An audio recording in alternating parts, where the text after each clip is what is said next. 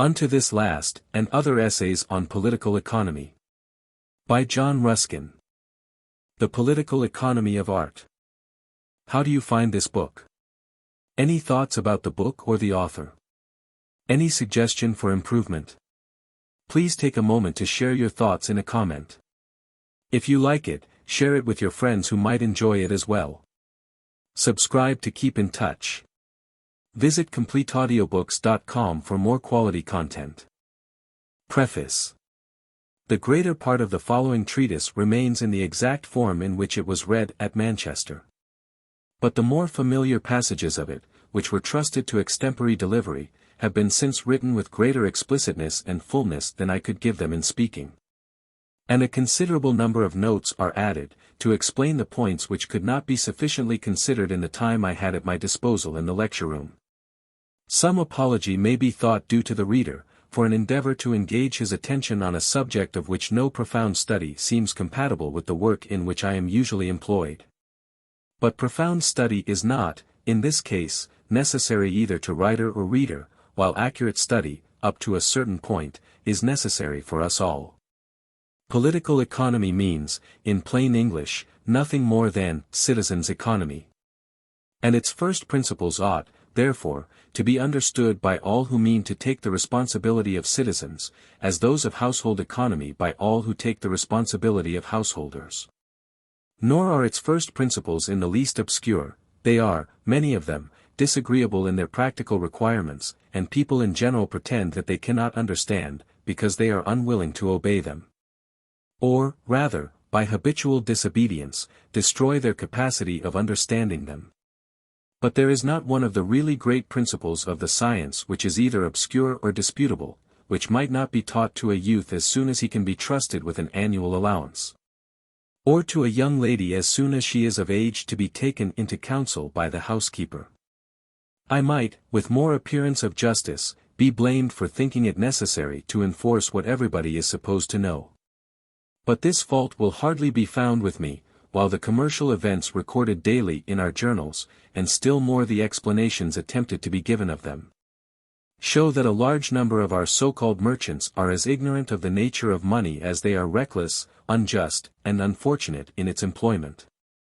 The statements of economical principle given in the text, though I know that most, if not all, of them are accepted by existing authorities on the science, are not supported by references, because I have never read any author on political economy. Except Adam Smith, 20 years ago. Whenever I have taken up any modern book upon this subject, I have usually found it encumbered with inquiries into accidental or minor commercial results, for the pursuit of which an ordinary reader could have no leisure, and by the complication of which, it seemed to me, the authors themselves had been not unfrequently prevented from seeing to the root of the business. Finally, if the reader should feel inclined to blame me for too sanguine a statement of future possibilities in political practice, let him consider how absurd it would have appeared in the days of Edward I. If the present state of social economy had been then predicted as necessary, or even described as possible. And I believe the advance from the days of Edward I. to our own, great as it is confessedly, consists, not so much in what we have actually accomplished, as in what we are now enabled to conceive. Lecture 1. Among the various characteristics of the age in which we live, as compared with other ages of this not yet very experienced world, one of the most notable appears to me to be the just and wholesome contempt in which we hold poverty. I repeat, the just and wholesome contempt, though I see that some of my hearers look surprised at the expression. I assure them, I use it in sincerity. And I should not have ventured to ask you to listen to me this evening, unless I had entertained a profound respect for wealth, true wealth, that is to say. For, of course, we ought to respect neither wealth nor anything else that is false of its kind, and the distinction between real and false wealth is one of the points on which I shall have a few words presently to say to you. But true wealth I hold, as I said, in great honor, and sympathize, for the most part, with that extraordinary feeling of the present age which publicly pays this honor to riches. I cannot, however, help noticing how extraordinary it is, and how this epoch of ours differs from all bygone epochs in having no philosophical nor religious worshippers of the ragged godship of poverty. In the classical ages, not only there were people who voluntarily lived in tubs, and who used gravely to maintain the superiority of tub life to town life, but the Greeks and Latins seem to have looked on these eccentric, and I do not scruple to say, absurd people, with as much respect as we do upon large capitalists and landed proprietors. So that really, in those days, no one could be described as purse-proud, but only as empty purse-proud. And no less distinct than the honor which those curious Greek people pay to their conceited poor, is the disrespectful manner in which they speak of the rich. So that one cannot listen long either to them, or to the Roman writers who imitated them, without finding oneself entangled in all sorts of plausible absurdities. Hard upon being convinced of the uselessness of collecting that heavy yellow substance which we call gold, and led generally to doubt all the most established maxims of political economy. Nor are matters much better in the Middle Ages. For the Greeks and Romans contented themselves with mocking at rich people, and constructing merry dialogues between Charon and Diogenes or Menippus, in which the ferryman and the cynic rejoiced together as they saw kings and rich men coming down to the shore of Acheron, in lamenting and lamentable crowds, casting their crowns into the dark waters, and searching, sometimes in vain, for the last coin out of all their treasures that could ever be of use to them. But these pagan views of the matter were indulgent, compared with those which were held in the Middle Ages, when wealth seems to have been looked upon by the best men not only as contemptible, but as criminal. The purse round the neck is, then, one of the principal signs of condemnation in the pictured Inferno. And the spirit of poverty is reverenced with subjection of heart, and faithfulness of affection, like that of a loyal knight for his lady, or a loyal subject for his queen. And truly, it requires some boldness to quit ourselves of these feelings, and to confess their partiality or their error, which, nevertheless, we are certainly bound to do. For wealth is simply one of the greatest powers which can be entrusted to human hands, a power, not indeed to be envied, because it seldom makes us happy, but still less to be abdicated or despised. While, in these days, and in this country, it has become a power all the more notable, in that the possessions of a rich man are not represented, as they used to be, by wedges of gold or coffers of jewels, but by masses of men variously employed, over whose bodies and minds the wealth, according to its direction, exercises harmful or helpful influence, and becomes, in that alternative, mammon either of unrighteousness or of righteousness. Now, it seemed to me that since, in the name you have given to this great gathering of British pictures, you recognize them as treasures, that is, I suppose, as part and parcel of the real wealth of the country, you might not be uninterested in tracing certain commercial questions connected with this particular form of wealth. Most persons express themselves as surprised at its quantity, not having known before to what an extent good art had been accumulated in England, and it will, therefore, I should think, be held a worthy subject of consideration, what are the political interests involved in such accumulations, what kind of labor they represent, and how this labor may in general be applied and economized, so as to produce the richest results. Now, you must have patience with me, if in approaching the specialty of this subject, I dwell a little on certain points of general political science already known or established, for though thus, as I believe, established, some which I shall have occasion to rest arguments on are not yet by any means universally accepted. And therefore, though I will not lose time in any detailed defense of them, it is necessary that I should distinctly tell you in what form I receive, and wish to argue from them. And this the more, because there may perhaps be a part of my audience who have not interested themselves in political economy, as it bears on ordinary fields of labor, but may yet wish to hear in what way its principles can be applied to art. I shall, therefore, take leave to trespass on your patience with a few elementary statements in the outset, and with the expression of some general principles, here and there, in the course of our particular inquiry. To begin, then, with one of these necessary truisms, all economy, whether of states, households, or individuals, may be defined to be the art of managing labor. The world is so regulated by the laws of providence, that a man's labor, well applied, is always amply sufficient to provide him during his life with all things needful to him, and not only with those, but with many pleasant objects of luxury. And yet farther, to procure him large intervals of healthful rest and serviceable leisure. And a nation's labor, well applied, is in like manner, amply sufficient to provide its whole population with good food and comfortable habitation. And not with those only, but with good education besides, and objects of luxury, art treasures, such as these you have around you now. But by those same laws of nature and providence, if the labor of the nation or of the individual be misapplied, and much more if it be insufficient, if the nation or man be indolent and unwise, suffering and want result. Exactly in proportion to the indolence and improvidence, to the refusal of labor, or to the misapplication of it.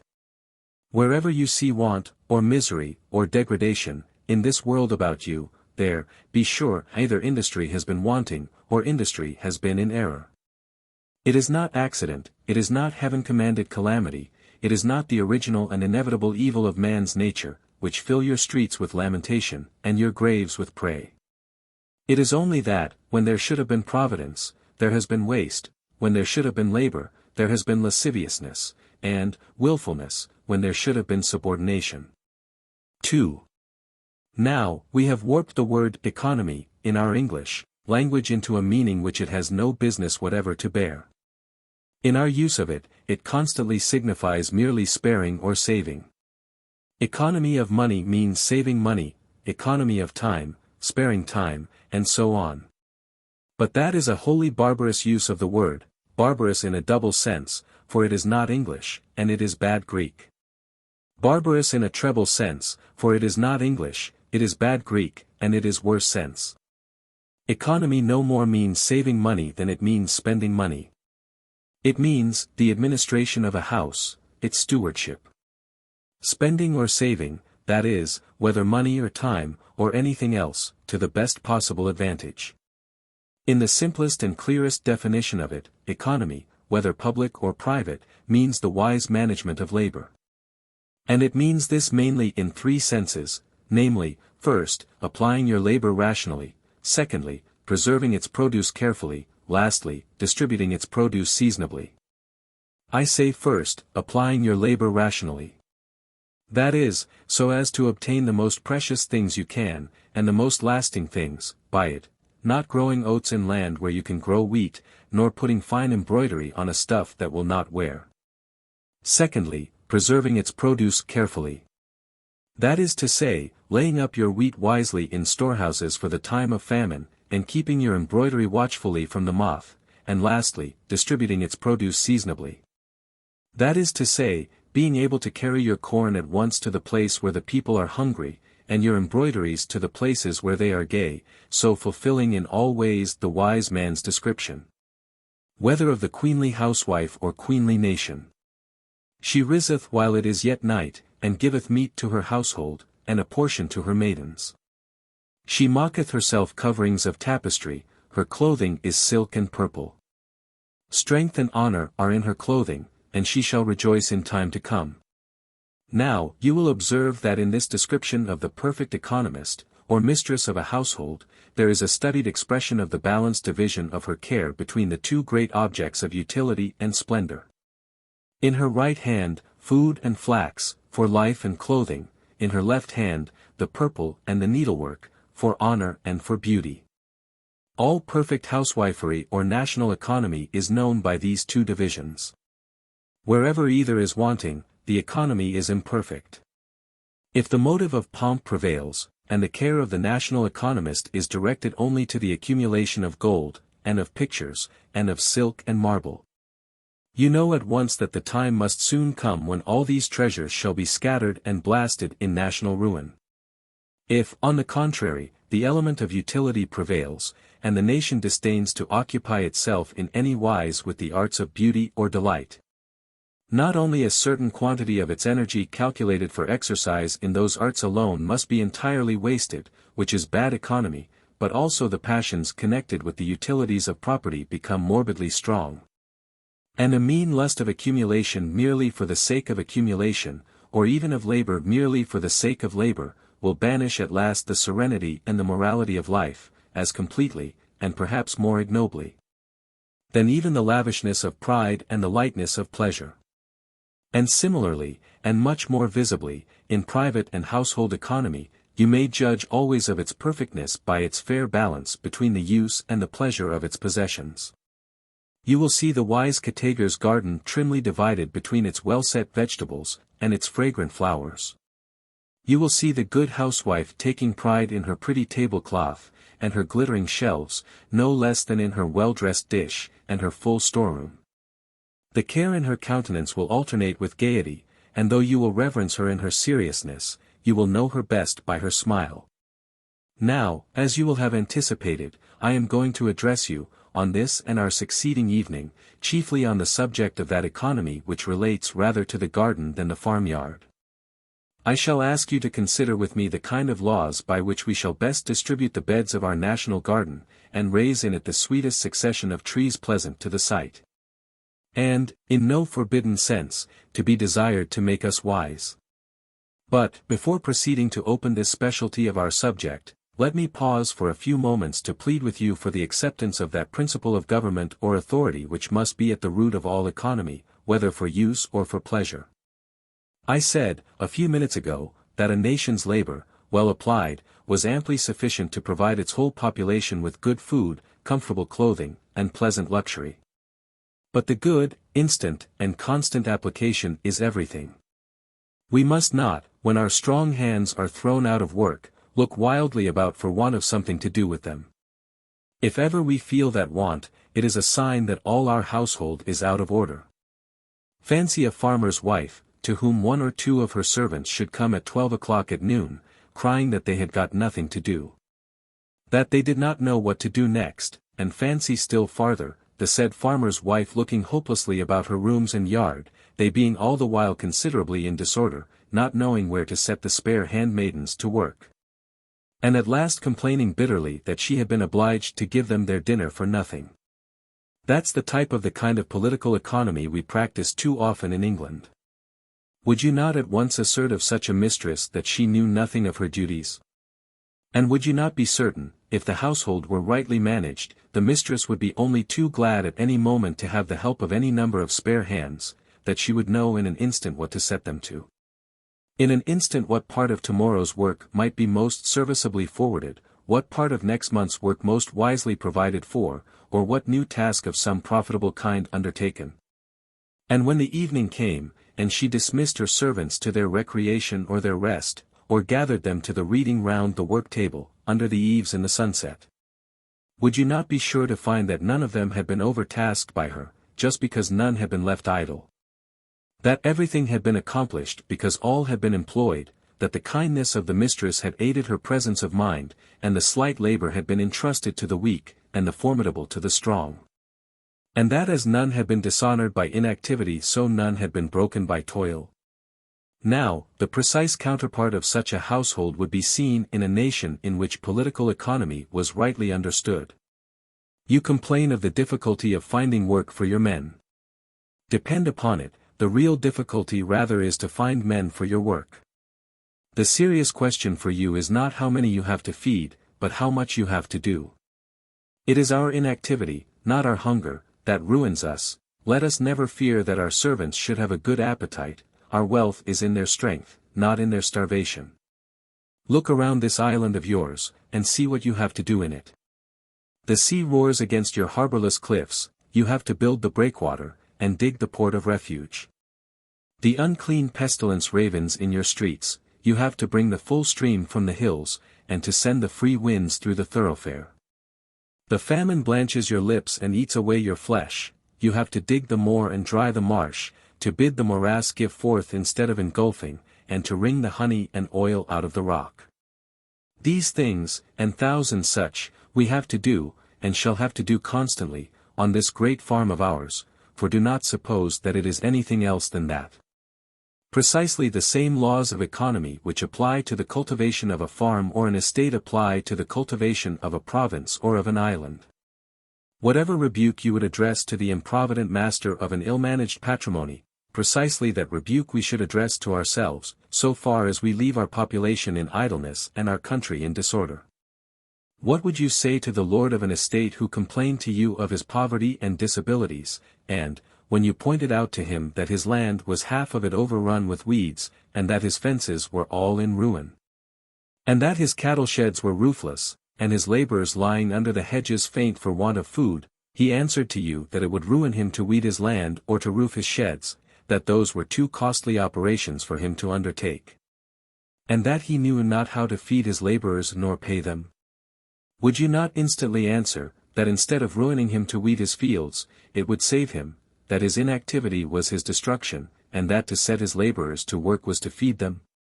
Now, you may add acre to acre, and estate to estate, as far as you like, but you will never reach a compass of ground which shall escape from the authority of these simple laws. The principles which are right in the administration of a few fields, are right also in the administration of a great country from horizon to horizon. Idleness does not cease to be ruinous because it is extensive, nor labor to be productive because it is universal. Nay, but you reply, there is one vast difference between the nation's economy and the private man's. The farmer has full authority over his laborers, he can direct them to do what is needed to be done, whether they like it or not. And he can turn them away if they refuse to work, or impede others in their working, or are disobedient, or quarrelsome. There is this great difference.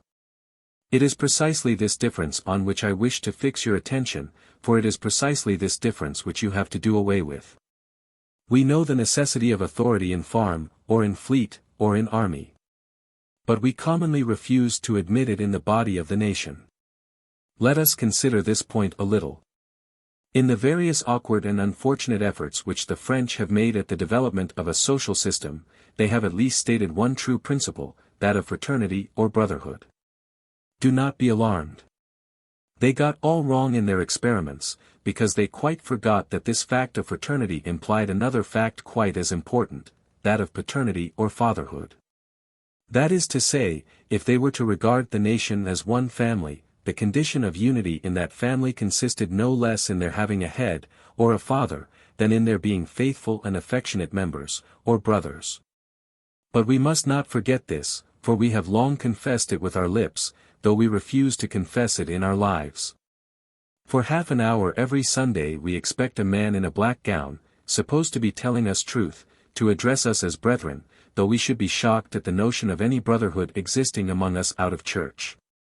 And we can hardly read a few sentences on any political subject without running a chance of crossing the phrase, paternal government. Though we should be utterly horror-struck at the idea of governments claiming anything like a father's authority over us. Now, I believe those two formal phrases are in both instances perfectly binding and accurate, and that the image of the farm and its servants which I have hitherto used, as expressing a wholesome national organization, fails only of doing so. Not because it is too domestic, but because it is not domestic enough. Because the real type of a well-organized nation must be presented, not by a farm cultivated by servants who wrought for hire, and might be turned away if they refused to labor, but by a farm in which the master was a father. And in which all the servants were sons. Which implied, therefore, in all its regulations, not merely the order of expediency, but the bonds of affection and responsibilities of relationship. And in which all acts and services were not only to be sweetened by brotherly concord, but to be enforced by fatherly authority. See Note 1. Observe, I do not mean in the least that we ought to place such an authority in the hands of any one person, or of any class or body of persons. But I do mean to say that as an individual who conducts himself wisely must make laws for himself which at some time or other may appear irksome or injurious, but which, precisely at the time they appear most irksome, it is most necessary he should obey. So a nation which means to conduct itself wisely, must establish authority over itself, vested either in kings, councils, or laws, which it must resolve to obey. Even at times when the law or authority appears irksome to the body of the people, or injurious to certain masses of it. And this kind of national law has hitherto been only judicial, contented, that is, with an endeavor to prevent and punish violence and crime, but, as we advance in our social knowledge, we shall endeavor to make our government paternal as well as judicial. That is, to establish such laws and authorities as may at once direct us in our occupations, protect us against our follies, and visit us in our distresses, a government which shall repress dishonesty, as now it punishes theft. Which shall show how the discipline of the masses may be brought to aid the toils of peace, as discipline of the masses has hitherto knit the sinews of battle. A government which shall have its soldiers of the plowshare as well as its soldiers of the sword, and which shall distribute more proudly its golden crosses of industry, golden as the glow of the harvest. Then now it grants its bronze crosses of honor, bronzed with the crimson of blood. I have not, of course, time to insist on the nature or details of government of this kind. Only I wish to plead for your several and future consideration of this one truth, that the notion of discipline and interference lies at the very root of all human progress or power. That the let alone principle is, in all things which man has to do with, the principle of death, that it is ruin to him, certain and total, if he lets his land alone, if he lets his fellow men alone, if he lets his own soul alone. That his whole life, on the contrary, must, if it is healthy life, be continually one of ploughing and pruning, rebuking and helping, governing and punishing. And that therefore it is only in the concession of some great principle of restraint and interference in national action that he can ever hope to find the secret of protection against national degradation. I believe that the masses have a right to claim education from their government, but only so far as they acknowledge the duty of yielding obedience to their government. I believe they have a right to claim employment from their governors, but only so far as they yield to the governor the direction and discipline of their labor. And it is only so far as they grant to the men whom they may set over them the father's authority to check the childishnesses of national fancy, and direct the waywardnesses of national energy, that they have a right to ask that none of their distresses should be unrelieved, none of their weaknesses unwatched. And that no grief, nor nakedness, nor peril should exist for them, against which the Father's hand was not outstretched, or the Father's shield uplifted. 3. See Note 2. Now, I have pressed this upon you at more length than is needful or proportioned to our present purposes of inquiry, because I would not for the first time speak to you on this subject of political economy without clearly stating what I believe to be its first grand principle. But its bearing on the matter in hand is chiefly to prevent you from at once too violently dissenting from me when what I may state to you as advisable economy in art appears to imply too much restraint or interference with the freedom of the patron or artist. We are a little apt, though, on the whole a prudent nation, to act too immediately on our impulses, even in matters merely commercial, much more in those involving continual appeals to our fancies. How far, therefore, the proposed systems or restraints may be advisable, it is for you to judge, only I pray you not to be offended with them merely because they are systems and restraints. Do you at all recollect that interesting passage of Carlyle, in which he compares, in this country and at this day, the understood and commercial value of man and horse? And in which he wonders that the horse, with its inferior brains and its awkward hoofiness, instead of handiness, should be always worth so many tens or scores of pounds in the market, while the man, so far from always commanding his price in the market, would often be thought to confer a service on the community by simply killing himself out of their way. Well, Carlyle does not answer his own question, because he supposes we shall at once see the answer. The value of the horse consists simply in the fact of your being able to put a bridle on him. The value of the man consists precisely in the same thing. If you can bridle him, or which is better, if he can bridle himself, he will be a valuable creature directly. Otherwise, in a commercial point of view, his value is either nothing, or accidental only. Only, of course, the proper bridle of man is not a leathern one. What kind of texture it is rightly made of, we find from that command, be ye not as the horse or as the mule which have no understanding, whose mouths must be held in with bit and bridle. You are not to be without the reins, indeed, but they are to be of another kind, I will guide thee with mine eye. So the bridle of man is to be the eye of God. And if he rejects that guidance, then the next best for him is the horses and the mules, which have no understanding.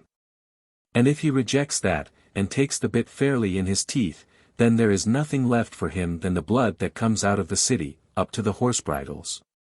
Quitting, however, at last these general and serious laws of government, or rather bringing them down to our own business in hand, we have to consider 3 points of discipline in that particular branch of human labor which is concerned not with procuring of food, but the expression of emotion.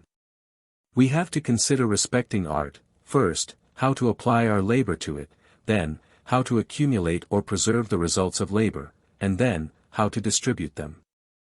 But since in art the labor which we have to employ is the labor of a particular class of men who have special genius for the business, we have not only to consider how to apply the labor, but first of all, how to produce the laborer. And thus the question in this particular case becomes fourfold: first, how to get your man of genius, then, how to employ your man of genius, then, how to accumulate and preserve his work in the greatest quantity. And lastly, how to distribute his work to the best national advantage. Let us take up these questions in succession. I. Discovery. How are we to get our men of genius, that is to say, by what means may we produce among us, at any given time, the greatest quantity of effective art intellect? A wide question, you say, involving an account of all the best means of art education. Yes, but I do not mean to go into the consideration of those. I want only to state the few principles which lie at the foundation of the matter. Of these, the first is that you have always to find your artist, not to make him. You can't manufacture him, any more than you can manufacture gold. You can find him, and refine him, you dig him out as he lies nugget fashion in the mountain stream, you bring him home. And you make him into current coin, or household plate, but not 1 grain of him can you originally produce. A certain quantity of art intellect is born annually in every nation, greater or less according to the nature and cultivation of the nation or race of men, but a perfectly fixed quantity annually, not increasable by 1 grain. You may lose it, or you may gather it. You may let it lie loose in the ravine, and buried in the sands, or you may make kings' thrones of it, and overlay temple gates with it, as you choose, but the best you can do with it is always merely sifting, melting, hammering, purifying, never creating. And there is another thing notable about this artistical gold: not only is it limited in quantity, but in use. You need not make thrones or golden gates with it unless you like, but assuredly you can't do anything else with it. You can't make knives of it, nor armor, nor railroads. The gold won't cut you, and it won't carry you. Put it to a mechanical use, and you destroy it at once. It is quite true that in the greatest artists, their proper artistical faculty is united with every other, and you may make use of the other faculties, and let the artistical one lie dormant. For aught I know, there may be 2 or 3 Leonardo da Vinci's employed at this moment in your harbors and railroads, but you are not employing their Leonardesque or golden faculty there, you are only oppressing and destroying it. And the artistical gift in average men is not joined with others. Your born painter, if you don't make a painter of him, won't be a first-rate merchant, or lawyer. At all events, whatever he turns out, his own special gift is unemployed by you, and in no wise helps him in that other business. So here you have a certain quantity of a particular sort of intelligence, produced for you annually by providential laws, which you can only make use of by setting it to its own proper work, and which any attempt to use otherwise involves the dead loss of so much human energy. Well, then, supposing we wish to employ it, how is it to be best discovered and refined? It is easily enough discovered. To wish to employ it is to discover it. All that you need is, a school of trial, see note 3, in every important town, in which those idle farmers' lads whom their masters never can keep out of mischief, and those stupid tailors' prentices who are always stitching the sleeves in wrong way upwards, may have a try at this other trade. Only this school of trial must not be entirely regulated by formal laws of art education, but must ultimately be the workshop of a good master painter, who will try the lads with one kind of art and another, till he finds out what they are fit for. Next, after your trial school, you want your easy and secure employment, which is the matter of chief importance. For, even on the present system, the boys who have really intense art capacity, generally make painters of themselves. But then, the best half of their early energy is lost in the battle of life. Before a good painter can get employment, his mind has always been embittered, and his genius distorted. A common mind usually stoops, in plastic chill, to whatever is asked of it, and scrapes or daubs its way complacently into public favor. See note 4, but your great men quarrel with you, and you revenge yourselves by starving them for the first half of their lives. Precisely in the degree in which any painter possesses original genius, is at present the increase of moral certainty that during his early years he will have a hard battle to fight. And that just at the time when his conceptions ought to be full and happy, his temper gentle, and his hopes enthusiastic, just at that most critical period, his heart is full of anxieties and household cares. He is chilled by disappointments, and vexed by injustice, he becomes obstinate in his errors, no less than in his virtues, and the arrows of his aims are blunted, as the reeds of his trust are broken. What we mainly want, therefore, is a means of sufficient and unagitated employment, not holding out great prizes for which young painters are to scramble, but furnishing all with adequate support, and opportunity to display such power as they possess without rejection or mortification. I need not say that the best field of labor of this kind would be presented by the constant progress of public works involving various decoration. And we will presently examine what kind of public works may thus, advantageously for the nation, be in constant progress. But a more important matter even than this of steady employment, is the kind of criticism with which you, the public, receive the works of the young men submitted to you. You may do much harm by indiscreet praise and by indiscreet blame. But remember, the chief harm is always done by blame. It stands to reason that a young man's work cannot be perfect. It must be more or less ignorant, it must be more or less feeble. It is likely that it may be more or less experimental, and if experimental, here and there mistaken. If, therefore, you allow yourself to launch out into sudden barking at the first faults you see, the probability is that you are abusing the youth for some defect naturally and inevitably belonging to that stage of his progress. And that you might just as rationally find fault with a child for not being as prudent as a privy councillor, or with a kitten for not being as grave as a cat. But there is one fault which you may be quite sure is unnecessary, and therefore a real and blamable fault, that is haste, involving negligence. Whenever you see that a young man's work is either bold or slovenly, then you may attack it firmly, sure of being right. If his work is bold, it is insolent, repress his insolence; if it is slovenly, it is indolent, spur his indolence. So long as he works in that dashing or impetuous way, the best hope for him is in your contempt, and it is only by the fact of his seeming not to seek your approbation that you may conjecture he deserves it. But if he does deserve it, be sure that you give it him, else you not only run a chance of driving him from the right road by want of encouragement, but you deprive yourselves of the happiest privilege you will ever have of rewarding his labor. For it is only the young who can receive much reward from men's praise; the old, when they are great, get too far beyond and above you to care what you think of them. You may urge them then with sympathy, and surround them then with acclamation. But they will doubt your pleasure, and despise your praise. You might have cheered them in their race through the asphodel meadows of their youth. You might have brought the proud, bright scarlet into their faces, if you had but cried once to them, "Well done," as they dashed up to the first goal of their early ambition. But now, their pleasure is in memory, and their ambition is in heaven. They can be kind to you, but you never more can be kind to them. You may be fed with the fruit and fullness of their old age, but you were as the nipping blight to them in their blossoming, and your praise is only as the warm winds of autumn to the dying branches. There is one thought still, the saddest of all, bearing on this withholding of early help. It is possible, in some noble natures, that the warmth and the affections of childhood may remain unchilled, though unanswered. And that the old man's heart may still be capable of gladness, when the long-withheld sympathy is given at last. But in these noble natures it nearly always happens, that the chief motive of earthly ambition has not been to give delight to themselves, but to their parents. Every noble youth looks back, as to the chiefest joy which this world's honor ever gave him, to the moment when first he saw his father's eyes flash with pride, and his mother turn away her head lest he should take her tears for tears of sorrow.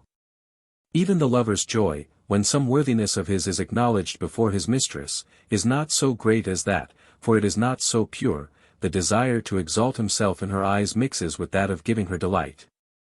But he does not need to exalt himself in his parents' eyes, it is with the pure hope of giving them pleasure that he comes to tell them what he has done, or what has been said of him, and therefore he has a purer pleasure of his own. And this purest and best of rewards you keep from him if you can, you feed him in his tender youth with ashes and dishonor, and then you come to him, obsequious, but too late, with your sharp laurel crown, the dew all dried from off its leaves. And you thrust it into his languid hand, and he looks at you wistfully. What shall he do with it? What can he do, but go and lay it on his mother's grave? Thus, then, you see that you have to provide for your young men, first, the searching or discovering school, then the calm employment. Then the justice of praise. One thing more you have to do for them in preparing them for full service, namely, to make, in the noble sense of the word, gentlemen of them. That is to say, to take care that their minds receive such training, that in all they paint they shall see and feel the noblest things. I am sorry to say, that of all parts of an artist's education this is the most neglected among us. And that even where the natural taste and feeling of the youth have been pure and true, where there was the right stuff in him to make a gentleman of, you may too frequently discern some jarring rents in his mind, and elements of degradation in his treatment of subject, owing to want of gentle training, and of the liberal influence of literature. This is quite visible in our greatest artists, even in men like Turner and Gainsborough, while in the common grade of our second-rate painters the evil attains a pitch which is far too sadly manifest to need my dwelling upon it. Now, no branch of art economy is more important than that of making the intellect at your disposal pure as well as powerful, so that it may always gather for you the sweetest and fairest things. The same quantity of labor from the same man's hand, will, according as you have trained him, produce a lovely and useful work, or a base and hurtful one, and depend upon it, whatever value it may possess, by reason of the painter's skill. Its chief and final value, to any nation, depends upon its being able to exalt and refine, as well as to please. And that the picture which most truly deserves the name of an art treasure, is that which has been painted by a good man. You cannot but see how far this would lead, if I were to enlarge upon it. I must take it up as a separate subject some other time, only noticing at present that no money could be better spent by a nation than in providing a liberal and disciplined education for its painters, as they advance into the critical period of their youth. And that also, a large part of their power during life depends upon the kind of subjects which you, the public, ask them for, and therefore the kind of thoughts with which you require them to be habitually familiar. I shall have more to say on this head when we come to consider what employment they should have in public buildings. There are many other points of nearly as much importance as these, to be explained with reference to the development of genius. But I should have to ask you to come and hear 6 lectures instead of 2 if I were to go into their detail. For instance, I have not spoken of the way in which you ought to look for those artificers in various manual trades, who, without possessing the order of genius which you would desire to devote to higher purposes, yet possess wit, and humor, and sense of color, and fancy for form, all commercially valuable as quantities of intellect, and all more or less expressible in the lower arts of ironwork, pottery, decorative sculpture, and such like.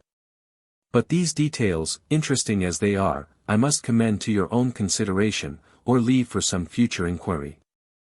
I want just now only to set the bearings of the entire subject broadly before you, with enough of detailed illustration to make it intelligible. And therefore I must quit the first head of it here, and pass to the second, namely, how best to employ the genius we discover. A certain quantity of able hands and heads being placed at our disposal, what shall we most advisably set them upon? 2. Application. There are 3 main points the economist has to attend to in this. First, to set his men to various work. Secondly, to easy work. Thirdly, to lasting work. I shall briefly touch on the first 2, for I want to arrest your attention on the last. I say first, to various work. Supposing you have 2 men of equal power as landscape painters, and both of them have an hour at your disposal. You would not set them both to paint the same piece of landscape. You would, of course, rather have 2 subjects than a repetition of one. Well, supposing them sculptors, will not the same rule hold? You naturally conclude at once that it will. But you will have hard work to convince your modern architects of that.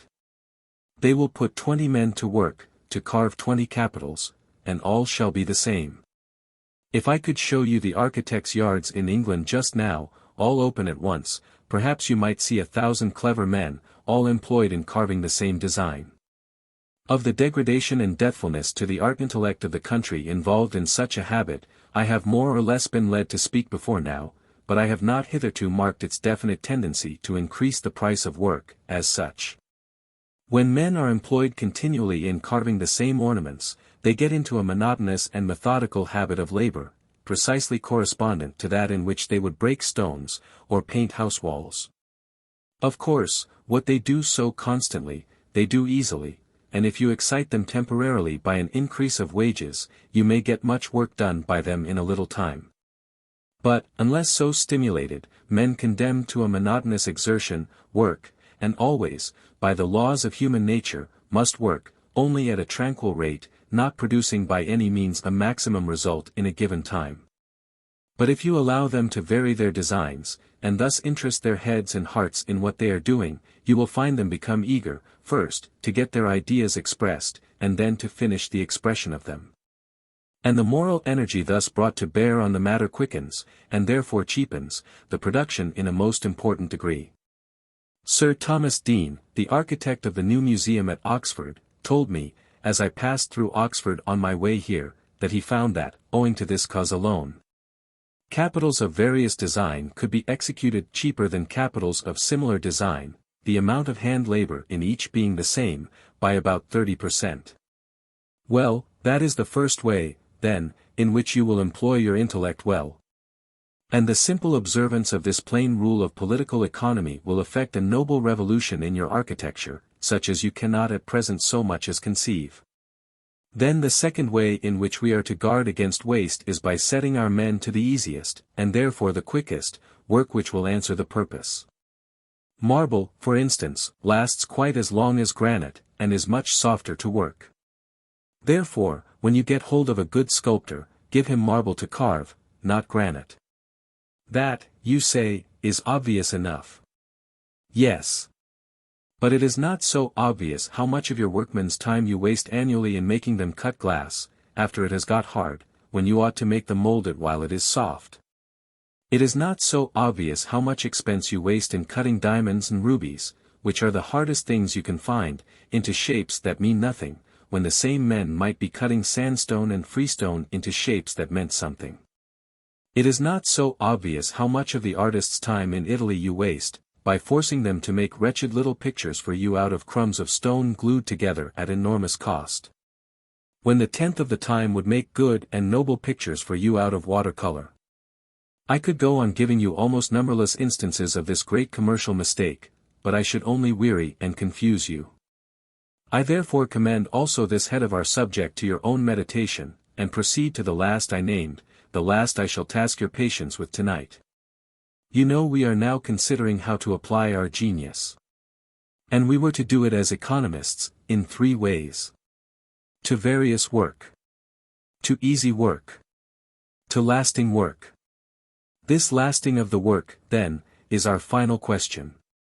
Many of you may, perhaps, remember that Michelangelo was once commanded by Pietro de' Medici to mold a statue out of snow, and that he obeyed the command. For I am glad, and we have all reason to be glad, that such a fancy ever came into the mind of the unworthy prince, and for this cause, that Pietro de' Medici then gave, at the period of one great epoch of consummate power in the arts, the perfect, accurate, and intensest possible type of the greatest error which nations and princes can commit, respecting the power of genius entrusted to their guidance. You had there, observe, the strongest genius in the most perfect obedience. Capable of iron independence, yet wholly submissive to the patron's will, at once the most highly accomplished and the most original, capable of doing as much as man could do, in any direction that man could ask. And its governor, and guide, and patron sets it to build a statue in snow, to put itself into the service of annihilation, to make a cloud of itself, and pass away from the earth.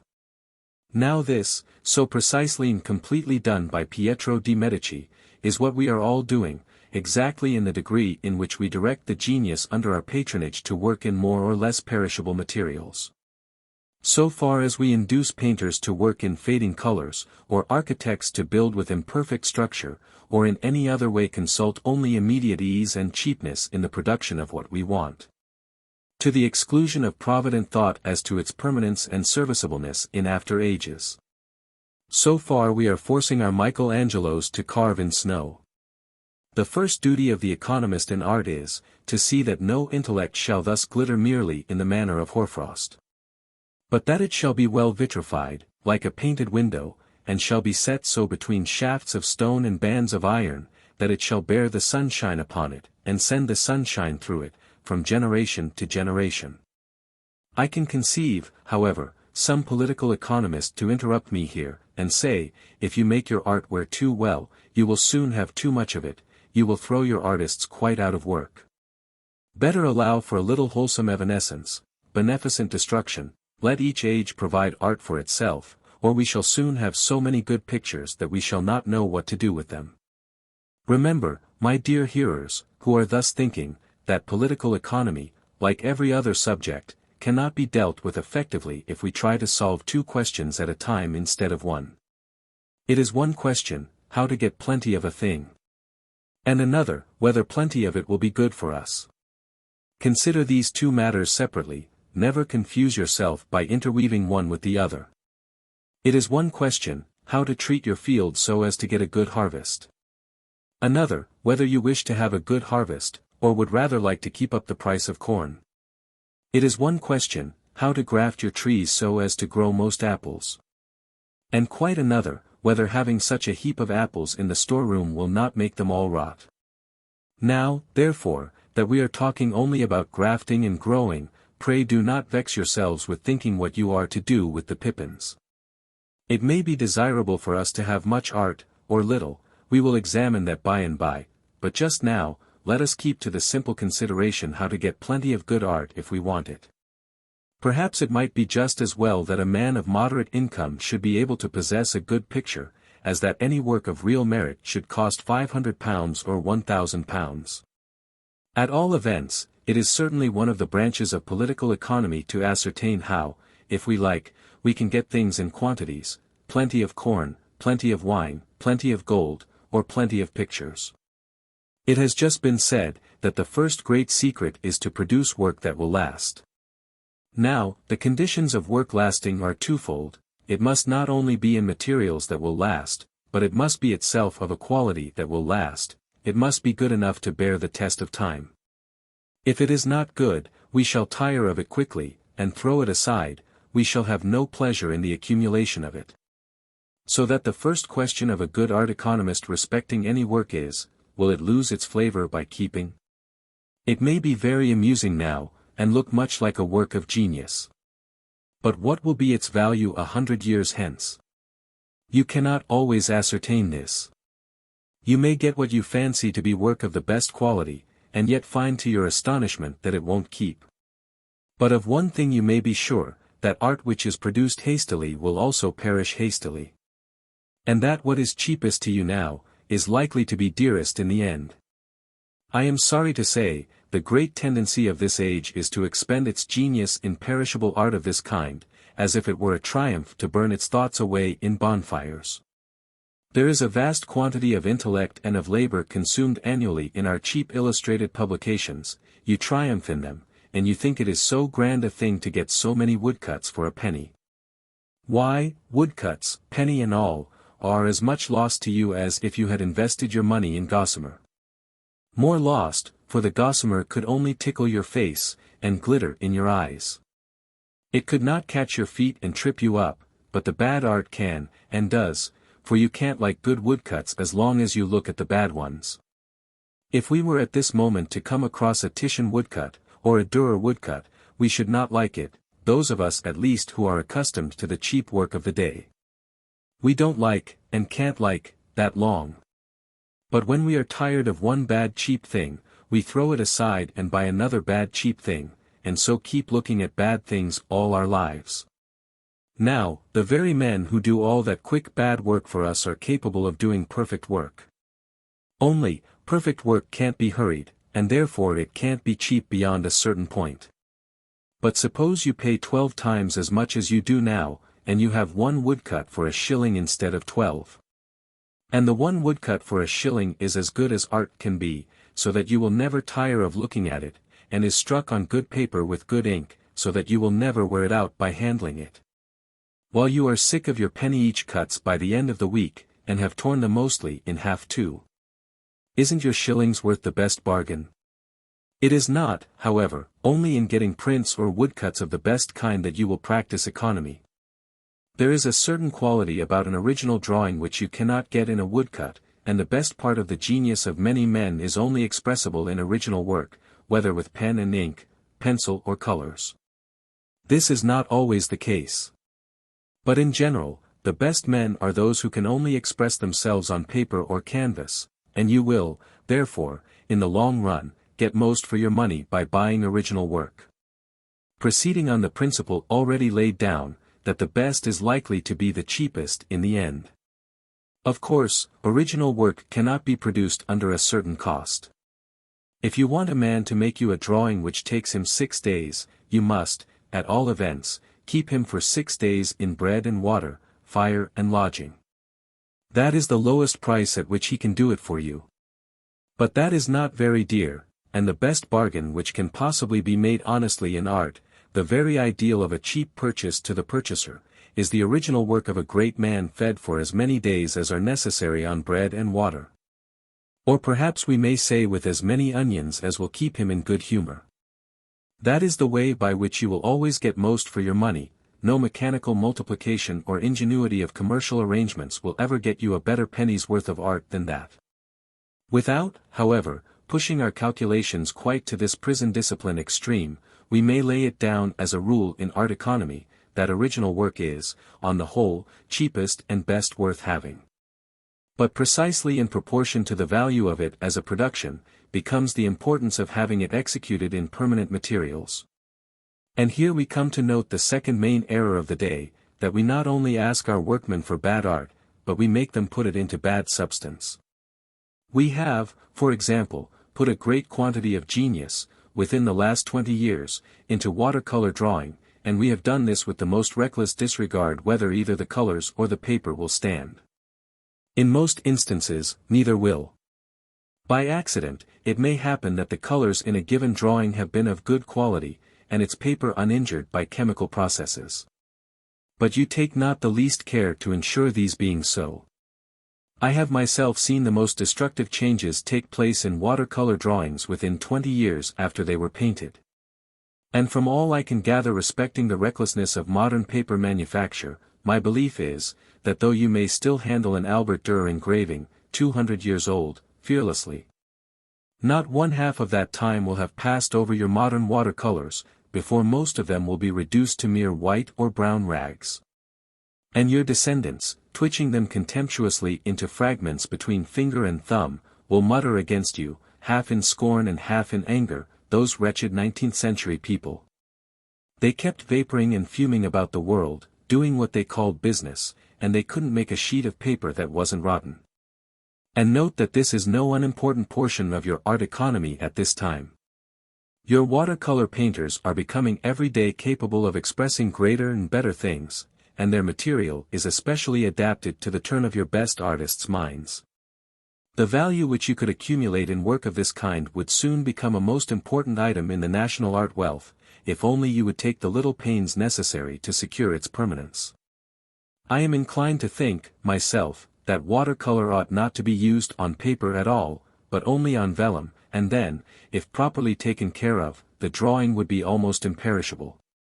Still, paper is a much more convenient material for rapid work, and it is an infinite absurdity not to secure the goodness of its quality, when we could do so without the slightest trouble. Among the many favors which I am going to ask from our paternal government, when we get it, will be that it will supply its little boys with good paper. You have nothing to do but to let the government establish a paper manufactory, under the superintendence of any of our leading chemists, who should be answerable for the safety and completeness of all the processes of the manufacture. The government's stamp on the corner of your sheet of drawing paper, made in the perfect way, should cost you a shilling, which would add something to the revenue. And when you bought a watercolor drawing for 50 or 100 guineas, you would have merely to look in the corner for your stamp, and pay your extra shilling for the security that your 100 guineas were given really for a drawing, and not for a colored rag. There need be no monopoly or restriction in the matter. Let the paper manufacturers compete with the government, and if people like to save their shilling, and take their chance, let them. Only, the artist and purchaser might then be sure of good material, if they liked, and now they cannot be. I should like also to have a government color manufactory. Though that is not so necessary, as the quality of color is more within the artist's power of testing, and I have no doubt that any painter may get permanent color from the respectable manufacturers, if he chooses. I will not attempt to follow the subject out at all as it respects architecture, and our methods of modern building, respecting which I have had occasion to speak before now. But I cannot pass without some brief notice our habit, continually, as it seems to me, gaining strength, of putting a large quantity of thought and work, annually, into things which are either in their nature necessarily perishable, as dress, or else into compliances with the fashion of the day, in things not necessarily perishable, as plate. I am afraid almost the first idea of a young rich couple setting up house in London, is, that they must have new plate. Their father's plate may be very handsome, but the fashion is changed. They will have a new service from the leading manufacturer, and the old plate, except a few apostle spoons, and a cup which Charles II drank a health into their pretty ancestress, is sent to be melted down, and made up with new flourishes and fresh luster. Now, so long as this is the case, so long, observe, as fashion has influence on the manufacture of plate, so long you cannot have a goldsmith's art in this country. Do you suppose any workman worthy the name will put his brains into a cup or an urn, which he knows is to go to the melting pot in 60 years? He will not. You don't ask or expect it of him. You ask of him nothing but a little quick handicraft, a clever twist of a handle here, and a foot there, a convolvulus from the newest school of design, a pheasant from Landseer's game cards, a couple of sentimental figures for supporters, in the style of the signs of insurance offices, then a clever touch with the burnisher, and there's your Ypern, the admiration of all the footmen at the wedding breakfast, and the torment of some unfortunate youth who cannot see the pretty girl opposite to him, through its tyrannous branches. But you don't suppose that that's goldsmith's work? Goldsmith's work is made to last, and made with the man's whole heart and soul in it. True goldsmith's work, when it exists, is generally the means of education of the greatest painters and sculptors of the day. Francia was a goldsmith. Francia was not his own name, but that of his master the jeweler. And he signed his pictures almost always, Francia, the goldsmith, for love of his master. Ghirlandaio was a goldsmith, and was the master of Michelangelo. Verrocchio was a goldsmith, and was the master of Leonardo da Vinci. Ghiberti was a goldsmith, and beat out the bronze gates which Michelangelo said might serve for gates of paradise. 5 But if ever you want work like theirs again, you must keep it, though it should have the misfortune to become old-fashioned. You must not break it up, nor melt it any more. There is no economy in that. You could not easily waste intellect more grievously. Nature may melt her goldsmith's work at every sunset if she chooses, and beat it out into chaste bars again at every sunrise, but you must not. The way to have a truly noble service of plate, is to keep adding to it, not melting it. At every marriage, and at every birth, get a new piece of gold or silver if you will, but with noble workmanship on it, done for all time, and put it among your treasures. That is one of the chief things which gold was made for, and made incorruptible for. When we know a little more of political economy, we shall find that none but partially savage nations need, imperatively, gold for their currency. 6 But gold has been given us, among other things, that we might put beautiful work into its imperishable splendor, and that the artists who have the most willful fancies may have a material which will drag out, and beat out, as their dreams require, and will hold itself together with fantastic tenacity, whatever rare and delicate service they set it upon. So here is one branch of decorative art in which rich people may indulge themselves unselfishly. If they ask for good art in it, they may be sure in buying gold and silver plate that they are enforcing useful education on young artists. But there is another branch of decorative art in which I am sorry to say we cannot, at least under existing circumstances, indulge ourselves, with the hope of doing good to anybody. I mean the great and subtle art of dress.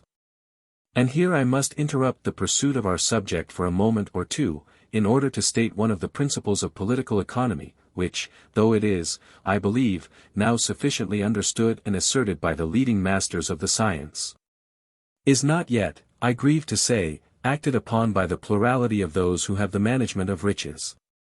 Whenever we spend money, we of course set people to work. That is the meaning of spending money. We may, indeed, lose it without employing anybody.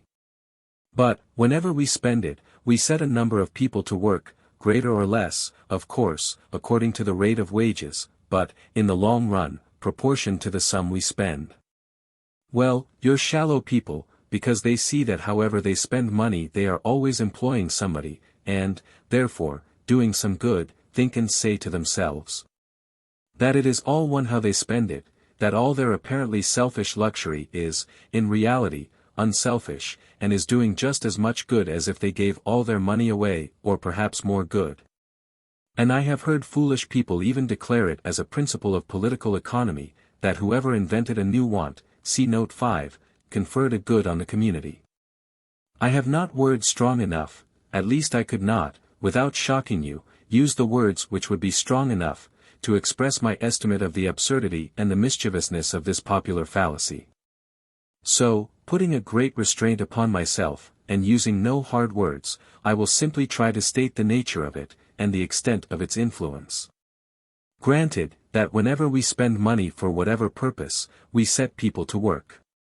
And, passing by, for the moment, the question whether the work we set them to is all equally healthy and good for them, we will assume that whenever we spend a guinea we provide an equal number of people with healthy maintenance for a given time. But, by the way in which we spend it, we entirely direct the labor of those people during that given time. We become their masters or mistresses, and we compel them to produce, within a certain period, a certain article. Now, that article may be a useful and lasting one, or it may be a useless and perishable one, it may be one useful to the whole community, or useful only to ourselves. And our selfishness and folly, or our virtue and prudence, are shown, not by our spending money, but by our spending it for the wrong or the right thing. And we are wise and kind, not in maintaining a certain number of people for a given period, but only in requiring them to produce, during that period, the kind of things which shall be useful to society, instead of those which are only useful to ourselves.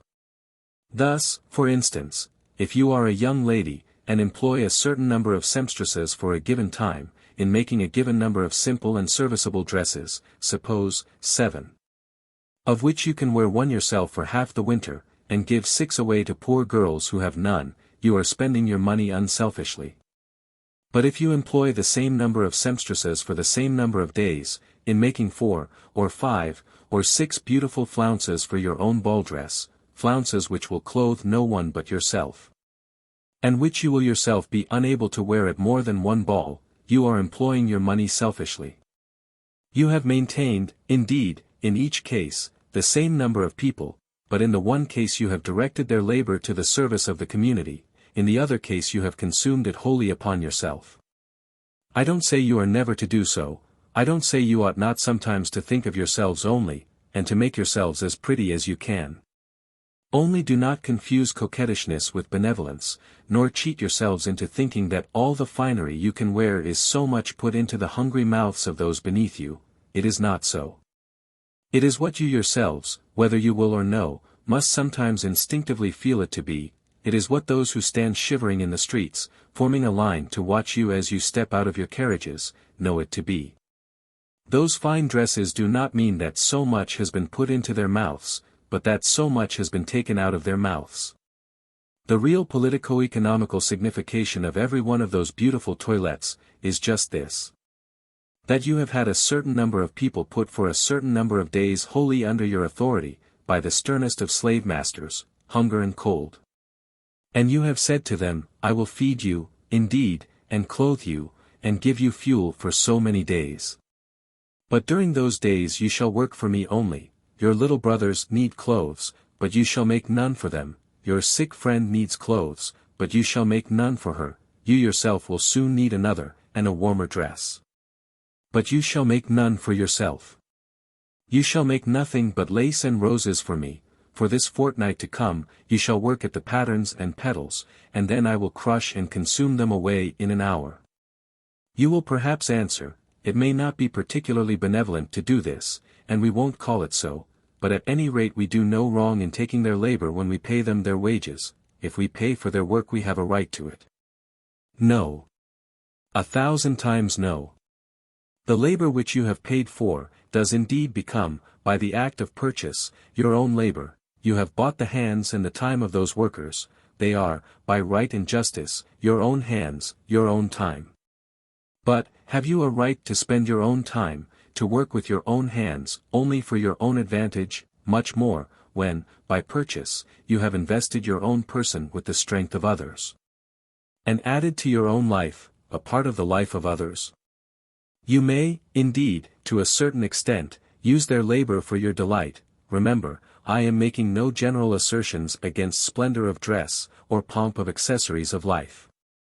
On the contrary, there are many reasons for thinking that we do not at present attach enough importance to beautiful dress, as one of the means of influencing general taste and character. But I do say, that you must weigh the value of what you ask these workers to produce for you in its own distinct balance. That on its own worthiness or desirableness rests the question of your kindness, and not merely on the fact of your having employed people in producing it, and I say farther, that as long as there are cold and nakedness in the land around you, so long there can be no question at all but that splendor of dress is a crime. In due time, when we have nothing better to set people to work at, it may be right to let them make lace and cut jewels. But, as long as there are any who have no blankets for their beds, and no rags for their bodies, so long it is blanket making and tailoring we must set people to work at, not lace. And it would be strange, if at any great assembly which, while it dazzled the young and the thoughtless, beguiled the gentler hearts that beat beneath the embroidery, with a placid sensation of luxurious benevolence, as if by all that they wore in waywardness of beauty, comfort had been first given to the distressed and aid to the indigent.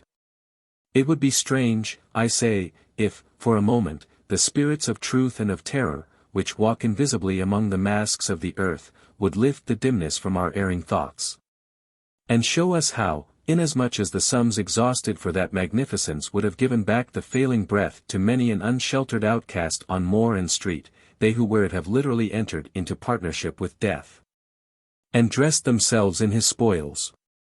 Yes, if the veil could be lifted not only from your thoughts, but from your human sight, you would see, the angels do see, on those gay white dresses of yours, strange dark spots, and crimson patterns that you knew not of, spots of the inextinguishable red that all the seas cannot wash away.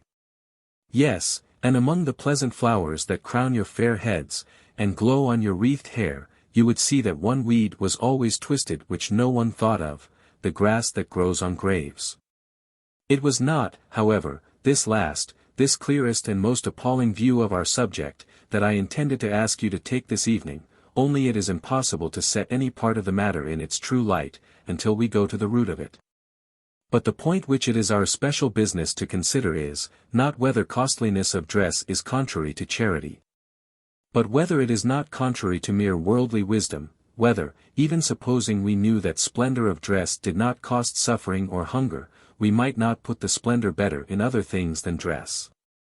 And, supposing our mode of dress were really graceful or beautiful, this might be a very doubtful question. For I believe true nobleness of dress to be an important means of education, as it certainly is a necessity to any nation which wishes to possess living art, concerned with portraiture of human nature. No good historical painting ever yet existed, or ever can exist, where the dresses of the people of the time are not beautiful, and had it not been for the lovely and fantastic dressing of the 13th to the 16th centuries, neither French, nor Florentine, nor Venetian art could have risen to anything like the rank it reached. Still, even then, the best dressing was never the costliest, and its effect depended much more on its beautiful and, in early times, modest, arrangement, and on the simple and lovely masses of its color, than on gorgeousness of clasp or embroidery. Whether we can ever return to any of those more perfect types of form, is questionable, but there can be no question, that all the money we spend on the forms of dress at present worn, is, so far as any good purpose is concerned, wholly lost. Mind, in saying this, I reckon among good purposes, the purpose which young ladies are said sometimes to entertain, of being married. But they would be married quite as soon, and probably to wiser and better husbands, by dressing quietly, as by dressing brilliantly, and I believe it would only be needed to lay fairly and largely before them the real good which might be effected by the sums they spend in toilettes.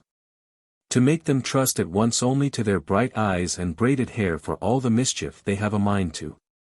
I wish we could, for once, get the statistics of a London season. There was much complaining talk in Parliament last week, of the vast sum the nation has given for the best Paul Veronese in Venice, £14,000. I wonder what the nation meanwhile has given for its ball dresses. Suppose we could see the London milliners' bills, simply for unnecessary breadths of slip and flounce, from April to July, I wonder whether £14,000 would cover them. But the breadths of slip and flounce are by this time as much lost and vanished as last year's snow, only they have done less good, but the Paul Veronese will last for centuries, if we take care of it. And yet we grumble at the price given for the painting, while no one grumbles at the price of pride. Time does not permit me to go into any farther illustration of the various modes in which we build our statue out of snow, and waste our labor on things that vanish. I must leave you to follow out the subject for yourselves, as I said I should, and proceed, in our next lecture, to examine the two other branches of our subject, namely, how to accumulate our art, and how to distribute it. But, in closing, as we have been much on the topic of good government, both of ourselves and others, let me just give you one more illustration of what it means, from that old art of which, next evening, I shall try to convince you that the value, both moral and mercantile, is greater than we usually suppose. One of the frescoes by Ambrosio Lorenzetti, in the town hall of Siena, represents, by means of symbolical figures, the principles of good civic government and of good government in general. The figure representing this noble civic government is enthroned, and surrounded by figures representing the virtues, variously supporting or administering its authority. Now, observe what work is given to each of these virtues. Three winged ones, faith, hope, and charity, surround the head of the figure, not in mere compliance with the common and heraldic laws of precedence among virtues, such as we moderns observe habitually, but with peculiar purpose on the part of the painter. Faith, as thus represented, ruling the thoughts of the good governor, does not mean merely religious faith. Understood in those times to be necessary to all persons, governed no less than governors, but it means the faith which enables work to be carried out steadily, in spite of adverse appearances and expediencies. The faith in great principles, by which a civic ruler looks past all the immediate checks and shadows that would daunt a common man, knowing that what is rightly done will have a right issue, and holding his way in spite of pullings at his cloak and whisperings in his ear, enduring, as having in him a faith which is evidence of things unseen. And hope, in like manner, is here not the heavenward hope which ought to animate the hearts of all men, but she attends upon good government, to show that all such government is expectant as well as conservative. That if it ceases to be hopeful of better things, it ceases to be a wise guardian of present things, that it ought never, as long as the world lasts, to be wholly content with any existing state of institution or possession, but to be hopeful still of more wisdom and power. Not clutching at it restlessly or hastily, but feeling that its real life consists in steady ascent from high to higher, conservative, indeed, and jealously conservative of old things, but conservative of them as pillars, not as pinnacles, as aids, but not as idols. And hopeful chiefly, and active, in times of national trial or distress, according to those first and notable words describing the queenly nation. She riseth, while it is yet night. And again, the winged charity which is attendant on good government has, in this fresco, a peculiar office. Can you guess what? If you consider the character of contest which so often takes place among kings for their crowns, and the selfish and tyrannous means they commonly take to aggrandize or secure their power, you will, perhaps, be surprised to hear that the office of charity is to crown the king. And yet, if you think of it a little, you will see the beauty of the thought which sets her in this function, since in the first place, all the authority of a good governor should be desired by him only for the good of his people. So that it is only love that makes him accept or guard his crown. In the second place, his chief greatness consists in the exercise of this love, and he is truly to be revered only so far as his acts and thoughts are those of kindness. So that love is the light of his crown, as well as the giver of it. Lastly, because his strength depends on the affections of his people, and it is only their love which can securely crown him, and forever. So that love is the strength of his crown as well as the light of it. Then, surrounding the king, or in various obedience to him, appear the dependent virtues, as fortitude, temperance, truth, and other attendant spirits, of all which I cannot now give account. Wishing you only to notice the one to whom are entrusted the guidance and administration of the public revenues. Can you guess which it is likely to be? Charity, you would have thought, should have something to do with the business, but not so, for she is too hot to attend carefully to it. Prudence, perhaps, you think of in the next place. No, she is too timid, and loses opportunities in making up her mind. Can it be liberality then? No, liberality is entrusted with some small sums, but she is a bad accountant, and is allowed no important place in the exchequer. But the treasures are given in charge to a virtue of which we hear too little in modern times, as distinct from others. Magnanimity, largeness of heart, not softness or weakness of heart, mind you, but capacity of heart, the great measuring virtue, which weighs in heavenly balances all that may be given, and all that may be gained.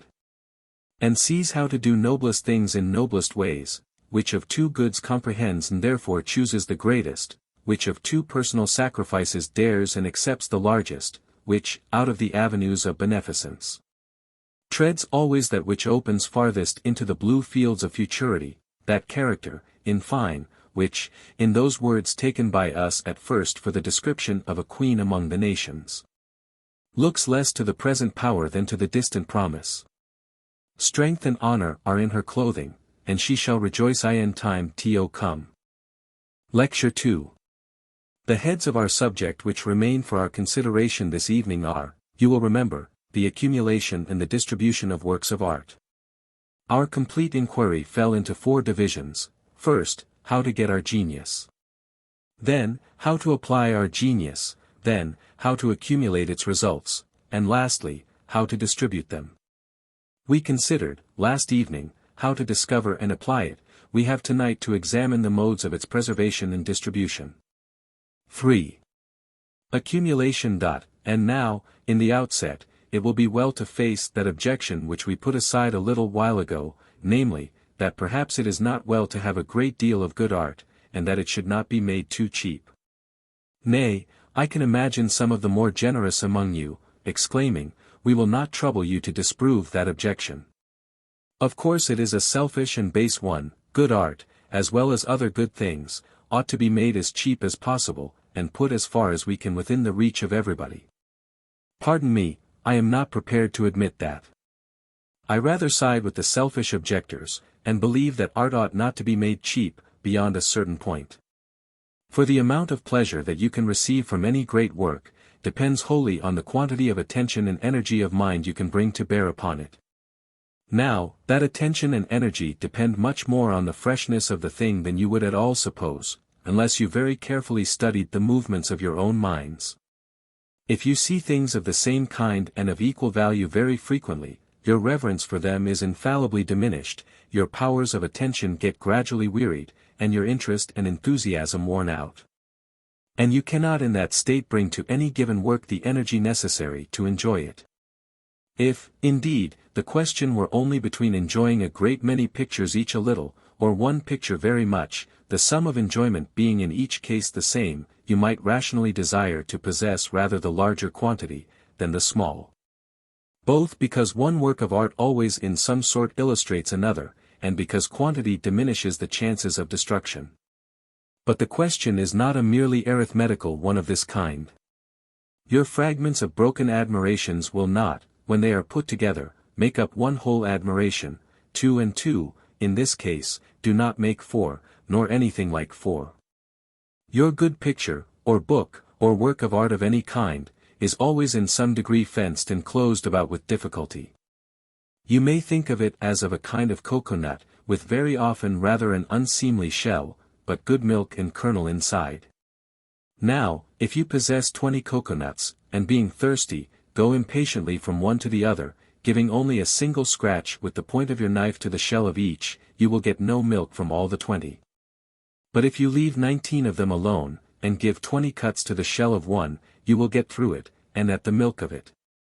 And the tendency of the human mind is always to get tired before it has made its 20 cuts, and to try another nut. And moreover, even if it has perseverance enough to crack its nuts, it is sure to try to eat too many, and so choke itself. Hence, it is wisely appointed for us that few of the things we desire can be had without considerable labor, and at considerable intervals of time. We cannot generally get our dinner without working for it, and that gives us appetite for it. We cannot get our holiday without waiting for it, and that gives us zest for it, and we ought not to get our picture without paying for it, and that gives us a mind to look at it. Nay, I will even go so far as to say, that we ought not to get books too cheaply. No book, I believe, is ever worth half so much to its reader as one that has been coveted for a year at a bookstall, and bought out of saved halfpence. And perhaps a day or two's fasting. That's the way to get at the cream of a book. And I should say more on this matter, and protest as energetically as I could against the plague of cheap literature, with which we are just now afflicted, but that I fear your calling me to order, as being unpractical. Because I don't quite see my way at present to making everybody fast for their books. But one may see that a thing is desirable and possible, even though one may not at once know the best way to it, and in my island of Barataria, when I get it well into order, I assure you no book shall be sold for less than £1 sterling. If it can be published cheaper than that, the surplus shall all go into my treasury, and save my subjects taxation in other directions. Only people really poor, who cannot pay the £1, shall be supplied with the books they want for nothing, in a certain limited quantity. I haven't made up my mind about the number yet, and there are several other points in the system yet unsettled. When they are all determined, if you will allow me, I will come and give you another lecture, on the political economy of literature. See Note 6.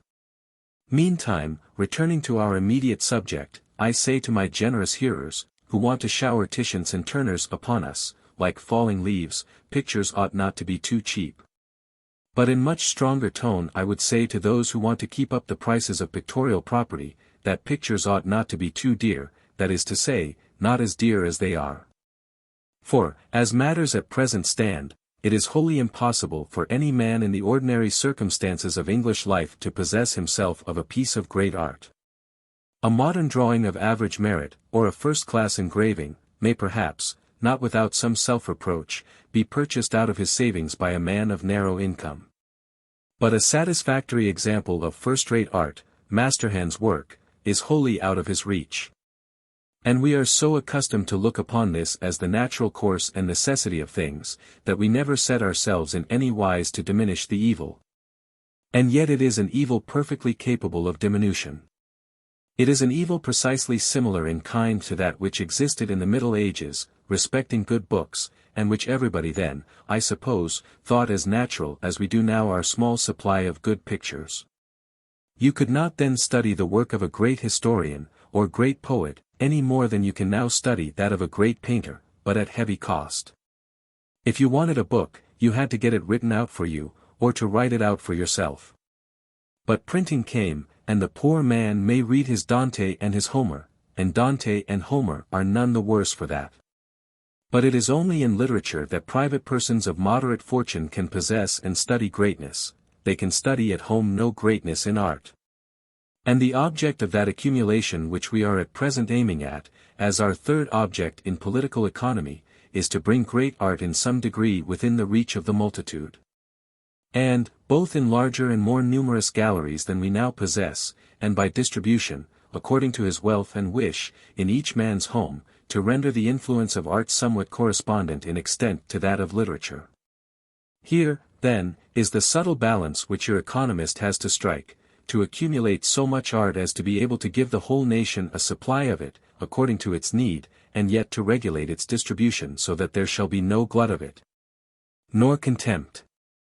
A difficult balance, indeed, for us to hold, if it were left merely to our skill to poise, but the just point between poverty and profusion has been fixed for us accurately by the wise laws of Providence. If you carefully watch for all the genius you can detect, apply it to good service, and then reverently preserve what it produces, you will never have too little art. And if, on the other hand, you never force an artist to work hurriedly, for daily bread, nor imperfectly, because you would rather have showy works than complete ones, you will never have too much. Do not force the multiplication of art, and you will not have it too cheap, do not wantonly destroy it, and you will not have it too dear. But who wantonly destroys it, you will ask? Why, we all do. Perhaps you thought, when I came to this part of our subject, corresponding to that set forth in our housewife's economy by the keeping her embroidery from the moth, that I was going to tell you only how to take better care of pictures. How to clean them, and varnish them, and where to put them away safely when you went out of town. Ah, not at all.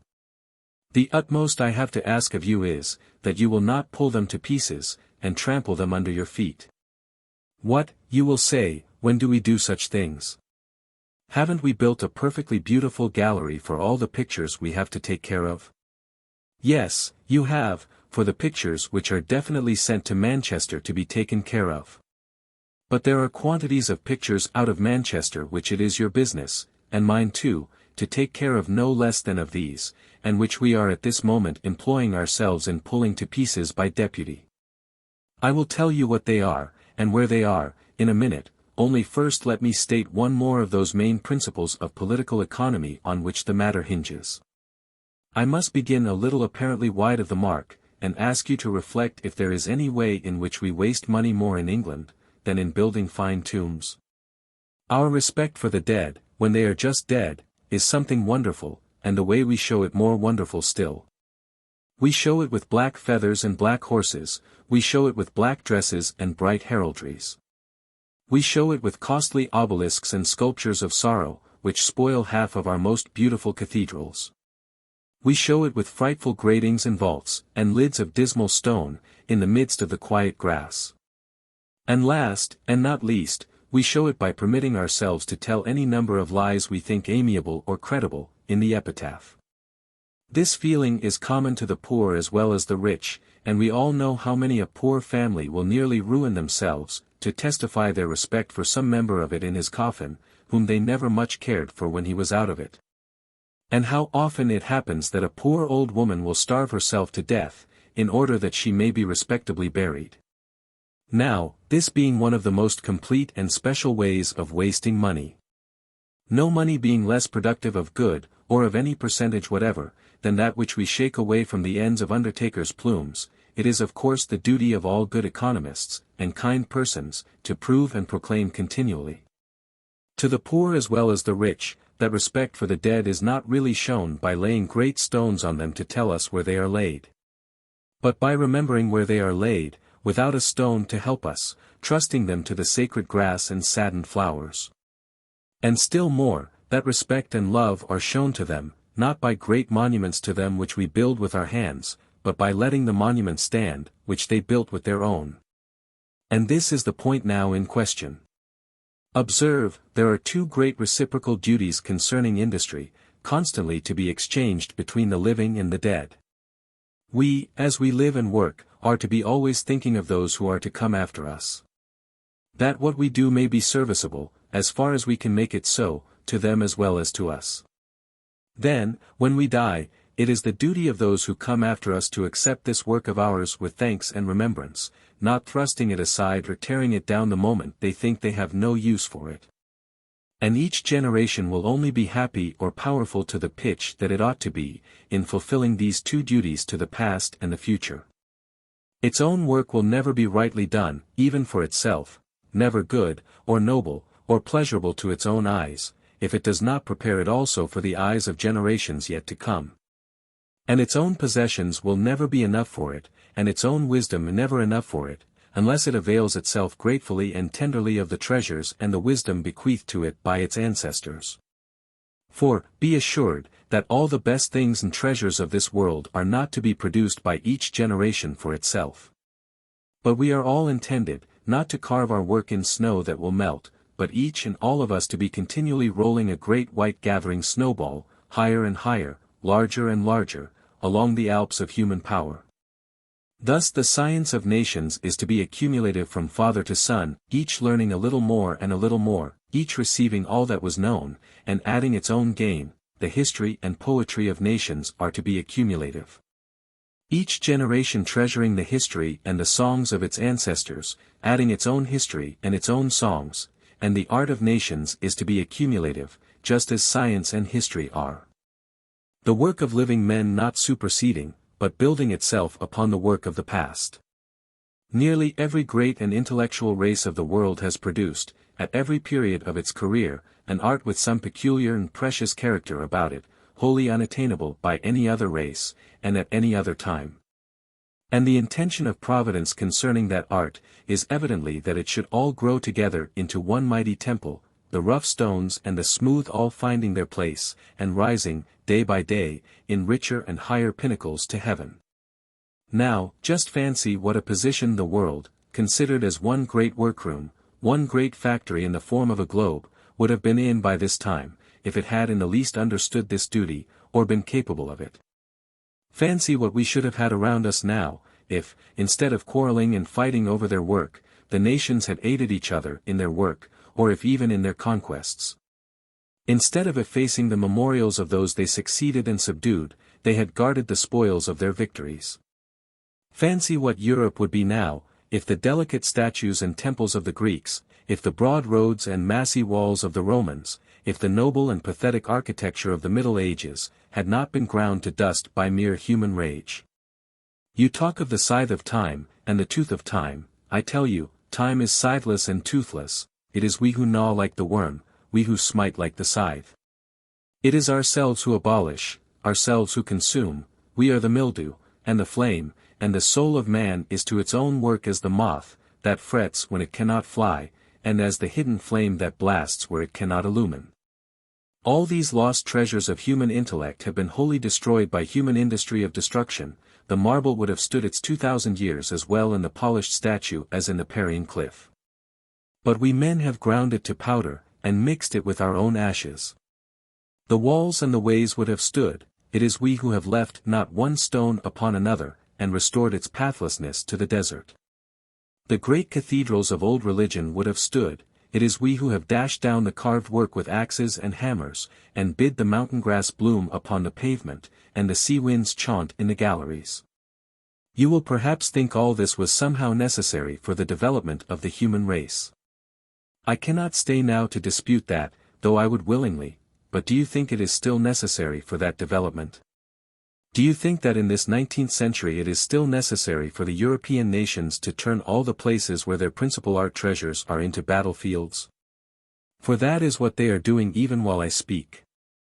The great firm of the world is managing its business at this moment, just as it has done in past time.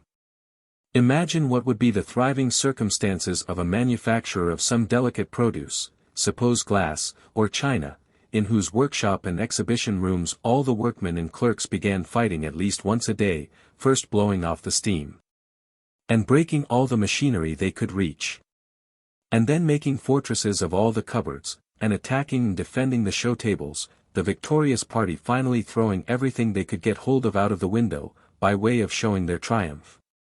And the poor manufacturer picking up and putting away at last a cup here and a handle there.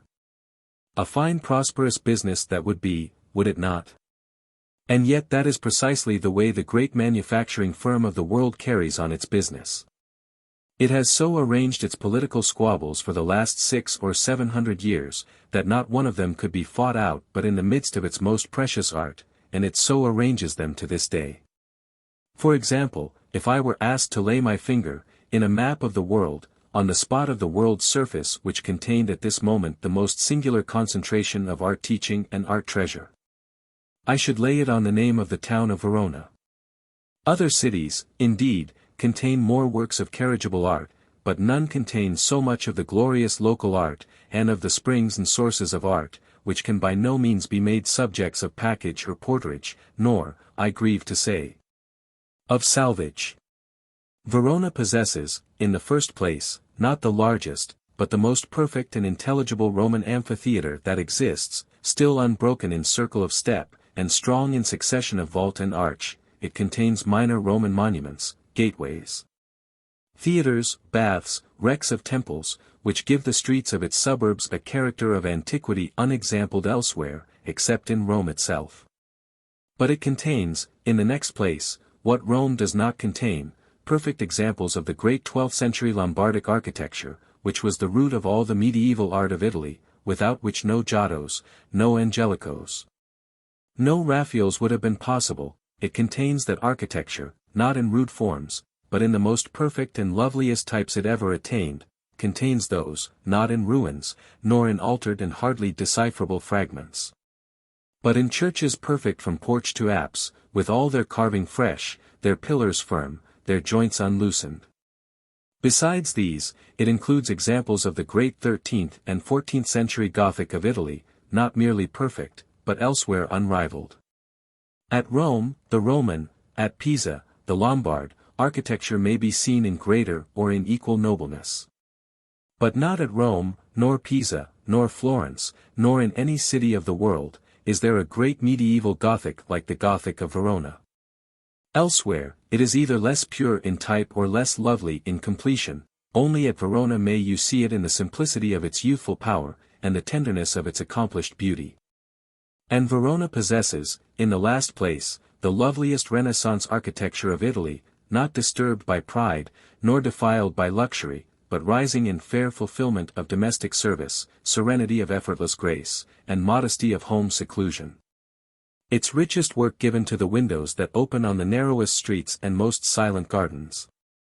All this she possesses, in the midst of natural scenery such as assuredly exists nowhere else in the habitable globe, a wild alpine river foaming at her feet, from whose shore the rocks rise in a great crescent, dark with cypress and misty with olive. Illimitably, from before her southern gates, the tufted plains of Italy sweep and fade in golden light. Around her, north and west, the Alps crowd in crested troops, and the winds of Benicus bear to her the coolness of their snows. And this is the city, such, and possessing such things as these, at whose gates the decisive battles of Italy are fought continually. 3 days her towers trembled with the echo of the cannon of Arcola. Heaped pebbles of the Mincio divide her fields to this hour with lines of broken rampart, whence the tide of war rolled back to Novara.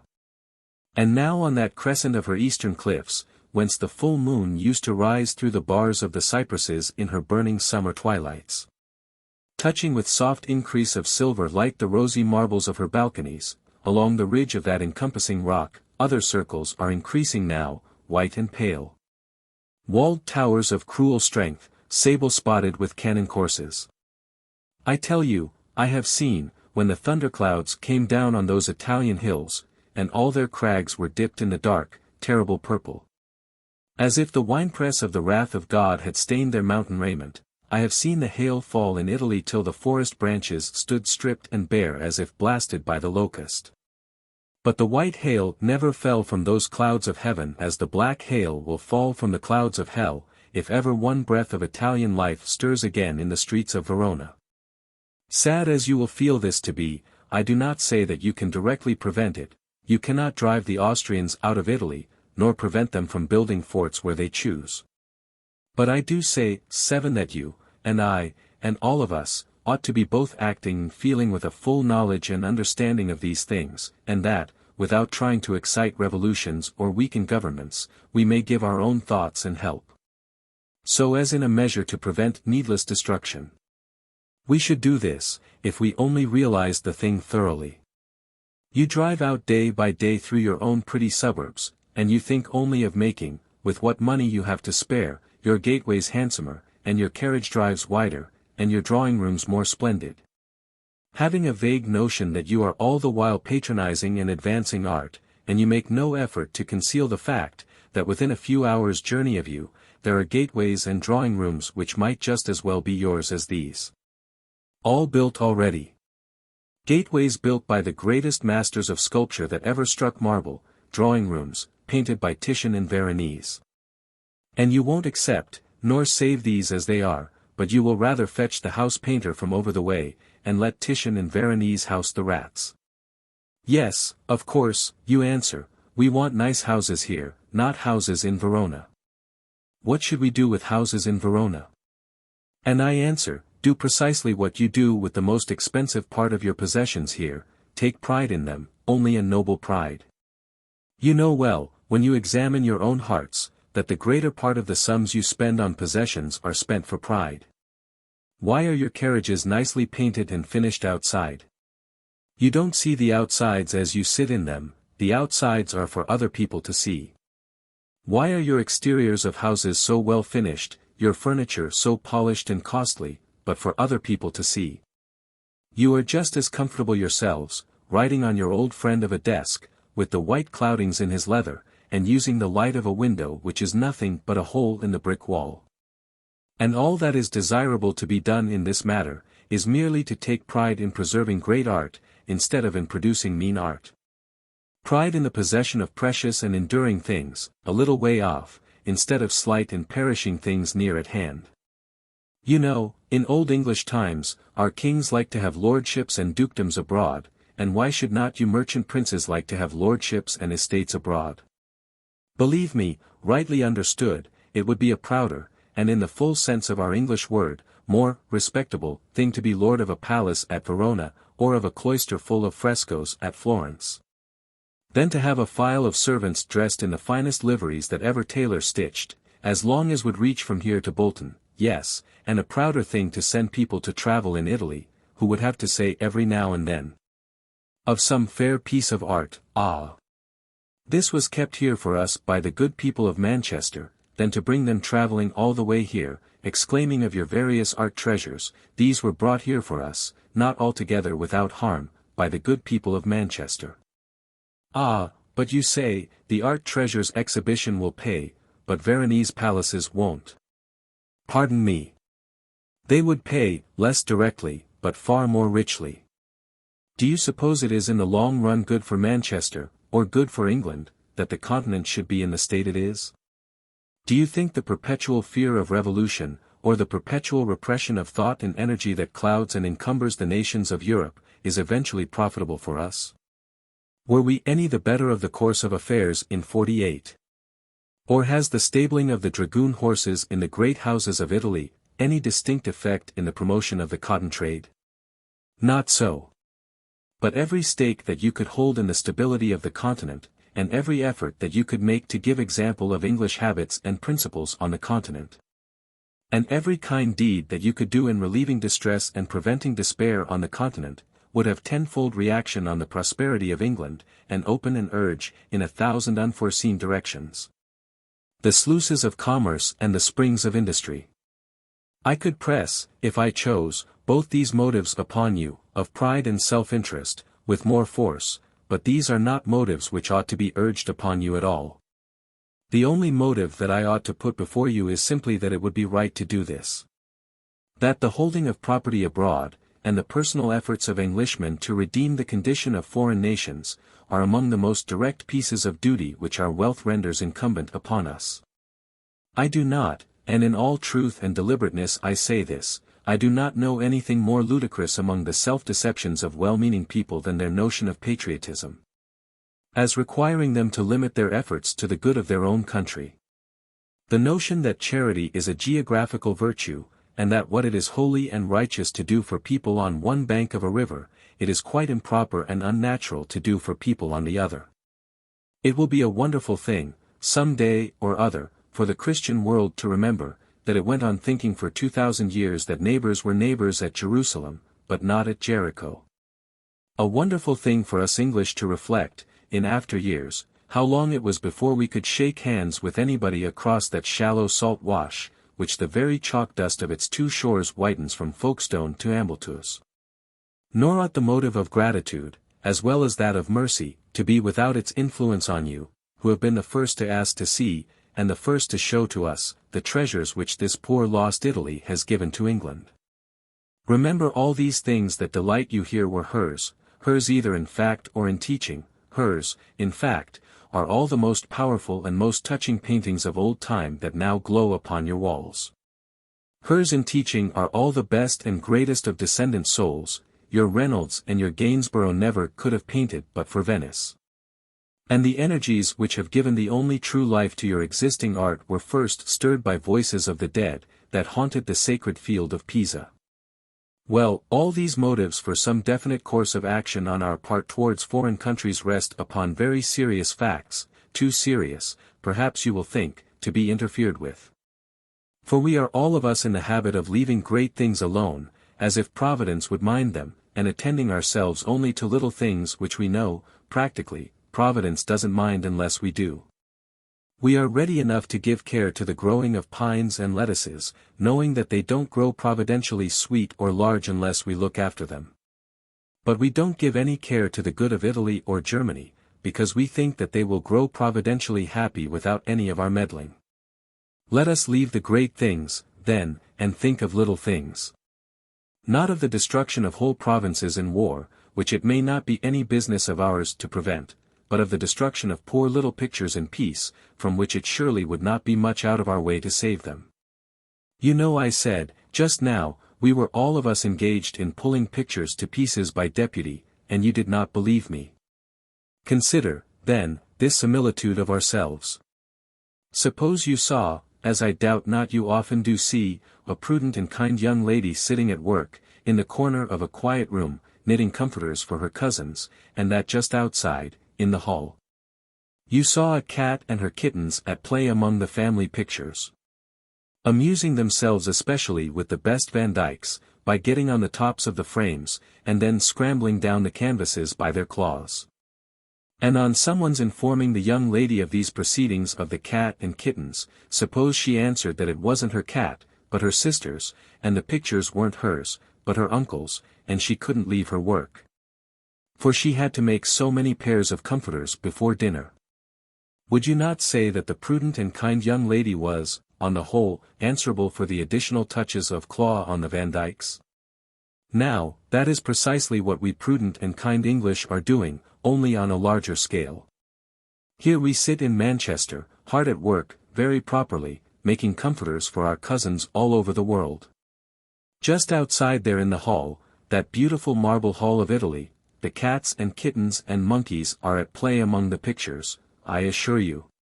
In the course of the 15 years in which I have been working in those places in which the most precious remnants of European art exist, a sensation, whether I would or no, was gradually made distinct and deep in my mind. That I was living and working in the midst of a den of monkeys.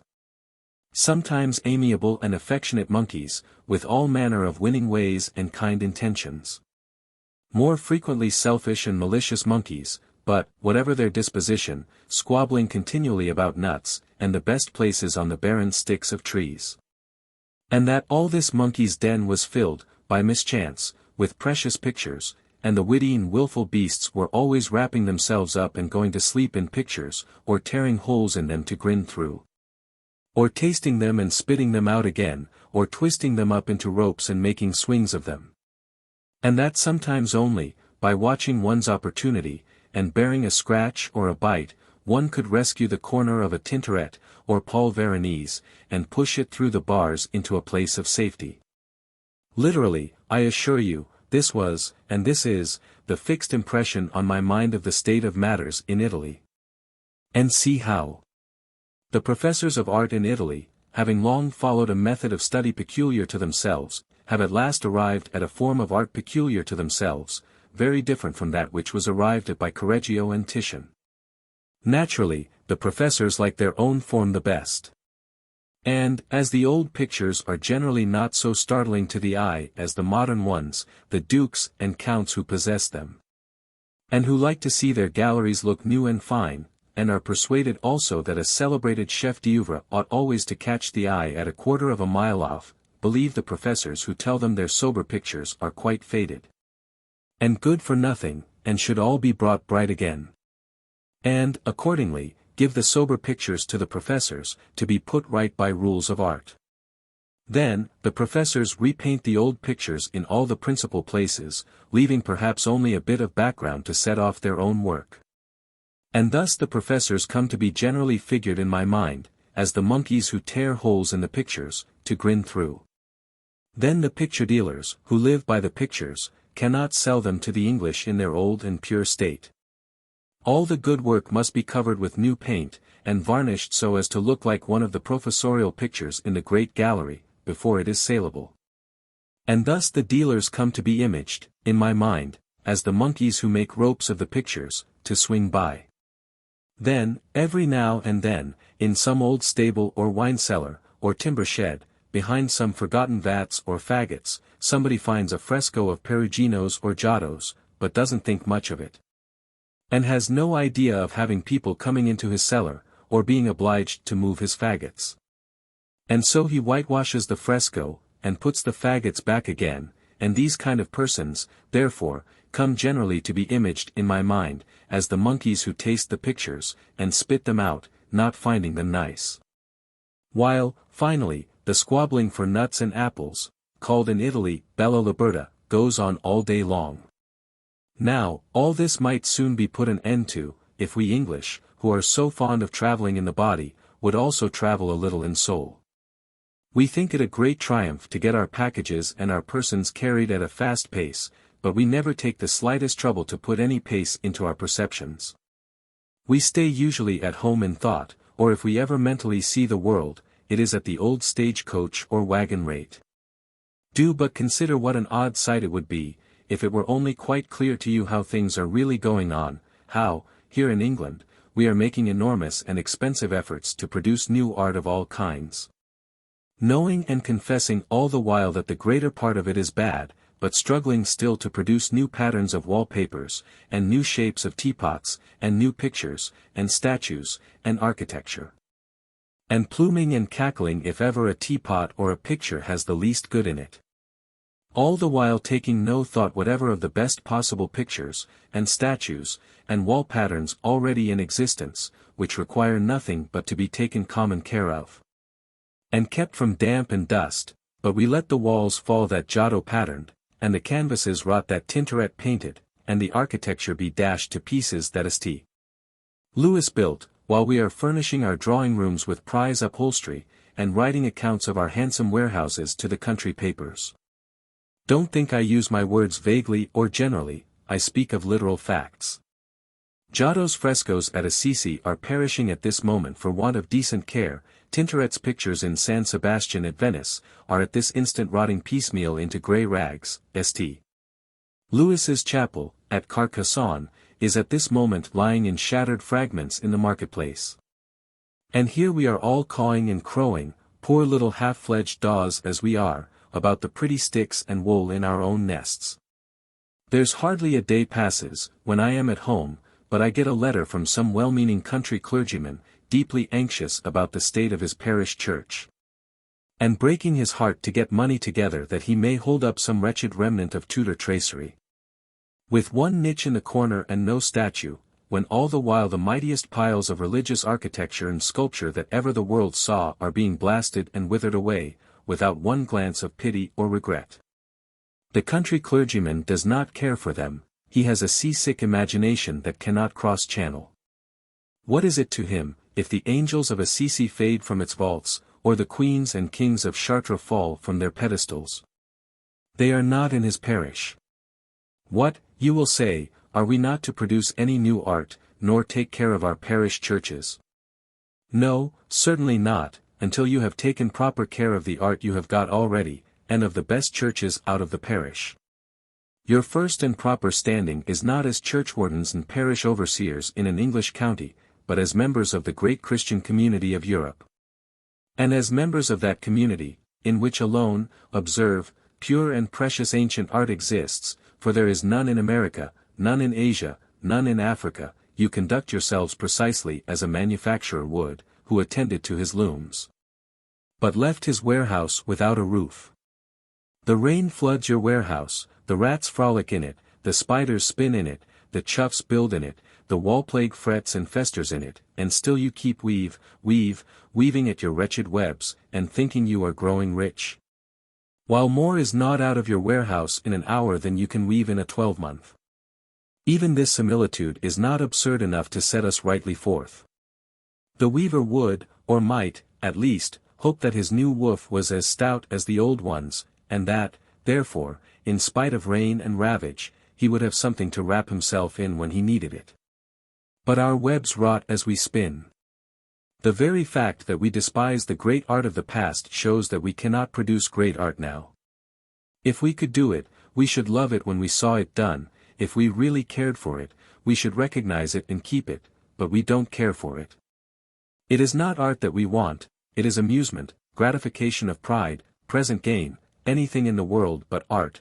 Let it rot, we shall always have enough to talk about and hang over our sideboards. You will, I hope, finally ask me what is the outcome of all this, practicable, tomorrow morning by us who are sitting here. These are the main practical outcomes of it. In the first place, don't grumble when you hear of a new picture being bought by government at a large price. There are many pictures in Europe now in danger of destruction which are, in the true sense of the word, priceless. The proper price is simply that which it is necessary to give to get and to save them. If you can get them for £50, do. If not for less than 100, do. If not for less than 5,000, do. If not for less than 20,000, do. Never mind being imposed upon. There is nothing disgraceful in being imposed upon, the only disgrace is in imposing. And you can't in general get anything much worth having, in the way of continental art, but it must be with the help or connivance of numbers of people who, indeed, ought to have nothing to do with the matter, but who practically have. And always will have, everything to do with it. And if you don't choose to submit to be cheated by them out of a ducat here and a zecchin there, you will be cheated by them out of your picture. And whether you are most imposed upon in losing that, or the zecchins, I think I may leave you to judge. Though I know there are many political economists, who would rather leave a bag of gold on a garret table, than give a porter 6 pence extra to carry it downstairs. That, then, is the first practical outcome of the matter. Never grumble, but be glad when you hear of a new picture being bought at a large price.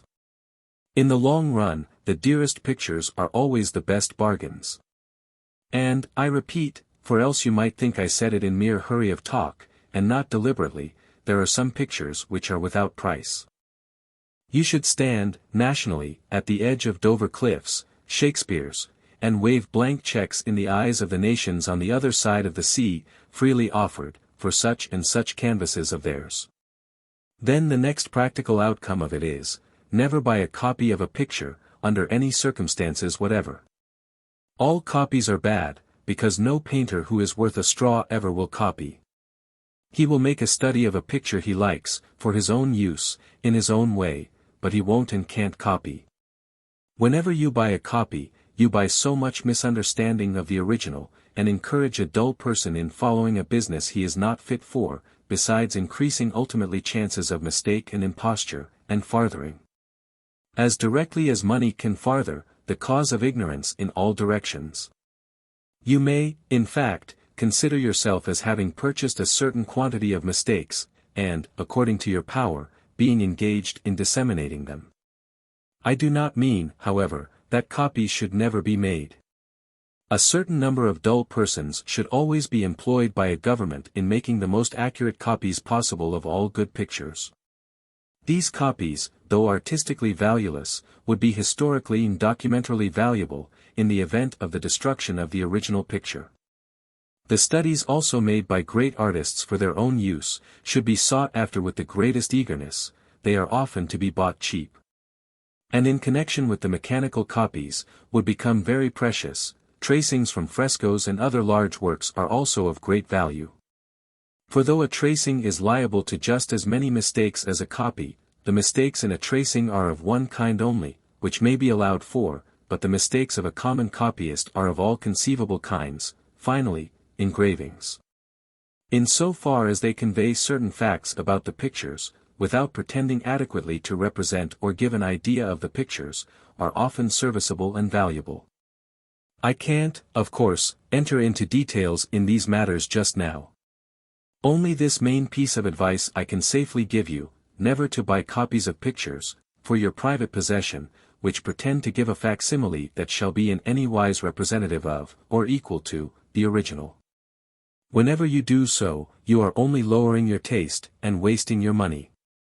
And if you are generous and wise, you will be ready rather to subscribe as much as you would have given for a copy of a great picture, towards its purchase, or the purchase of some other like it, by the nation. There ought to be a great national society instituted for the purchase of pictures, presenting them to the various galleries in our great cities, and watching there over their safety. But in the meantime, you can always act safely and beneficially by merely allowing your artist friends to buy pictures for you, when they see good ones.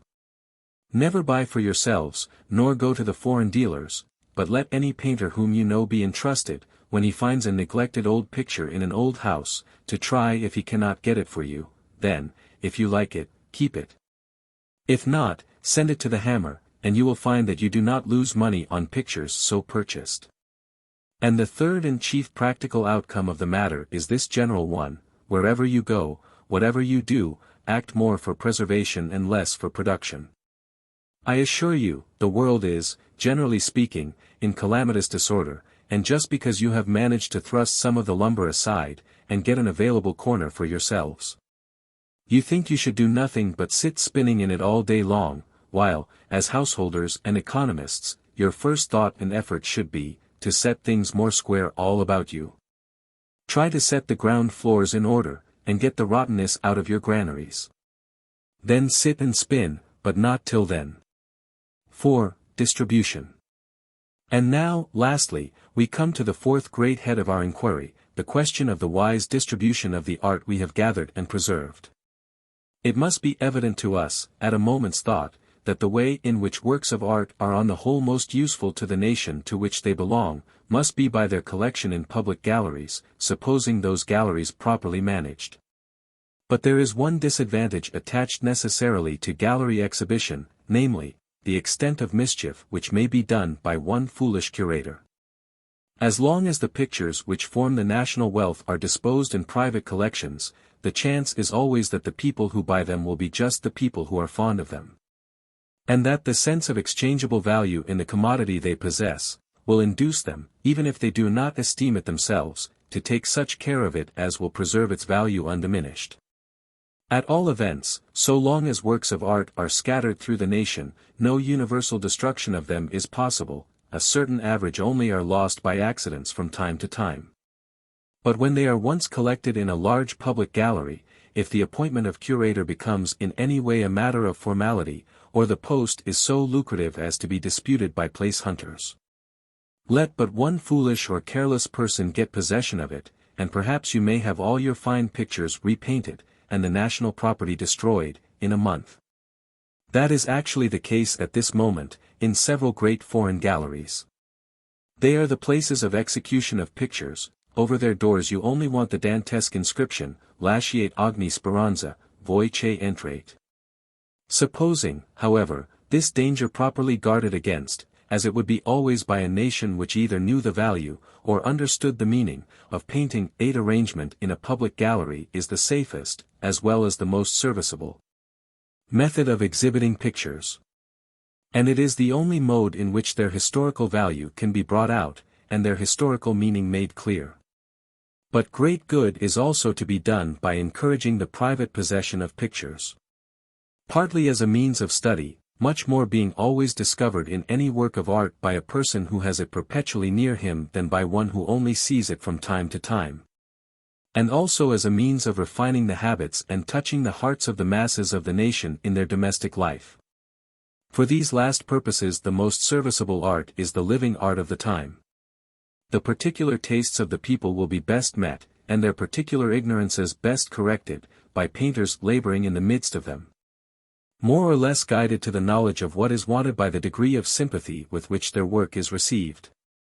So then, generally, it should be the object of government, and of all patrons of art, to collect, as far as may be, the works of dead masters in public galleries, arranging them so as to illustrate the history of nations, and the progress and influence of their arts, and to encourage the private possession of the works of living masters. And the first and best way in which to encourage such private possession is, of course, to keep down the prices of them as far as you can. I hope there are not a great many painters in the room. If there are, I entreat their patience for the next quarter of an hour. If they will bear with me for so long, I hope they will not, finally, be offended by what I am going to say.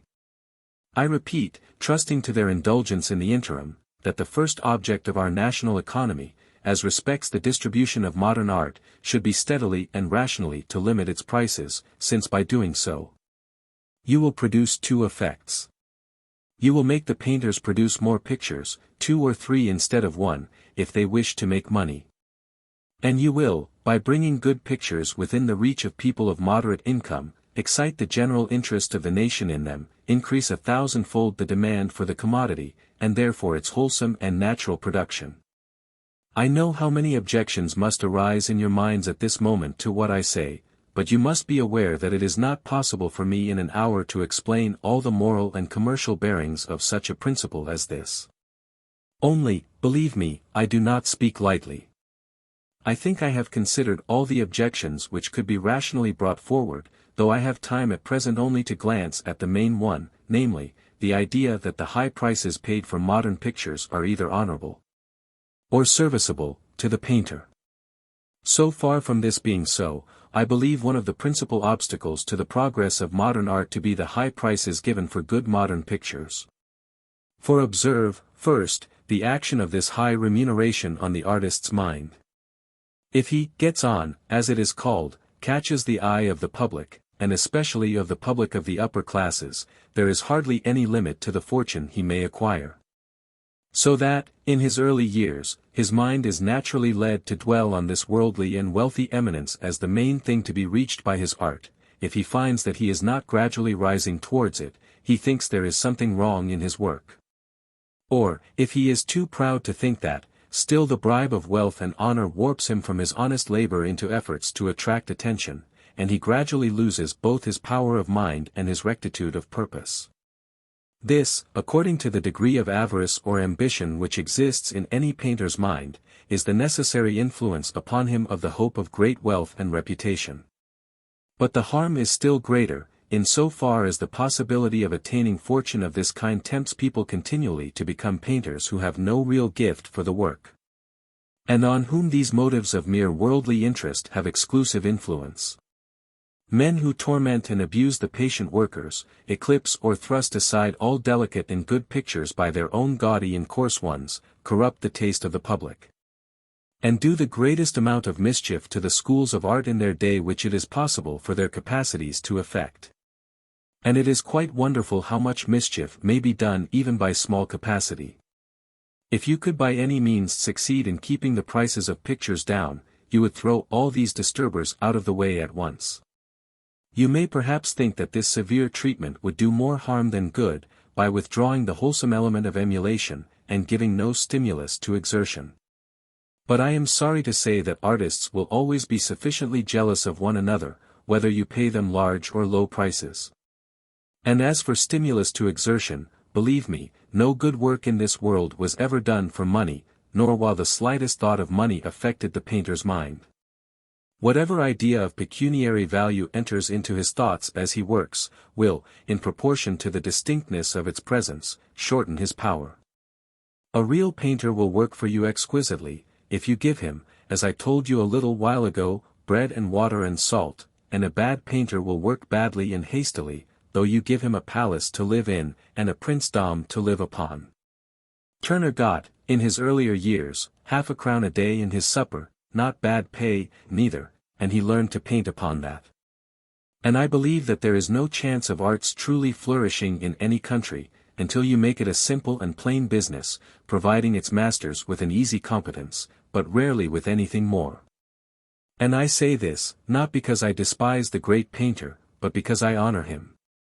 And I should no more think of adding to his respectability or happiness by giving him riches, than, if Shakespeare or Milton were alive, I should think we added to their respectability, or were likely to get better work from them, by making them millionaires.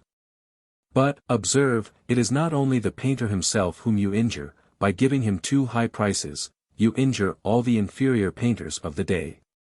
If they are modest, they will be discouraged and depressed by the feeling that their doings are worth so little, comparatively, in your eyes. If proud, all their worst passions will be aroused, and the insult or opprobrium which they will try to cast on their successful rival will not only afflict and wound him, but at last sour and harden him. He cannot pass through such a trial without grievous harm. That, then, is the effect you produce on the painter of mark, and on the inferior ones of his own standing. But you do worse than this. You deprive yourselves, by what you give for the fashionable picture, of the power of helping the younger men who are coming forward. Be it admitted, for argument's sake, if you are not convinced by what I have said, that you do no harm to the great man by paying him well, yet certainly you do him no special good. His reputation is established, and his fortune made. He does not care whether you buy or not. He thinks he is rather doing you a favor than otherwise by letting you have one of his pictures at all. All the good you do him is to help him to buy a new pair of carriage horses. Whereas, with that same sum which thus you cast away, you might have relieved the hearts and preserved the health of 20 young painters. And if among those 20, you but chanced on one in whom a true latent power had been hindered by his poverty, just consider what a far-branching, far-embracing good you have wrought with that lucky expenditure of yours. I say, consider it, in vain, you cannot consider it, for you cannot conceive the sickness of heart with which a young painter of deep feeling toils through his first obscurity, his sense of the strong voice within him, which you will not hear. His vain, fond, wondering witness to the things you will not see. His far-away perception of things that he could accomplish if he had but peace, and time, all unapproachable and vanishing from him, because no one will leave him peace or grant him time, all his friends falling back from him. Those whom he would most reverently obey rebuking and paralyzing him, and last and worst of all, those who believe in him the most faithfully suffering by him the most bitterly. The wife's eyes, in their sweet ambition, shining brighter as the cheek wastes away. And the little lips at his side parched and pale, which one day, he knows, though he may never see it, will quiver so proudly when they name his name, calling him our Father. You deprive yourselves, by your large expenditure for pictures of mark, of the power of relieving and redeeming this distress. You injure the painter whom you pay so largely, and what, after all, have you done for yourselves, or got for yourselves? It does not in the least follow that the hurried work of a fashionable painter will contain more for your money than the quiet work of some unknown man. In all probability, you will find, if you rashly purchase what is popular at a high price, that you have got one picture you don't care for a sum which would have bought 20 you would have delighted in. For remember always that the price of a picture by a living artist, never represents, never can represent, the quantity of labor or value in it.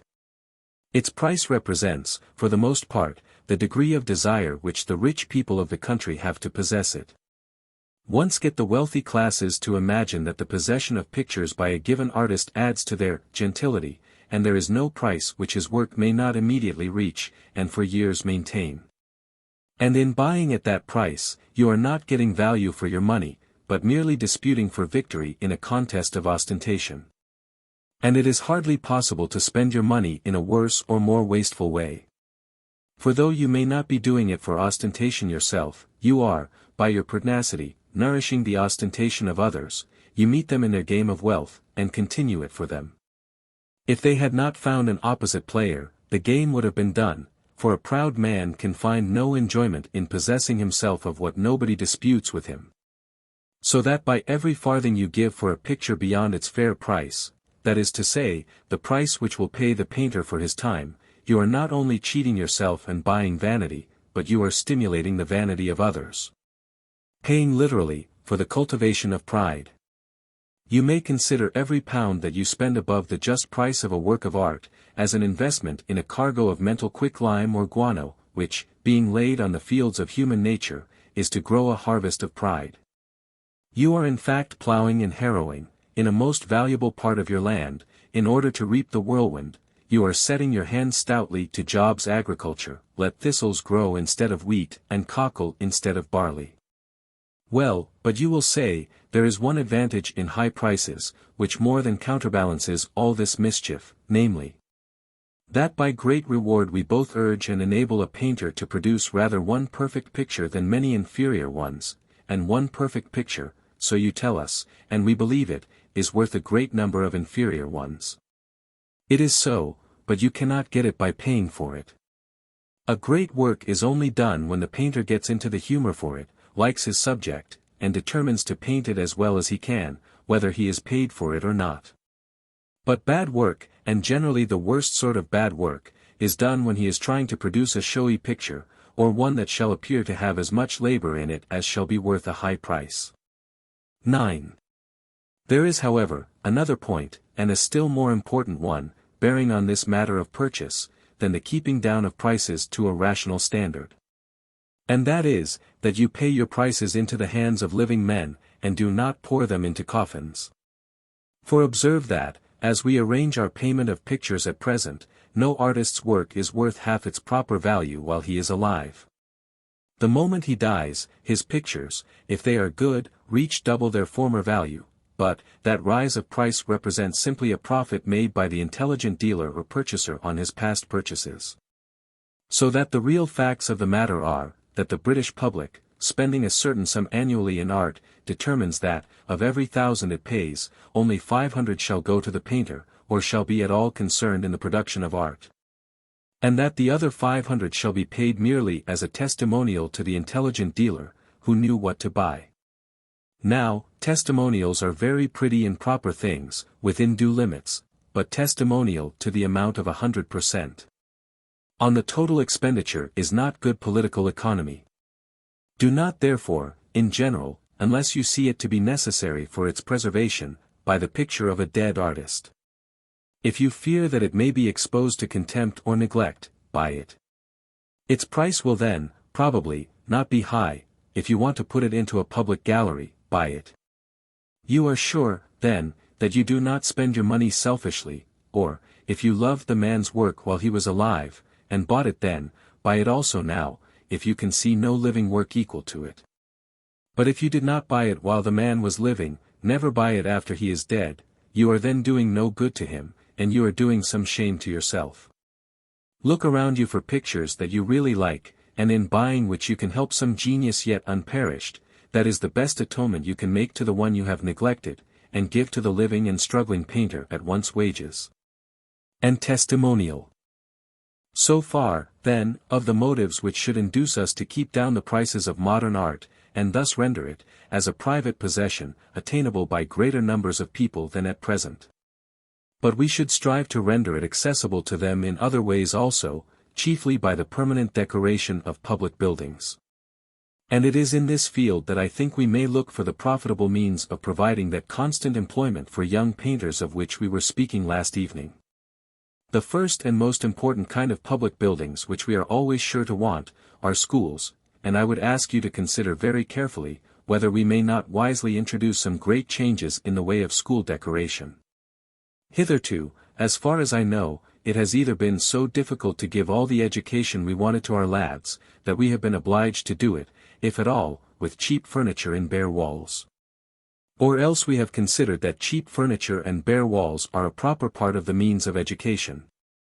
And suppose that boys learned best when they sat on hard forms, and had nothing but blank plaster about and above them whereupon to employ their spare attention.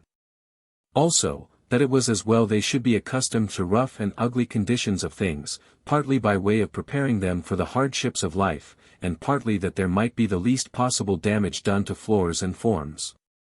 In the event of their becoming, during the master's absence, the fields or instruments of battle. All this is so far well and necessary, as it relates to the training of country lads, and the first training of boys in general. But there certainly comes a period in the life of a well-educated youth, in which one of the principal elements of his education is, or ought to be, to give him refinement of habits. And not only to teach him the strong exercises of which his frame is capable, but also to increase his bodily sensibility and refinement, and show him such small matters as the way of handling things properly, and treating them considerately. Not only so, but I believe the notion of fixing the attention by keeping the room empty, is a wholly mistaken one. I think it is just in the emptiest room that the mind wanders most. For it gets restless, like a bird, for want of a perch, and casts about for any possible means of getting out and away. And even if it be fixed, by an effort, on the business in hand, that business becomes itself repulsive, more than it need be, by the vileness of its associations. And many a study appears dull or painful to a boy when it is pursued on a blotted deal desk, under a wall with nothing on it but scratches and pegs, which would have been pursued pleasantly enough in a curtained corner of his father's library, or at the lattice window of his cottage. Nay, my own belief is, that the best study of all is the most beautiful, and that a quiet glade of forest, or the nook of a lake shore, are worth all the schoolrooms in Christendom, when once you are past the multiplication table. But be that as it may, there is no question at all but that a time ought to come in the life of a well-trained youth, when he can sit at a writing table without wanting to throw the inkstand at his neighbor. And when also he will feel more capable of certain efforts of mind with beautiful and refined forms about him than with ugly ones. When that time comes, he ought to be advanced into the decorated schools. And this advance ought to be one of the important and honorable epochs of his life. I have not time, however, to insist on the mere serviceableness to our youth of refined architectural decoration, as such. For I want you to consider the probable influence of the particular kind of decoration which I wish you to get for them, namely, historical painting. You know we have hitherto been in the habit of conveying all our historical knowledge, such as it is, by the ear only, never by the eye, all our notions of things being ostensibly derived from verbal description, not from sight. Now, I have no doubt that, as we grow gradually wiser, and we are doing so every day, we shall discover at last that the eye is a nobler organ than the ear. And that through the eye we must, in reality, obtain, or put into form, nearly all the useful information we are to have about this world. Even as the matter stands, you will find that the knowledge which a boy is supposed to receive from verbal description is only available to him so far as in any underhand way he gets a sight of the thing you are talking about. I remember well that, for many years of my life, the only notion I had of the look of a Greek knight was complicated between recollection of a small engraving in my pocket Pope's Homer, and reverent study of the Horse Guards. And though I believe that most boys collect their ideas from more varied sources, and arrange them more carefully than I did, still, whatever sources they seek must always be ocular. If they are clever boys, they will go and look at the Greek vases and sculptures in the British Museum, and at the weapons in our armories. They will see what real armor is like in luster, and what Greek armor was like in form, and so put a fairly true image together, but still not, in ordinary cases, a very living or interesting one. Now, the use of your decorative painting would be, in myriads of ways, to animate their history for them, and to put the living aspect of past things before their eyes as faithfully as intelligent invention can. So that the master shall have nothing to do but once to point to the schoolroom walls, and for ever afterwards the meaning of any word would be fixed in a boy's mind in the best possible way. Is it a question of classical dress, what a tunic was like, or a chlamys, or a peplus? At this day, you have to point to some vile woodcut, in the middle of a dictionary page, representing the thing hung upon a stick, but then, you would point to 100 figures, wearing the actual dress, in its fiery colors, in all actions of various stateliness or strength. You would understand at once how it fell round the people's limbs as they stood, how it drifted from their shoulders as they went, how it veiled their faces as they wept, how it covered their heads in the day of battle. Now, if you want to see what a weapon is like, you refer, in like manner, to a numbered page, in which there are spearheads in rows, and sword hilts in symmetrical groups. And gradually the boy gets a dim mathematical notion how one scimitar is hooked to the right and another to the left, and one javelin has a knob to it and another none, while one glance at your good picture would show him. And the first rainy afternoon in the schoolroom would forever fix in his mind, the look of the sword and spear as they fell or flew. And how they pierced, or bent, or shattered, how men wielded them, and how men died by them. But far more than all this, is it a question not of clothes or weapons, but of men? How can we sufficiently estimate the effect on the mind of a noble youth, at the time when the world opens to him, of having faithful and touching representations put before him of the acts and presences of great men, how many a resolution, which would alter and exalt the whole course of his afterlife, might be formed, when in some dreamy twilight he met, through his own tears, the fixed eyes of those shadows of the great dead, unescapable and calm, piercing to his soul? Or fancied that their lips moved in dread reproof or soundless exhortation? And if but for one out of many this were true, if yet, in a few, you could be sure that such influence had indeed changed their thoughts and destinies, and turned the eager and reckless youth, who would have cast away his energies on the race-horse or the gambling table, to that noble life-race, that holy life-hazard, which should win all glory to himself and all good to his country, would not that, to some purpose, be political economy of art? And observe, there could be no monotony, no exhaustibleness, in the scenes required to be thus portrayed.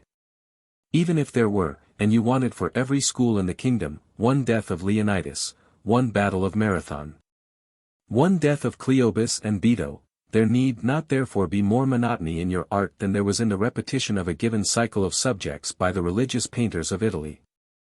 But we ought not to admit a cycle at all.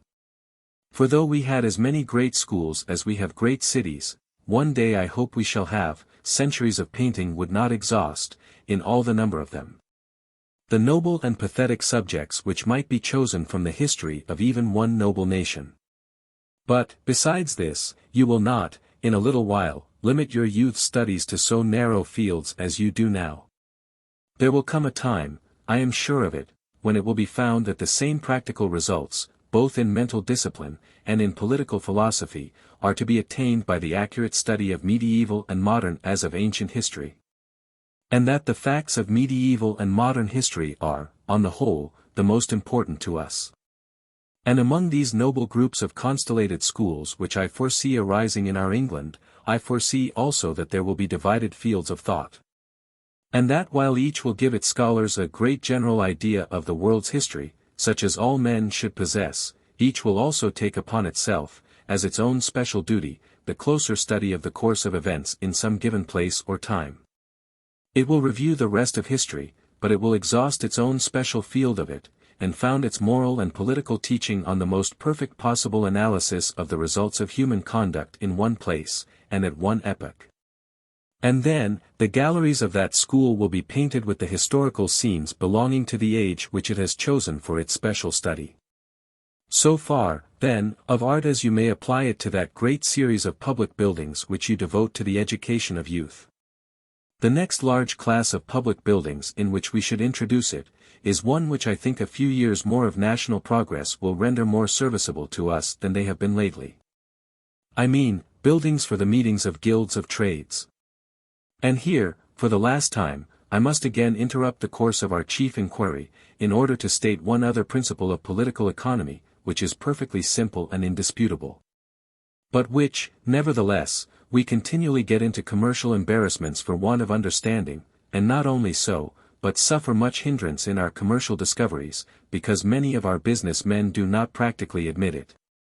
Supposing half a dozen or a dozen men were cast ashore from a wreck on an uninhabited island and left to their own resources, one of course, according to his capacity, would be set to one business and one to another. The strongest to dig and to cut wood, and to build huts for the rest, the most dexterous to make shoes out of bark and coats out of skins, the best educated to look for iron or lead in the rocks, and to plan the channels for the irrigation of the fields. But though their labors were thus naturally severed, that small group of shipwrecked men would understand well enough that the speediest progress was to be made by helping each other, not by opposing each other. And they would know that this help could only be properly given so long as they were frank and open in their relations, and the difficulties which each lay under properly explained to the rest. So that any appearance of secrecy or separateness in the actions of any of them would instantly, and justly, be looked upon with suspicion by the rest, as the sign of some selfish or foolish proceeding on the part of the individual. If, for instance, the scientific man were found to have gone out at night, unknown to the rest, to alter the sluices, the others would think, and in all probability rightly think, that he wanted to get the best supply of water to his own field. And if the shoemaker refused to show them where the bark grew which he made the sandals of, they would naturally think, and in all probability rightly think, that he didn't want them to see how much there was of it. And that he meant to ask from them more corn and potatoes in exchange for his sandals than the trouble of making them deserved.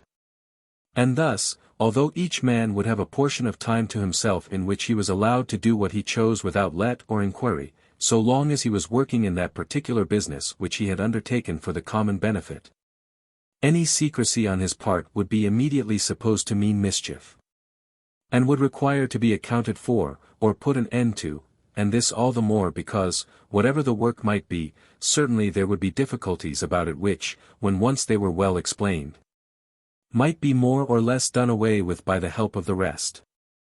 So that assuredly every one of them would advance with his labor not only more happily, but more profitably and quickly, by having no secrets, and by frankly bestowing, and frankly receiving, such help as lay in his way to get or to give.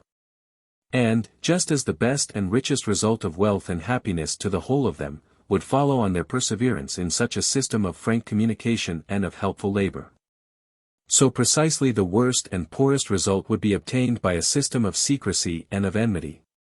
And each man's happiness and wealth would assuredly be diminished in proportion to the degree in which jealousy and concealment became their social and economical principles.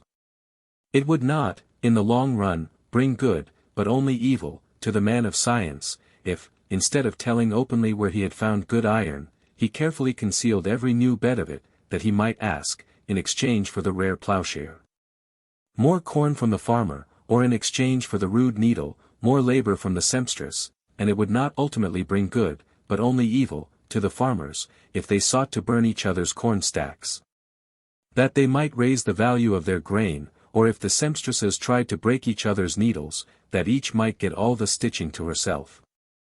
Now, these laws of human action are precisely as authoritative in their application to the conduct of 1,000,000 of men, as to that of 6 or 12. All enmity, jealousy, opposition, and secrecy are holy, and in all circumstances, destructive in their nature, not productive, and all kindness, fellowship, and communicativeness are invariably productive in their operation, not destructive. And the evil principles of opposition and exclusiveness are not rendered less fatal, but more fatal, by their acceptance among large masses of men, more fatal, I say, exactly in proportion as their influence is more secret. For though the opposition does always its own simple, necessary, direct quantity of harm, and withdraws always its own simple, necessary, measurable quantity of wealth from the sum possessed by the community, yet, in proportion to the size of the community, it does another and more refined mischief than this, by concealing its own fatality under aspects of mercantile complication and expediency, and giving rise to multitudes of false theories based on a mean belief in narrow and immediate appearances of good done here and there by things which have the universal and everlasting nature of evil. So that the time and powers of the nation are wasted, not only in wretched struggling against each other, but in vain complaints, and groundless discouragements, and empty investigations, and useless experiments in laws, and elections, and inventions, with hope always to pull wisdom through some new-shaped slit in a ballot box, and to drag prosperity down out of the clouds along some new knot of electric wire. While all the while wisdom stands calling at the corners of the streets, and the blessing of heaven waits ready to rain down upon us, deeper than the rivers and broader than the dew, if only we will obey the first plain principles of humanity, and the first plain precepts of the skies. Execute true judgment, and show mercy and compassion, every man to his brother, and let none of you imagine evil against his brother in your heart. 10. Therefore, I believe most firmly, that as the laws of national prosperity get familiar to us, we shall more and more cast our toil into social and communicative systems. And that one of the first means of our doing so, will be the re-establishing guilds of every important trade in a vital, not formal, condition. That there will be a great council or government house for the members of every trade, built in whatever town of the kingdom occupies itself principally in such trade, with minor council halls in other cities. And to each council hall, officers attached, whose first business may be to examine into the circumstances of every operative, in that trade, who chooses to report himself to them when out of work, and to set him to work. If he is indeed able and willing, at a fixed rate of wages, determined at regular periods in the council meetings. And whose next duty may be to bring reports before the council of all improvements made in the business, and means of its extension, not allowing private patents of any kind, but making all improvements available to every member of the guild. Only allotting, after successful trial of them, a certain reward to the inventors. For these, and many other such purposes, such halls will be again, I trust, fully established, and then, in the paintings and decorations of them. A special effort ought to be made to express the worthiness and honorableness of the trade for whose members they are founded. For I believe one of the worst symptoms of modern society to be, its notion of great inferiority, and ungentlemanliness, as necessarily belonging to the character of a tradesman. I believe tradesmen may be, ought to be, often are, more gentlemen than idle and useless people, and I believe that art may do noble work by recording in the hall of each trade the services which men belonging to that trade have done for their country, both preserving the portraits, and recording the important incidents in the lives, of those who have made great advances in commerce and civilization. I cannot follow out this subject, it branches too far, and in too many directions. Besides, I have no doubt you will at once see and accept the truth of the main principle, and be able to think it out for yourselves. I would fain also have said something of what might be done, in the same manner, for almshouses and hospitals, and for what, as I shall try to explain in notes to this lecture, we may hope to see, some day, established with a different meaning in their name than that they now bear, workhouses. But I have detained you too long already, and cannot permit myself to trespass further on your patience except only to recapitulate, in closing, the simple principles respecting wealth which we have gathered during the course of our inquiry. Principles which are nothing more than the literal and practical acceptance of the saying, which is in all good men's mouths, namely, that they are stewards or ministers of whatever talents are entrusted to them. Only, is it not a strange thing, that while we more or less accept the meaning of that saying, so long as it is considered metaphorical, we never accept its meaning in its own terms? You know the lesson is given us under the form of a story about money. Money was given to the servants to make use of. The unprofitable servant dug in the earth, and hid his lord's money. Well, we, in our poetical and spiritual application of this, say, that of course money doesn't mean money, it means wit, it means intellect, it means influence in high quarters, it means everything in the world except itself. And do not you see what a pretty and pleasant come-off there is for most of us, in this spiritual application? Of course, if we had wit, we would use it for the good of our fellow creatures. But we haven't wit. Of course, if we had influence with the bishops, we would use it for the good of the church, but we haven't any influence with the bishops. Of course, if we had political power, we would use it for the good of the nation. But we have no political power, we have no talents entrusted to us of any sort or kind. It is true we have a little money, but the parable can't possibly mean anything so vulgar as money, our money's our own. I believe, if you think seriously of this matter, you will feel that the first and most literal application is just as necessary a one as any other, that the story does very specially mean what it says, plain money. And that the reason we don't at once believe it does so, is a sort of tacit idea that while thought, wit, and intellect, and all power of birth and position, are indeed given to us, and, therefore, to be laid out for the giver, our wealth has not been given to us. But we have worked for it, and have a right to spend it as we choose. I think you will find that is the real substance of our understanding in this matter. Beauty, we say, is given by God, it is a talent, strength is given by God, it is a talent. Position is given by God, it is a talent, but money is proper wages for our day's work, it is not a talent, it is a due. We may justly spend it on ourselves, if we have worked for it. And there would be some shadow of excuse for this, were it not that the very power of making the money is itself only one of the applications of that intellect or strength which we confess to be talents. Why is one man richer than another? Because he is more industrious, more persevering, and more sagacious. Well, who made him more persevering or more sagacious than others?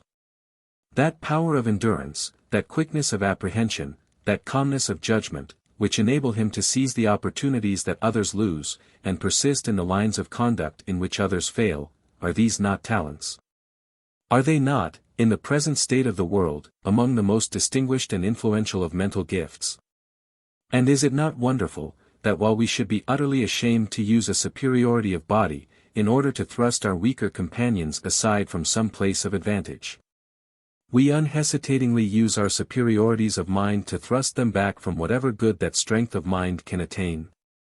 You would be indignant if you saw a strong man walk into a theater or a lecture room, and, calmly choosing the best place, take his feeble neighbor by the shoulder, and turn him out of it into the back seats, or the street. You would be equally indignant if you saw a stout fellow thrust himself up to a table where some hungry children were being fed, and reach his arm over their heads and take their bread from them. But you are not the least indignant if, when a man has stoutness of thought and swiftness of capacity, and, instead of being long-armed only, has the much greater gift of being long-headed, you think it perfectly just that he should use his intellect to take the bread out of the mouths of all the other men in the town who are of the same trade with him. Or use his breadth and sweep of sight to gather some branch of the commerce of the country into one great cobweb, of which he is himself to be the central spider, making every thread vibrate with the points of his claws, and commanding every avenue with the facets of his eyes. You see no injustice in this. But there is injustice, and, let us trust, one of which honorable men will at no very distant period disdain to be guilty. In some degree, however, it is indeed not unjust, in some degree it is necessary and intended. It is assuredly just that idleness should be surpassed by energy, that the widest influence should be possessed by those who are best able to wield it, and that a wise man, at the end of his career, should be better off than a fool. But for that reason, is the fool to be wretched, utterly crushed down, and left in all the suffering which his conduct and capacity naturally inflict? Not so. What do you suppose fools were made for? That you might tread upon them, and starve them, and get the better of them in every possible way? By no means. They were made that wise people might take care of them. That is the true and plain fact concerning the relations of every strong and wise man to the world about him. He has his strength given him, not that he may crush the weak, but that he may support and guide them. In his own household he is to be the guide and the support of his children, out of his household he is still to be the father, that is, the guide and support of the weak and the poor. Not merely of the meritoriously weak and the innocently poor, but of the guiltily and punishably poor, of the men who ought to have known better, of the poor who ought to be ashamed of themselves. It is nothing to give pension and cottage to the widow who has lost her son, it is nothing to give food and medicine to the workman who has broken his arm, or the decrepit woman wasting in sickness. But it is something to use your time and strength to war with the waywardness and thoughtlessness of mankind, to keep the erring workman in your service till you have made him an unerring one, and to direct your fellow merchant to the opportunity which his dullness would have lost. This is much. But it is yet more, when you have fully achieved the superiority which is due to you, and acquired the wealth which is the fitting reward of your sagacity, if you solemnly accept the responsibility of it. As it is the helm and guide of labor far and near.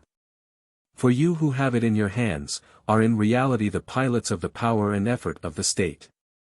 See Note 7, it is entrusted to you as an authority to be used for good or evil, just as completely as kingly authority was ever given to a prince, or military command to a captain. And, according to the quantity of it that you have in your hands you are the arbiters of the will and work of England, and the whole issue, whether the work of the state shall suffice for the state or not, depends upon you.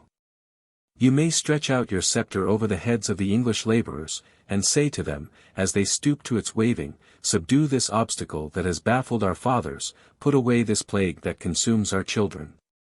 Water these dry places, plough these desert ones, carry this food to those who are in hunger, carry this light to those who are in darkness, carry this life to those who are in death, or on the other side you may say to her laborers, here am I.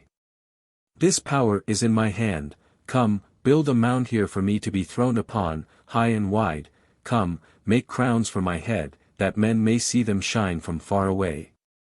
Come, weave tapestries for my feet, that I may tread softly on the silk and purple, see note 8, come, dance before me, that I may be gay, and sing sweetly to me, that I may slumber, so shall I live in joy, and die in honor.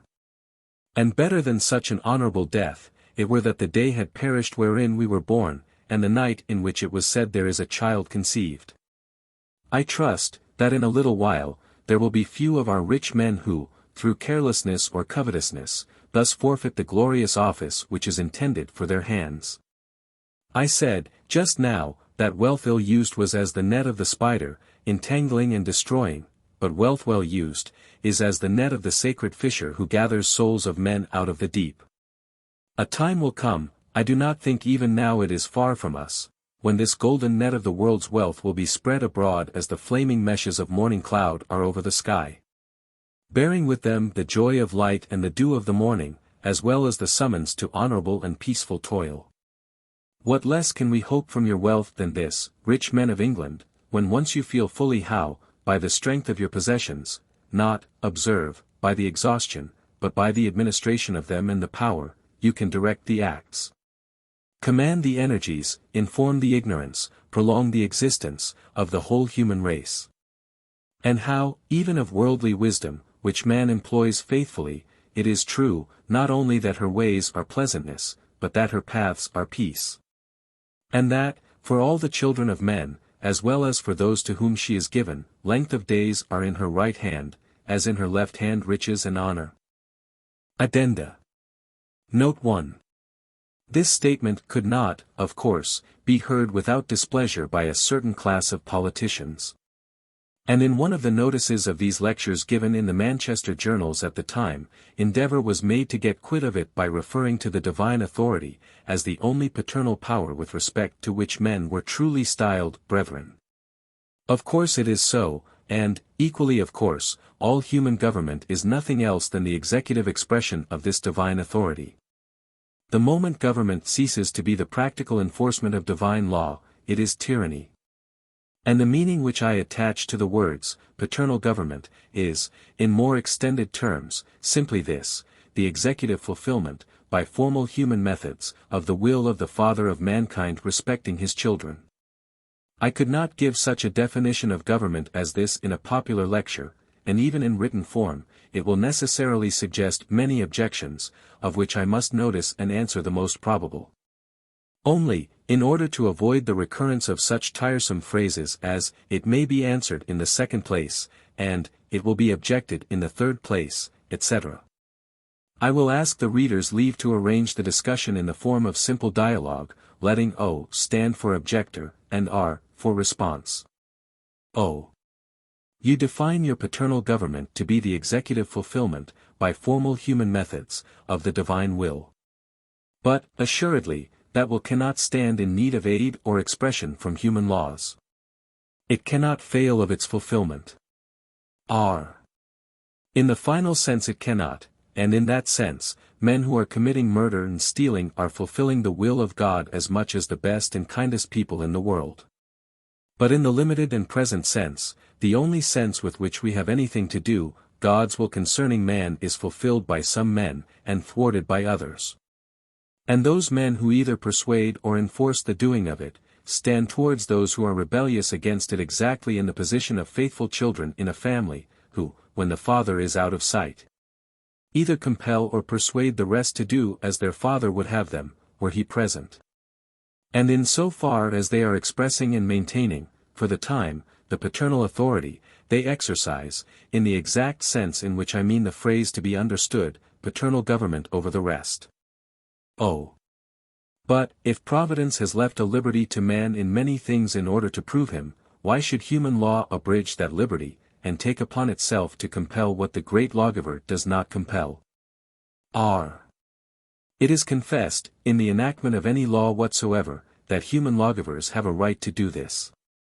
For, if you have no right to abridge any of the liberty which Providence has left to man, you have no right to punish anyone for committing murder or robbery. You ought to leave them to the punishment of God and nature. But if you think yourself under obligation to punish, as far as human laws can, the violation of the will of God by those great sins, you are certainly under the same obligation to punish, with proportionately less punishment, the violation of his will in less sins. No, you must not attempt to punish less sins by law, because you cannot properly define nor ascertain them. Everybody can determine whether murder has been committed or not, but you cannot determine how far people have been unjust or cruel in minor matters, and therefore cannot make or execute laws concerning minor matters.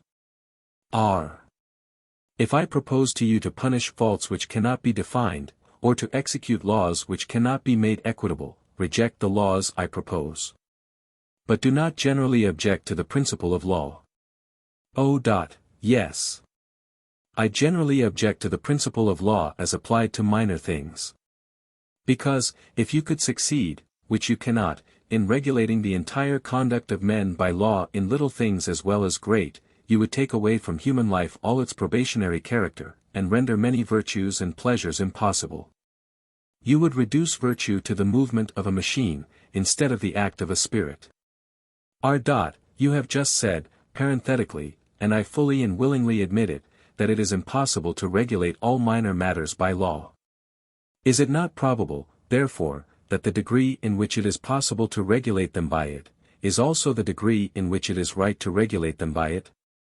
Or what other means of judgment will you employ, to separate the things which ought to be formally regulated from the things which ought not? You admit that great sins should be legally repressed. But you say that small sins should not be legally repressed. How do you distinguish between great and small sins? And how do you intend to determine, or do you in practice of daily life determine, on what occasions you should compel people to do right, and on what occasions you should leave them the option of doing wrong? I think you cannot make any accurate or logical distinction in such matters. But that common sense and instinct have, in all civilized nations, indicated certain crimes of great social harmfulness, such as murder, theft, adultery, slander, and such like, which it is proper to repress legally. And that common sense and instinct indicate also the kind of crimes which it is proper for laws to let alone, such as miserliness, ill-natured speaking, and many of those commercial dishonesties which I have a notion you want your paternal government to interfere with. Pray do not alarm yourself about what my paternal government is likely to interfere with, but keep to the matter in hand. You say that, common sense and instinct have, in all civilized nations, distinguished between the sins that ought to be legally dealt with and that ought not. Do you mean that the laws of all civilized nations are perfect? No, certainly not. Or that they are perfect at least in their discrimination of what crimes they should deal with, and what crimes they should let alone. No, not exactly. What do you mean, then? I mean that the general tendency is right in the laws of civilized nations, and that, in due course of time, natural sense and instinct point out the matters they should be brought to bear upon. And each question of legislation must be made a separate subject of inquiry as it presents itself. You cannot fix any general principles about what should be dealt with legally, and what should not. Supposing it to be so, do you think there are any points in which our English legislation is capable of amendment, as it bears on commercial and economical matters, in this present time? Of course I do. Well, then, let us discuss these together quietly. And if the points that I want amended seem to you incapable of amendment, or not in need of amendment, say so, but don't object, at starting, to the mere proposition of applying law to things which have not had law applied to them before. You have admitted the fitness of my expression, paternal government. It only has been, and remains, a question between us, how far such government should extend. Perhaps you would like it only to regulate, among the children, the length of their lessons. And perhaps I should like it also to regulate the hardness of their cricket balls, but cannot you wait quietly till you know what I want it to do, before quarreling with the thing itself? Oh. No. I cannot wait quietly. In fact, I don't see any use in beginning such a discussion at all, because I am quite sure from the first, that you want to meddle with things that you have no business with. And to interfere with healthy liberty of action in all sorts of ways. And I know that you can't propose any laws that would be of real use. Point 11. If you indeed know that, you would be wrong to hear me any farther. But if you are only in painful doubt about me, which makes you unwilling to run the risk of wasting your time, I will tell you beforehand what I really do think about this same liberty of action, namely, that whenever we can make a perfectly equitable law about any matter, or even a law securing, on the whole, more just conduct than unjust, we ought to make that law. And that there will yet, on these conditions, always remain a number of matters respecting which legalism and formalism are impossible. Enough, and more than enough, to exercise all human powers of individual judgment, and afford all kinds of scope to individual character. I think this. But of course it can only be proved by separate examination of the possibilities of formal restraint in each given field of action. And these 2 lectures are nothing more than a sketch of such a detailed examination in one field, namely, that of art. You will find, however, 1 or 2 other remarks on such possibilities in the next note. Note 2. It did not appear to me desirable, in the course of the spoken lecture, to enter into details or offer suggestions on the questions of the regulation of labor and distribution of relief. As it would have been impossible to do so without touching in many disputed or disputable points, not easily handled before a general audience. But I must now supply what is wanting to make my general statement clear. I believe, in the first place, that no Christian nation has any business to see one of its members in distress without helping him, though, perhaps, at the same time punishing him, help, of course, in 9 cases out of 10, meaning guidance. Much more than gift, and, therefore, interference with liberty. When a peasant mother sees one of her careless children fall into a ditch, her first proceeding is to pull him out, her second, to box his ears. Her third, ordinarily, to lead him carefully a little way by the hand, or send him home for the rest of the day. The child usually cries, and very often would clearly prefer remaining in the ditch. And if he understood any of the terms of politics, would certainly express resentment at the interference with his individual liberty, but the mother has done her duty. Whereas the usual call of the mother nation to any of her children, under such circumstances, has lately been nothing more than the fox hunters, stay still there, I shall clear you. And if we always could clear them, their requests to be left in muddy independence might be sometimes allowed by kind people, or their cries for help disdained by unkind ones. But we can't clear them. The whole nation is, in fact, bound together, as men are by ropes on a glacier. If one falls, the rest must either lift him or drag him along with them 12 as dead weight, not without much increase of danger to themselves. And the law of right being manifestly in this, as, whether manifestly or not, it is always, the law of prudence, the only question is, how this wholesome help and interference are to be administered. The first interference should be in education. In order that men may be able to support themselves when they are grown, their strength must be properly developed while they are young. And the state should always see to this, not allowing their health to be broken by too early labor, nor their powers to be wasted for want of knowledge. Some questions connected with this matter are noticed farther on under the head, Trial Schools. One point I must notice here, that I believe all youths of whatever rank ought to learn some manual trade thoroughly. For it is quite wonderful how much a man's views of life are cleared by the attainment of the capacity of doing any one thing well with his hands and arms. For a long time, what right life there was in the upper classes of Europe depended in no small degree on the necessity which each man was under of being able to fence. At this day, the most useful things which boys learn at public schools, are, I believe, riding, rowing, and cricketing. But it would be far better that members of Parliament should be able to plough straight, and make a horseshoe, than only to feather oars neatly or point their toes prettily in stirrups. Then, in literary and scientific teaching, the great point of economy is to give the discipline of it through knowledge which will immediately bear on practical life. Our literary work has long been economically useless to us because too much concerned with dead languages. And our scientific work will yet, for some time, be a good deal lost, because scientific men are too fond or too vain of their systems, and waste the student's time in endeavoring to give him large views, and make him perceive interesting connections of facts. When there is not one student, no, nor one man, in 1,000, who can feel the beauty of a system, or even take it clearly into his head, but nearly all men can understand, and most will be interested in, the facts which bear on daily life. Botanists have discovered some wonderful connection between nettles and figs, which a cowboy who will never see a ripe fig in his life need not be at all troubled about. But it will be interesting to him to know what effect nettles have on hay, and what taste they will give to porridge. And it will give him nearly a new life if he can be got but once, in a springtime, to look well at the beautiful circlet of the white nettle blossom, and work out with his schoolmaster the curves of its petals, and the way it is set on its central mast. So, the principle of chemical equivalence, beautiful as it is, matters far less to a peasant boy, and even to most sons of gentlemen, than their knowing how to find whether the water is wholesome in the back kitchen cistern, or whether the 7-acre field wants sand or chalk.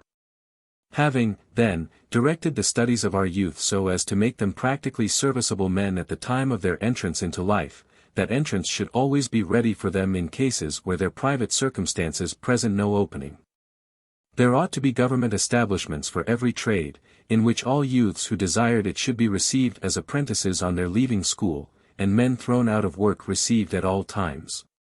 At these government manufactories the discipline should be strict, and the wages steady, not varying at all in proportion to the demand for the article, but only in proportion to the price of food, the commodities produced being laid up in store to meet sudden demands, and sudden fluctuations in prices prevented, that gradual and necessary fluctuation only being allowed which is properly consequent on larger or more limited supply of raw material and other natural causes.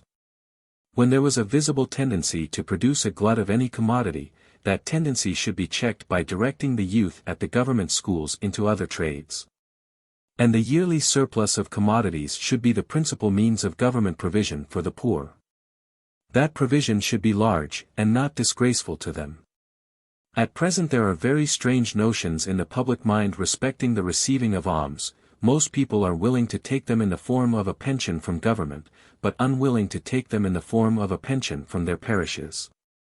There may be some reason for this singular prejudice, in the fact of the government pension being usually given as a definite acknowledgment of some service done to the country. But the parish pension is, or ought to be, given precisely on the same terms. A laborer serves his country with his spade, just as a man in the middle ranks of life serves it with his sword, pen, or lancet. If the service is less, and therefore the wages during health less, then the reward, when health is broken, may be less, but not, therefore, less honorable. And it ought to be quite as natural and straightforward a matter for a laborer to take his pension from his parish, because he has deserved well of his parish, as for a man in higher rank to take his pension from his country, because he has deserved well of his country. If there be any disgrace in coming to the parish, because it may imply improvidence in early life, much more is there disgrace in coming to the government, since improvidence is far less justifiable in a highly educated than in an imperfectly educated man, and far less justifiable in a high rank, where extravagance must have been luxury, than in a low rank, where it may only have been comfort. So that the real fact of the matter is, that people will take alms delightedly, consisting of a carriage and footmen, because those do not look like alms to the people in the street.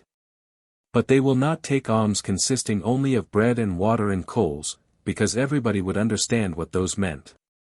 Mind, I do not want anyone to refuse the carriage who ought to have it, but neither do I want them to refuse the coals.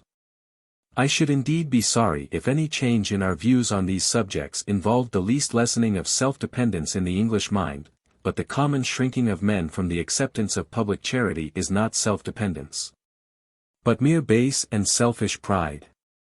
It is not that they are unwilling to live at their neighbor's expense, but that they are unwilling to confess they do. It is not dependence they wish to avoid, but gratitude. They will take places in which they know there is nothing to be done, they will borrow money they know they cannot repay, they will carry on a losing business with other people's capital, they will cheat the public in their shops, or sponge on their friends at their houses. But to say plainly they are poor men, who need the nation's help, and go into an almshouse, this they loftily repudiate, and virtuously prefer being thieves to being paupers. I trust that these deceptive efforts of dishonest men to appear independent, and the agonizing efforts of unfortunate men to remain independent, may both be in some degree checked by a better administration and understanding of laws respecting the poor. But the ordinances for relief and the ordinances for labor must go together, otherwise distress caused by misfortune will always be confounded, as it is now, with distress caused by idleness, unthrift, and fraud. It is only when the state watches and guides the middle life of men, that it can, without disgrace to them, protect their old age, acknowledging in that protection that they have done their duty, or at least some portion of their duty, in better days. I know well how strange, fanciful, or impracticable these suggestions will appear to most of the business men of this day. Men who conceive the proper state of the world to be simply that of a vast and disorganized mob, scrambling each for what he can get, trampling down its children and old men in the mire, and doing what work it finds must be done with any irregular squad of laborers it can bribe or inveigle together, and afterwards scatter to starvation. A great deal may, indeed, be done in this way by a nation strong-elbowed and strong-hearted as we are, not easily frightened by pushing, nor discouraged by falls. But it is still not the right way of doing things for people who call themselves Christians. Every so-named soul of man claims from every other such soul, protection and education in childhood, help or punishment in middle life, reward or relief, if needed, in old age. All of these should be completely and unstintingly given. And they can only be given by the organization of such a system as I have described. Note 3. It may be seriously questioned by the reader how much of painting talent we really lose on our present system, 13, and how much we should gain by the proposed trial schools. For it might be thought, that as matters stand at present, we have more painters than we ought to have, having so many bad ones, and that all youths who had true painters' genius forced their way out of obscurity. This is not so. It is difficult to analyze the characters of mind which cause youths to mistake their vocation, and to endeavor to become artists, when they have no true artist's gift. But the fact is, that multitudes of young men do this, and that by far the greater number of living artists are men who have mistaken their vocation. The peculiar circumstances of modern life, which exhibit art in almost every form to the sight of the youths in our great cities, have a natural tendency to fill their imaginations with borrowed ideas, and their minds with imperfect science. The mere dislike of mechanical employments, either felt to be irksome, or believed to be degrading, urges numbers of young men to become painters, in the same temper in which they would enlist or go to sea. Others, the sons of engravers or artists, taught the business of the art by their parents, and having no gift for it themselves, follow it as the means of livelihood, in an ignoble patience. Or, if ambitious, seek to attract regard, or distance rivalry, by fantastic, meretricious, or unprecedented applications of their mechanical skill.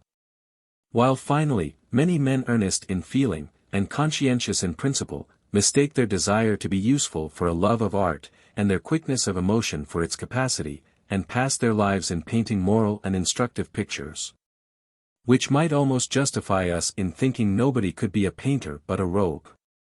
On the other hand, I believe that much of the best artistical intellect is daily lost in other avocations. Generally, the temper which would make an admirable artist is humble and observant, capable of taking much interest in little things, and of entertaining itself pleasantly in the dullest circumstances. Suppose, added to these characters, a steady conscientiousness which seeks to do its duty wherever it may be placed, and the power, denied to few artistical minds, of ingenious invention in almost any practical department of human skill. And it can hardly be doubted that the very humility and conscientiousness which would have perfected the painter, have in many instances prevented his becoming one. And that in the quiet life of our steady craftsmen, sagacious manufacturers and uncomplaining clerks, there may frequently be concealed more genius than ever is raised to the direction of our public works, or to be the mark of our public praises. It is indeed probable, that intense disposition for art will conquer the most formidable obstacles, if the surrounding circumstances are such as at all to present the idea of such conquest, to the mind.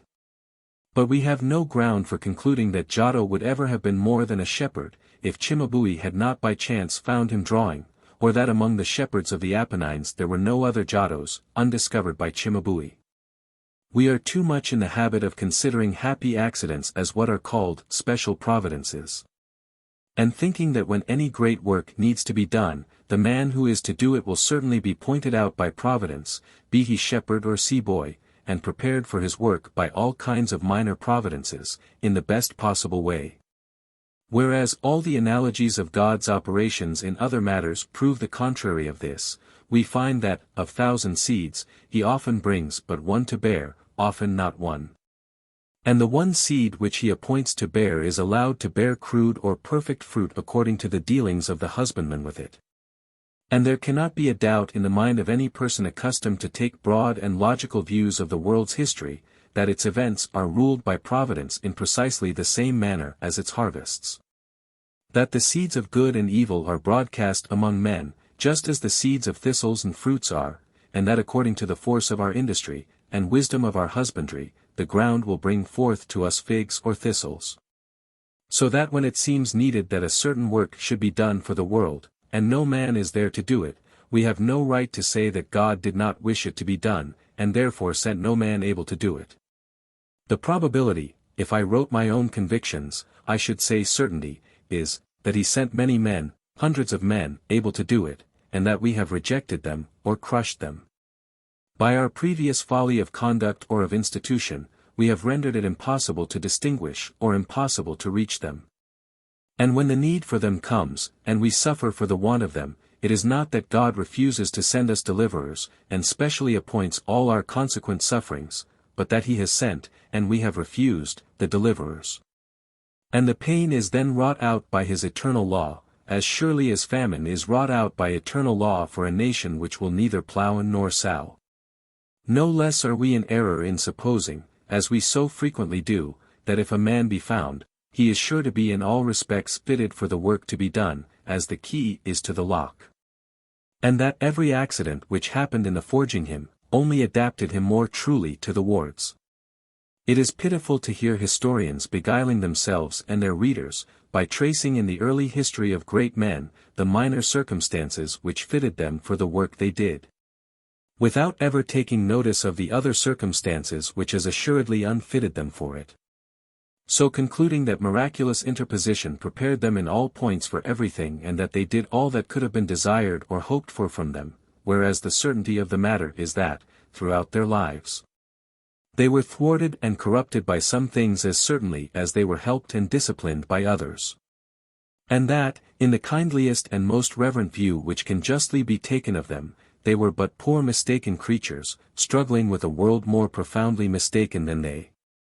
Assuredly sinned against, or sinning in thousands of ways, and bringing out at last a maimed result, not what they might or ought to have done, but all that could be done against the world's resistance. And in spite of their own sorrowful falsehood to themselves. And this being so, it is the practical duty of a wise nation, first to withdraw, as far as may be, its youth from destructive influences, then to try its material as far as possible, and to lose the use of none that is good. I do not mean by withdrawing from destructive influences the keeping of youths out of trials, but the keeping them out of the way of things purely and absolutely mischievous. I do not mean that we should shade our green corn in all heat, and shelter it in all frost, but only that we should dike out the inundation from it, and drive the fowls away from it. Let your youth labor and suffer. But do not let it starve, nor steal, nor blaspheme. It is not, of course, in my power here to enter into details of schemes of education. And it will be long before the results of experiments now in progress will give data for the solution of the most difficult questions connected with the subject. Of which the principal one is the mode in which the chance of advancement in life is to be extended to all, and yet made compatible with contentment in the pursuit of lower avocations by those whose abilities do not qualify them for the higher. But the general principle of trial schools lies at the root of the matter, of schools, that is to say, in which the knowledge offered and discipline enforced shall be all a part of a great essay of the human soul. And in which the one shall be increased, the other directed, as the tried heart and brain will best bear, and no otherwise. One thing, however, I must say, that in this trial I believe all emulation to be a false motive, and all giving of prizes a false means. All that you can depend upon in a boy, as significative of true power, likely to issue in good fruit, is his will to work for the work's sake, not his desire to surpass his schoolfellows. And the aim of the teaching you give him ought to be, to prove to him and strengthen in him his own separate gift.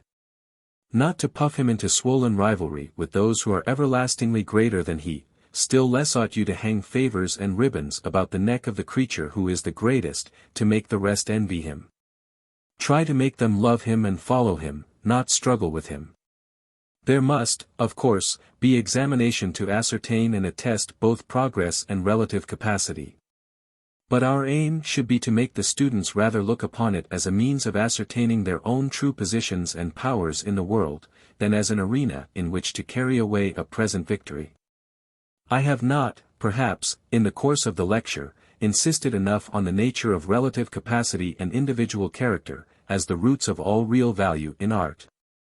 We are too much in the habit, in these days, of acting as if art worth a price in the market were a commodity which people could be generally taught to produce, and as if the education of the artist, not his capacity, gave the sterling value to his work.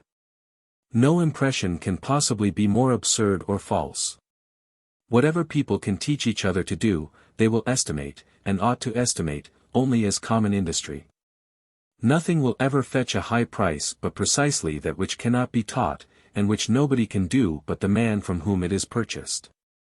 No state of society, nor stage of knowledge, ever does away with the natural preeminence of one man over another, and it is that preeminence, and that only, which will give work high value in the market, or which ought to do so. It is a bad sign of the judgment, and bad omen for the progress, of a nation, if it supposes itself to possess many artists of equal merit. Noble art is nothing less than the expression of a great soul, and great souls are not common things. If ever we confound their work with that of others, it is not through liberality, but through blindness. Note 4. There is great difficulty in making any short or general statement of the difference between great and ignoble minds in their behavior to the public. It is by no means universally the case that a mean mind, as stated in the text, will bend itself to what you ask of it. On the contrary, there is one kind of mind, the meanest of all, which perpetually complains of the public, contemplates and proclaims itself as a genius, refuses all wholesome discipline or humble office, and ends in miserable and revengeful ruin. Also, the greatest minds are marked by nothing more distinctly than an inconceivable humility, an acceptance of work or instruction in any form, and from any quarter. They will learn from everybody, and do anything that anybody asks of them, so long as it involves only toil, or what other men would think degradation. But the point of quarrel, nevertheless, assuredly rises some day between the public and them, respecting some matter, not of humiliation, but of fact. Your great man always at last comes to see something the public don't see. This something he will assuredly persist in asserting, whether with tongue or pencil, to be as he sees it, not as they see it, and all the world in a heap on the other side will not get him to say otherwise. Then, if the world objects to the saying, he may happen to get stoned or burned for it, but that does not in the least matter to him. If the world has no particular objection to the saying, he may get leave to mutter it to himself till he dies, and be merely taken for an idiot. That also does not matter to him, mutter it he will, according to what he perceives to be fact, and not at all according to the roaring of the walls of Red Sea on the right hand or left of him. Hence the quarrel, sure at some time or other to be started between the public and him. While your mean man, though he will spit and scratch spiritedly at the public, while it does not attend to him, will bow to it for its clap in any direction, and say anything when he has got its ear, which he thinks will bring him another clap. And thus, as stated in the text, he and it go on smoothly together. There are, however, times when the obstinacy of the mean man looks very like the obstinacy of the great one. But if you look closely into the matter, you will always see that the obstinacy of the first is in the pronunciation of I, and of the second, in the pronunciation of it. Note 5. It would have been impossible for political economists long to have endured the error spoken of in the text 14 had they not been confused by an idea, in part well-founded, that the energies and refinements, as well as the riches of civilized life arose from imaginary wants. It is quite true, that the savage who knows no needs but those of food, shelter, and sleep, and after he has snared his venison and patched the rents of his hut, passes the rest of his time in animal repose, is in a lower state than the man who labors incessantly that he may procure for himself the luxuries of civilization. And true also, that the difference between one and another nation in progressive power depends in great part on vain desires, but these idle motives are merely to be considered as giving exercise to the national body and mind. They are not sources of wealth, except so far as they give the habits of industry and acquisitiveness. If a boy is clumsy and lazy, we shall do good if we can persuade him to carve cherry stones and fly kites. And this use of his fingers and limbs may eventually be the cause of his becoming a wealthy and happy man, but we must not therefore argue that cherry stones are valuable property, or that kite flying is a profitable mode of passing time. In like manner, a nation always wastes its time and labor directly, when it invents a new want of a frivolous kind, and yet the invention of such a want may be the sign of a healthy activity. And the labor undergone to satisfy the new want may lead, indirectly, to useful discoveries or to noble arts. So that a nation is not to be discouraged in its fancies when it is either too weak or foolish to be moved to exertion by anything but fancies, or has attended to its serious business first.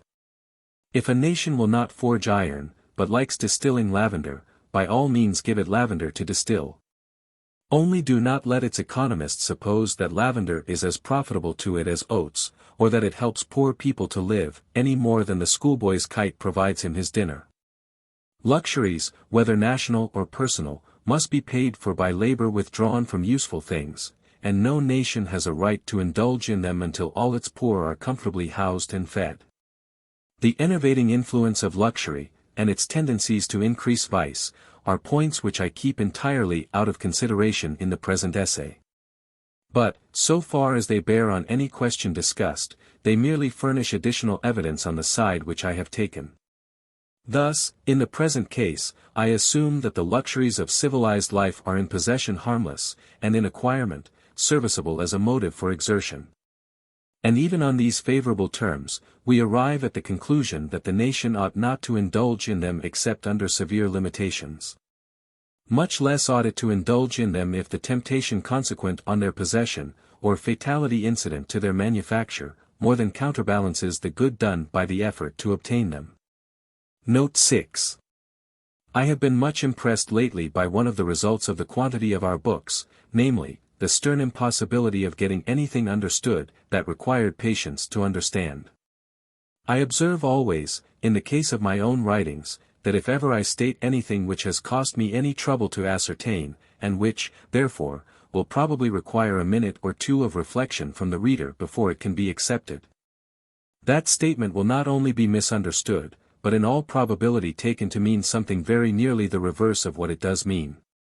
Now, whatever faults there may be in my modes of expression, I know that the words I use will always be found, by Johnson's dictionary, to bear, first of all, the sense I use them in. And that the sentences, whether awkwardly turned or not, will, by the ordinary rules of grammar, bear no other interpretation than that I mean them to bear. So that the misunderstanding of them must result, ultimately, from the mere fact that their matter sometimes requires a little patience. And I see the same kind of misinterpretation put on the words of other writers, whenever they require the same kind of thought. I was at first a little despondent about this. But, on the whole, I believe it will have a good effect upon our literature for some time to come, and then, perhaps, the public may recover its patience again. For certainly it is excellent discipline for an author to feel that he must say all he has to say in the fewest possible words, or his reader is sure to skip them, and in the plainest possible words, or his reader will certainly misunderstand them. Generally, also, a downright fact may be told in a plain way, and we want downright facts at present more than anything else. And though I often hear moral people complaining of the bad effects of want of thought, for my part, it seems to me that one of the worst diseases to which the human creature is liable is its disease of thinking. If it would only just look 15 at a thing instead of thinking what it must be like, or do a thing, instead of thinking it cannot be done, we should all get on far better. Note 7. While, however, undoubtedly, these responsibilities attach to every person possessed of wealth, it is necessary both to avoid any stringency of statement respecting the benevolent modes of spending money, and to admit and approve so much liberty of spending it for selfish pleasures as may distinctly make wealth a personal reward for toil, and secure in the minds of all men the right of property. For although, without doubt, the purest pleasures it can procure are not selfish, it is only as a means of personal gratification that it will be desired by a large majority of workers. And it would be no less false ethics than false policy to check their energy by any forms of public opinion which bore hardly against the wanton expenditure of honestly got wealth. It would be hard if a man who had passed the greater part of his life at the desk or counter could not at last innocently gratify a caprice. And all the best and most sacred ends of almsgiving would be at once disappointed, if the idea of a moral claim took the place of affectionate gratitude in the mind of the receiver. Some distinction is made by us naturally in this respect between earned and inherited wealth, that which is inherited appearing to involve the most definite responsibilities, especially when consisting in revenues derived from the soil. The form of taxation which constitutes rental of lands places annually a certain portion of the national wealth in the hands of the nobles, or other proprietors of the soil, under conditions peculiarly calculated to induce them to give their best care to its efficient administration. The want of instruction in even the simplest principles of commerce and economy, which hitherto has disgraced our schools and universities, has indeed been the cause of ruin or total inutility of life to multitudes of our men of estate. But this deficiency in our public education cannot exist much longer, and it appears to be highly advantageous for the state that a certain number of persons distinguished by race should be permitted to set examples of wise expenditure, whether in the advancement of science, or in patronage of art and literature. Only they must see to it that they take their right standing more firmly than they have done hitherto, for the position of a rich man in relation to those around him is, in our present real life, and is also contemplated generally by political economists as being, precisely the reverse of what it ought to be. A rich man ought to be continually examining how he may spend his money for the advantage of others. At present, others are continually plotting how they may beguile him into spending it apparently for his own. The aspect which he presents to the eyes of the world is generally that of a person holding a bag of money with a staunch grasp, and resolved to part with none of it unless he is forced. And all the people about him are plotting how they may force him. That is to say, how they may persuade him that he wants this thing or that, or how they may produce things that he will covet and buy. One man tries to persuade him that he wants perfumes, another that he wants jewelry, another that he wants sugar plums, another that he wants roses at Christmas. Anybody who can invent a new want for him is supposed to be a benefactor to society, and thus the energies of the poorer people about him are continually directed to the production of covetable, instead of serviceable things. And the rich man has the general aspect of a fool, plotted against by all the world. Whereas the real aspect which he ought to have is that of a person wiser than others, entrusted with the management of a larger quantity of capital, which he administers for the profit of all, directing each man to the labor which is most healthy for him, and most serviceable for the community. Note 8. In various places throughout these lectures I have had to allude to the distinction between productive and unproductive labor, and between true and false wealth. I shall here endeavor, as clearly as I can, to explain the distinction I mean. Property may be divided generally into two kinds, that which produces life, and that which produces the objects of life. That which produces or maintains life consists of food, in so far as it is nourishing, of furniture and clothing, in so far as they are protective or cherishing, of fuel, and of all land, instruments, or materials, necessary to produce food, houses, clothes and fuel. It is specially and rightly called useful property. The property which produces the objects of life consists of all that gives pleasure or suggests and preserves thought, of food, furniture, and land, in so far as they are pleasing to the appetite or the eye, of luxurious dress. And all other kinds of luxuries, of books, pictures, and architecture. But the modes of connection of certain minor forms of property with human labor render it desirable to arrange them under more than these two heads. Property may therefore be conveniently considered as of 5 kinds. First, property necessary to life, but not producible by labor, and therefore belonging of right, in a due measure, to every human being as soon as he is born, and morally unalienable. As, for instance, his proper share of the atmosphere, without which he cannot breathe, and of water, which he needs to quench his thirst. As much land as he needs to feed from is also inalienable. But in well-regulated communities this quantity of land may often be represented by other possessions, or its needs supplied by wages and privileges. 2. Property necessary to life, but only producible by labor, and of which the possession is morally connected with labor. So that no person capable of doing the work necessary for its production has a right to it until he has done that work. He that will not work, neither should he eat. It consists of simple food, clothing, and habitation, with their seeds and materials, or instruments and machinery, and animals used for necessary draught or locomotion, etc. It is to be observed of this kind of property, that its increase cannot usually be carried beyond a certain point, because it depends not on labor only, but on things of which the supply is limited by nature.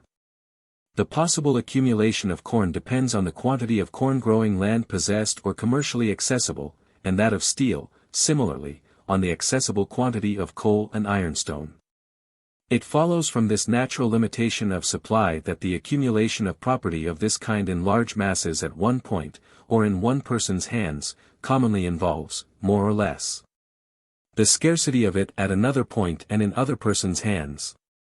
So that the accidents or energies which may enable one man to procure a great deal of it, may, and in all likelihood will partially prevent other men procuring a sufficiency of it, however willing they may be to work for it.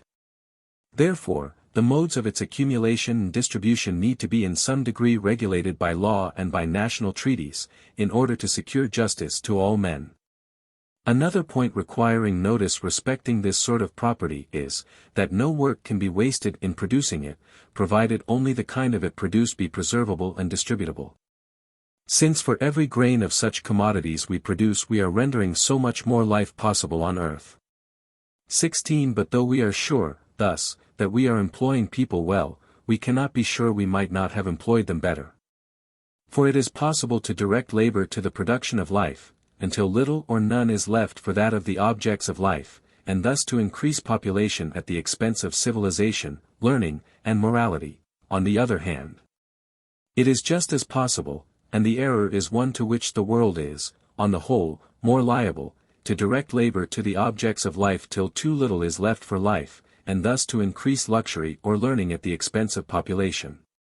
Right political economy holds its aim poised justly between the two extremes, desiring neither to crowd its dominions with a race of savages, nor to found courts and colleges in the midst of a desert. 3. The third kind of property is that which conduces to bodily pleasures and conveniences, without directly tending to sustain life, perhaps sometimes indirectly tending to destroy it.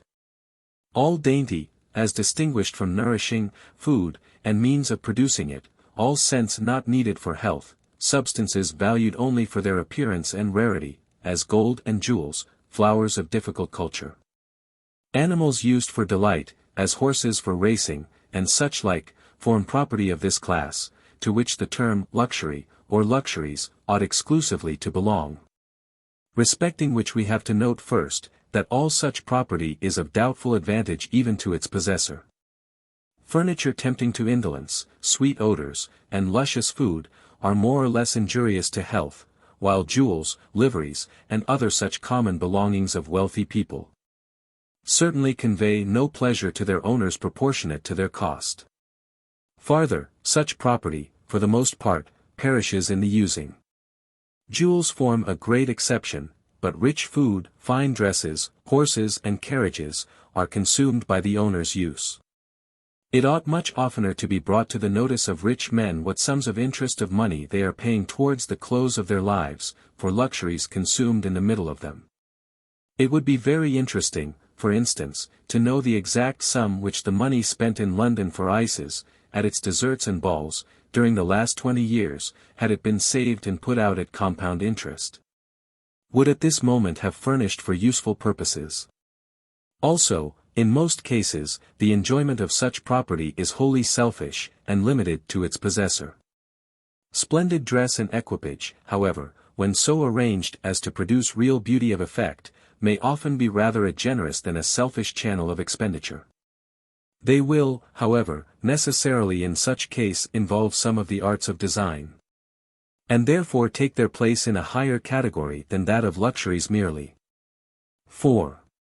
The fourth kind of property is that which bestows intellectual or emotional pleasure, consisting of land set apart for purposes of delight more than for agriculture, of books, works of art, and objects of natural history.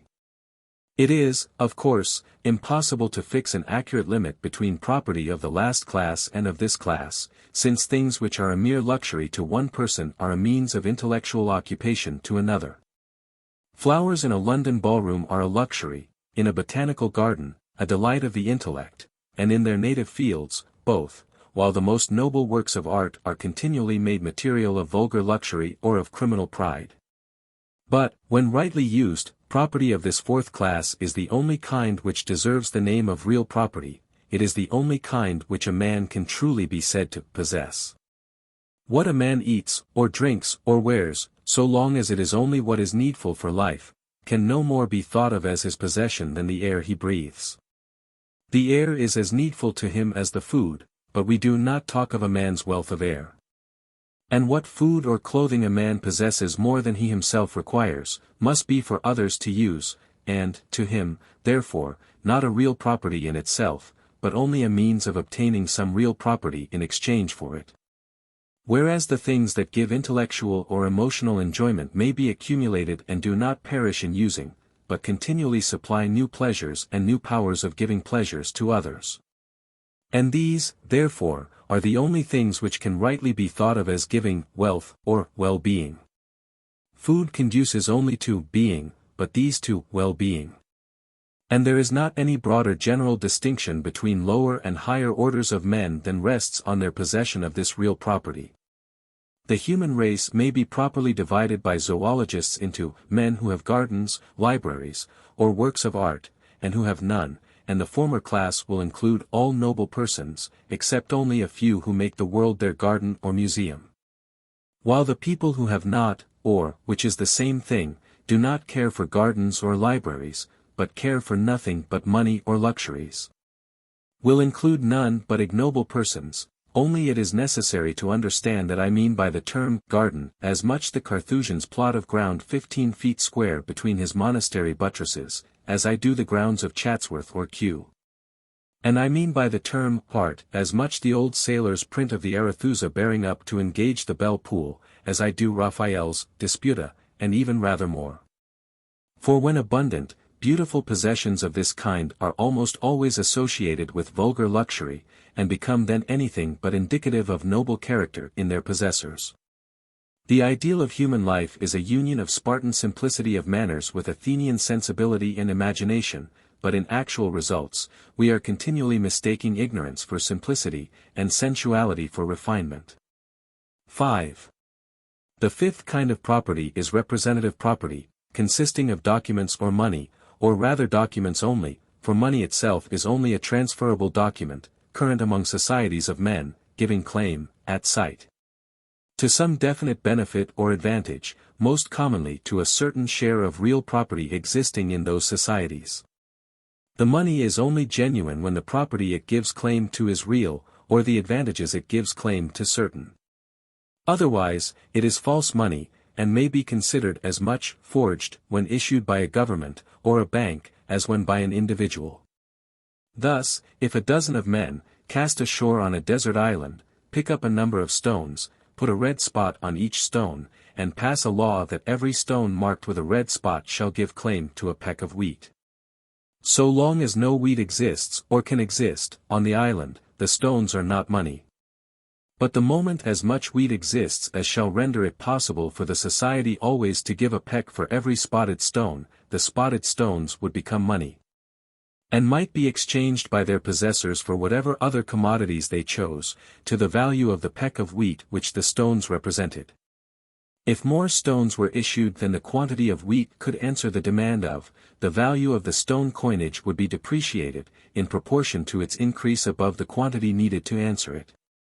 Again, supposing a certain number of the men so cast ashore were set aside by lot, or any other convention, to do the rougher labor necessary for the whole society, they themselves being maintained by the daily allotment of a certain quantity of food, clothing, etc. Then, if it were agreed that the stones spotted with red should be signs of a government order for the labor of these men, and that any person presenting a spotted stone at the office of the laborers, should be entitled to a man's work for a week or a day, the red stones would be money, and might, probably would, immediately pass current in the island for as much food, or clothing, or iron, or any other article as a man's work for the period secured by the stone was worth. But if the government issued so many spotted stones that it was impossible for the body of men they employed to comply with the orders, as, suppose, if they only employed 12 men, and issued 18 spotted stones daily, ordering a day's work each, then the 6 extra stones would be forged or false money. And the effect of this forgery would be the depreciation of the value of the whole coinage by 1/3, that being the period of shortcoming which would, on the average, necessarily ensue in the execution of each order. Much occasional work may be done in a state or society, by help of an issue of false money, or false promises, by way of stimulants. And the fruit of this work, if it comes into the promiser's hands, may sometimes enable the false promises at last to be fulfilled, hence the frequent issue of false money by governments and banks. And the not unfrequent escapes from the natural and proper consequences of such false issues, so as to cause a confused conception in most people's minds of what money really is. I am not sure whether some quantity of such false issue may not really be permissible in a nation, accurately proportioned to the minimum average produce of the labor it excites, but all such procedures are more or less unsound. And the notion of unlimited issue of currency is simply one of the absurdest and most monstrous that ever came into disjointed human wits. The use of objects of real or supposed value for currency, as gold, jewelry, etc., is barbarous. And it always expresses either the measure of the distrust in the society of its own government, or the proportion of distrustful or barbarous nations with whom it has to deal. A metal not easily corroded or imitated, is a desirable medium of currency for the sake of cleanliness and convenience, but were it possible to prevent forgery, the more worthless the metal itself, the better. The use of worthless media, unrestrained by the use of valuable media, has always hitherto involved, and is therefore supposed to involve necessarily, unlimited, or at least improperly extended, issue. But we might as well suppose that a man must necessarily issue unlimited promises because his words cost nothing. Intercourse with foreign nations must, indeed, for ages yet to come, at the world's present rate of progress, be carried on by valuable currencies, but such transactions are nothing more than forms of barter.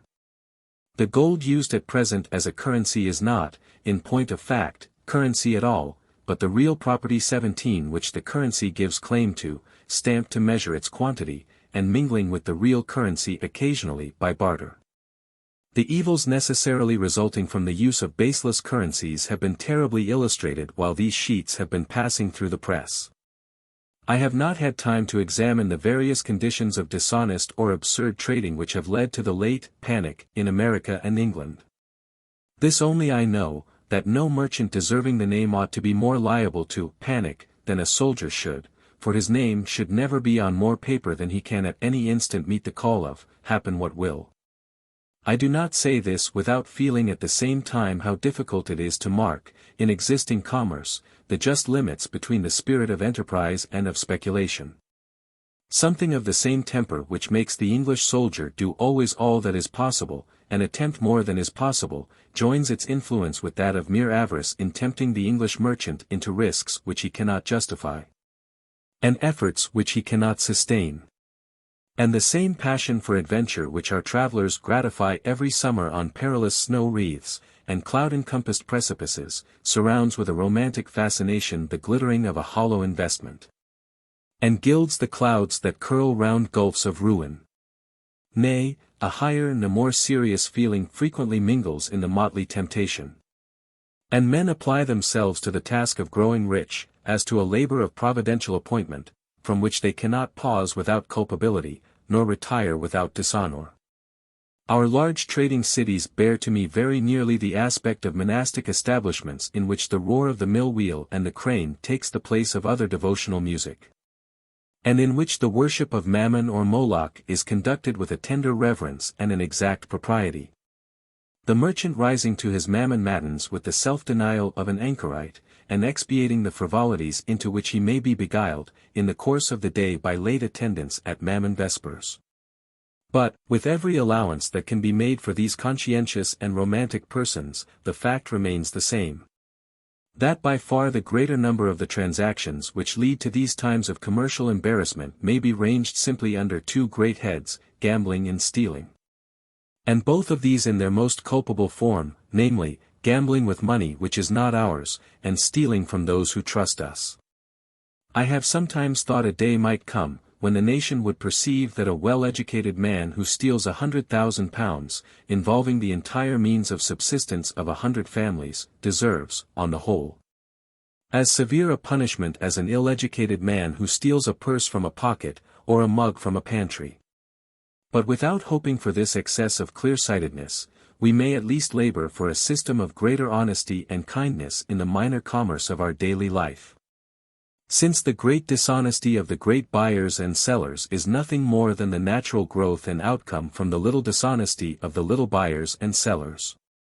Every person who tries to buy an article for less than its proper value, or who tries to sell it at more than its proper value, every consumer who keeps a tradesman waiting for his money, and every tradesman who bribes a consumer to extravagance by credit, is helping forward, according to his own measure of power, a system of baseless and dishonorable commerce, and forcing his country down into poverty and shame. And people of moderate means and average powers of mind would do far more real good by merely carrying out stern principles of justice and honesty in common matters of trade, than by the most ingenious schemes of extended philanthropy, or vociferous declarations of theological doctrine. There are three weighty matters of the law: justice, mercy, and truth, and of these the teacher puts truth last, because that cannot be known but by a course of acts of justice and love. But men put, in all their efforts, truth first, because they mean by it their own opinions. And thus, while the world has many people who would suffer martyrdom in the cause of what they call truth, it has few who will suffer even a little inconvenience, in that of justice and mercy. Unto this last, for essays on the first principles of political economy.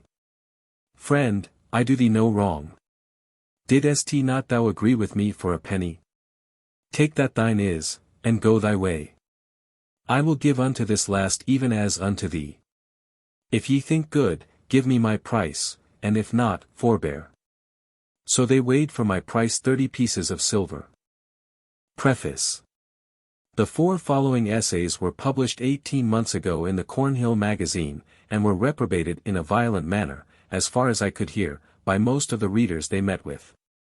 Not a whit the less, I believe them to be the best, that is to say, the truest, rightest worded, and most serviceable things I have ever written, and the last of them, having had especial pains spent on it, is probably the best I shall ever write.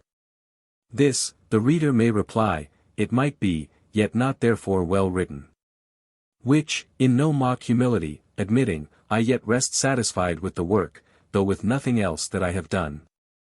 And purposing shortly to follow out the subjects opened in these papers, as I may find leisure, I wish the introductory statements to be within the reach of any one who may care to refer to them. So I republish the essays as they appeared. One word only is changed, correcting the estimate of a weight, and no word is added.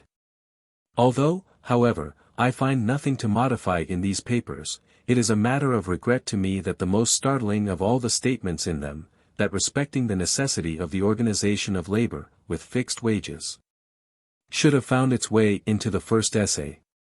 It being quite one of the least important, though by no means the least certain, of the positions to be defended. The real gist of these papers, their central meaning and aim, is to give, as I believe for the first time in plain English, it has often been incidentally given in good Greek by Plato and Xenophon, and good Latin by Cicero and Horace, a logical definition of wealth, such definition being absolutely needed for a basis of economical science. The most reputed essay on that subject which has appeared in modern times, after opening with the statement that writers on political economy profess to teach, or to investigate, 18 the nature of wealth. Thus follows up the declaration of its thesis: every one has a notion, sufficiently correct for common purposes, of what is meant by wealth. It is no part of the design of this treatise to aim at metaphysical nicety of definition. 19. Metaphysical nicety, we assuredly do not need, but physical nicety, and logical accuracy, with respect to a physical subject, we as assuredly do. Suppose the subject of inquiry, instead of being house law, oikonomia, had been star law, astronomia, and that, ignoring distinction between stars fixed and wandering, as here between wealth radiant and wealth reflective. The writer had begun thus: every one has a notion, sufficiently correct for common purposes, of what is meant by stars. Metaphysical nicety in the definition of a star is not the object of this treatise. The essay so opened might yet have been far more true in its final statements, and 1,000-fold more serviceable to the navigator, than any treatise on wealth, which founds its conclusions on the popular conception of wealth, can ever become to the economist. It was, therefore, the first object of these following papers to give an accurate and stable definition of wealth. Their second object was to show that the acquisition of wealth was finally possible only under certain moral conditions of society, of which quite the first was a belief in the existence and even, for practical purposes, in the attainability of honesty. Without venturing to pronounce, since on such a matter human judgment is by no means conclusive, what is, or is not, the noblest of God's works, we may yet admit so much of Pope's assertion as that an honest man is among his best works presently visible, and, as things stand, a somewhat rare one. But not an incredible or miraculous work, still less an abnormal one. Honesty is not a disturbing force, which deranges the orbits of economy, but a consistent and commanding force, by obedience to which, and by no other obedience, those orbits can continue clear of chaos. It is true, I have sometimes heard Pope condemned for the lowness, instead of the height, of his standard. Honesty is indeed a respectable virtue, but how much higher may men attain? Shall nothing more be asked of us than that we be honest? For the present, good friends, nothing. It seems that in our aspirations to be more than that, we have to some extent lost sight of the propriety of being so much as that. What else we may have lost faith in, there shall be here no question. But assuredly we have lost faith in common honesty, and in the working power of it. And this faith, with the facts on which it may rest, it is quite our first business to recover and keep, not only believing, but even by experience assuring ourselves that there are yet in the world men who can be restrained from fraud otherwise than by the fear of losing employment. 20 Nay, that it is even accurately in proportion to the number of such men in any state, that the said state does or can prolong its existence. To these 2 points, then, the following essays are mainly directed. The subject of the organization of labor is only casually touched upon, because, if we once can get a sufficient quantity of honesty in our captains, the organization of labor is easy, and will develop itself without quarrel or difficulty. But if we cannot get honesty in our captains, the organization of labor is forevermore impossible. The several conditions of its possibility I purpose to examine at length in the sequel. Yet, lest the reader should be alarmed by the hints thrown out during the following investigation of first principles, as if they were leading him into unexpectedly dangerous ground, I will, for his better assurance, State at once the worst of the political creed at which I wish him to arrive. 1. First, that there should be training schools for youth established, at government cost, 21 and under government discipline, over the whole country. That every child born in the country should, at the parents' wish, be permitted, and, in certain cases, be under penalty required, to pass through them. And that, in these schools, the child should, with other minor pieces of knowledge hereafter to be considered, imperatively be taught, with the best skill of teaching that the country could produce. The following 3 things. A. The laws of health, and the exercises enjoined by them. B. Habits of gentleness and justice, and C. The calling by which he is to live. 2. Secondly, that, in connection with these training schools, there should be established, also entirely under government regulation, manufactories and workshops, for the production and sale of every necessary of life, and for the exercise of every useful art. And that, interfering no whit with private enterprise, nor setting any restraints or tax on private trade, but leaving both to do their best, and beat the government if they could, there should, at these government manufactories and shops, be authoritatively good and exemplary work done, and pure and true substance sold. So that a man could be sure, if he chose to pay the government price, that he got for his money bread that was bread, ale that was ale, and work that was work. 3. Thirdly, that any man, or woman, or boy, or girl, out of employment, should be at once received at the nearest government school, and set to such work as it appeared, on trial, they were fit for. At a fixed rate of wages determinable every year, that, being found incapable of work through ignorance, they should be taught, or being found incapable of work through sickness, should be tended. But that being found objecting to work, they should be set, under compulsion of the strictest nature, to the more painful and degrading forms of necessary toil, especially to that in mines and other places of danger, such danger being, however, diminished to the utmost by careful regulation and discipline, and the due wages of such work be retained, cost of compulsion first abstracted, to be at the workman's command, so soon as he has come to sounder mind respecting the laws of employment. 4th, lastly, that for the old and destitute, comfort and home should be provided, which provision, when misfortune had been by the working of such a system sifted from guilt, would be honorable instead of disgraceful to the receiver. For, I repeat this passage out of my Political Economy of Art, to which the reader is referred for farther detail. 22, a laborer serves his country with his spade, just as a man in the middle ranks of life serves it with sword, pen, or lancet, if the service is less, and, therefore the wages during health less, then the reward, when health is broken, may be less, but not, therefore, less honorable. And it ought to be quite as natural and straightforward a matter for a laborer to take his pension from his parish, because he has deserved well of his parish, as for a man in higher rank to take his pension from his country, because he has deserved well of his country. To which statement, I will only add, for conclusion, respecting the discipline and pay of life and death, that, for both high and low, Livy's last words touching Valerius Publicola, de publico est elatus. 23 ought not to be a dishonorable close of epitaph. These things, then, I believe, and am about, as I find power, to explain and illustrate in their various bearings, following out also what belongs to them of collateral inquiry. Here I state them only in brief, to prevent the reader casting about in alarm for my ultimate meaning. Yet requesting him, for the present to remember, that in a science dealing with so subtle elements as those of human nature, it is only possible to answer for the final truth of principles, not for the direct success of plans, and that in the best of these last, what can be immediately accomplished is always questionable, and what can be finally accomplished, inconceivable. Denmark Hill, May 10, 1862. Essay 1. The Roots of Honor. Among the delusions which at different periods have possessed themselves of the minds of large masses of the human race, perhaps the most curious, certainly the least creditable, is the modern soi-disant science of political economy, based on the idea that an advantageous code of social action may be determined irrespectively of the influence of social affection.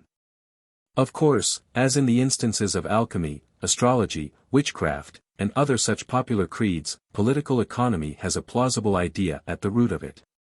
The social affections, says the economist, are accidental and disturbing elements in human nature, but avarice and the desire of progress are constant elements.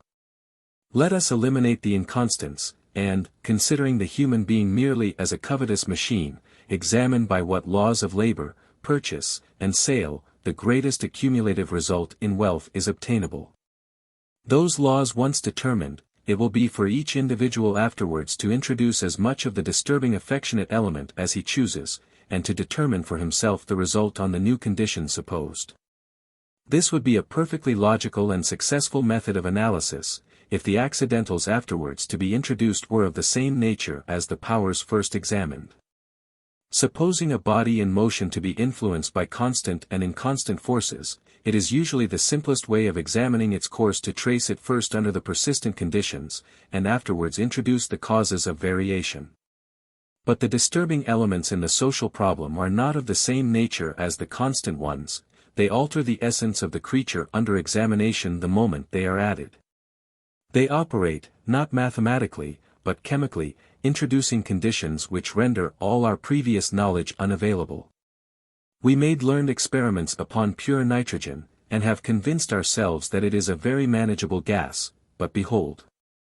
The thing which we have practically to deal with is its chloride, and this, the moment we touch it on our established principles, sends us and our apparatus through the ceiling. Observe, I neither impugn nor doubt the conclusions of the science, if its terms are accepted. I am simply uninterested in them, as I should be in those of a science of gymnastics which assumed that men had no skeletons. It might be shown, on that supposition, that it would be advantageous to roll the students up into pellets, flatten them into cakes, or stretch them into cables. And that when these results were effected, the reinsertion of the skeleton would be attended with various inconveniences to their constitution. The reasoning might be admirable, the conclusions true, and the science deficient only in applicability. Modern political economy stands on a precisely similar basis. Assuming, not that the human being has no skeleton, but that it is all skeleton, it founds an Sisyphean theory of progress on this negation of a soul. And having shown the utmost that may be made of bones, and constructed a number of interesting geometrical figures with death as heads and humeri, successfully proves the inconvenience of the reappearance of a soul among these corpuscular structures. I do not deny the truth of this theory, I simply deny its applicability to the present phase of the world. This inapplicability has been curiously manifested during the embarrassment caused by the late strikes of our workmen. Here occurs one of the simplest cases, in a pertinent and positive form, of the first vital problem which political economy has to deal with, the relation between employer and employed. And at a severe crisis, when lives in multitudes, and wealth in masses, are at stake, the political economists are helpless, practically mute. No demonstrable solution of the difficulty can be given by them, such as may convince or calm the opposing parties. Obstinately the masters take one view of the matter, obstinately the operatives another. And no political science can set them at one. It would be strange if it could, it being not by science of any kind that men were ever intended to be set at one. Disputant after disputant vainly strives to show that the interests of the masters are, or are not, antagonistic to those of the men, none of the pleaders ever seeming to remember that it does not absolutely or always follow that the persons must be antagonistic because their interests are. If there is only a crust of bread in the house, and mother and children are starving, their interests are not the same. If the mother eats it, the children want it, if the children eat it, the mother must go hungry to her work. Yet it does not necessarily follow that there will be antagonism between them, that they will fight for the crust, and that the mother, being strongest, will get it and eat it. Neither, in any other case, whatever the relations of the persons may be, can it be assumed for certain that, because their interests are diverse, they must necessarily regard each other with hostility, and use violence or cunning to obtain the advantage.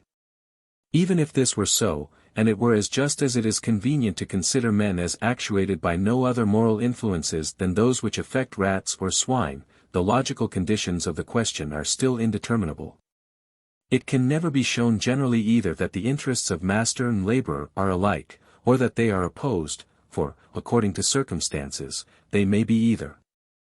It is, indeed, always the interest of both that the work should be rightly done, and a just price obtained for it, but, in the division of profits, the gain of the one may or may not be the loss of the other.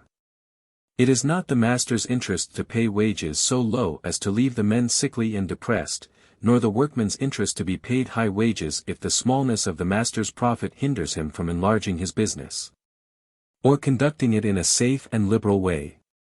A stoker ought not to desire high pay if the company is too poor to keep the engine wheels in repair. And the varieties of circumstance which influence these reciprocal interests are so endless, that all endeavor to deduce rules of action from balance of expediency is in vain. And it is meant to be in vain. For no human actions ever were intended by the Maker of men to be guided by balances of expediency, but by balances of justice. He has therefore rendered all endeavors to determine expediency futile for evermore. No man ever knew or can know what will be the ultimate result to himself, or to others, of any given line of conduct. But every man may know, and most of us do know, what is a just and unjust act. And all of us may know also, that the consequences of justice will be ultimately the best possible, both to others and ourselves, though we can neither say what is best, or how it is likely to come to pass. I have said balances of justice, meaning, in the term justice, to include affection, such affection as one man owes to another. All right relations between master and operative, and all their best interests, ultimately depend on these. We shall find the best and simplest illustration of the relations of master and operative in the position of domestic servants.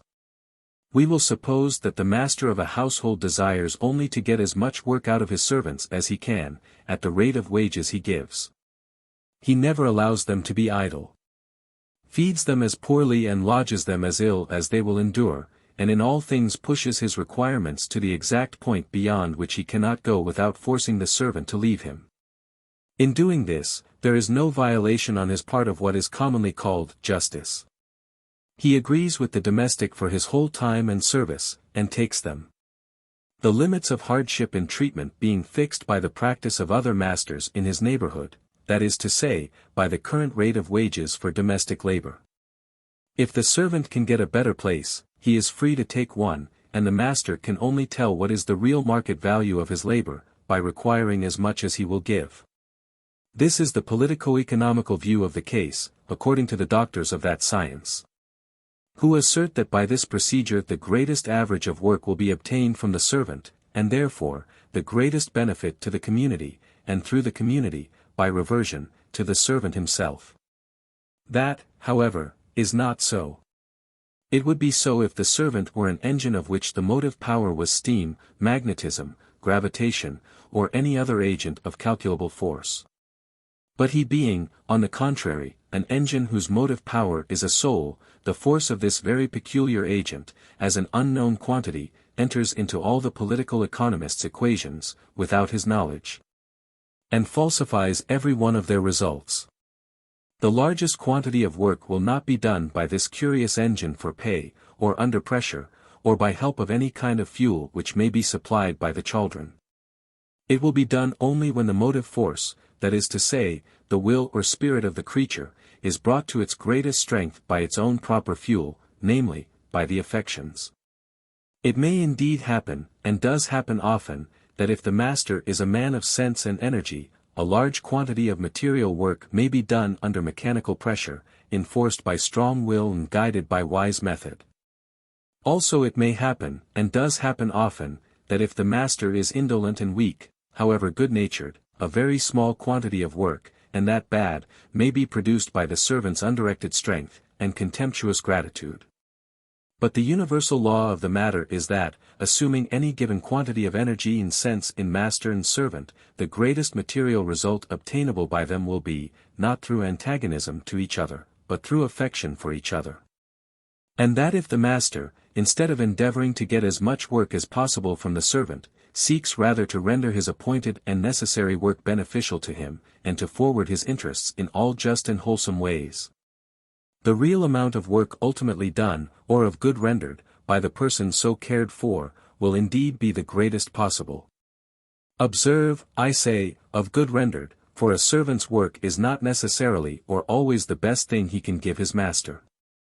But good of all kinds, whether in material service, in protective watchfulness of his master's interest and credit, or in joyful readiness to seize unexpected and irregular occasions of help. Nor is this one whit less generally true because indulgence will be frequently abused, and kindness met with ingratitude. For the servant who, gently treated, is ungrateful, treated ungently, will be revengeful. And the man who is dishonest to a liberal master will be injurious to an unjust one. In any case, and with any person, this unselfish treatment will produce the most effective return. Observe, I am here considering the affections wholly as a motive power, not at all as things in themselves desirable or noble, or in any other way abstractedly good. I look at them simply as an anomalous force, rendering every one of the ordinary political economist's calculations nugatory, while, even if he desired to introduce this new element into his estimates, he has no power of dealing with it. For the affections only become a true motive power when they ignore every other motive and condition of political economy. Treat the servant kindly, with the idea of turning his gratitude to account, and you will get, as you deserve, no gratitude, nor any value for your kindness. But treat him kindly without any economical purpose, and all economical purposes will be answered. In this, as in all other matters, whosoever will save his life shall lose it, whoso loses it shall find it. 24. The next clearest and simplest example of relation between master and operative is that which exists between the commander of a regiment and his men. Supposing the officer only desires to apply the rules of discipline so as, with least trouble to himself, to make the regiment most effective, he will not be able, by any rules, or administration of rules, on this selfish principle, to develop the full strength of his subordinates. If a man of sense and firmness, he may, as in the former instance, produce a better result than would be obtained by the irregular kindness of a weak officer. But let the sense and firmness be the same in both cases, and assuredly the officer who has the most direct personal relations with his men, the most care for their interests, and the most value for their lives, will develop their effective strength, through their affection for his own person, and trust in his character, to a degree wholly unattainable by other means. The law applies still more stringently as the numbers concerned are larger. A charge may often be successful, though the men dislike their officers. A battle has rarely been won, unless they love their general. Passing from these simple examples to the more complicated relations existing between a manufacturer and his workmen, we are met first by certain curious difficulties, resulting, apparently, from a harder and colder state of moral elements. It is easy to imagine an enthusiastic affection existing among soldiers for the colonel, not so easy to imagine an enthusiastic affection among cotton spinners for the proprietor of the mill. A body of men associated for purposes of robbery, as a Highland clan in ancient times, shall be animated by perfect affection, and every member of it be ready to lay down his life for the life of his chief.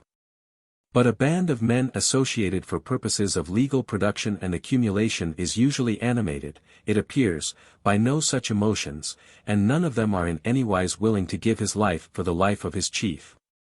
Not only are we met by this apparent anomaly, in moral matters, but by others connected with it, in administration of system. For a servant or a soldier is engaged at a definite rate of wages, for a definite period. But a workman at a rate of wages variable according to the demand for labor, and with the risk of being at any time thrown out of his situation by chances of trade. Now, as, under these contingencies, no action of the affections can take place, but only an explosive action of disaffections, 2 points offer themselves for consideration in the matter. The first, how far the rate of wages may be so regulated as not to vary with the demand for labor. The second, how far it is possible that bodies of workmen may be engaged and maintained at such fixed rate of wages, whatever the state of trade may be, without enlarging or diminishing their number, so as to give them permanent interest in the establishment with which they are connected, like that of the domestic servants in an old family, or an esprit de corps, like that of the soldiers in a crack regiment. The first question is, I say, how far it may be possible to fix the rate of wages irrespectively of the demand for labor. Perhaps one of the most curious facts in the history of human error is the denial by the common political economist of the possibility of thus regulating wages. While, for all the important, and much of the unimportant, labor on the earth, wages are already so regulated. We do not sell our prime ministership by Dutch auction. Nor, on the decease of a bishop, whatever may be the general advantages of simony, do we, yet, offer his diocese to the clergyman who will take the episcopacy at the lowest contract. We, with exquisite sagacity of political economy, do indeed sell commissions, but not, openly, generalships. We do not inquire for a physician who takes less than a guinea. Litigious, we never think of reducing 6 and 8pence to 4 and 6pence. Caught in a shower, we do not canvass the cabman, to find one who values his driving at less than a 6pence a mile. It is true that in all these cases there is, and in every conceivable case there must be, ultimate reference to the presumed difficulty of the work, or number of candidates for the office. If it were thought that the labor necessary to make a good physician would be gone through by a sufficient number of students with the prospect of only half-guinea fees, public consent would soon withdraw the unnecessary half-guinea. In this ultimate sense, the price of labor is indeed always regulated by the demand for it. But so far as the practical and immediate administration of the matter is regarded, the best labor always has been, and is, as all labor ought to be, paid by an invariable standard. What? The reader, perhaps, answers amazedly, pay good and bad workmen alike. Certainly. The difference between one prelate's sermons and his successors, or between one physician's opinion and another's, is far greater, as respects the qualities of mind involved, and far more important in result to you personally, than the difference between good and bad laying of bricks, though that is greater than most people suppose. Yet you pay with equal fee, contentedly, the good and bad workman upon your soul, and the good and bad workman upon your body. Much more may you pay, contentedly, with equal fees, the good and bad workman upon your house. Nay, but I choose my physician and my clergyman, thus indicating my sense of the quality of their work. By all means, also, choose your bricklayer, that is the proper reward of the good workman, to be chosen. The natural and right system respecting all labor is, that it should be paid at a fixed rate, but the good workman employed, and the bad workman unemployed.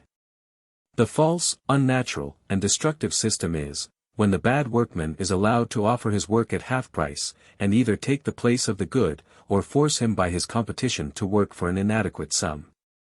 This equality of wages, then, being the first object towards which we have to discover the directest available road. The second is, as above stated, that of maintaining constant numbers of workmen in employment, whatever may be the accidental demand for the article they produce. I believe the sudden and extensive inequalities of demand which necessarily arise in the mercantile operations of an active nation, constitute the only essential difficulty which has to be overcome in a just organization of labor. The subject opens into too many branches to admit of being investigated in a paper of this kind, but the following general facts bearing on it may be noted. The wages which enable any workman to live are necessarily higher, if his work is liable to intermission, than if it is assured and continuous. And however severe the struggle for work may become, the general law will always hold, that men must get more daily pay if, on the average, they can only calculate on work 3 days a week, than they would require if they were sure of work 6 days a week. Supposing that a man cannot live on less than a shilling a day, his 7 shillings he must get either for 3 days violent work, or 6 days deliberate work. The tendency of all modern mercantile operations is to throw both wages and trade into the form of a lottery, and to make the workman's pay depend on intermittent exertion, and the principal's profit on dexterously used chance. In what partial degree, I repeat, this may be necessary, in consequence of the activities of modern trade, I do not here investigate. Contenting myself with the fact, that in its fatalist aspects it is assuredly unnecessary, and results merely from love of gambling on the part of the masters, and from ignorance and sensuality in the men. The masters cannot bear to let any opportunity of gain escape them, and frantically rush at every gap and breach in the walls of fortune, raging to be rich, and affronting, with impatient covetousness, every risk of ruin. While the men prefer 3 days of violent labor, and 3 days of drunkenness, to 6 days of moderate work and wise rest. There is no way in which a principal, who really desires to help his workmen, may do it more effectually than by checking these disorderly habits both in himself and them. Keeping his own business operations on a scale which will enable him to pursue them securely, not yielding to temptations of precarious gain. And, at the same time, leading his workmen into regular habits of labor and life, either by inducing them rather to take low wages in the form of a fixed salary, than high wages, subject to the chance of their being thrown out of work. Or, if this be impossible, by discouraging the system of violent exertion for nominally high day wages, and leading the men to take lower pay for more regular labor. In effecting any radical changes of this kind, doubtless there would be great inconvenience and loss incurred by all the originators of movement. That which can be done with perfect convenience and without loss, is not always the thing that most needs to be done, or which we are most imperatively required to do. I have already alluded to the difference hitherto existing between regiments of men associated for purposes of violence, and for purposes of manufacture, in that the former appear capable of self-sacrifice, the latter, not. Which singular fact is the real reason of the general lowness of estimate in which the profession of commerce is held, as compared with that of arms. Philosophically, it does not, at first sight, appear reasonable. Many writers have endeavored to prove it unreasonable, that a peaceable and rational person, whose trade is buying and selling, should be held in less honor than an unpeaceable and often irrational person, whose trade is slaying. Nevertheless, the consent of mankind has always, in spite of the philosophers, given precedence to the soldier. And this is right. For the soldier's trade, verily and essentially, is not slaying, but being slain. This, without well knowing its own meaning, the world honors it for. A bravo's trade is slaying. But the world has never respected bravos more than merchants. The reason it honors the soldier is, because he holds his life at the service of the state. Reckless he may be, fond of pleasure or of adventure, all kinds of bimotives and mean impulses may have determined the choice of his profession, and may affect, to all appearance exclusively, his daily conduct in it. But our estimate of him is based on this ultimate fact, of which we are well assured, that, put him in a fortress breach, with all the pleasures of the world behind him, and only death and his duty in front of him, he will keep his face to the front. And he knows that this choice may be put to him at any moment, and has beforehand taken his part, virtually takes such part continually, does, in reality, die daily. Not less is the respect we pay to the lawyer and physician, founded ultimately on their self-sacrifice. Whatever the learning or acuteness of a great lawyer, our chief respect for him depends on our belief that, set in a judge's seat, he will strive to judge justly, come of it what may. Could we suppose that he would take bribes, and use his acuteness and legal knowledge to give plausibility to iniquitous decisions, no degree of intellect would win for him our respect. Nothing will win it, short of our tacit conviction, that in all important acts of his life justice is first with him, his own interest, second. In the case of a physician, the ground of the honor we render him is clearer still. Whatever his science, we should shrink from him in horror if we found him regard his patients merely as subjects to experiment upon. Much more, if we found that, receiving bribes from persons interested in their deaths, he was using his best skill to give poison in the mask of medicine. Finally, the principle holds with utmost clearness as it respects clergymen. No goodness of disposition will excuse want of science in a physician, or of shrewdness in an advocate, but a clergyman, even though his power of intellect be small, is respected on the presumed ground of his unselfishness and serviceableness. Now there can be no question but that the tact, foresight, decision, and other mental powers, required for the successful management of a large mercantile concern, if not such as could be compared with those of a great lawyer, general, or divine, would at least match the general conditions of mind required in the subordinate officers of a ship, or of a regiment, or in the curate of a country parish. If, therefore, all the efficient members of the so-called liberal professions are still, somehow, in public estimate of honor, preferred before the head of a commercial firm. The reason must lie deeper than in the measurement of their several powers of mind. And the essential reason for such preference will be found to lie in the fact that the merchant is presumed to act always selfishly.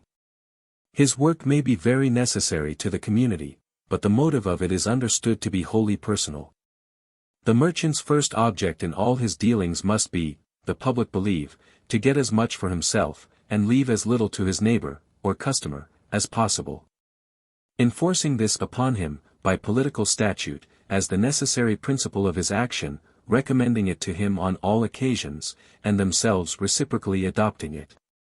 Proclaiming vociferously, for law of the universe, that a buyer's function is to cheapen, and a seller's to cheat, the public, nevertheless, involuntarily condemn the man of commerce for his compliance with their own statement.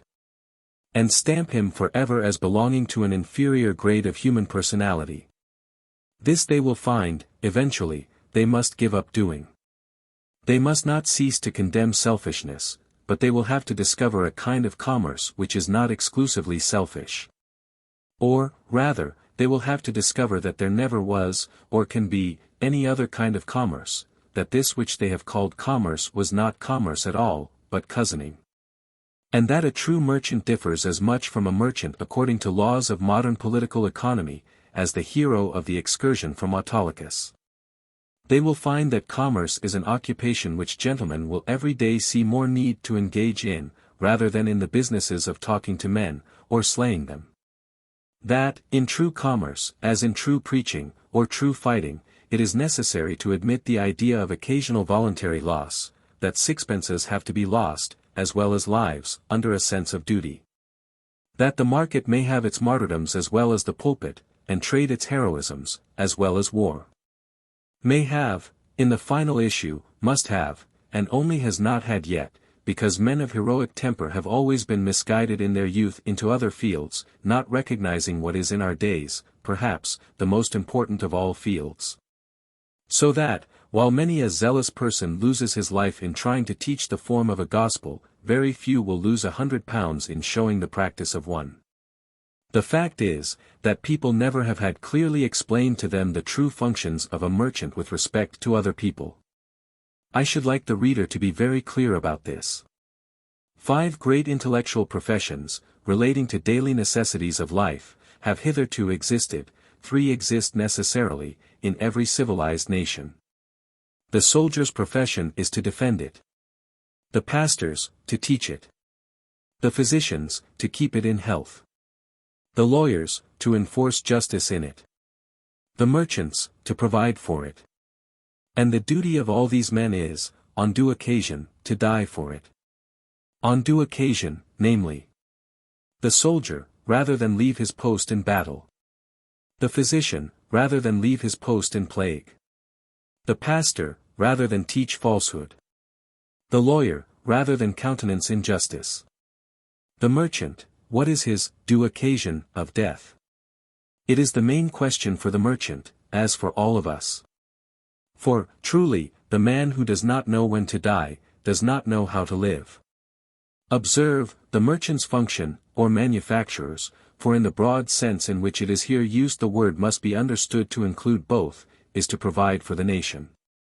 It is no more his function to get profit for himself out of that provision than it is a clergyman's function to get his stipend. The stipend is a due and necessary adjunct, but not the object, of his life, if he be a true clergyman, any more than his fee, or honorarium, is the object of life to a true physician. Neither is his fee the object of life to a true merchant. All 3, if true men, have a work to be done irrespective of fee, to be done even at any cost, or for quite the contrary of fee, the pastor's function being to teach, the physician's to heal, and the merchant's, as I have said, to provide. That is to say, he has to understand to their very root the qualities of the thing he deals in, and the means of obtaining or producing it. And he has to apply all his sagacity and energy to the producing or obtaining it in perfect state, and distributing it at the cheapest possible price where it is most needed.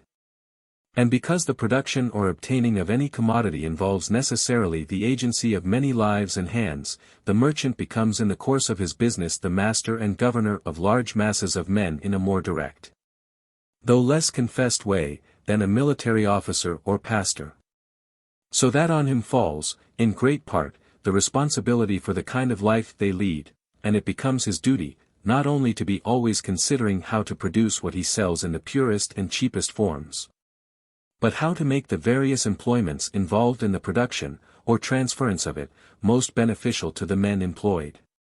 And as into these two functions, requiring for their right exercise the highest intelligence, as well as patience, kindness, and tact, the merchant is bound to put all his energy, so for their just discharge he is bound, as soldier or physician is bound, to give up, if need be, his life, in such way as it may be demanded of him. Two main points he has in his providing function to maintain: first, his engagements, faithfulness to engagements being the real root of all possibilities in commerce, and, secondly, the perfectness and purity of the thing provided. So that, rather than fail in any engagement, or consent to any deterioration, adulteration, or unjust and exorbitant price of that which he provides, he is bound to meet fearlessly any form of distress, poverty, or labor, which may, through maintenance of these points, come upon him. Again, in his office as governor of the men employed by him, the merchant or manufacturer is invested with a distinctly paternal authority and responsibility. In most cases, a youth entering a commercial establishment is withdrawn altogether from home influence. His master must become his father, else he has, for practical and constant help, no father at hand. In all cases the master's authority, together with the general tone and atmosphere of his business, and the character of the men with whom the youth is compelled in the course of it to associate, have more immediate and pressing weight than the home influence, and will usually neutralize it either for good or evil. So that the only means which the master has of doing justice to the men employed by him is to ask himself sternly whether he is dealing with such subordinate as he would with his own son, if compelled by circumstances to take such a position. Supposing the captain of a frigate saw it right, or were by any chance obliged, to place his own son in the position of a common sailor, as he would then treat his son, he is bound always to treat every one of the men under him. So, also, supposing the master of a manufactory saw it right, or were by any chance obliged, to place his own son in the position of an ordinary workman, as he would then treat his son, he is bound always to treat every one of his men. This is the only effective true, or practical rule which can be given on this point of political economy. And as the captain of a ship is bound to be the last man to leave his ship in case of wreck, and to share his last crust with the sailors in case of famine, so the manufacturer, in any commercial crisis or distress, is bound to take the suffering of it with his men, and even to take more of it for himself than he allows his men to feel. As a father would in a famine, shipwreck, or battle, sacrifice himself for his son.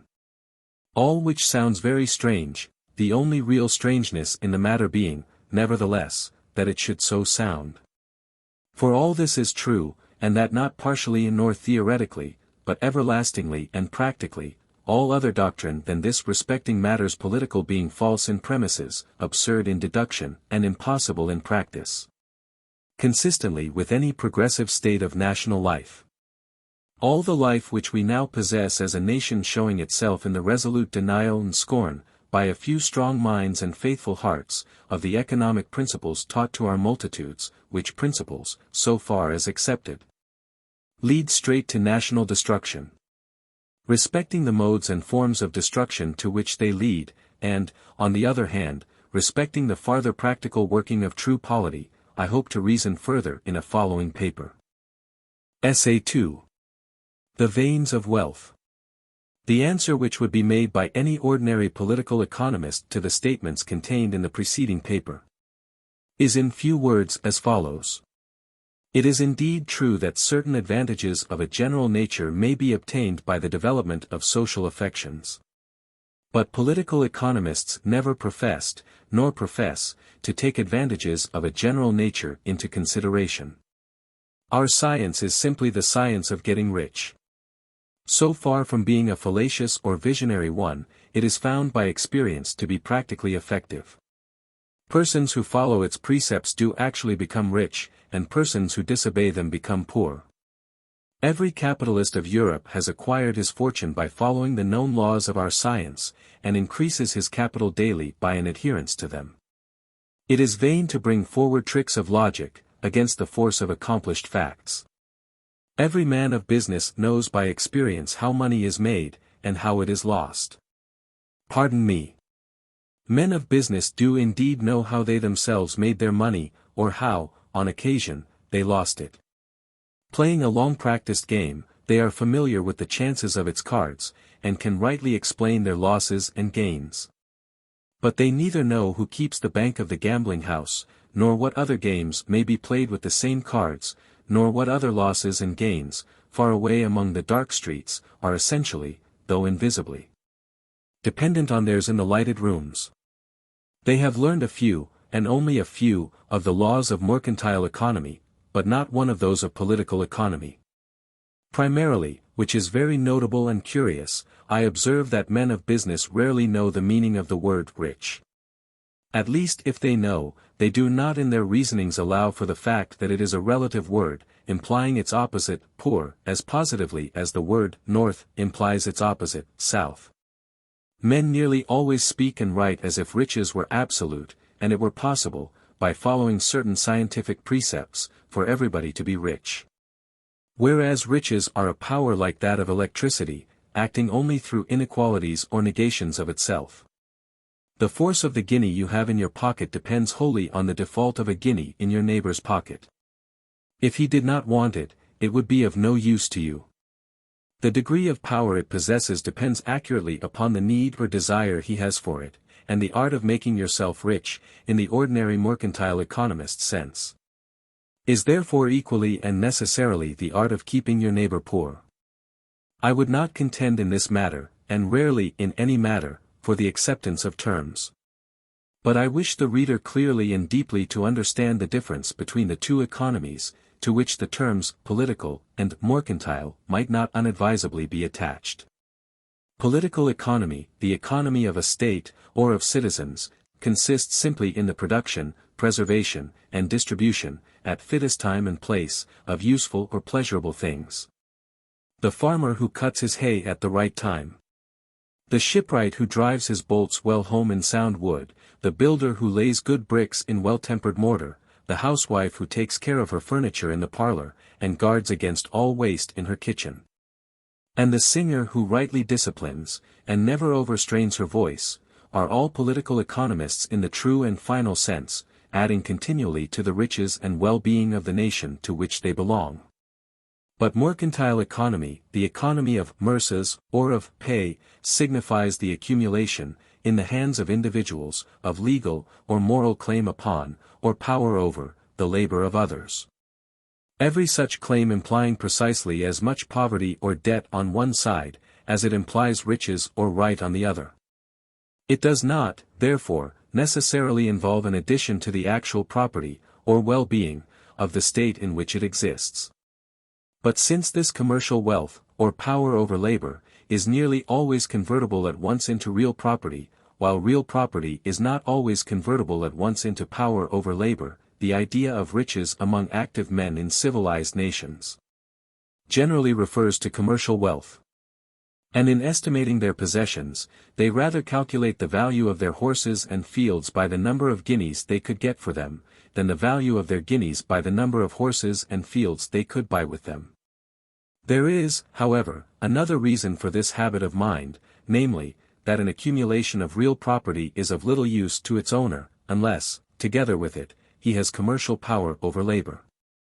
Thus, suppose any person to be put in possession of a large estate of fruitful land, with rich beds of gold in its gravel, countless herds of cattle in its pastures, houses, and gardens, and storehouses full of useful stores. But suppose, after all, that he could get no servants. In order that he may be able to have servants, some one in his neighborhood must be poor, and in want of his gold, or his corn. Assume that no one is in want of either, and that no servants are to be had. He must, therefore, bake his own bread, make his own clothes, plow his own ground, and shepherd his own flocks. His gold will be as useful to him as any other yellow pebbles on his estate. His stores must rot, for he cannot consume them. He can eat no more than another man could eat, and wear no more than another man could wear. He must lead a life of severe and common labor to procure even ordinary comforts. He will be ultimately unable to keep either houses in repair, or fields in cultivation. And forced to content himself with a poor man's portion of cottage and garden, in the midst of a desert of waste land, trampled by wild cattle, and encumbered by ruins of palaces, which he will hardly mock at himself by calling his own. The most covetous of mankind would, with small exultation, I presume, accept riches of this kind on these terms. What is really desired, under the name of riches, is, essentially, power over men. In its simplest sense, the power of obtaining for our own advantage the labor of servant, tradesman, and artist. In wider sense, authority of directing large masses of the nation to various ends, good, trivial, or hurtful, according to the mind of the rich person. And this power of wealth of course is greater or less in direct proportion to the poverty of the men over whom it is exercised, and in inverse proportion to the number of persons who are as rich as ourselves, and who are ready to give the same price for an article of which the supply is limited. If the musician is poor, he will sing for small pay, as long as there is only one person who can pay him, but if there be 2 or 3, he will sing for the one who offers him most. And thus the power of the riches of the patron, always imperfect and doubtful, as we shall see presently, even when most authoritative, depends first on the poverty of the artist, and then on the limitation of the number of equally wealthy persons, who also want seats at the concert. So that, as above stated, the art of becoming rich, in the common sense, is not absolutely nor finally the art of accumulating much money for ourselves, but also of contriving that our neighbors shall have less. In accurate terms, it is the art of establishing the maximum inequality in our own favor.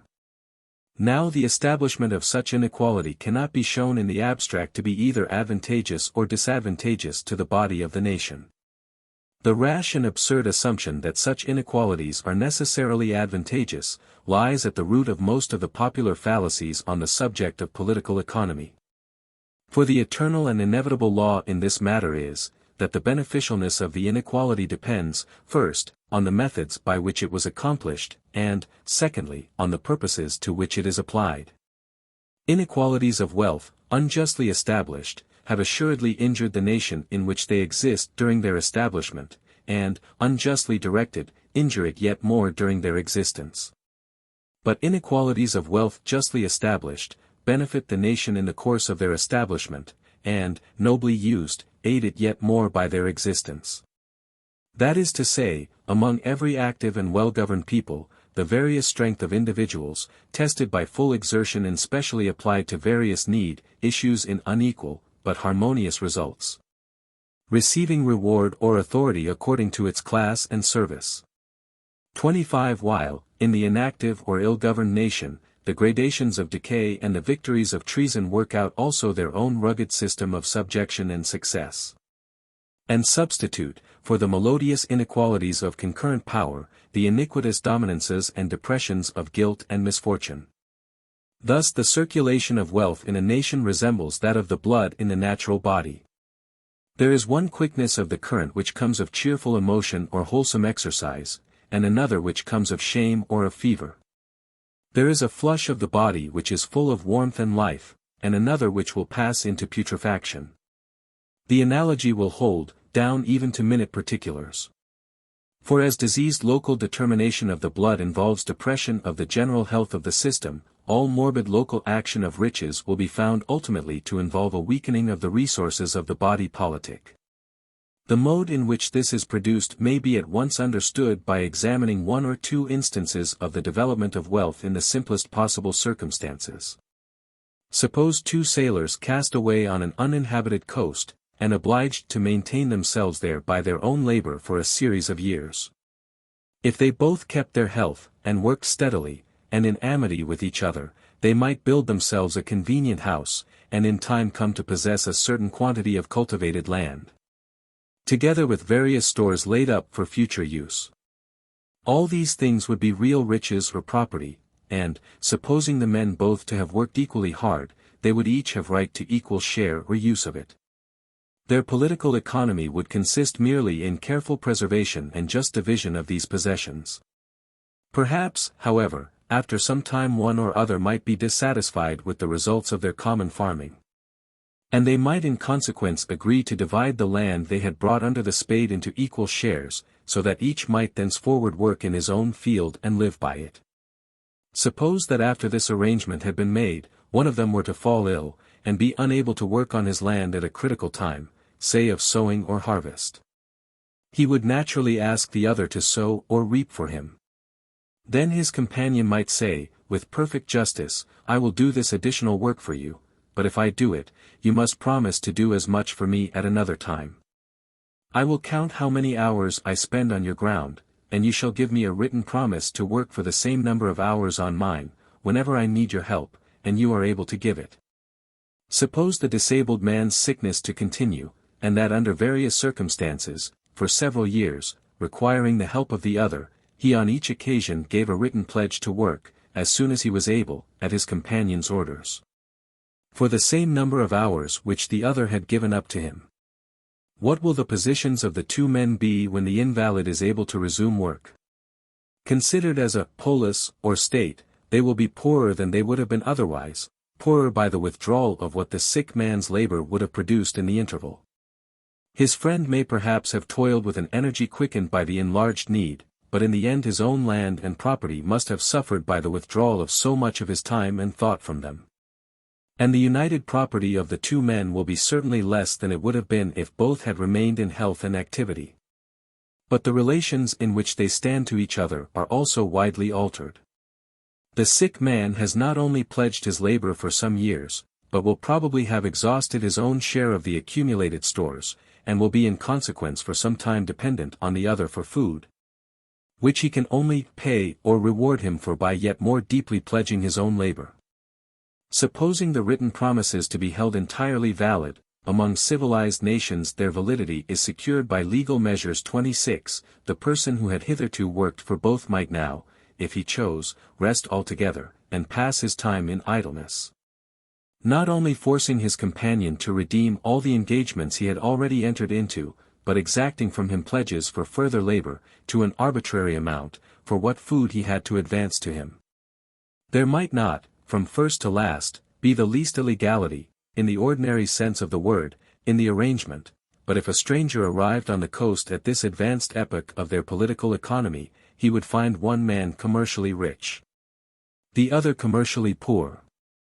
He would see, perhaps with no small surprise, one passing his days in idleness, the other laboring for both, and living sparely, in the hope of recovering his independence, at some distant period.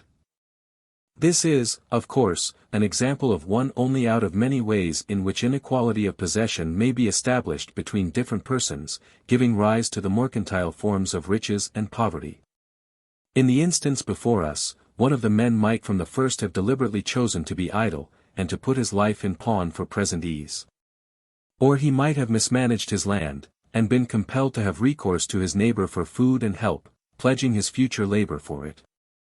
But what I want the reader to note especially is the fact, common to a large number of typical cases of this kind, that the establishment of the mercantile wealth which consists in a claim upon labor signifies a political diminution of the real wealth which consists in substantial possessions.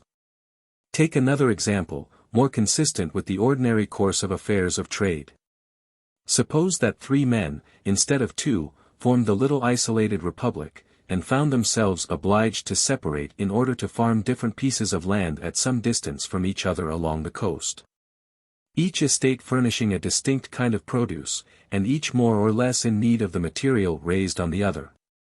Suppose that the third man, in order to save the time of all 3, undertakes simply to superintend the transference of commodities from one farm to the other, on condition of receiving some sufficiently remunerative share of every parcel of goods conveyed, or of some other parcel received in exchange for it. If this carrier or messenger always brings to each estate, from the other, what is chiefly wanted, at the right time, the operations of the 2 farmers will go on prosperously, and the largest possible result in produce, or wealth, will be attained by the little community. But suppose no intercourse between the landowners is possible, except through the traveling agent. And that, after a time, this agent, watching the course of each man's agriculture, keeps back the articles with which he has been entrusted until there comes a period of extreme necessity for them, on one side or other. And then exacts in exchange for them all that the distressed farmer can spare of other kinds of produce. It is easy to see that by ingeniously watching his opportunities, he might possess himself regularly of the greater part of the superfluous produce of the two estates, and at last, in some year of severest trial or scarcity, purchase both for himself, and maintain the former proprietors thenceforward as his laborers or servants. This would be a case of commercial wealth acquired on the exactest principles of modern political economy. But more distinctly even than in the former instance, it is manifest in this that the wealth of the state, or of the three men considered as a society, is collectively less than it would have been had the merchant been content with juster profit. The operations of the two agriculturists have been cramped to the utmost. And the continual limitations of the supply of things they wanted at critical times, together with the failure of courage consequent on the prolongation of a struggle for mere existence, without any sense of permanent gain, must have seriously diminished the effective results of their labor. And the stores finally accumulated in the merchant's hands will not in any wise be of equivalent value to those which, had his dealings been honest, would have filled at once the granaries of the farmers and his own. The whole question, therefore, respecting not only the advantage, but even the quantity, of national wealth, resolves itself finally into one of abstract justice. It is impossible to conclude, of any given mass of acquired wealth, merely by the fact of its existence, whether it signifies good or evil to the nation in the midst of which it exists. Its real value depends on the moral sign attached to it, just as sternly as that of a mathematical quantity depends on the algebraical sign attached to it. Any given accumulation of commercial wealth may be indicative, on the one hand, of faithful industries, progressive energies, and productive ingenuities, or, on the other, it may be indicative of mortal luxury, merciless tyranny, ruinous chicane. Some treasures are heavy with human tears, as an ill-stored harvest with untimely rain, and some gold is brighter in sunshine than it is in substance. And these are not, observe, merely moral or pathetic attributes of riches, which the seeker of riches may, if he chooses, despise. They are, literally and sternly, material attributes of riches, depreciating or exalting, incalculably, the monetary signification of the sum in question. One mass of money is the outcome of action which has created, another, of action which has annihilated, 10 times as much in the gathering of it. Such and such strong hands have been paralyzed, as if they had been numbed by nightshade, so many strong men's courage broken, so many productive operations hindered.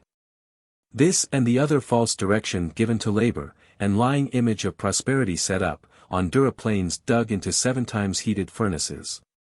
That which seems to be wealth may in verity be only the gilded index of far-reaching ruin.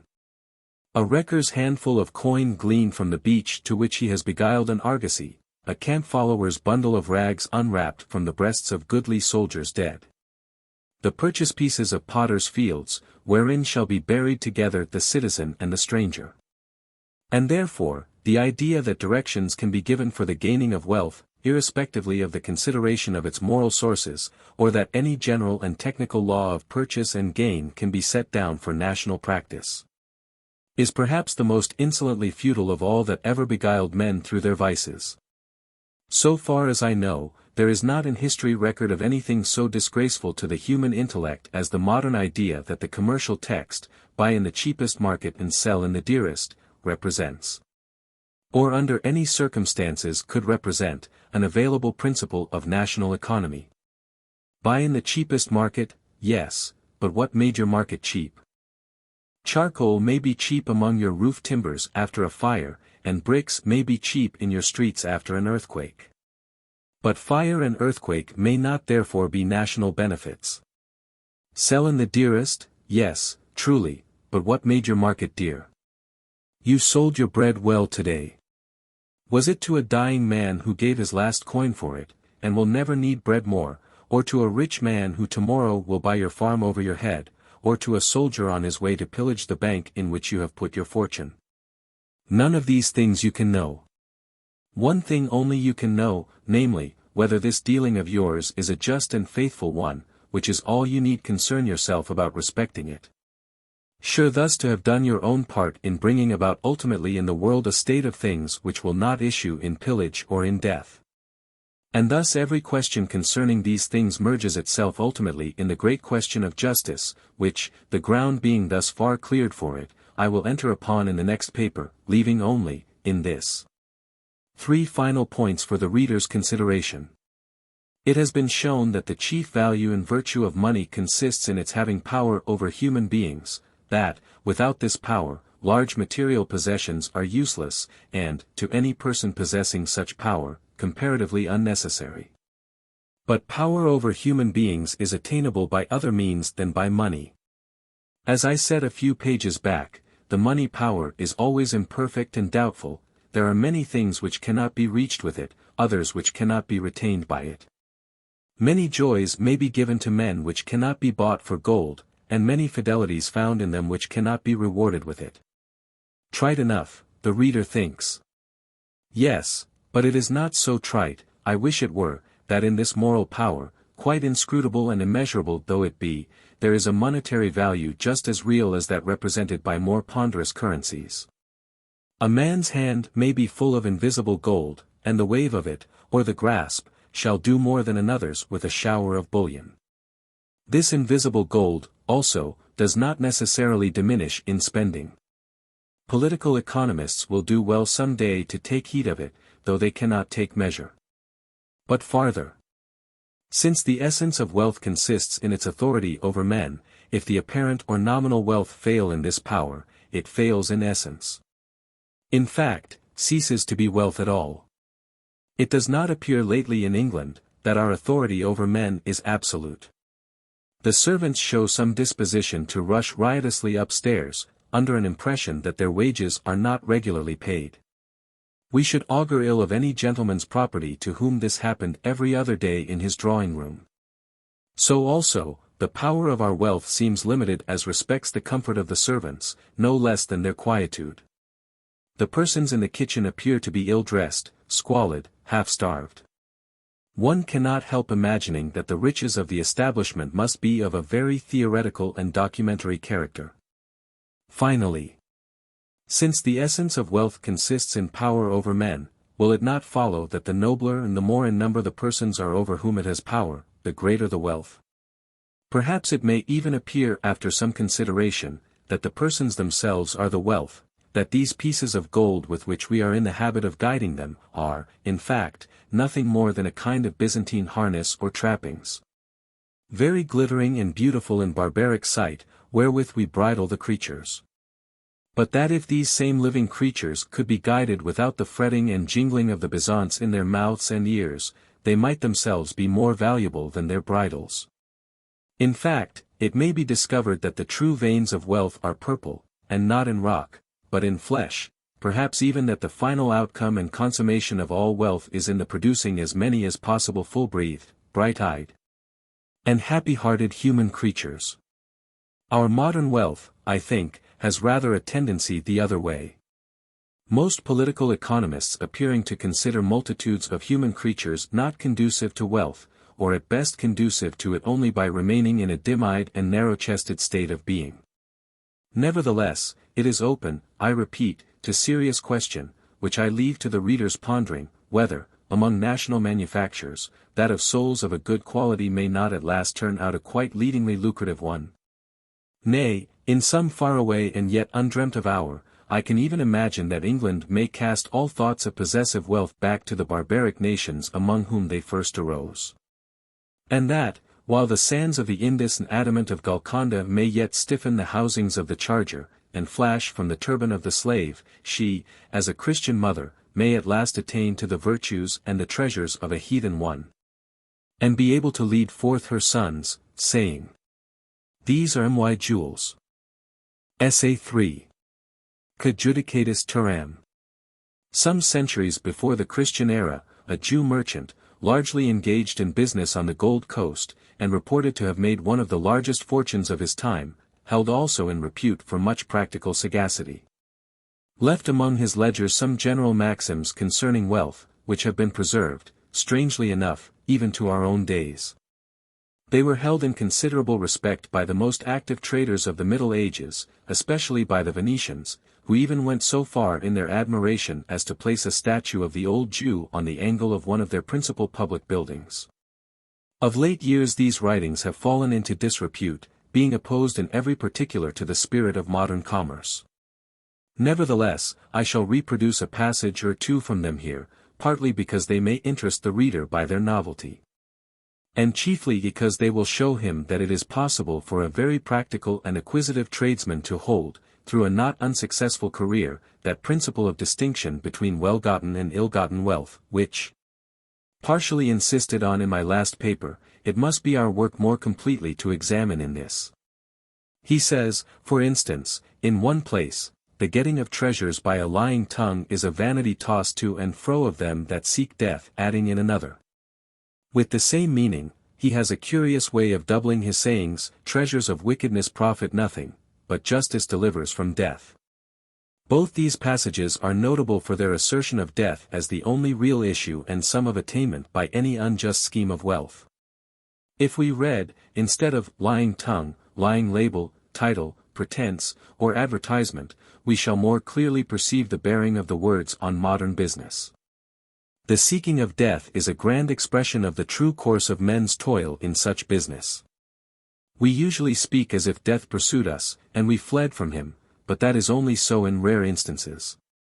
Ordinarily, he masks himself, makes himself beautiful, all glorious, not like the king's daughter, all glorious within, but outwardly, his clothing of wrought gold. We pursue him frantically all our days, he flying or hiding from us. Our crowning success at 70 is utterly and perfectly to seize, and hold him in his eternal integrity, robes, ashes, and sting. Again, the merchant says, he that oppresseth the poor to increase his riches, shall surely come to want. And again, more strongly, rob not the poor because he is poor, neither oppress the afflicted in the place of business. For God shall spoil the soul of those that spoiled them. This, robbing the poor because he is poor, is especially the mercantile form of theft, consisting in taking advantage of a man's necessities in order to obtain his labor or property at a reduced price. The ordinary highwayman's opposite form of robbery, of the rich, because he is rich, does not appear to occur so often to the old merchant's mind. Probably because, being less profitable and more dangerous than the robbery of the poor, it is rarely practiced by persons of discretion. But the two most remarkable passages in their deep general significance are the following. The rich and the poor have met. God is their maker. The rich and the poor have met. God is their light. They have met, more literally, have stood in each other's way, obviaverant. That is to say, as long as the world lasts, the action and counteraction of wealth and poverty, the meeting, face to face, of rich and poor, is just as appointed and necessary a law of that world as the flow of stream to sea. Or the interchange of power among the electric clouds, God is their maker. But, also, this action may be either gentle and just, or convulsive and destructive, it may be by rage of devouring flood, or by lapse of serviceable wave. In blackness of thunderstroke, or continual force of vital fire, soft, and shapeable into love syllables from far away. And which of these it shall be depends on both rich and poor knowing that God is their light. That in the mystery of human life, there is no other light than this by which they can see each other's faces, and live.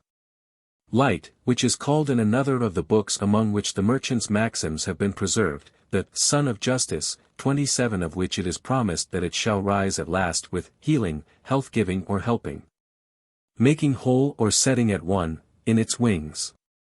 For truly this healing is only possible by means of justice, no love, no faith, no hope will do it, men will be unwisely fond, vainly faithful, unless primarily they are just.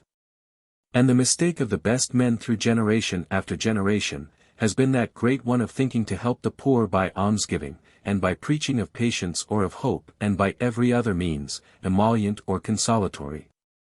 Except the one thing which God orders for them, justice. But this justice, with its accompanying holiness or helpfulness, being even by the best men denied in its trial time, is by the mass of men hated wherever it appears, so that, when the choice was one day fairly put to them, they denied the helpful one and the just. 28 And desired a murderer, sedition raiser, and robber, to be granted to them, the murderer instead of the Lord of life, the sedition raiser instead of the Prince of Peace, and the robber instead of the just Judge of all the world. I have just spoken of the flowing of streams to the sea as a partial image of the action of wealth. In one respect it is not a partial, but a perfect image. The popular economist thinks himself wise in having discovered that wealth, or the forms of property in general, must go where they are required, that where demand is, supply must follow. He farther declares that this course of demand and supply cannot be forbidden by human laws. Precisely in the same sense, and with the same certainty, the waters of the world go where they are required. Where the land falls, the water flows. The course neither of clouds nor rivers can be forbidden by human will. But the disposition and administration of them can be altered by human forethought. Whether the stream shall be a curse or a blessing, depends upon man's labor, and administrating intelligence. For centuries after centuries, great districts of the world, rich in soil, and favored in climate, have lain desert under the rage of their own rivers, not only desert, but plague-struck. The stream which, rightly directed, would have flowed in soft irrigation from field to field, would have purified the air, given food to man and beast, and carried their burdens for them on its bosom, now overwhelms the plain, and poisons the wind. Its breath pestilence, and its work famine. In like manner this wealth goes where it is required. No human laws can withstand its flow. They can only guide it, but this, the leading trench and limiting mound can do so thoroughly, that it shall become water of life, the riches of the hand of wisdom.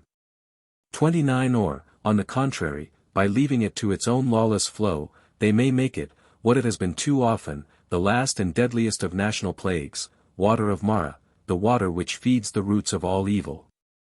The necessity of these laws of distribution or restraint is curiously overlooked in the ordinary political economist's definition of his own science.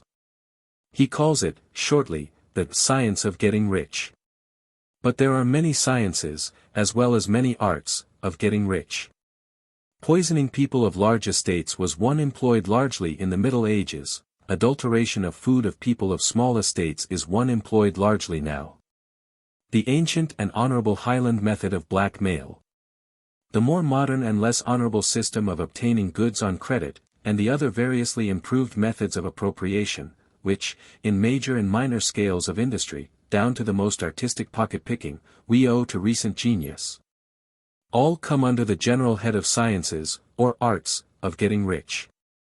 So that it is clear the popular economist, in calling his science the science par excellence of getting rich, must attach some peculiar ideas of limitation to its character. I hope I do not misrepresent him, by assuming that he means his science to be the science of getting rich by legal or just means. In this definition, is the word just, or legal, finally to stand. For it is possible among certain nations, or under certain rulers, or by help of certain advocates, that proceedings may be legal which are by no means just. If, therefore, we leave at last only the word just in that place of our definition, the insertion of this solitary and small word will make a notable difference in the grammar of our science. For then it will follow that, in order to grow rich scientifically we must grow rich justly, and, therefore, know what is just, so that our economy will no longer depend merely on prudence, but on jurisprudence, and that of divine, not human law. Which prudence is indeed of no mean order, holding itself, as it were, high in the air of heaven, and gazing for ever on the light of the sun of justice. Hence the souls which have excelled in it are represented by Dante as stars forming in heaven for ever the figure of the eye of an eagle, they having been in life the discerners of light from darkness. Or to the whole human race, as the light of the body, which is the eye. While those souls which form the wings of the bird, giving power and dominion to justice, healing in its wings, trace also in light the inscription in heaven, Diligite justitium cui Judicatis terram. Ye who judge the earth, give, not, observe, merely love, but, diligent love to justice, the love which seeks diligently, that is to say, choosingly, and by preference to all things else. Which judging or doing judgment in the earth is, according to their capacity and position, required not of judges only, nor of rulers only, but of all men. A truth sorrowfully lost sight of even by those who are ready enough to apply to themselves passages in which Christian men are spoken of as called to be saints, i.e., to helpful or healing functions, and chosen to be kings, i.e., to knowing or directing functions, the true meaning of these titles having been long lost through the pretenses of unhelpful and unable persons to saintly and kingly character. Also through the once popular idea that both the sanctity and royalty are to consist in wearing long robes and high crowns, instead of in mercy and judgment, whereas all true sanctity is saving power, as all true royalty is ruling power. And injustice is part and parcel of the denial of such power, which makes men as the creeping things, as the fishes of the sea, that have no ruler over them. 31.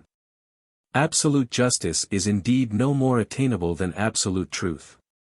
But the righteous man is distinguished from the unrighteous by his desire and hope of justice, as the true man from the false by his desire and hope of truth. And though absolute justice be unattainable, as much justice as we need for all practical use is attainable by all those who make it their aim. We have to examine, then, in the subject before us, what are the laws of justice respecting payment of labor, no small part, these, of the foundations of all jurisprudence. I reduced, in my last paper, the idea of money payment to its simplest or radical terms. In those terms its nature, and the conditions of justice respecting it, can be best ascertained. Money payment, as there stated, consists radically in a promise to some person working for us, that for the time and labor he spends in our service today we will give or procure equivalent time and labor in his service at any future time when he may demand it. 32. If we promise to give him less labor than he has given us, we underpay him. If we promise to give him more labor than he has given us, we overpay him. In practice, according to the laws of demand and supply, when two men are ready to do the work, and only one man wants to have it done, the two men underbid each other for it, and the one who gets it to do, is underpaid. But when two men want the work done, and there is only one man ready to do it, the two men who want it done overbid each other, and the workman is overpaid. I will examine these 2 points of injustice in succession, but first I wish the reader to clearly understand the central principle lying between the two, of right or just payment. When we ask a service of any man, he may either give it us freely, or demand payment for it. Respecting free gift of service, there is no question at present, that being a matter of affection, not of traffic. But if he demand payment for it, and we wish to treat him with absolute equity, it is evident that this equity can only consist in giving time for time, strength for strength, and skill for skill. If a man works an hour for us, and we only promise to work half an hour for him in return, we obtain an unjust advantage. If, on the contrary, we promise to work an hour and a half for him in return, he has an unjust advantage. The justice consists in absolute exchange. Or, if there be any respect to the stations of the parties, it will not be in favor of the employer. There is certainly no equitable reason in a man's being poor, that if he give me a pound of bread today, I should return him less than a pound of bread tomorrow. Or any equitable reason in a man's being uneducated, that if he uses a certain quantity of skill and knowledge in my service, I should use a less quantity of skill and knowledge in his. Perhaps, ultimately, it may appear desirable, or, to say the least, gracious, that I should give in return somewhat more than I received. But at present, we are concerned on the law of justice only, which is that of perfect and accurate exchange. One circumstance only interfering with the simplicity of this radical idea of just payment, that inasmuch as labor, rightly directed, is fruitful just as seed is, the fruit, or interest, as it is called, of the labor first given, or advanced, ought to be taken into account, and balanced by an additional quantity of labor in the subsequent repayment. Supposing the repayment to take place at the end of a year, or of any other given time, this calculation could be approximately made.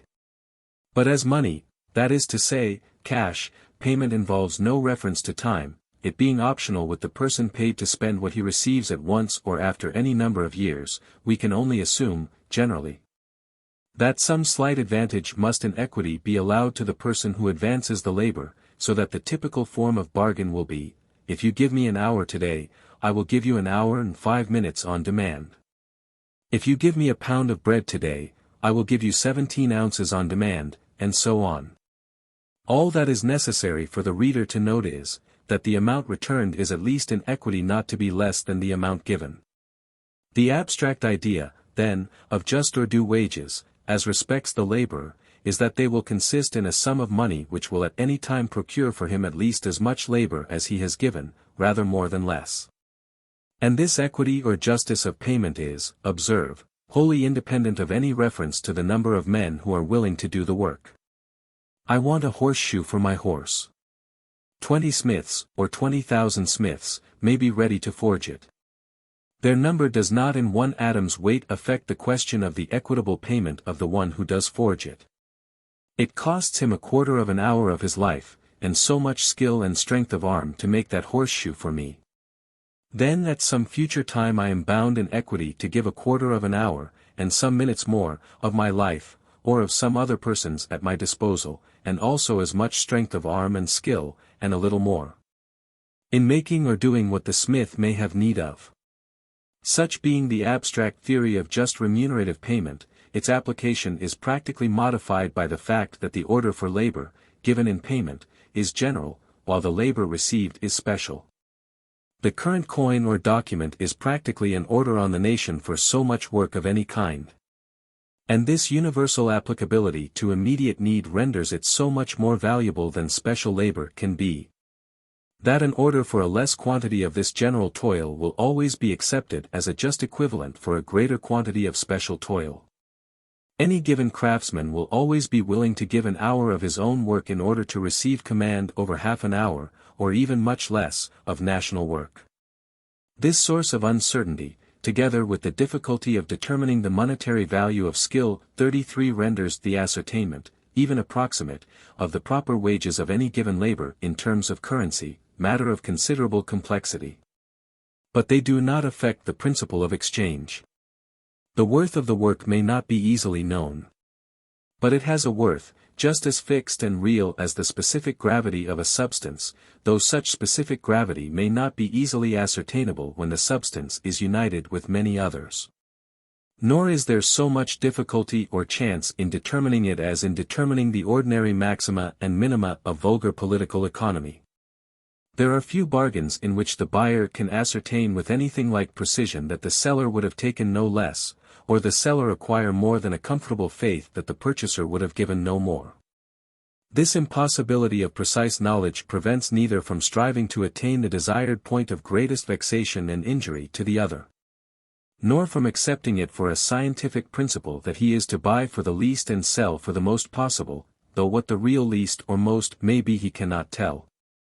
In like manner, a just person lays it down for a scientific principle that he is to pay a just price, and, without being able precisely to ascertain the limits of such a price, will nevertheless strive to attain the closest possible approximation to them.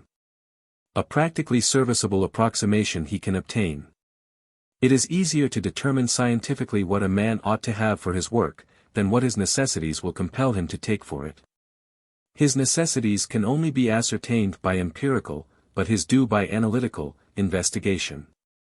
In the one case, you try your answer to the sum like a puzzled schoolboy, till you find one that fits. In the other, you bring out your result within certain limits, by process of calculation. Supposing, then, the just wages of any quantity of given labor to have been ascertained, let us examine the first results of just and unjust payment, when in favor of the purchaser or employer, i.e., when two men are ready to do the work, and only one wants to have it done. The unjust purchaser forces the two to bid against each other till he has reduced their demand to its lowest terms. Let us assume that the lowest bidder offers to do the work at half its just price. The purchaser employs him, and does not employ the other. The first or apparent result is, therefore, that one of the two men is left out of employ, or to starvation, just as definitely as by the just procedure of giving fair price to the best workman. The various writers who endeavored to invalidate the positions of my first paper never saw this, and assumed that the unjust hirer employed both. He employs both no more than the just hirer. The only difference, in the outset, is that the just man pays sufficiently, the unjust man insufficiently, for the labor of the single person employed. I say, in the outset, for this first or apparent difference is not the actual difference. By the unjust procedure, half the proper price of the work is left in the hands of the employer. This enables him to hire another man at the same unjust rate on some other kind of work. And the final result is that he has two men working for him at half price, and two are out of employ. By the just procedure, the whole price of the first piece of work goes into the hands of the man who does it. No surplus being left in the employer's hands, he cannot hire another man for another piece of labor. But by precisely so much as his power is diminished, the hired workman's power is increased. That is to say, by the additional half of the price he has received, which additional half he has the power of using to employ another man in his service. I will suppose, for the moment, the least favorable, though quite probable, case, that, though justly treated himself, he yet will act unjustly to his subordinate, and hire at half price, if he can. The final result will then be, that one man works for the employer, at just price, one for the workman, at half price, and two, as in the first case, are still out of employ. These two, as I said before, are out of employ in both cases. The difference between the just and unjust procedure does not lie in the number of men hired, but in the price paid to them, and the persons by whom it is paid. The essential difference, that which I want the reader to see clearly, is, that in the unjust case, two men work for one, the first hirer. In the just case, one man works for the first hirer, one for the person hired, and so on, down or up through the various grades of service, the influence being carried forward by justice, and arrested by injustice. The universal and constant action of justice in this matter is therefore to diminish the power of wealth, in the hands of one individual, over masses of men, and to distribute it through a chain of men. The actual power exerted by the wealth is the same in both cases, but by injustice it is put all into one man's hands, so that he directs at once and with equal force the labor of a circle of men about him. By the just procedure, he is permitted to touch the nearest only, through whom, with diminished force, modified by new minds, the energy of the wealth passes on to others, and so till it exhausts itself. The immediate operation of justice in this respect is, therefore, to diminish the power of wealth, first in acquisition of luxury, and, secondly, in exercise of moral influence. The employer cannot concentrate so multitudinous labor on his own interests, nor can he subdue so multitudinous mind to his own will. But the secondary operation of justice is not less important. The insufficient payment of the group of men working for one, places each under a maximum of difficulty in rising above his position. The tendency of the system is to check advancement. But the sufficient or just payment, distributed through a descending series of offices or grades of labor, 34 gives each subordinated person fair and sufficient means of rising in the social scale, if he chooses to use them. And thus not only diminishes the immediate power of wealth, but removes the worst disabilities of poverty. It is on this vital problem that the entire destiny of the laborer is ultimately dependent. Many minor interests may sometimes appear to interfere with it, but all branch from it. For instance, considerable agitation is often caused in the minds of the lower classes when they discover the share which they nominally, and to all appearance, actually, pay out of their wages in taxation, I believe 35 or 40%. This sounds very grievous, but in reality the laborer does not pay it, but his employer. If the workman had not to pay it, his wages would be less by just that sum. Competition would still reduce them to the lowest rate at which life was possible. Similarly the lower orders agitated for the repeal of the Corn Laws. 35 Thinking they would be better off if bread were cheaper, never perceiving that as soon as bread was permanently cheaper, wages would permanently fall in precisely that proportion. The Corn Laws were rightly repealed, not, however, because they directly oppressed the poor, but because they indirectly oppressed them in causing a large quantity of their labor to be consumed unproductively. So also unnecessary taxation oppresses them, through destruction of capital. But the destiny of the poor depends primarily always on this one question of dueness of wages. Their distress, irrespectively of that caused by sloth, minor error, or crime, arises on the grand scale from the two reacting forces of competition and oppression.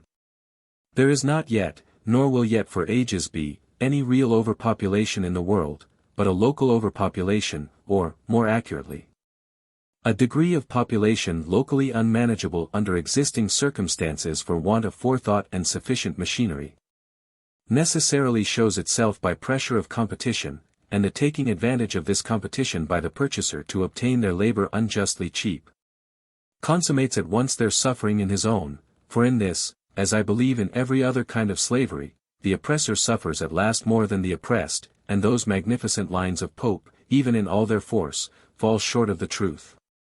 Yet, to be just to these poor men of pelf, each does but hate his neighbor as himself. Damned to the mines, an equal fate betides the slave that digs it, and the slave that hides. The collateral and reversionary operations of justice in this matter I shall examine hereafter, it being needful first to define the nature of value, proceeding then to consider within what practical terms a juster system may be established. And ultimately the vexed question of the destinies of the unemployed workman. 36 Lest, however, the reader should be alarmed at some of the issues to which our investigations seem to be tending, as if in their bearing against the power of wealth they had something in common with those of socialism, I wish him to know, in accurate terms, one or two of the main points which I have in view. Whether socialism has made more progress among the army and navy, where payment is made on my principles, or among the manufacturing operatives, who are paid on my opponent's principles, I leave it to those opponents to ascertain and declare. Whatever their conclusions may be, I think it necessary to answer for myself only this, that if there be any one point insisted on throughout my works more frequently than another, that one point is the impossibility of equality. My continual aim has been to show the eternal superiority of some men to others, sometimes even of one man to all others. And to show also the advisability of appointing such persons or person to guide, to lead, or on occasion even to compel and subdue, their inferiors, according to their own better knowledge and wiser will. My principles of political economy were all involved in a single phrase spoken 3 years ago at Manchester, soldiers of the ploughshare as well as soldiers of the sword, and they were all summed in a single sentence in the last volume of Modern Painters. Government and cooperation are in all things the laws of life. Anarchy and competition the laws of death. And with respect to the mode in which these general principles affect the secure possession of property, so far am I from invalidating such security, that the whole gist of these papers will be found ultimately to aim at an extension in its range. And whereas it has long been known and declared that the poor have no right to the property of the rich, I wish it also to be known and declared that the rich have no right to the property of the poor. But that the working of the system which I have undertaken to develop would in many ways shorten the apparent and direct, though not the unseen and collateral, power, both of wealth, as the lady of pleasure, and of capital, as the lord of toil. I do not deny, on the contrary, I affirm it in all joyfulness. Knowing that the attraction of riches is already too strong, as their authority is already too weighty, for the reason of mankind. I said in my last paper that nothing in history had ever been so disgraceful to human intellect as the acceptance among us of the common doctrines of political economy as a science. I have many grounds for saying this, but one of the chief may be given in few words. I know no previous instance in history of a nation's establishing a systematic disobedience to the first principles of its professed religion. The writings which we, verbally, esteem as divine, not only denounce the love of money as the source of all evil, and as an idolatry abhorred of the deity, but declare mammon service to be the accurate and irreconcilable opposite of God's service. And, whenever they speak of riches absolute, and poverty absolute, declare woe to the rich, and blessing to the poor. Whereupon we forthwith investigate a science of becoming rich, as the shortest road to national prosperity.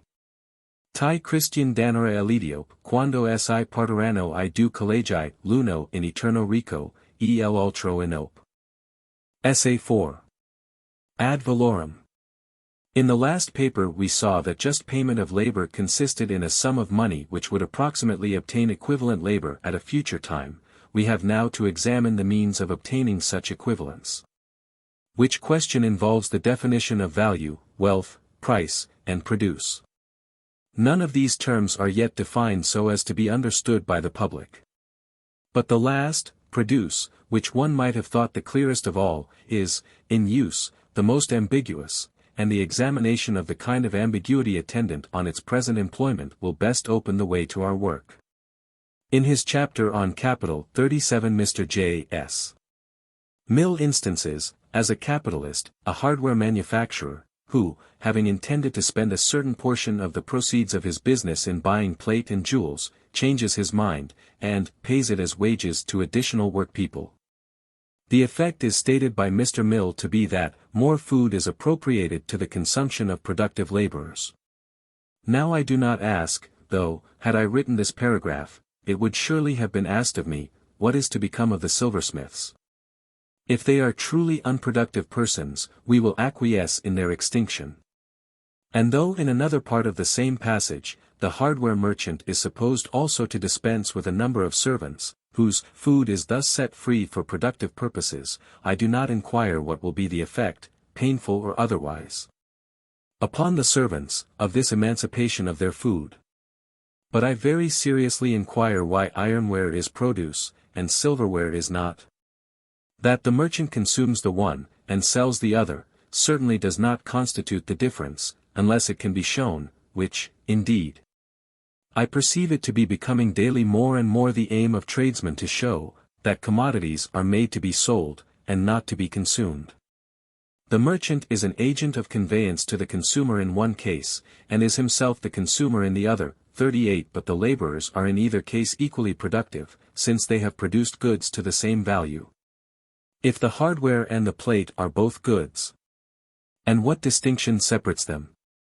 It is indeed possible that in the comparative estimate of the moralist, with which Mr. Mill says political economy has nothing to do, 3. 2. A steel fork might appear a more substantial production than a silver one. We may grant also that knives, no less than forks, are good produce, and scythes and plowshares serviceable articles. But, how of bayonets? Supposing the hardware merchant to effect large sales of these, by help of the setting free of the food of his servants and his silversmith, is he still employing productive laborers, or, in Mr. Mill's words, laborers who increase the stock of permanent means of enjoyment, 3. 4. Or if, instead of bayonets, he supply bombs, will not the absolute and final enjoyment of even these energetically productive articles, each of which costs £10.39, be dependent on a proper choice of time and place for their enfantment? Choice, that is to say, depending on those philosophical considerations with which political economy has nothing to do. 40. I should have regretted the need of pointing out inconsistency in any portion of Mr. Mill's work, had not the value of his work proceeded from its inconsistencies. He deserves honor among economists by inadvertently disclaiming the principles which he states, and tacitly introducing the moral considerations with which he declares his science has no connection. Many of his chapters are, therefore, true and valuable, and the only conclusions of his which I have to dispute are those which follow from his premises. Thus, the idea which lies at the root of the passage we have just been examining, namely, that labor applied to produce luxuries will not support so many persons as labor applied to produce useful articles, is entirely true. But the instance given fails, and in 4 directions of failure at once, because Mr. Mill has not defined the real meaning of usefulness.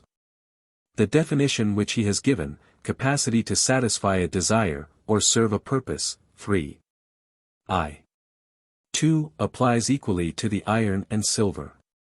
While the true definition, which he has not given, but which nevertheless underlies the false verbal definition in his mind, and comes out once or twice by accident, as in the words any support to life or strength, in I.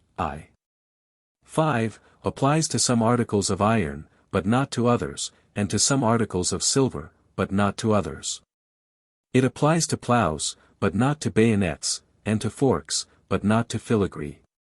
41.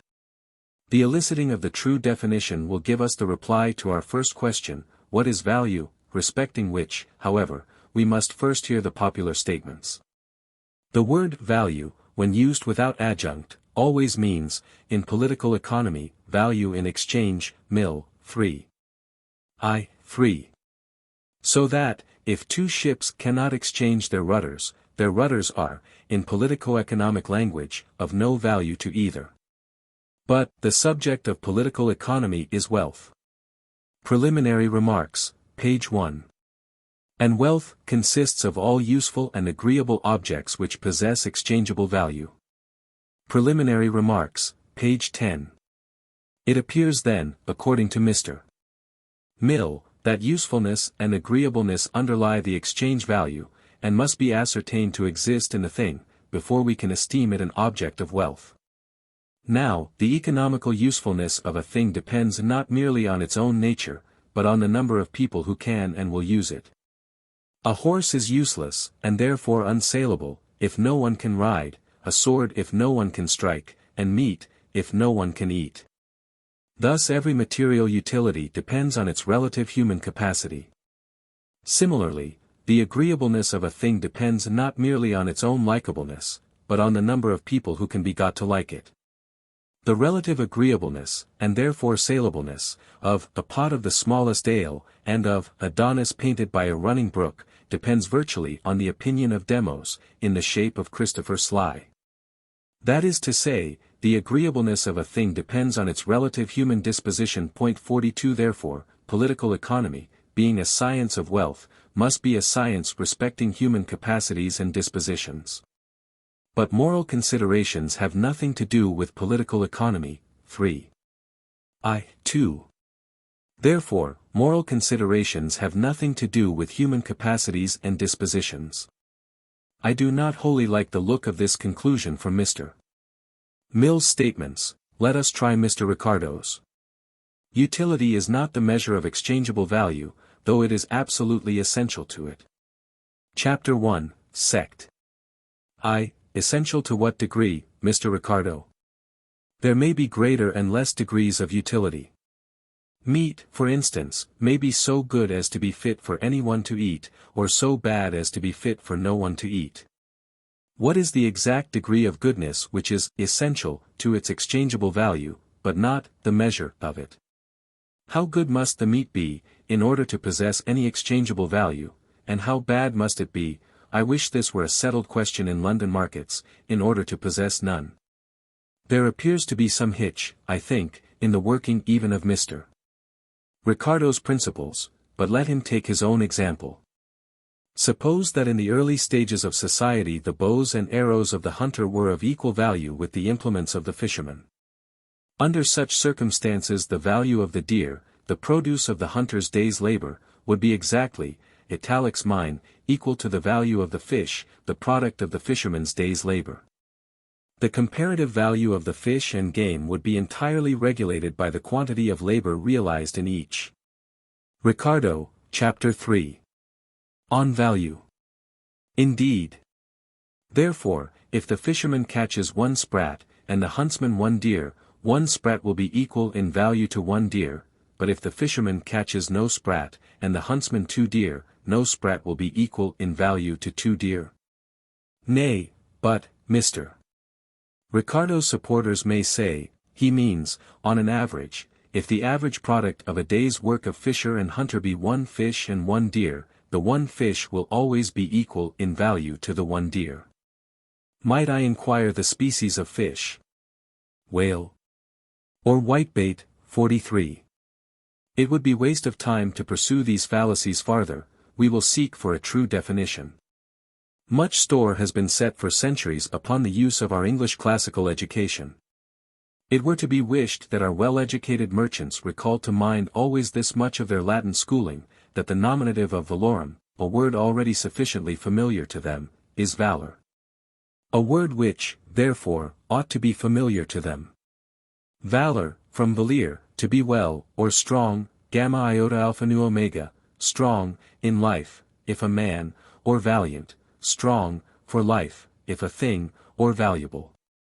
To be valuable, therefore, is to avail towards life. A truly valuable or availing thing is that which leads to life with its whole strength. In proportion as it does not lead to life, or as its strength is broken, it is less valuable. In proportion as it leads away from life, it is unvaluable or malignant. The value of a thing, therefore, is independent of opinion, and of quantity.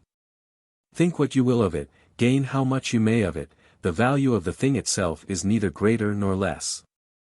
For ever it avails, or avails not.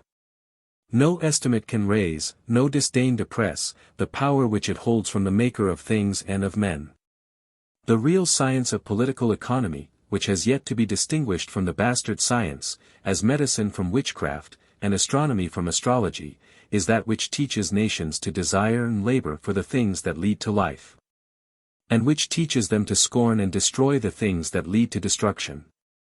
And if, in a state of infancy, they suppose indifferent things, such as excrescences of shellfish, and pieces of blue and red stone, to be valuable, and spend large measure of the labor which ought to be employed for the extension and ennobling of life, in diving or digging for them, and cutting them into various shapes, or if, in the same state of infancy, they imagine precious and beneficent things, such as air, light, and cleanliness, to be valueless, or if, finally, they imagine the conditions of their own existence, by which alone they can truly possess or use anything, such, for instance, as peace, trust, and love, to be prudently exchangeable, when the market offers, for gold, iron, or excrescences of shells, the great and only science of political economy teaches them, in all these cases, what is vanity, and what substance.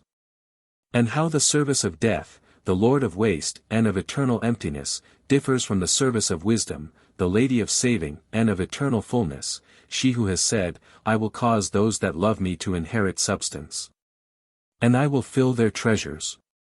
The lady of saving, in a profounder sense than that of the savings bank, though that is a good one, Madonna della Salute, lady of health, which, though commonly spoken of as if separate from wealth, is indeed a part of wealth. This word, wealth, it will be remembered, is the next we have to define. To be wealthy, says Mr. Mill, is, to have a large stock of useful articles. I accept this definition. Only let us perfectly understand it.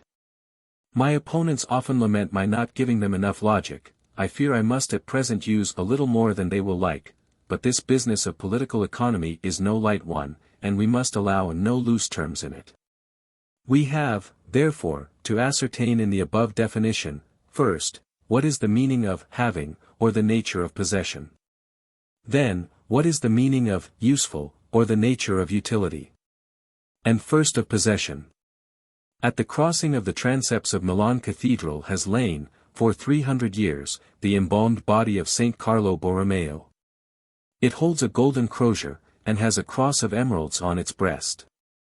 Admitting the crozier and emeralds to be useful articles, is the body to be considered as having them?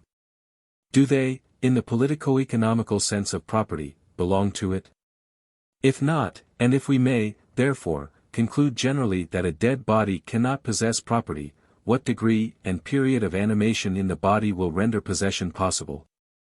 As thus, lately in a wreck of a Californian ship, one of the passengers fastened a belt about him with 200 pounds of gold in it, with which he was found afterwards at the bottom.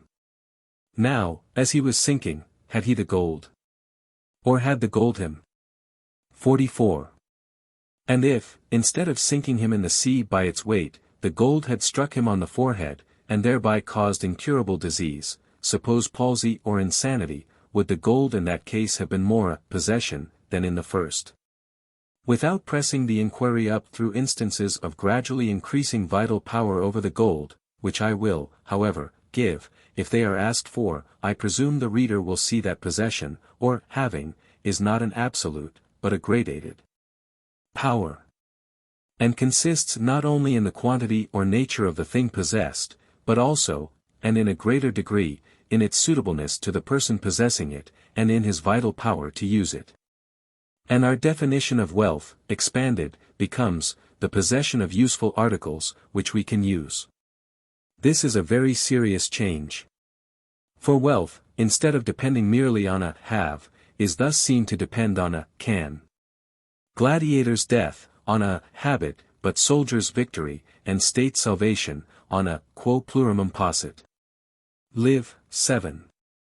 6. And what we reasoned of only as accumulation of material, is seen to demand also accumulation of capacity.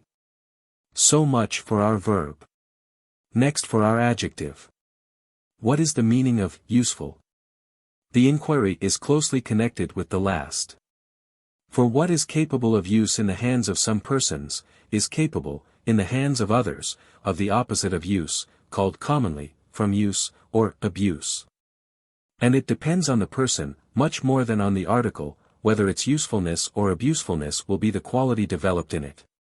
Thus, wine, which the Greeks, in their Bacchus, made, rightly, the type of all passion, and which, when used, cheereth God and man, that is to say, strengthens both the divine life, or reasoning power, and the earthly, or carnal power, of man.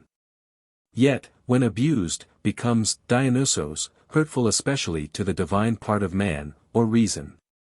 And again, the body itself, being equally liable to use and to abuse, and, when rightly disciplined, serviceable to the state, both for war and labor. But when not disciplined, or abused, valueless to the state, and capable only of continuing the private or single existence of the individual, and that but feebly, the Greeks called such a body an idiotic or private body. From their word signifying a person employed in no way directly useful to the state, whence, finally, our idiot, meaning a person entirely occupied with his own concerns. Hence, it follows, that if a thing is to be useful, it must be not only of an availing nature, but in availing hands. Or, in accurate terms, usefulness is value in the hands of the valiant.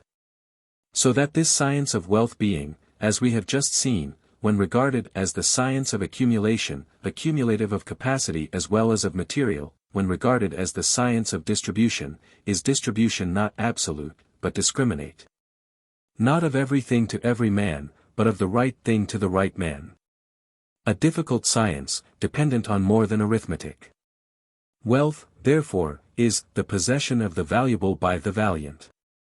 And in considering it as a power existing in a nation, the two elements, the value of the thing, and the valor of its possessor, must be estimated together.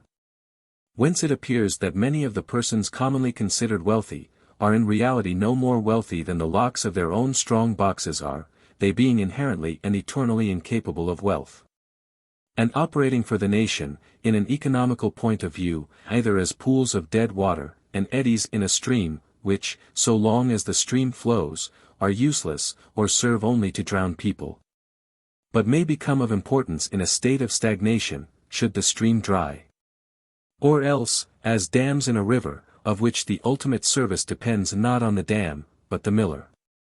Or else, as mere accidental stays and impediments, acting, not as wealth, but, for we ought to have a correspondent term, as filth, causing various devastation and trouble around them in all directions. Or lastly, act not at all, but are merely animated conditions of delay, no use being possible of anything they have until they are dead, in which last condition they are nevertheless often useful as delays, and impedimenta. If a nation is apt to move too fast. This being so, the difficulty of the true science of political economy lies not merely in the need of developing manly character to deal with material value, but in the fact that while the manly character and material value only form wealth by their conjunction, they have nevertheless a mutually destructive operation on each other. For the manly character is apt to ignore, or even cast away, the material value, whence that of Pope. Sure, of qualities demanding praise more go to ruin fortunes, than to raise. And on the other hand, the material value is apt to undermine the manly character, so that it must be our work, in the issue, to examine what evidence there is of the effect of wealth on the minds of its possessors. Also, what kind of person it is who usually sets himself to obtain wealth, and succeeds in doing so.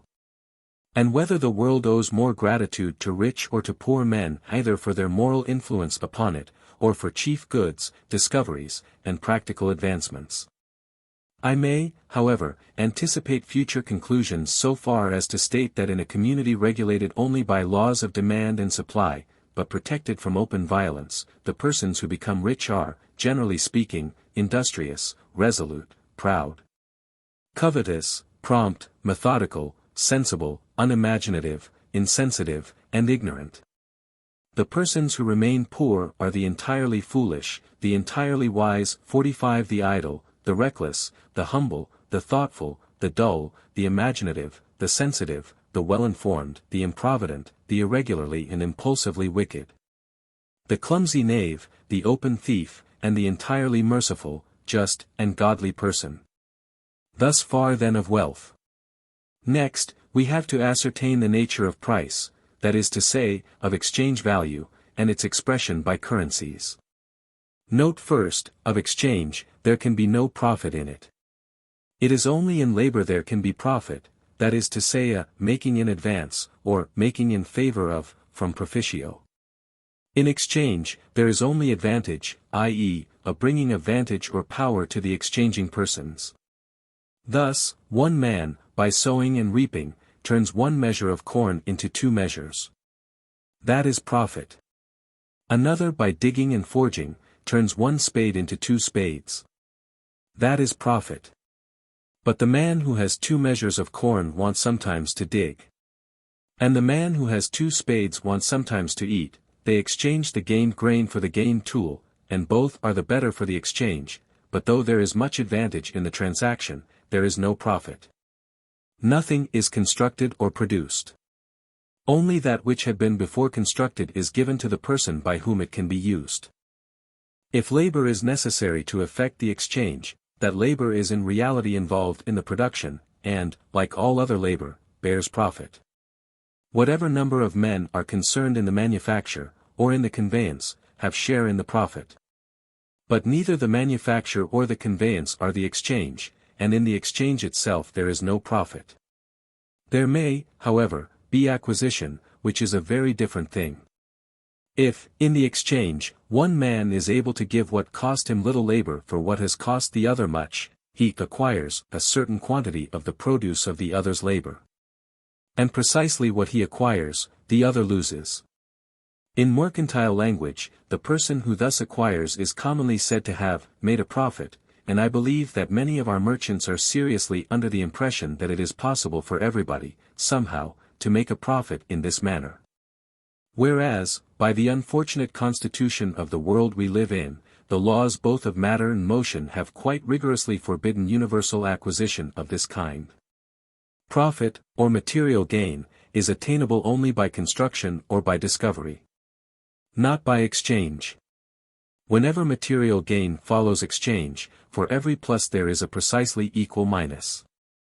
Unhappily for the progress of the science of political economy, the plus quantities, or, if I may be allowed to coin an awkward plural, the pluses, make a very positive and venerable appearance in the world.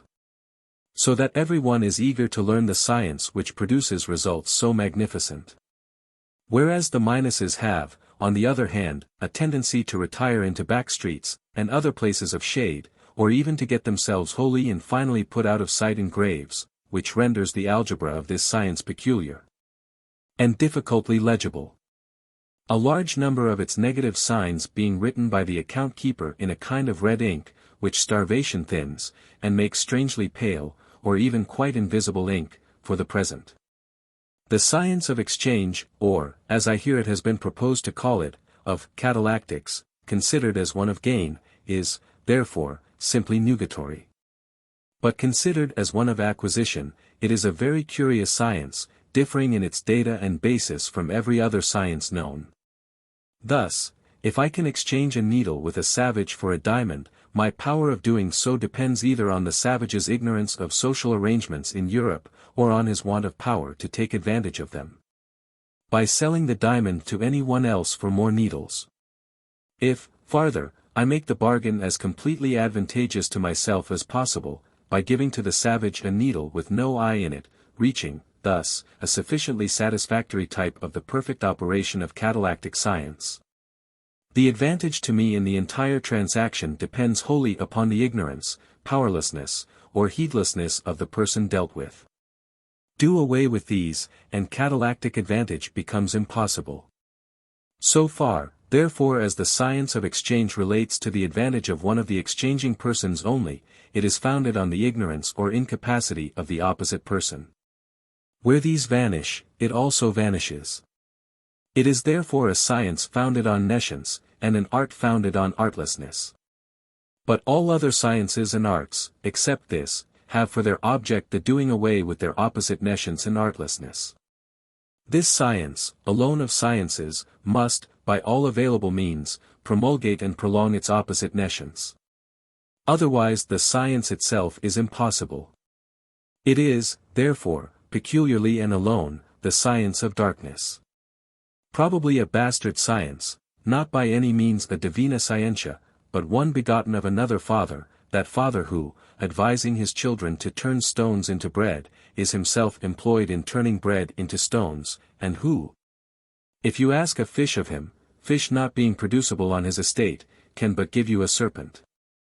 The general law, then, respecting just or economical exchange, is simply this: there must be advantage on both sides, or if only advantage on one, at least no disadvantage on the other, to the persons exchanging. And just payment for his time, intelligence, and labor, to any intermediate person affecting the transaction, commonly called a merchant, and whatever advantage there is on either side, and whatever pay is given to the intermediate person, should be thoroughly known to all concerned. All attempt at concealment implies some practice of the opposite, or undivine science, founded on nescience. Whence another saying of the Jew merchants, as a nail between the stone joints, so doth sin stick fast between buying and selling. Which peculiar riveting of stone and timber, in men's dealing with each other, is again set forth in the house which was to be destroyed, timber and stones together, when Zechariah's roll, more probably, curved sword, flew over it, the curse that goeth forth over all the earth upon every one that stealeth and holdeth himself guiltless. Instantly followed by the vision of the great measure. The measure, of the injustice of them in all the earth, alpha tau eta delta iota kappa alpha tau nu pi sigma tau gamma, with the weight of lead for its lid, and the woman, the spirit of wickedness, within it. That is to say, wickedness hidden by dullness, and formalized, outwardly, into ponderously established cruelty. It shall be set upon its own base in the land on Babel. 46. I have hitherto carefully restricted myself, in speaking of exchange, to the use of the term advantage, but that term includes two ideas, the advantage, namely, of getting what we need, and that of getting what we wish for. 3/4 of the demands existing in the world are romantic, founded on visions, idealisms, hopes, and affections, and the regulation of the purse is, in its essence, regulation of the imagination and the heart. Hence, the right discussion of the nature of price is a very high metaphysical and psychical problem, sometimes to be solved only in a passionate manner, as by David in his counting the price of the water of the well by the gate of Bethlehem. But its first conditions are the following: the price of anything is the quantity of labor given by the person desiring it, in order to obtain possession of it. This price depends on 4 variable quantities. A. The quantity of which the purchaser has for the thing, opposed to alpha, the quantity of which the seller has to keep it. B. The quantity of labor the purchaser can afford, to obtain the thing. Opposed to beta, the quantity of labor the seller can afford, to keep it. These quantities are operative only in excess, i.e., the quantity of wish, A, means the quantity of wish for this thing, above wish for other things. And the quantity of work, B, means the quantity which can be spared to get this thing from the quantity needed to get other things. Phenomena of price, therefore, are intensely complex, curious, and interesting, too complex, however, to be examined yet. Every one of them, when traced far enough, showing itself at last as a part of the bargain of the poor of the flock, or flock of slaughter, if ye think good, give me my price, and if not, forbear, Zech. 11. 12.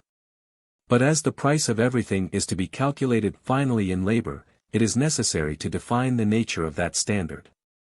Labor is the contest of the life of man with an opposite, the term life, including his intellect, soul, and physical power, contending with question, difficulty, trial, or material force. Labor is of a higher or lower order, as it includes more or fewer of the elements of life, and labor of good quality, in any kind, includes always as much intellect and feeling as will fully and harmoniously regulate the physical force. In speaking of the value and price of labor, it is necessary always to understand labor of a given rank and quality, as we should speak of gold or silver of a given standard. Bad, that is, heartless, inexperienced, or senseless, labor cannot be valued. It is like gold of uncertain alloy, or flawed iron. 47. The quality and kind of labor being given, its value, like that of all other valuable things, is invariable. But the quantity of it which must be given for other things is variable, and in estimating this variation, the price of other things must always be counted by the quantity of labor, not the price of labor by the quantity of other things. Thus, if we want to plant an apple sapling in rocky ground, it may take 2 hours' work, in soft ground, perhaps only half an hour. Grant the soil equally good for the tree in each case. Then the value of the sapling planted by 2 hours' work is nowise greater than that of the sapling planted in half an hour. One will bear no more fruit than the other. Also, 1/2 hour of work is as valuable as another half hour. Nevertheless, the one sapling has cost 4 such pieces of work, the other only 1. Now the proper statement of this fact is, not that the labor on the hard ground is cheaper than on the soft, but that the tree is dearer. The exchange value may, or may not, afterwards depend on this fact. If other people have plenty of soft ground to plant in, they will take no cognizance of our 2 hours' labor, in the price they will offer for the plant on the rock. And if, through want of sufficient botanical science, we have planted an upas tree instead of an apple, the exchange value will be a negative quantity, still less proportionate to the labor expended.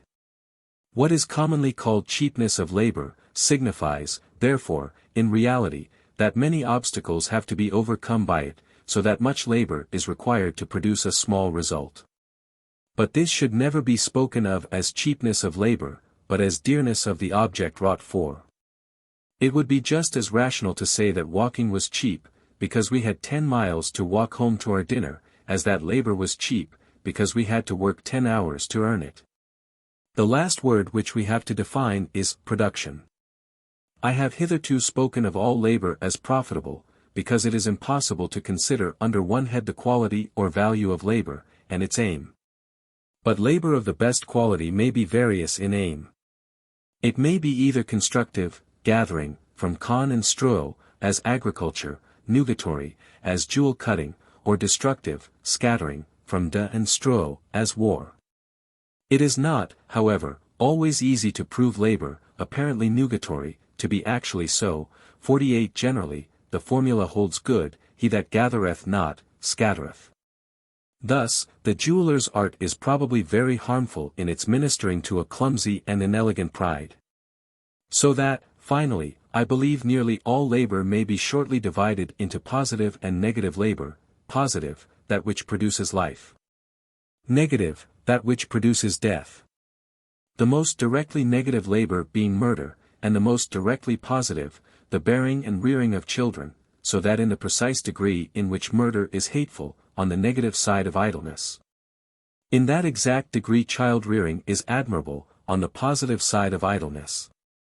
For which reason, and because of the honor that there is in rearing 49 children, while the wife is said to be as the vine, for cheering, the children are as the olive branch, for praise. Nor for praise only, but for peace, because large families can only be reared in times of peace, though since, in their spreading and voyaging in various directions, they distribute strength, they are, to the home strength. As arrows in the hand of the giant, striking here and there, far away. Labor being thus various in its result, the prosperity of any nation is in exact proportion to the quantity of labor which it spends in obtaining and employing means of life. Observe, I say, obtaining and employing. That is to say, not merely wisely producing, but wisely distributing and consuming. Economists usually speak as if there were no good in consumption absolute. 50 So far from this being so, consumption absolute is the end, crown, and perfection of production, and wise consumption is a far more difficult art than wise production. 20 people can gain money for one who can use it. And the vital question, for individual and for nation, is, never, how much do they make, but to what purpose do they spend? The reader may, perhaps, have been surprised at the slight reference I have hitherto made to capital and its functions. It is here the place to define them. Capital signifies head, or source, or root material. It is material by which some derivative or secondary good is produced. It is only capital proper, capit vivum, not capit mortuum, when it is thus producing something different from itself. It is a root, which does not enter into vital function till it produces something else than a root, namely, fruit. That fruit will in time again produce roots, and so all living capital issues in reproduction of capital. But capital which produces nothing but capital is only root producing root, bulb issuing in bulb, never in tulip, seed issuing in seed, never in bread. The political economy of Europe has hitherto devoted itself wholly to the multiplication, or, less even, the aggregation, of bulbs. It never saw, nor conceived such a thing as a tulip.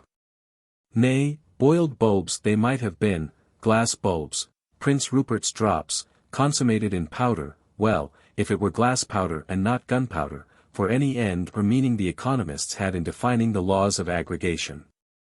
We will try and get a clearer notion of them. The best and simplest general type of capital is a well-made plowshare. Now, if that plowshare did nothing but beget other plowshares, in a polypus manner, however the great cluster of polypus plough might glitter in the sun, it would have lost its function of capital. It becomes true capital only by another kind of splendor, when it is seen, splendiscere sulco, to grow bright in the furrow, rather with diminution of its substance, than addition, by the noble friction. And the true home question, to every capitalist and to every nation, is not, how many ploughs have you, but, where are your furrows, not, how quickly will this capital reproduce itself. But, what will it do during reproduction? What substance will it furnish, good for life? What work construct, protective of life? If none, its own reproduction is useless, if worse than none, for capital may destroy life as well as support it, its own reproduction is worse than useless. It is merely an advance from Tisiphone, on mortgage, not a profit by any means. Not a profit, as the ancients truly saw, and showed in the type of Ixion.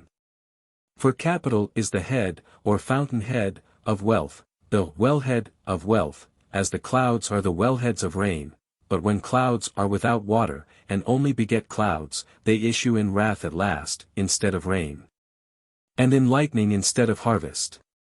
Whence Ixion is said first to have invited his guests to a banquet, and then made them fall into a pit filled with fire. Which is the type of the temptation of riches issuing in imprisoned torment, torment in a pit, as also Demas' silver mine, after which, to show the rage of riches passing from lust of pleasure to lust of power, yet power not truly understood. Ixion is said to have desired Juno, and instead, embracing a cloud, or phantasm, to have begotten the centaurs. The power of mere wealth being, in itself, as the embrace of a shadow, comfortless, so also Ephraim feedeth on wind and followeth after the east wind, or that which is not, Parov 23. 5. And again Dante's Geryon, the type of avaricious fraud, as he flies, gathers the air up with retractile claws, L. era se racles, 51, but in its offspring. A mingling of the brutal with the human nature, human in sagacity, using both intellect and arrow. But brutal in its body and hoof, for consuming, and trampling down. For which sin Ixion is at last bound upon a wheel, fiery and toothed, and rolling perpetually in the air. The type of human labor when selfish and fruitless, kept far into the Middle Ages in their wheel of fortune, the wheel which has in it no breath or spirit, but is whirled by chance only. Whereas of all true work the Ezekiel vision is true, that the spirit of the living creature is in the wheels, and where the angels go, the wheels go by them, but move no otherwise. This being the real nature of capital, it follows that there are two kinds of true production, always going on in an active state, one of seed, and one of food, or production for the ground, and for the mouth. Both of which are by covetous persons thought to be production only for the granary, whereas the function of the granary is but intermediate and conservative, fulfilled in distribution. Else it ends in nothing but mildew, and nourishment of rats and worms. And since production for the ground is only useful with future hope of harvest, all essential production is for the mouth, and is finally measured by the mouth. Hence, as I said above, consumption is the crown of production, and the wealth of a nation is only to be estimated by what it consumes. The want of any clear sight of this fact is the capital error, issuing in rich interest and revenue of error among the political economists. Their minds are continually set on money gain, not on mouth gain. And they fall into every sort of net and snare, dazzled by the coin glitter as birds by the fowler's glass, or rather, for there is not much else like birds in them, they are like children trying to jump on the heads of their own shadows. The money gain being only the shadow of the true gain, which is humanity. The final object of political economy, therefore, is to get good method of consumption, and great quantity of consumption, in other words, to use everything, and to use it nobly, whether it be substance, service, or service-perfecting substance. The most curious error in Mr. Mill's entire work, provided for him originally by Ricardo, is his endeavor to distinguish between direct and indirect service, and consequent assertion that a demand for commodities is not demand for labor, IV. 9. Seek. He distinguishes between laborers employed to lay out pleasure grounds and to manufacture velvet, declaring that it makes material difference to the laboring classes in which of these two ways a capitalist spends his money, because the employment of the gardeners is a demand for labor. But the purchase of velvet is not .52 error colossal as well as strange.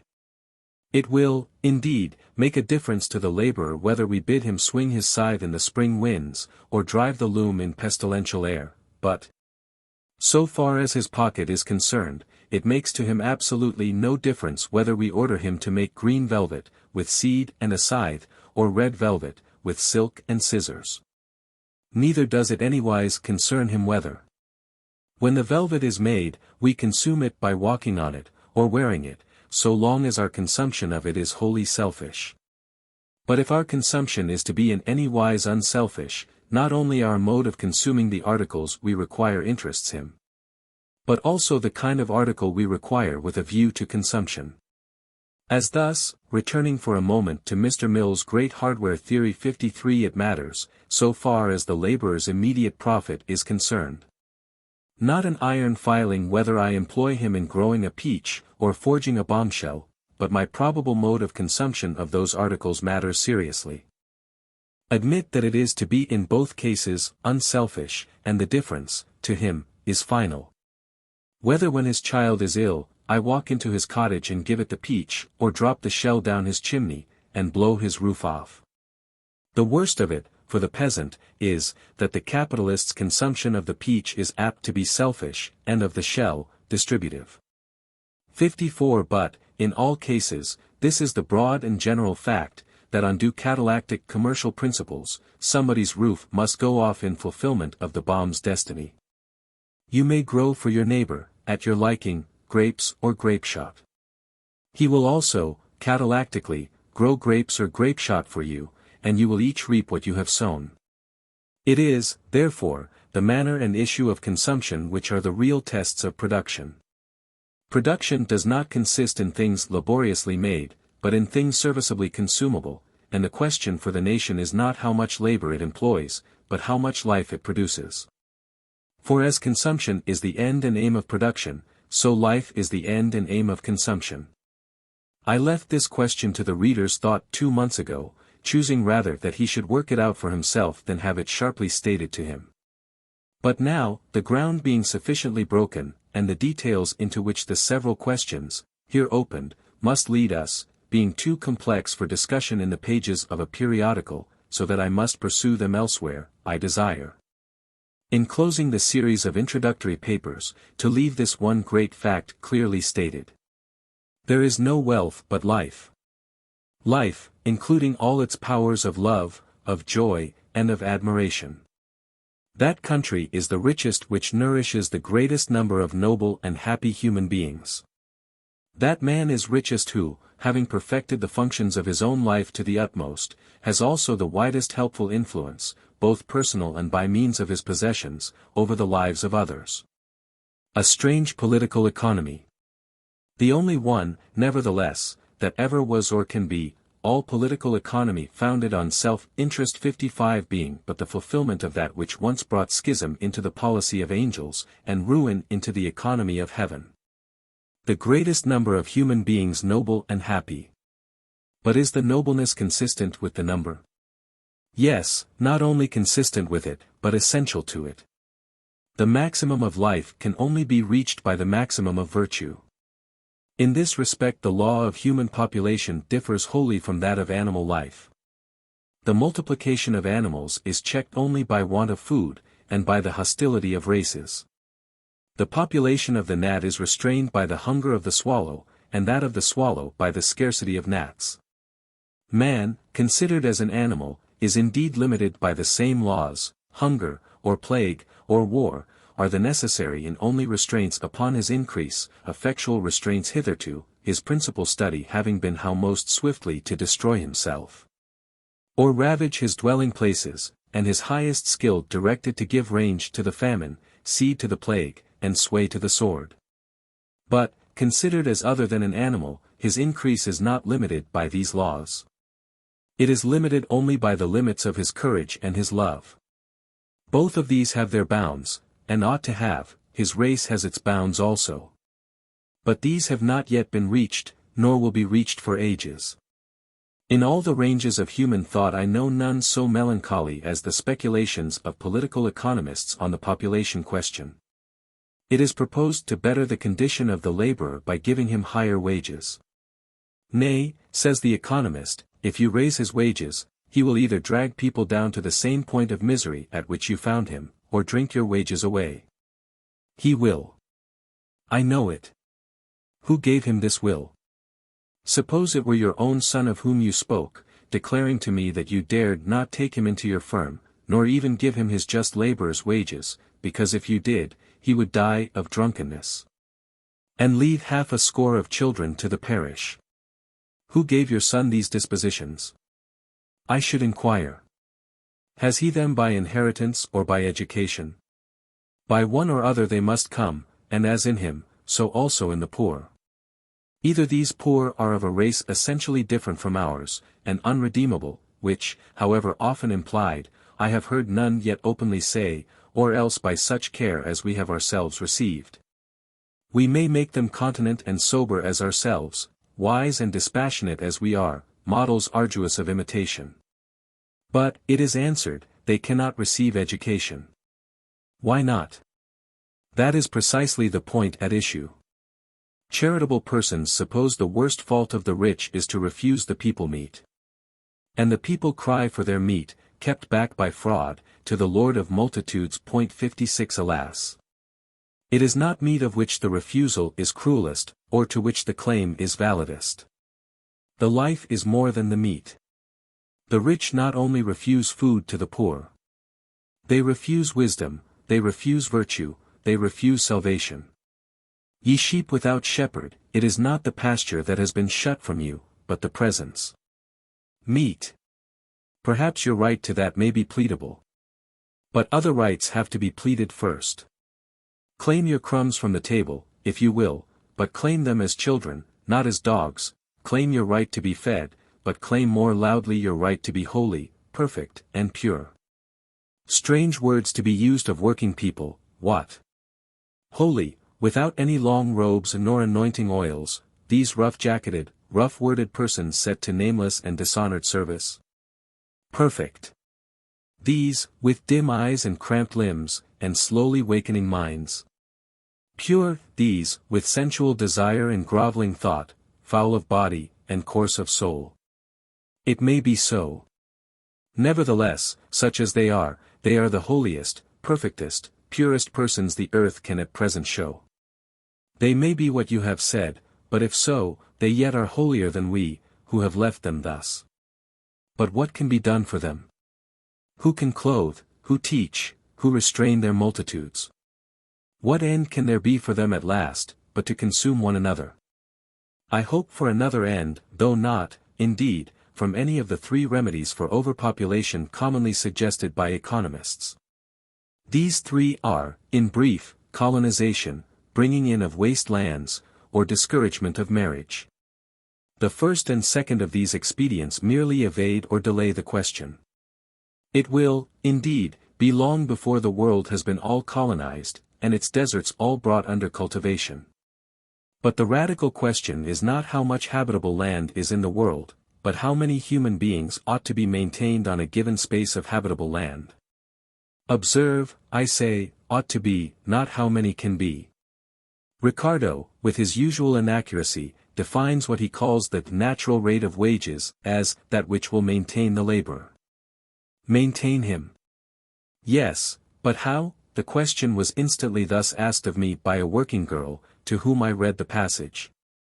I will amplify her question for her. Maintain him, how? As, first, to what length of life? Out of a given number of fed persons how many are to be old, how many young? That is to say, will you arrange their maintenance so as to kill them early, say at 30 or 35 on the average, including deaths of weakly or ill-fed children, or so as to enable them to live out a natural life? You will feed a greater number, in the first case 57 by rapidity of succession, probably a happier number in the second, which does Mr. Ricardo mean to be their natural state, and to which state belongs the natural rate of wages? Again, a piece of land which will only support 10 idle, ignorant, and improvident persons, will support 30 or 40 intelligent and industrious ones. Which of these is their natural state, and to which of them belongs the natural rate of wages? Again, if a piece of land support 40 persons in industrious ignorance, and if, tired of this ignorance, they set apart 10 of their number to study the properties of cones, and the sizes of stars, the labor of these 10, being withdrawn from the ground, must either tend to the increase of food in some transitional manner, or the persons set apart for sidereal and conic purposes must starve, or some one else starve instead of them. What is, therefore, the natural rate of wages of the scientific persons, and how does this rate relate to, or measure, their reverted or transitional productiveness? Again, if the ground maintains, at first, 40 laborers in a peaceable and pious state of mind, but they become in a few years so quarrelsome and impious that they have to set apart 5, to meditate upon and settle their disputes. 10, armed to the teeth with costly instruments, to enforce the decisions, and 5 to remind everybody in an eloquent manner of the existence of a God. What will be the result upon the general power of production, and what is the natural rate of wages of the meditative, muscular, and oracular laborers? Leaving these questions to be discussed, or waived, at their pleasure, by Mr. Ricardo's followers, I proceed to state the main facts bearing on that probable future of the laboring classes which has been partially glanced at by Mr. Mill. That chapter and the preceding one differ from the common writing of political economists in admitting some value in the aspect of nature, and expressing regret at the probability of the destruction of natural scenery. But we may spare our anxieties, on this head. Men can neither drink steam, nor eat stone. The maximum of population on a given space of land implies also the relative maximum of edible vegetable, whether for men or cattle. It implies a maximum of pure air, and of pure water. Therefore, a maximum of wood, to transmute the air, and of sloping ground, protected by herbage from the extreme heat of the sun, to feed the streams. All England may, if it so chooses, become one manufacturing town, and Englishmen, sacrificing themselves to the good of general humanity, may live diminished lives in the midst of noise, of darkness, and of deadly exhalation. But the world cannot become a factory, nor a mine. No amount of ingenuity will ever make iron digestible by the million, nor substitute hydrogen for wine. Neither the avarice nor the rage of men will ever feed them, and however the apple of Sodom and the grape of Gomorrah may spread their table for a time with dainties of ashes, and nectar of asps, so long as men live by bread. The faraway valleys must laugh as they are covered with the gold of God, and the shouts of his happy multitudes ring round the winepress and the well. Nor need our more sentimental economists fear the too wide spread of the formalities of a mechanical agriculture. The presence of a wise population implies the search for felicity as well as for food. Nor can any population reach its maximum but through that wisdom which rejoices in the habitable parts of the earth. The desert has its appointed place and work. The eternal engine, whose beam is the earth's axle, whose beat is its year, and whose breath is its ocean, will still divide imperiously to their desert kingdoms, bound with unfurrowable rock, and swept by unarrested sand. Their powers of frost and fire, but the zones and lands between, habitable, will be loveliest in habitation. The desire of the heart is also the light of the eyes. No scene is continually and untiringly loved, but one rich by joyful human labor, smooth in field, fair in garden, full in orchard, trim, sweet, and frequent in homestead. Ringing with voices of vivid existence. No air is sweet that is silent. It is only sweet when full of low currents of undersound, triplets of birds, and murmur and chirp of insects, and deep-toned words of men, and wayward trebles of childhood. As the art of life is learned, it will be found at last that all lovely things are also necessary, the wild flower by the wayside, as well as the tended corn, and the wild birds and creatures of the forest, as well as the tended cattle. Because man doth not live by bread only, but also by the desert manna, by every wondrous word and unknowable work of God. Happy, in that he knew them not, nor did his fathers know. And that round about him reaches yet into the infinite, the amazement of his existence. Note, finally, that all effectual advancement towards this true felicity of the human race must be by individual, not public effort.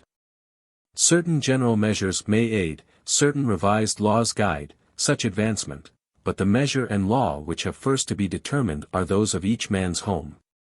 We continually hear it recommended by sagacious people to complaining neighbors, usually less well placed in the world than themselves, that they should remain content in the station in which Providence has placed them. There are perhaps some circumstances of life in which Providence has no intention that people should be content. Nevertheless, the maxim is on the whole a good one, but it is peculiarly for home use.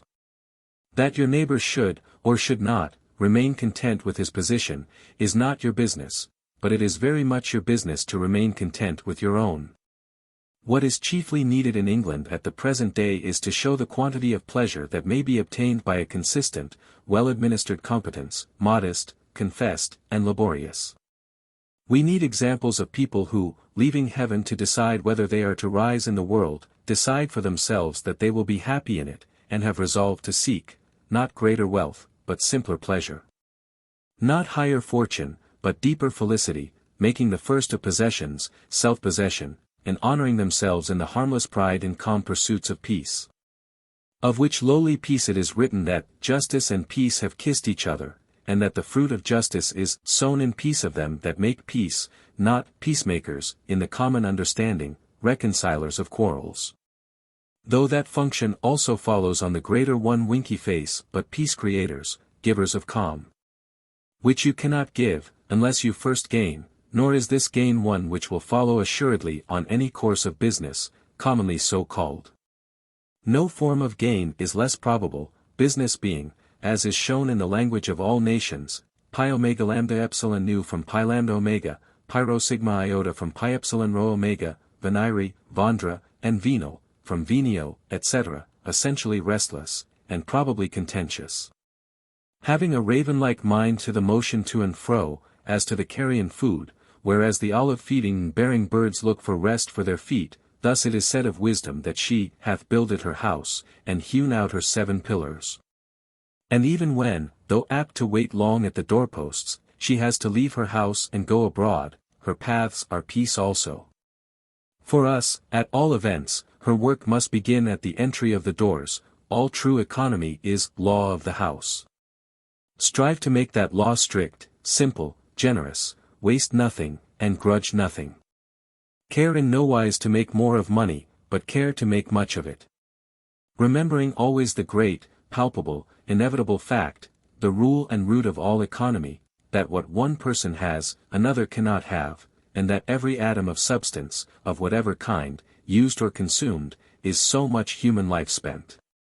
Which, if it issue in the saving present life, or gaining more, is well spent, but if not, is either so much life prevented, or so much slain.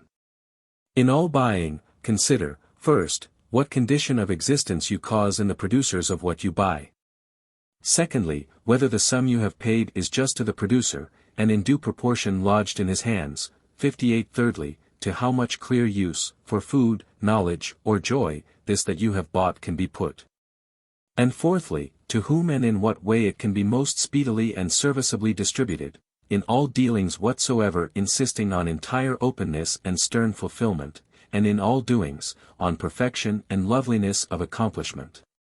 Especially on fineness and purity of all marketable commodity, watching at the same time for all ways of gaining, or teaching, powers of simple pleasure. And of showing, hosen and asphadelf geg honir, the sum of enjoyment depending not on the quantity of things tasted, but on the vivacity and patience of taste. And if, on due and honest thought over these things, it seems that the kind of existence to which men are now summoned by every plea of pity and claim of right, may, for some time at least, not be a luxurious one, consider whether, even supposing it guiltless, luxury would be desired by any of us, if we saw clearly at our sides the suffering which accompanies it in the world.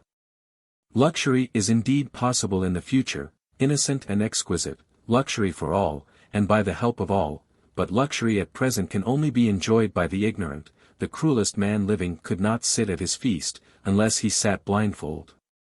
Raise the veil boldly, face the light. And if, as yet, the light of the eye can only be through tears, and the light of the body through sackcloth, go thou forth weeping, bearing precious seed, until the time come, and the kingdom, when Christ's gift of bread and bequest of peace shall be unto this last as unto thee.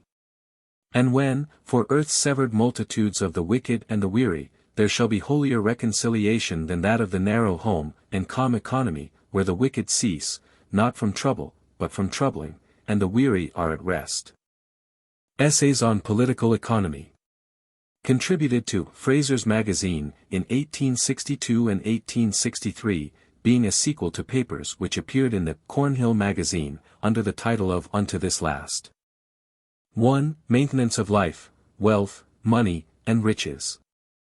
As domestic economy regulates the acts and habits of a household, political economy regulates those of a society or state, with reference to its maintenance. Political economy is neither an art nor a science, 59, but a system of conduct and legislature, founded on the sciences, directing the arts, and impossible, except under certain conditions of moral culture. By the maintenance of a state is to be understood the support of its population in healthy and happy life, and the increase of their numbers, so far as that increase is consistent with their happiness. It is not the object of political economy to increase the numbers of a nation at the cost of common health or comfort, nor to increase indefinitely the comfort of individuals, by sacrifice of surrounding lives, or possibilities of life. The assumption which lies at the root of nearly all erroneous reasoning on political economy, namely, that its object is to accumulate money or exchangeable property, may be shown in few words to be without foundation. For no economist would admit national economy to be legitimate which proposed to itself only the building of a pyramid of gold. He would declare the gold to be wasted, were it to remain in the monumental form, and would say it ought to be employed. But to what end? Either it must be used only to gain more gold, and build a larger pyramid, or to some purpose other than the gaining of gold. And this other purpose, however at first apprehended, will be found to resolve itself finally into the service of man, that is to say, the extension, defense, or comfort of his life. The golden pyramid may perhaps be providently built, perhaps improvidently, but, at all events, the wisdom or folly of the accumulation can only be determined by our having first clearly stated the aim of all economy, namely, the extension of life. If the accumulation of money, or of exchangeable property, were a certain means of extending existence, it would be useless, in discussing economical questions, to fix our attention upon the more distant object, life, instead of the immediate one, money. But it is not so. Money may sometimes be accumulated at the cost of life, or by limitations of it, that is to say, either by hastening the deaths of men, or preventing their births. It is therefore necessary to keep clearly in view the ultimate object of economy, and to determine the expediency of minor operations with reference to that ulterior end. It has been just stated that the object of political economy is the continuance not only of life, but of healthy and happy life. But all true happiness is both a consequence and cause of life. It is a sign of its vigor, and means of its continuance. All true suffering is in like manner a consequence and cause of death. I shall therefore, in future, use the word life singly, but let it be understood to include in its signification the happiness and power of the entire human nature, body and soul. That human nature, as its Creator made it, and maintains it wherever His laws are observed, is entirely harmonious. No physical error can be more profound, no moral error more dangerous than that involved in the monkish doctrine of the opposition of body to soul. No soul can be perfect in an imperfect body, no body perfect without perfect soul. Every right action and true thought sets the seal of its beauty on person and face, every wrong action and foul thought its seal of distortion. And the various aspects of humanity might be read as plainly as a printed history, were it not that the impressions are so complex that it must always in some cases, and, in the present state of our knowledge, in all cases, be impossible to decipher them completely. Nevertheless, the face of a consistently just, and of a consistently unjust person, may always be rightly discerned at a glance, and if the qualities are continued by descent through a generation or two, there arises a complete distinction of race. Both moral and physical qualities are communicated by descent, far more than they can be developed by education, though both may be destroyed for want of education. And there is as yet no ascertained limit to the nobleness of person and mind which the human creature may attain, by persevering observance of the laws of God respecting its birth and training. We must therefore yet farther define the aim of political economy to be the multiplication of human life at the highest standard. It might at first seem questionable whether we should endeavor to maintain a small number of persons of the highest type of beauty and intelligence, or a larger number of an inferior class. But I shall be able to show in the sequel, that the way to maintain the largest number is first to aim at the highest standard. Determine the noblest type of man, and aim simply at maintaining the largest possible number of persons of that class, and it will be found that the largest possible number of every healthy subordinate class must necessarily be produced also. The perfect type of manhood, as just stated, involves the perfections, whatever we may hereafter determine these to be, of his body, affections, and intelligence. The material things, therefore, which it is the object of political economy to produce and use, or accumulate for use, are things which serve either to sustain and comfort the body, or exercise rightly the affections and form the intelligence. 60. Whatever truly serves either of these purposes is useful to man, wholesome, healthful, helpful, or holy. By seeking such things, man prolongs and increases his life upon the earth. On the other hand, whatever does not serve either of these purposes, much more whatever counteracts them, is in like manner useless to man, unwholesome, unhelpful, or unholy. And by seeking such things man shortens and diminishes his life upon the earth. And neither with respect to things useful or useless can man's estimate of them alter their nature. Certain substances being good for his food, and others noxious to him, what he thinks or wishes respecting them can neither change their nature, nor prevent their power. If he eats corn, he will live, if nightshade, he will die. If he produce or make good and beautiful things, they will recreate him. Note the solemnity and weight of the word. If bad and ugly things, they will corrupt or break in pieces, that is, in the exact degree of their power, kill him. For every hour of labor, however enthusiastic or well-intended, which he spends for that which is not bread, so much possibility of life is lost to him. His fancies, likings, beliefs, however brilliant, eager, or obstinate, are of no avail if they are set on a false object. Of all that he has labored for, the eternal law of heaven and earth measures out to him for reward, to the utmost atom, that part which he ought to have labored for, and withdraws from him, or enforces on him. It may be, inexorably that part which he ought not to have labored for. The dust and chaff are all, to the last speck, winnowed away, and on his summer threshing floor stands his heap of corn, little or much, not according to his labor, but to his discretion. No commercial arrangements, no painting of surfaces nor alloying of substances, will avail him a pennyweight. Nature asks of him calmly and inevitably, what have you found, or formed, the right thing or the wrong? By the right thing you shall live. By the wrong you shall die. To thoughtless persons it seems otherwise. The world looks to them as if they could cozen it out of some ways and means of life. But they cannot cozen it, they can only cozen their neighbors. The world is not to be cheated of a grain, not so much as a breath of its air can be drawn surreptitiously.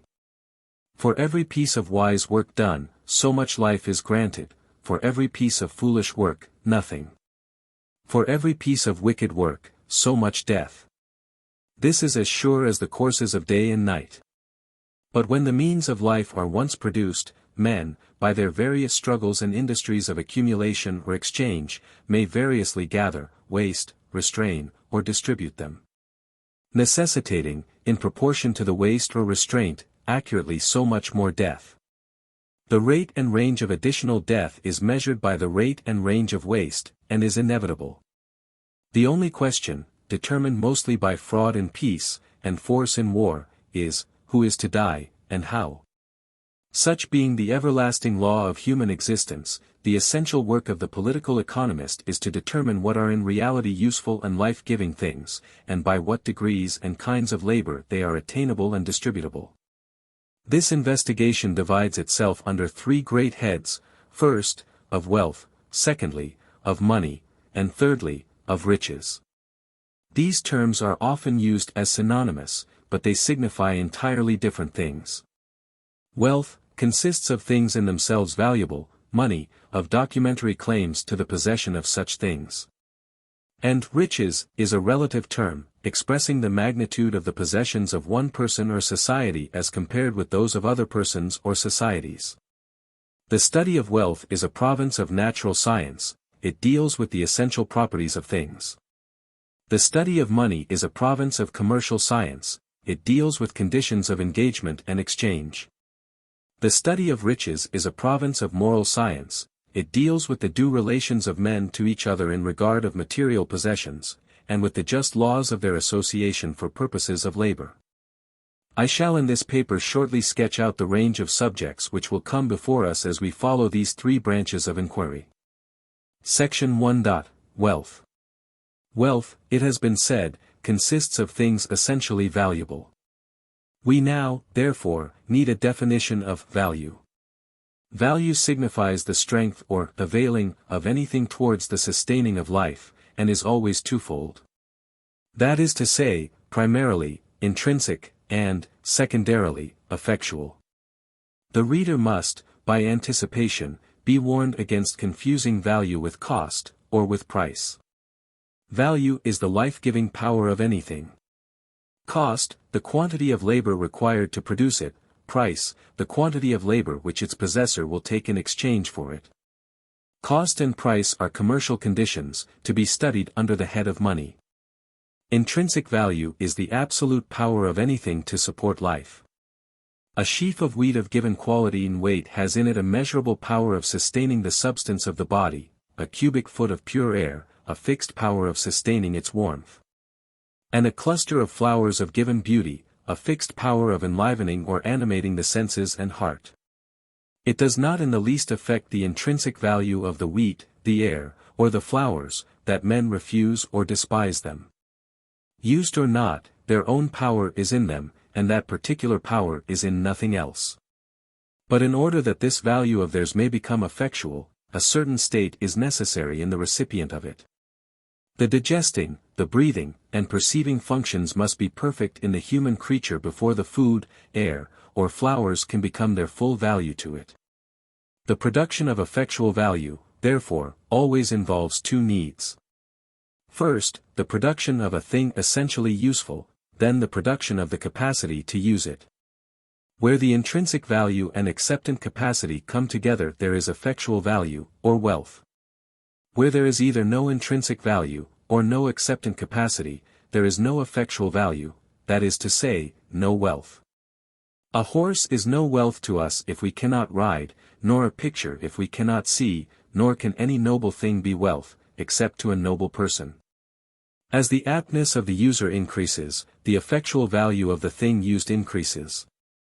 And in its entirety can coexist only with perfect skill of use, or harmony of nature. The effectual value of a given quantity of any commodity existing in the world at any moment is therefore a mathematical function of the capacity existing in the human race to enjoy it. Let its intrinsic value be represented by x, and the recipient faculty by y, its effectual value is xy, in which the sum varies as either coefficient varies, is increased by either's increase 61 and cancelled by either's absence. Valuable material things may be conveniently referred to 5 heads. 1. Land, with an associated air, water, and organisms. 2. Houses, furniture, and instruments. 3. Stored or prepared food and medicine, and articles of bodily luxury, including clothing. 4. Books. 5. Works of art. We shall enter into separate inquiry as to the conditions of value under each of these heads.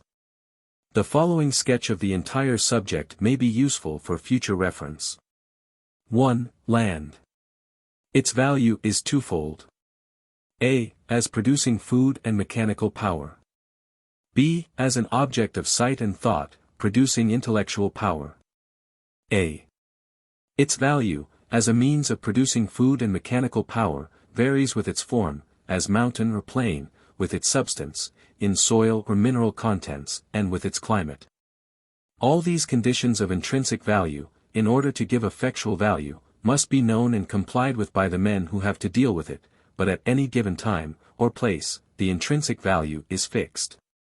Such and such a piece of land, with its associated lakes and seas, rightly treated in surface and substance, can produce precisely so much food and power, and no more. Its surface treatment, agriculture, and substance treatment, practical geology and chemistry, are the first roots of economical science. By surface treatment, however, I mean more than agriculture as commonly understood. I mean land and sea culture, dominion over both the fixed and the flowing fields. Perfect acquaintance with the laws of climate, and of vegetable and animal growth in the given tracts of earth or ocean, and of their relations regulating especially the production of those articles of food which, being in each particular spot producible in the highest perfection, will bring the best price in commercial exchanges. B. The second element of value in land is its beauty, united with such conditions of space and form as are necessary for exercise, or pleasant to the eye, associated with vital organism. Land of the highest value in these respects is that lying in temperate climates, and boldly varied in form, removed from unhealthy or dangerous influences, as of miasm or volcano, and capable of sustaining a rich fauna and flora. Such land, carefully tended by the hand of man, so far as to remove from it unsightlinesses and evidences of decay. Guarded from violence, and inhabited, under man's affectionate protection, by every kind of living creature that can occupy it in peace, forms the most precious property that human beings can possess. The determination of the degree in which these two elements of value can be united in land, or in which either element must, or should, in particular cases, be sacrificed to the other, forms the most important branch of economical inquiry respecting preferences of things. 2. Buildings, furniture, and instruments. The value of buildings consists, a. in permanent strength, with convenience of form, of size, and of position, so as to render employment peaceful, social intercourse easy, temperature and air healthy. The advisable or possible magnitude of cities and mode of their distribution in squares, streets, courts, etc. The relative value of sites of land, and the modes of structure which are healthiest and most permanent, have to be studied under this head. b. The value of buildings consists, secondarily, in historical association and architectural beauty, of which we have to examine the influence on manners and life. The value of instruments consists a. in their power of shortening labor, or otherwise accomplishing, as ships, what human strength unaided could not. The kinds of work which are severally best accomplished by hand or by machine. The effect of machinery in gathering and multiplying population, and its influence on the minds and bodies of such population. Together with the conceivable uses of machinery on a colossal scale in accomplishing mighty and useful works, hitherto unthought of, such as the deepening of large river channels, changing the surface of mountainous districts, irrigating tracts of desert in the torrid zone, breaking up, and thus rendering capable of quicker fusion edges of ice in the northern and southern Arctic seas, etc. So rendering parts of the earth habitable which hitherto have not been so, are to be studied under this head. b. The value of instruments is, secondarily, in their aid to abstract sciences. The degree in which the multiplication of such instruments should be encouraged, so as to make them, if large, easy of access to numbers, as costly telescopes, or so cheap as that they might, in a serviceable form, become a common part of the furniture of households, is to be considered under this head. 3. Food, medicine, and articles of luxury. Under this head we shall have to examine the possible methods of obtaining pure and nourishing food in such security and equality of supply as to avoid both waste and famine. Then the economy of medicine and just range of sanitary law. Finally, the economy of luxury, partly an aesthetic and partly an ethical question. 4. Books. The value of these consists a. in their power of preserving and communicating the knowledge of facts. b. in their power of exciting vital or noble emotion and intellectual action. They have also their corresponding negative powers of disguising and effacing the memory of facts, and killing the noble emotions, or exciting base ones. Under these two heads we have to consider the economical and educational value, positive and negative, of literature. The means of producing and educating good authors, and the means and advisability of rendering good books generally accessible, and directing the reader's choice to them. 5. Works of art. The value of these is of the same nature as that of books, but the laws of their production and possible modes of distribution are very different, and require separate examination. Section 2. Money. Under this head, we shall have to examine the laws of currency and exchange, of which I will note here the first principles. Money has been inaccurately spoken of as merely a means of circulation. It is, on the contrary, an expression of right. It is not wealth, being the sign 62 of the relative quantities of it, to which, at a given time, persons or societies are entitled. If all the money in the world, notes and gold, were destroyed in an instant, it would leave the world neither richer nor poorer than it was. But it would leave the individual inhabitants of it in different relations. Money is, therefore, correspondent in its nature to the title deed of an estate. Though the deed be burned, the estate still exists, but the right to it has become disputable. The worth of money remains unchanged, as long as the proportion of the quantity of existing money to the quantity of existing wealth, or available labor which it professes to represent, remains unchanged. If the wealth increases, but not the money, the worth of the money increases; if the money increases, but not the wealth, the worth of the money diminishes. Money, therefore, cannot be arbitrarily multiplied, any more than title deeds can.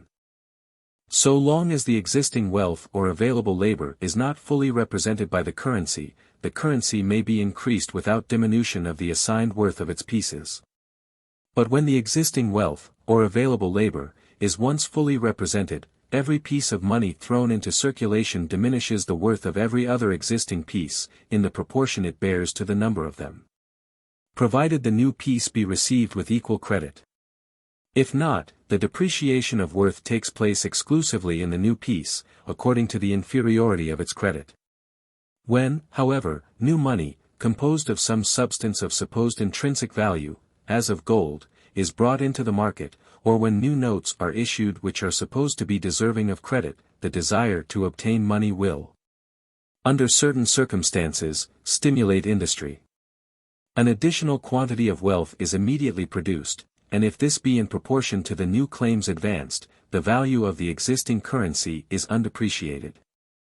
If the stimulus given be so great as to produce more goods than are proportioned to the additional coinage, the worth of the existing currency will be raised. Arbitrary control and issues of currency affect the production of wealth, by acting on the hopes and fears of men, and are, under certain circumstances, wise. But the issue of additional currency to meet the exigencies of immediate expense, is merely one of the disguised forms of borrowing or taxing. It is, however, in the present low state of economical knowledge, often possible for governments to venture on an issue of currency, when they could not venture on an additional loan or tax. Because the real operation of such issue is not understood by the people, and the pressure of it is irregularly distributed, and with an unperceived gradation. Finally, the use of substances of intrinsic value as the materials of a currency, is a barbarism, a remnant of the conditions of barter, which alone can render commerce possible among savage nations. It is, however, still necessary, partly as a mechanical check on arbitrary issues, partly as a means of exchanges with foreign nations. In proportion to the extension of civilization, and increase of trustworthiness in governments, it will cease. So long as it exists, the phenomena of the cost and price of the articles used for currency, are mingled with those of currency itself, in an almost inextricable manner. And the worth of money in the market is affected by multitudinous accidental circumstances, which have been traced, with more or less success, by writers on commercial operations. But with these variations the true political economist has no more to do than an engineer fortifying a harbor of refuge against Atlantic tide. Has to concern himself with the cries or quarrels of children who dig pools with their fingers for its ebbing currents among the sand. Section 3. Riches. According to the various industry, capacity, good fortune, and desires of men, they obtain greater or smaller share of, and claim upon, the wealth of the world. The inequalities between these shares, always in some degree just and necessary, may be either restrained by law, or circumstance, within certain limits, or may increase indefinitely. Where no moral or legal restraint is put upon the exercise of the will and intellect of the stronger, shrewder, or more covetous men, these differences become ultimately enormous. But as soon as they become so distinct in their extremes as that, on one side, there shall be manifest redundance of possession, and on the other manifest pressure of need, the terms riches and poverty are used to express the opposite states. Being contrary only in the manner of the terms warmth and cold, which neither of them imply an actual degree, but only a relation to other degrees, of temperature. Respecting riches, the economist has to inquire, first, into the advisable modes of their collection, secondly, into the advisable modes of their administration. Respecting the collection of national riches, he has to inquire, first, whether he is justified in calling the nation rich. If the quantity of money it possesses relatively to that possessed by other nations be large, irrespectively of the manner of its distribution. Or does the mode of distribution in any wise affect the nature of the riches? Thus, if the king alone be rich, suppose Croesus or Mausolus, are the Lydians and Carians therefore a rich nation? Or if one or two slave masters be rich, and the nation be otherwise composed of slaves, is it to be called a rich nation? For if not, and the ideas of a certain mode of distribution or operation in the riches, and of a certain degree of freedom in the people, enter into our idea of riches as attributed to a people, we shall have to define the degree of fluency or circulative character which is essential to their vitality, and the degree of independence of action required in their possessors. Questions which look as if they would take time in answering. And farther, since there are two modes in which the inequality, which is indeed the condition and constituent of riches, may be established, namely, by increase of possession on the one side, and by decrease of it on the other, we have to inquire. With respect to any given state of riches, precisely in what manner the correlative poverty was produced. That is to say, whether by being surpassed only, or being depressed, what are the advantages, or the contrary, conceivable in the depression.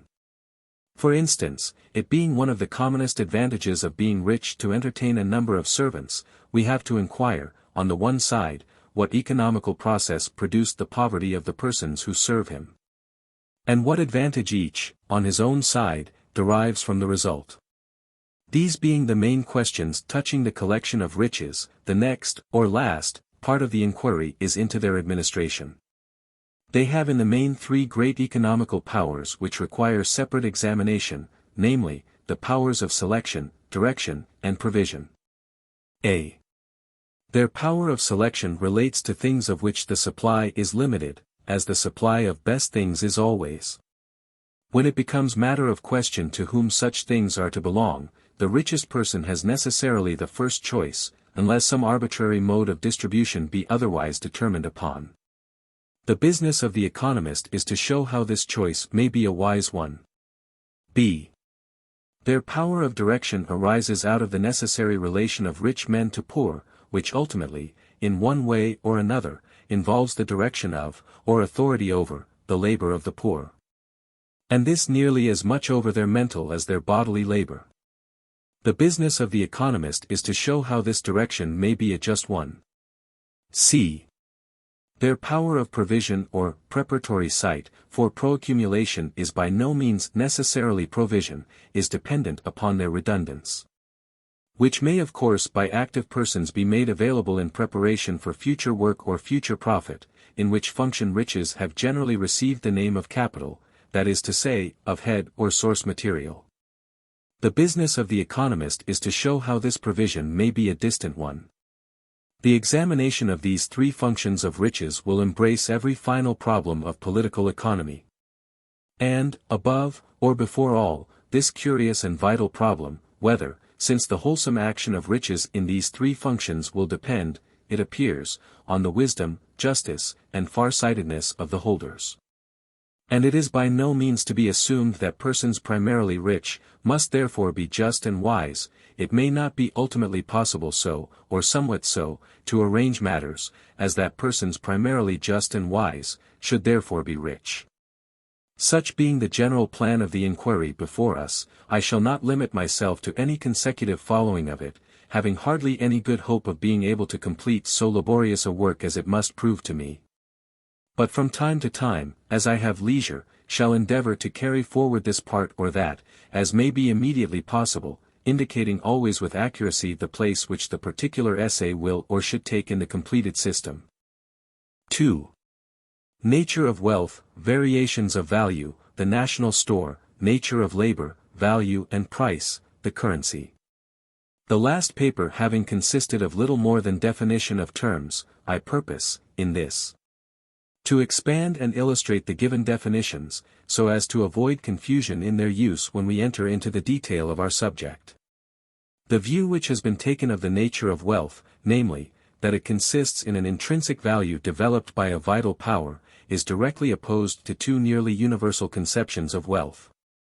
In the assertion that value is primarily intrinsic, it opposes the idea that anything which is an object of desire to numbers, and is limited in quantity, may be called, or virtually become, wealth. And in the assertion that value is secondarily dependent upon power in the possessor, it opposes the idea that wealth consists of things exchangeable at rated prices. Before going farther, we will make these two positions clearer. First, all wealth is intrinsic, and is not constituted by the judgment of men. This is easily seen in the case of things affecting the body. We know that no force of fantasy will make stones nourishing, or poison innocent. But it is less apparent in things affecting the mind. We are easily, perhaps willingly, misled by the appearance of beneficial results obtained by industries addressed wholly to the gratification of fanciful desire. And apt to suppose that whatever is widely coveted, dearly bought, and pleasurable in possession, must be included in our definition of wealth. It is the more difficult to quit ourselves of this error because many things which are true wealth in moderate use, yet become false wealth in immoderate. And many things are mixed of good and evil, as, mostly, books and works of art, out of which one person will get the good, and another the evil. So that it seems as if there were no fixed good or evil in the things themselves, but only in the view taken, and use made of them. But that is not so. The evil and good are fixed in essence and in proportion. They are separable by instinct and judgment, but not interchangeable, and in things in which evil depends upon excess, the point of excess, though indefinable, is fixed. And the power of the thing is on the hither side for good, and on the farther side for evil. And in all cases this power is inherent, not dependent on opinion or choice. Our thoughts of things neither make, nor mar their eternal force. Nor, which is the most serious point for future consideration, can they prevent the effect of it upon ourselves. Therefore, the object of special analysis of wealth into which we have presently to enter will be not so much to enumerate what is serviceable, as to distinguish what is destructive, and to show that it is inevitably destructive. That to receive pleasure from an evil thing is not to escape from, or alter the evil of it, but to be altered by it, that is, to suffer from it to the utmost, having our own nature, in that degree, made evil also. And it will be shown farther that, through whatever length of time or subtleties of connection the harm is accomplished, being also less or more according to the fineness and worth of the humanity on which it is wrought, still nothing but harm ever comes of a bad thing. So that, finally, wealth is not the accidental object of a morbid desire, but the constant object of a legitimate one. 63 By the fury of ignorance, and fitfulness of caprice, large interests may be continually attached to things unserviceable or hurtful. If their nature could be altered by our passions, the science of political economy would be but as the weighing of clouds, and the portioning out of shadows. But of ignorance there is no science, and of caprice no law. Their disturbing forces interfere with the operations of economy, but have nothing in common with them. The calm arbiter of national destiny regards only essential power for good in all it accumulates, and alike disdains the wanderings of imagination and the thirsts of disease. Secondly, the assertion that wealth is not only intrinsic, but dependent, in order to become effectual, on a given degree of vital power in its possessor, is opposed to another popular view of wealth. Namely, that though it may always be constituted by caprice, it is, when so constituted, a substantial thing, of which given quantities may be counted as existing here, or there, and exchangeable at rated prices. In this view there are three errors. The first and chief is the overlooking the fact that all exchangeableness of commodity, or effective demand for it, depends on the sum of capacity for its use existing, here or elsewhere. The book we cannot read, or picture we take no delight in, may indeed be called part of our wealth, in so far as we have power of exchanging either for something we like better. But our power of effecting such exchange, and yet more, of effecting it to advantage, depends absolutely on the number of accessible persons who can understand the book, or enjoy the painting, and who will dispute the possession of them. Thus the actual worth of either, even to us, depends no less on their essential goodness than on the capacity consisting somewhere for the perception of it. And it is vain in any completed system of production to think of obtaining one without the other. So that, though the great political economist knows that coexistence of capacity for use with temporary possession cannot be always secured, the final fact, on which he bases all action and administration, is that, in the whole nation, or group of nations, he has to deal with, for every grain of intrinsic value produced he must with exactest chemistry produce its twin grain of governing capacity, or in the degrees of his failure he has no wealth. Nature's challenge to us is in earnest, as the Assyrians mock, I will give you 2,000 horses, if thou be able on thy part to set riders upon them. Bavika's paces are brave, if the Cid backs him. But woe to us, if we take the dust of capacity, wearing the armor of it, for capacity itself, for so all procession, however goodly in the show of it, is to the tomb. The second error in this popular view of wealth is that, in estimating property which we cannot use as wealth, because it is exchangeable, we in reality confuse wealth with money. The land we have no skill to cultivate, the book which is sealed to us, or dress which is superfluous, may indeed be exchangeable, but as such are nothing more than a cumbrous form of banknote, of doubtful and slow convertibility. As long as we retain possession of them, we merely keep our banknotes in the shape of gravel or clay, of book leaves, or of embroidered tissue. Circumstances may perhaps render such forms the safest, or a certain complacency may attach to the exhibition of them. Into both these advantages we shall inquire afterwards. I wish the reader only to observe here, that exchangeable property which we cannot use is, to us personally, merely one of the forms of money, not of wealth. The third error in the popular view is the confusion of guardianship with possession. The real state of men of property being, too commonly that of curators, not possessors of wealth. For a man's power of use, administration, ostentation, destruction, or bequest, in possession is in use only, which for each man is sternly limited. So that such things, and so much of them, are well for him, or wealth, and more of them, or any other things, are ill for him, or illth. Plunged to the lips in Orinoco, he shall drink to his thirst measure, more, at his peril. With 1,000 oxen on his lands, he shall eat to his hunger measure, more, at his peril. He cannot live in 2 houses at once. A few bales of silk or wool will suffice for the fabric of all the clothes he can ever wear, and a few books will probably hold all the furniture good for his brain. 64 Beyond these, in the best of us but narrow capacities, we have but the power of administering, or if for harm, maladministering, wealth, that is to say, distributing, lending, or increasing it. Of exhibiting it, as in magnificence of retinue or furniture, of destroying, or, finally, of bequeathing it. And with multitudes of rich men, administration degenerates into curatorship.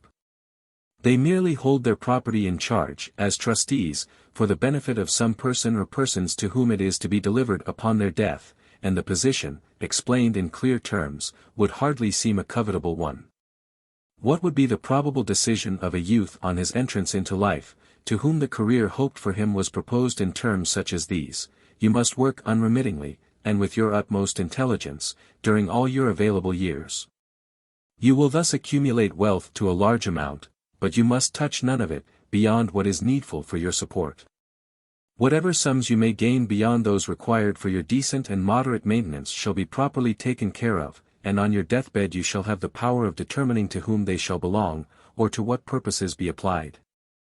The labor of life, under such conditions, would probably be neither zealous nor cheerful. Yet the only difference between this position and that of the ordinary capitalist is the power which the latter delights in supposing himself to possess, and which is attributed to him by others, of spending his money at any moment.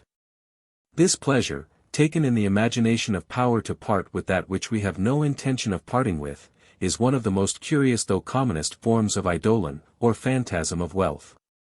But the political economist has nothing to do with this idealism, and looks only to the practical issue of it, namely, that the holder of wealth, in such temper, may be regarded simply as a mechanical means of collection.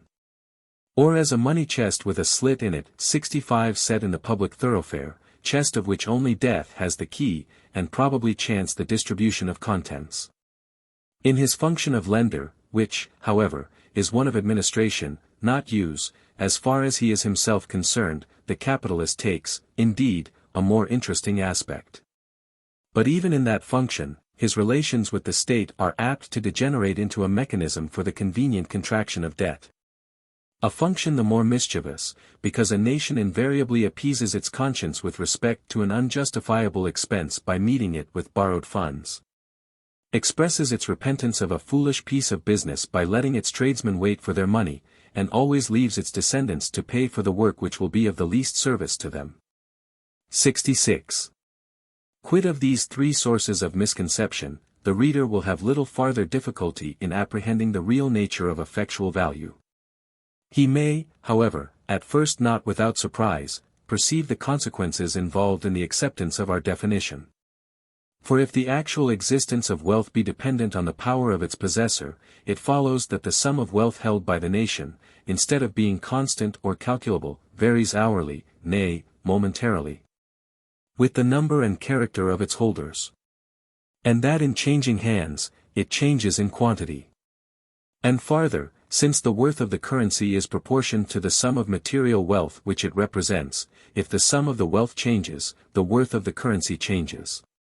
And thus both the sum of the property, and power of the currency, of the state, vary momentarily, as the character and number of the holders. And not only so, but a different rate and manner of variation is caused by the character of the holders of different kinds of wealth. The transitions of value caused by the character of the holders of land differ in mode from those caused by character in holders of works of art, and these again from those caused by character in holders of machinery or other working capital. But we cannot examine these special phenomena of any kind of wealth until we have a clear idea of the way in which true currency expresses them, and of the resulting modes in which the cost and price of any article are related to its value. To obtain this we must approach the subject in its first elements. Let us suppose a national store of wealth, real or imaginary, that is to say, composed of material things either useful, or believed to be so, presided over by a government 67 in that every workman, having produced any article involving labor in its production, and for which he has no immediate use, brings it to add to this store, receiving, from the government, in exchange an order either for the return of the thing itself, or of its equivalent in other things 68 such as he may choose out of the store at any time when he needs them. Now, supposing that the laborer speedily uses this general order, or, in common language, spends the money, he has neither changed the circumstances of the nation nor his own, except in so far as he may have produced useful and consumed useless articles, or vice versa. But if he does not use, or uses in part only, the order he receives, and lays aside some portion of it, and thus every day bringing his contribution to the national store, lays by some percentage of the order received in exchange for it, he increases the national wealth daily by as much as he does not use of the received order. And to the same amount accumulates a monetary claim on the government. It is of course always in his power, as it is his legal right, to bring forward this accumulation of claim, and at once to consume, to destroy, or distribute, the sum of his wealth.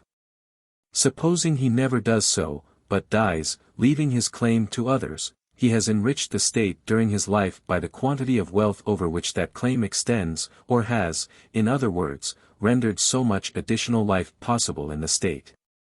Of which additional life he bequeaths the immediate possibility to those whom he invests with his claim, he would distribute this possibility of life among the nation at large. We hitherto consider the government itself as simply a conservative power, taking charge of the wealth entrusted to it. But a government may be far other than a conservative power. It may be on the one hand constructive, on the other destructive.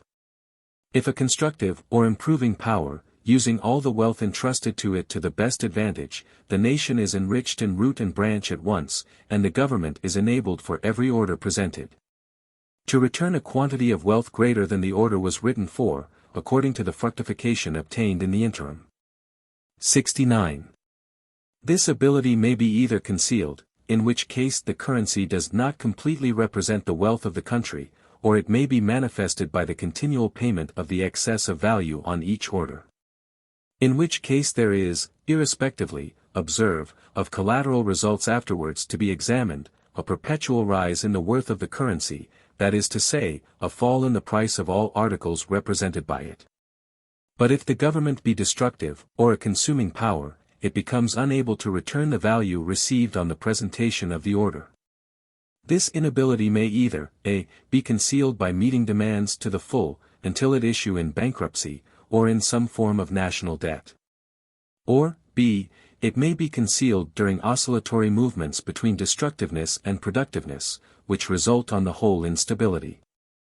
Or, c. it may be manifested by the consistent return of less than value received on each presented order, in which case there is a consistent fall in the worth of the currency, or rise in the price of the things represented by it.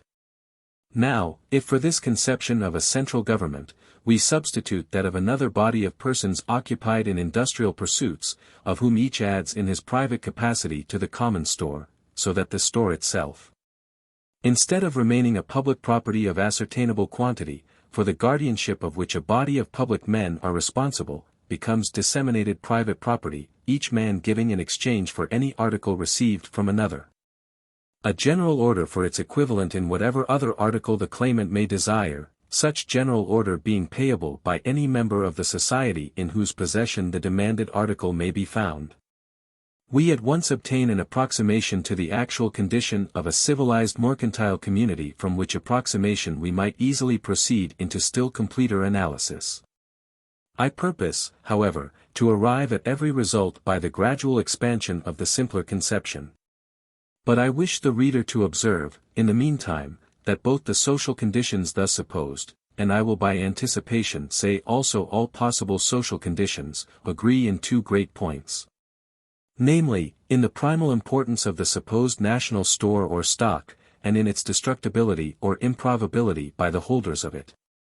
I observe that in both conditions, that of central government holding, and diffused private holding, the quantity of stock is of the same national moment. In the one case, indeed, its amount may be known by examination of the persons to whom it is confided, in the other it cannot be known but by exposing the private affairs of every individual. But, known or unknown, its significance is the same under each condition. The riches of the nation consist in the abundance, and their wealth depends on the nature of this store. 2. In the second place, both conditions, and all other possible ones, agree in the destructibility or improbability of the store by its holders. Whether in private hands, or under government charge, the national store may be daily consumed, or daily enlarged, by its possessors, and while the currency remains apparently unaltered, the property it represents may diminish or increase. The first question, then, which we have to put under our simple conception of central government, namely, what store has it, is one of equal importance, whatever may be the constitution of the state. While the second question, namely, who are the holders of the store, involves the discussion of the constitution of the state itself. The first inquiry resolves itself into three heads. 1. What is the nature of the store? 2. What is its quantity in relation to the population? 3. What is its quantity in relation to the currency? The second inquiry, into 2. 1. Who are the holders of the store, and in what proportions? 2. Who are the claimants of the store, that is to say, the holders of the currency, and in what proportions? We will examine the range of the first three questions in the present paper, of the two following, in the sequel. Question first. What is the nature of the store? Has the nation hitherto worked for and gathered the right thing or the wrong? On that issue rest the possibilities of its life. For example, let us imagine a society, of no great extent, occupied in procuring and laying up store of corn, wine, wool, silk, and other such preservable materials of food and clothing, and that it has a currency representing them. Imagine farther, that on days of festivity, the society, discovering itself to derive satisfaction from pyrotechnics, gradually turns its attention more and more to the manufacture of gunpowder. So that an increasing number of laborers, giving what time they can spare to this branch of industry, bring increasing quantities of combustibles into the store, and use the general orders received in exchange to obtain such wine, wool, or corn as they may have need of. The currency remains the same, and represents precisely the same amount of material in the store, and of labor spent in producing it. But the corn and wine gradually vanish, and in their place, as gradually, appears sulfur and saltpetre. Till at last, the laborers who have consumed corn and supplied niter, presenting on a festal morning some of their currency to obtain materials for the feast, discover that no amount of currency will command anything festive, except fire. The supply of rockets is unlimited, but that of food limited in a quite final manner, and the whole currency in the hands of the society represents an infinite power of detonation, but none of existence. The statement, caricatured as it may seem, is only exaggerated in assuming the persistence of the folly to extremity, unchecked, as in reality it would be, by the gradual rise in price of food. But it falls short of the actual facts of human life in expression of the depth and intensity of the folly itself. For a great part, the reader would not believe how great until he saw the statistics in detail, of the most earnest and ingenious industry of the world is spent in producing munitions of war. Gathering, that is to say, the materials, not of festive, but of consuming fire, filling its stores with all power of the instruments of pain, and all affluence of the ministries of death. It was no true trionfo della morte which men have seen and feared, sometimes scarcely feared, so long, wherein he brought them rest from their labors. We see and share another and higher form of his triumph now. Taskmaster instead of releaser, he rules the dust of the arena no less than of the tomb. And, content once in the grave whither man went, to make his work cease and his devices to vanish, now, in the busy city and on the serviceable sea, makes his work to increase, and his devices to multiply. To this doubled loss, or negative power of labor, spent in producing means of destruction, we have to add in our estimate of the consequences of human folly, whatever more insidious waste of toil there is in the production of unnecessary luxury. Such and such an occupation, it is said, supports so many laborers, because so many obtain wages in following it. But it is never considered that unless there be a supporting power in the product of the occupation, the wages given to one man are merely withdrawn from another. We cannot say of any trade that it maintains such and such a number of persons, unless we know how and where the money, now spent in the purchase of its produce, would have been spent, if that produce had not been manufactured. The purchasing funds truly support a number of people in making this, but, probably, leave unsupported an equal number who are making, or could have made that. The manufacturers of small watches thrive in Geneva, it is well. But where would the money spent on small watches have gone, had there been no small watches to buy? If the so frequently uttered aphorism of mercantile economy, labor is limited by capital, were true, this question would be a definite one. But it is untrue, and that widely. Out of a given quantity of wages, more or less labor is to be had, according to the quantity of will with which we can inspire the workman. And the true limit of labor is only in the limit of this moral stimulus of the will, and the bodily power. In an ultimate, but entirely practical sense, labor is limited by capital, as it is by matter, that is to say, where there is no material, there can be no work, but in the practical sense. Labor is limited only by the great original capital 70 of head, heart, and hand. Even in the most artificial relations of commerce, it is to capital as fire to fuel, out of so much fuel you shall have so much fire, not in proportion to the mass of combustibles, but to the force of wind that fans and water that quenches. And the appliance of both. And labor is furthered, as conflagration is, not so much by added fuel, as by admitted air. For which reasons, I had to insert, above, the qualifying, probably. For it can never be said positively that the purchase money, or wages fund of any trade is withdrawn from some other trade. The object itself may be the stimulus of the production of the money which buys it. That is to say, the work by which the purchaser obtained the means of buying it would not have been done by him, unless he had wanted that particular thing. And the production of any article not intrinsically, nor in the process of manufacture, injurious, is useful, if the desire of it causes productive labor in other directions. In the national store, therefore, the presence of things intrinsically valueless does not imply an entirely correlative absence of things valuable. We cannot be certain that all the labor spent on vanity has been diverted from reality, and that for every bad thing produced, a precious thing has been lost. In great measure, the vain things represent the results of roused indolence. They have been carved, as toys, in extra time, and, if they had not been made, nothing else would have been made. Even to munitions of war this principle applies. They partly represent the work of men who, if they had not made spears, would never have made pruning hooks, and who are incapable of any activities but those of contest. Thus, then, finally, the nature of the store has to be considered under two main lights, the one, that of its immediate and actual utility.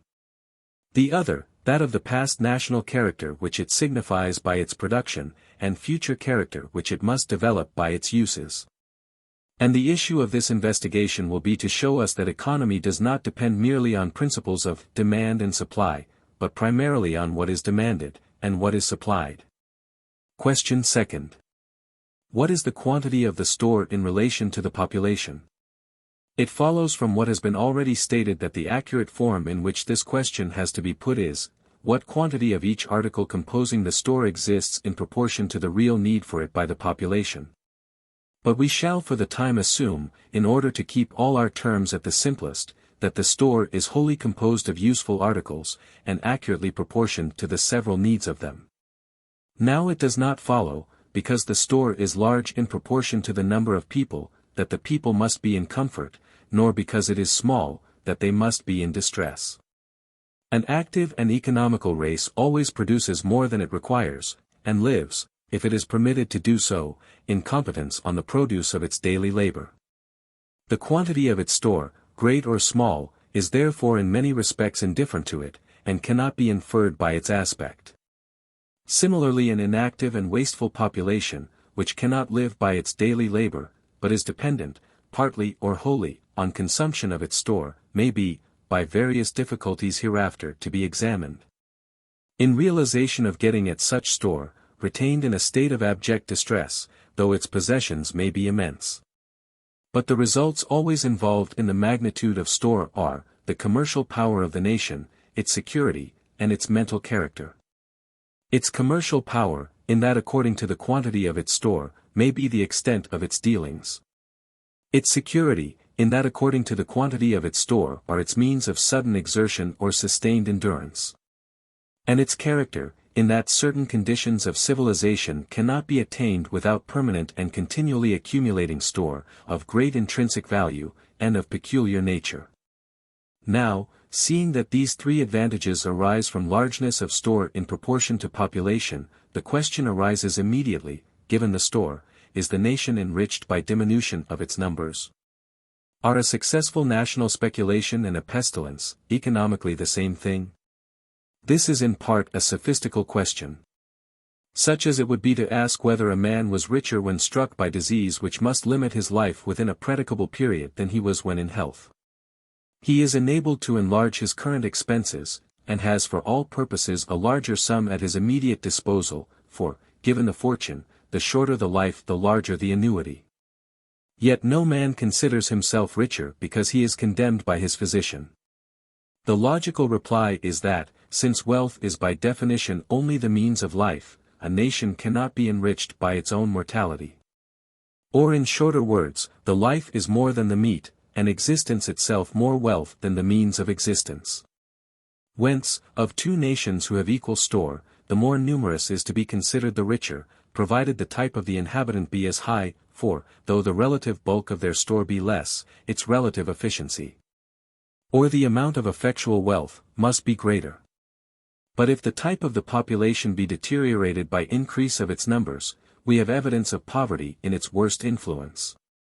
And then, to determine whether the nation in its total may still be justifiably esteemed rich, we must set or weigh the number of the poor against that of the rich.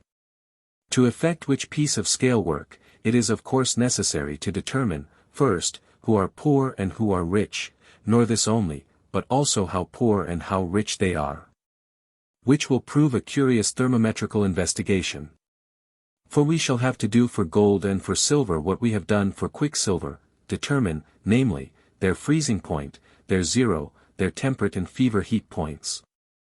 Finally, their vaporescent point, at which riches, sometimes explosively, as lately in America, make to themselves wings. And correspondently the number of degrees below zero at which poverty, ceasing to brace with any wholesome cold, burns to the bone. For the performance of these operations, in the strictest sense scientific, we will first look to the existing so-called science of political economy. We will ask it to define for us the comparatively and superlatively rich, and the comparatively and superlatively poor. And on its own terms, if any terms it can pronounce, examine, in our prosperous England, how many rich and how many poor people there are.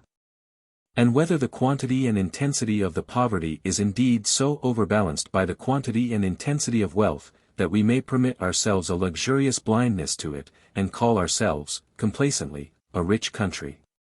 And if we find no clear definition in the existing science, we will endeavor for ourselves to fix the true degrees of the Platonic scale, and to apply them. Question 3. What is the quantity of the store in relation to the currency? We have seen that the real worth of the currency, so far as dependent on its relation to the magnitude of the store, may vary within certain limits, without affecting its worth in exchange. The diminution or increase of the represented wealth may be unperceived, and the currency may be taken either for more or less than it is truly worth. Usually, it is taken for more. And its power in exchange, or credit power, is thus increased, or retained, up to a given strain upon its relation to existing wealth. This credit power is of chief importance in the thoughts, because most sharply present to the experience, of a mercantile community. But the conditions of its stability 71 and all other relations of the currency to the material store are entirely simple in principle, if not in action. Far other than simple are the relations of the currency to that available labor, which by our definition, page 219, it also represents. For this relation is involved not only with that of the magnitude of the store to the number, but with that of the magnitude of the store to the mind, of the population. Its proportion to their number, and the resulting worth of currency, are calculable, but its proportion to their will for labor is not. The worth of the piece of money which claims a given quantity of the store, is, in exchange, less or greater according to the facility of obtaining the same quantity of the same thing without having recourse to the store. In other words, it depends on the immediate cost and price of the thing. We must now, therefore, complete the definition of these terms. All cost and price are counted in labor. We must know first, therefore, what is to be counted as labor. I have already defined labor to be the contest of the life of man with an opposite point 72 literally, it is the quantity of lapse, loss, or failure of human life caused by any effort. It is usually confused with effort itself, or the application of power, opera, but there is much effort which is merely a mode of recreation, or of pleasure. The most beautiful actions of the human body in the highest results of the human intelligence, are conditions, or achievements, of quite unlaborious, nay, of recreative, effort. But labor is the suffering in effort. It is the negative quantity, or quantity of defeat which has to be counted against every feat, and of defect which has to be counted against every fact, or deed of men. In brief, it is that quantity of our toils which we die in. We might, therefore, a priori, conjecture, as we shall ultimately find, that it cannot be bought, nor sold. Everything else is bought and sold for labor, but labor itself cannot be bought nor sold for anything, being priceless. 73 The idea that it is a commodity to be bought or sold, is the alpha and omega of politico-economic fallacy. This being the nature of labor, the cost of anything is the quantity of labor necessary to obtain it. The quantity for which, or at which, it stands, constat. It is literally the constancy of the thing, you shall win it, move it, come at it, for no less than this. Cost is measured and measurable only in labor, not in opera. 74 It does not matter how much power a thing needs to produce it, it matters only how much distress. Generally the more power it requires, the less the distress, so that the noblest works of man cost less than the meanest. True labor, or spending of life, is either of the body, in fatigue or pain, of the temper or heart, as in perseverance of search for things, patience in waiting for them, fortitude or degradation in suffering for them, and the like. Or of the intellect. All these kinds of labor are supposed to be included in the general term, and the quantity of labor is then expressed by the time it lasts. So that a unit of labor is an hour's work or a day's work as we may determine. 75. Cost, like value, is both intrinsic and effectual. Intrinsic cost is that of getting the thing in the right way, effectual cost is that of getting the thing in the way we set about it. But intrinsic cannot be made a subject of analytical investigation, being only partially discoverable, and that by long experience. Effectual cost is all that the political economist can deal with. That is to say, the cost of the thing under existing circumstances and by known processes. Cost, irrespectively of any question of demand or supply, varies with the quantity of the thing wanted, and with the number of persons who work for it. It is easy to get a little of some things, but difficult to get much. It is impossible to get some things with few hands, but easy to get them with many. The cost and value of things, however difficult to determine accurately, are thus both dependent on ascertainable physical circumstances. Point 76. But their price is dependent on the human will. Such and such a thing is demonstrably good for so much. And it may demonstrably be bad for so much. But it remains questionable, and in all manner of ways questionable, whether I choose to give so much. Point 77. This choice is always a relative one. It is a choice to give a price for this, rather than for that, a resolution to have the thing, if getting it does not involve the loss of a better thing. Price depends, therefore, not only on the cost of the commodity itself, but on its relation to the cost of every other attainable thing. Farther, the power of choice is also a relative one. It depends not merely on our own estimate of the thing, but on everybody else's estimate, therefore on the number and force of the will of the concurrent buyers, and on the existing quantity of the thing in proportion to that number and force. Hence the price of anything depends on four variables. Point 78. 1. Its cost. 2. Its attainable quantity at that cost. 3. The number and power of the persons who want it. 4. The estimate they have formed of its desirableness. Its value only affects its price so far as it is contemplated in this estimate, perhaps, therefore, not at all. Now, in order to show the manner in which price is expressed in terms of a currency, we must assume these four quantities to be known, and the estimate of desirableness, commonly called the demand, to be certain. We will take the number of persons at the lowest. Let A and B be two laborers who demand, that is to say, have resolved to labor for, two articles, A and B.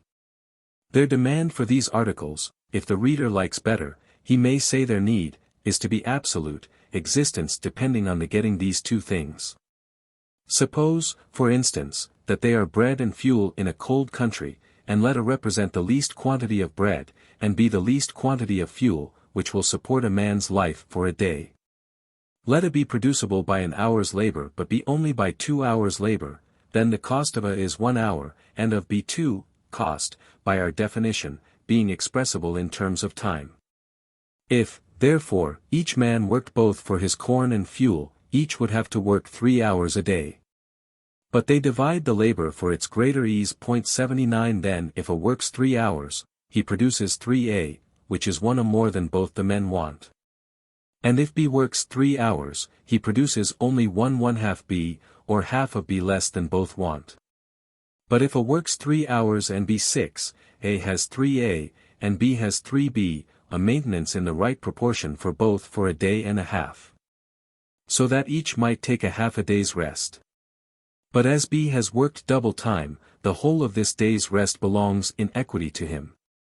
Therefore, the just exchange should be, A, giving 2A for 1B, has 1A and 1B, maintenance for a day. B, giving 1B for 2A, has 2A and 2B, maintenance for 2 days. But B cannot rest on the second day, or A would be left without the article which B produces. Nor is there any means of making the exchange just, unless a third laborer is called in. Then one workman, A, produces A, and 2, B and C, produce B, A, working 3 hours, has 3A, B, 3 hours, 1/2 B, C, 3 hours, 1/2 B. B and C each give half of B for A, and all have their equal daily maintenance for equal daily work. To carry the example a single step farther, let 3 articles, A, B, and C, be needed. Let A need 1 hour's work, B 2, and C 4. Then the day's work must be 7 hours, and one man in a day's work can make 7A, or 3/2 B, or 1/3 C. Therefore 1A works for A, producing 7A, 2B's work for B, producing 7B, for C's work for C, producing 7C. A has 6A to spare, and gives 2A for 1B, and 4A for 1C. Each B has 2/2 B to spare, and gives 1/2 B for 1A, and 2B for 1C. Each C has 3/4 of C to spare, and gives 1/2 C for 1B, and 1/4 of C for 1A. And all have their day's maintenance. Generally, therefore, it follows that, if the demand is constant, 80 the relative prices of things are as their costs, or as the quantities of labor involved in production. Then, in order to express their prices in terms of a currency, we have only to put the currency into the form of orders for a certain quantity of any given article, with us it is in the form of orders for gold. And all quantities of other articles are priced by the relation they bear to the article which the currency claims. But the worth of the currency itself is not in the slightest degree founded more on the worth of the article for which the gold is exchangeable. It is just as accurate to say, so many pounds are worth an acre of land, as, an acre of land is worth so many pounds. The worth of gold, of land, of houses, and of food, and of all other things, depends at any moment on the existing quantities and relative demands for all and each. And a change in the worth of, or demand for, any one, involves an instantaneously correspondent change in the worth, and demand for all the rest, a change as inevitable and as accurately balanced, though often in its process as untraceable, as the change in volume of the outflowing river from some vast lake, caused by change in the volume of the inflowing streams. Though no eye can trace, no instrument detect motion either on its surface, or in the depth. Thus, then, the real working power or worth of the currency is founded on the entire sum of the relative estimates formed by the population of its possessions. A change in this estimate in any direction, and therefore every change in the national character, instantly alters the value of money, in its second great function of commanding labor. But we must always carefully and sternly distinguish between this worth of currency, dependent on the conceived or appreciated value of what it represents, and the worth of it, dependent on the existence of what it represents. A currency is true or false, in proportion to the security with which it gives claim to the possession of land, house, horse, or picture. But a currency is strong or weak, worth much or worth little, in proportion to the degree of estimate in which the nation holds the house, horse, or picture which is claimed. Thus the power of the English currency has been, till of late, largely based on the national estimate of horses and of wine, so that a man might always give any price to furnish choicely his stable, or his cellar, and receive public approval therefore, but if he gave the same sum to furnish his library, he was called mad, or a bibliomaniac. And although he might lose his fortune by his horses, and his health or life by his cellar, and rarely lost either by his books, he was yet never called a hippomaniac nor an oinomaniac. But only bibliomaniac, because the current worth of money was understood to be legitimately founded on cattle and wine, but not on literature. The prices lately given at sales for pictures and MSS indicate some tendency to change in the national character in this respect, so that the worth of the currency may even come in time to rest, in an acknowledged manner, somewhat on the state and keeping of the Bedford Missal, as well as on the health of Caractacus or Blink Bonny. And old pictures be considered property, no less than old port. They might have been so before now, but it is more difficult to choose the one than the other. Now, observe, all these sources of variation in the power of the currency exist wholly irrespective of the influences of vice, indolence, and improvidence. We have hitherto supposed, throughout the analysis, every professing laborer to labor honestly, heartily, and in harmony with his fellows. We have now to bring farther into the calculation the effects of relative industry, honor, and forethought, and thus to follow out the bearings of our second inquiry: who are the holders of the store and currency, and in what proportions? This, however, we must reserve for our next paper, noticing here only that, however distinct the several branches of the subject are, radically, they are so interwoven in their issues that we cannot rightly treat any one till we have taken cognizance of all. Thus the quantity of the currency in proportion to number of population is materially influenced by the number of the holders in proportion to the non-holders, and this again by the number of holders of goods. For as, by definition, the currency is a claim to goods which are not possessed, its quantity indicates the number of claimants in proportion to the number of holders, and the force and complexity of claim. For if the claims be not complex, currency as a means of exchange may be very small in quantity. A sells some corn to B, receiving a promise from B to pay in cattle, which A then hands over to C, to get some wine. C in due time claims the cattle from B, and B takes back his promise. These exchanges have, or might have been, all effected with a single coin or promise. And the proportion of the currency to the store would in such circumstances indicate only the circulating vitality of it, that is to say, the quantity and convenient divisibility of that part of the store which the habits of the nation keep in circulation. If a cattle breeder is content to live with his household chiefly on meat and milk, and does not want rich furniture, or jewels, or books, if a wine and corn grower maintains himself and his men chiefly on grapes and bread. If the wives and daughters of families weave and spin the clothing of the household, and the nation, as a whole, remains content with the produce of its own soil and the work of its own hands, it has little occasion for circulating media. It pledges and promises little and seldom, exchanges only so far as exchange is necessary for life. The store belongs to the people in whose hands it is found, and money is little needed either as an expression of right, or practical means of division and exchange. But in proportion as the habits of the nation become complex and fantastic, and they may be both, without therefore being civilized, its circulating medium must increase in proportion to its store.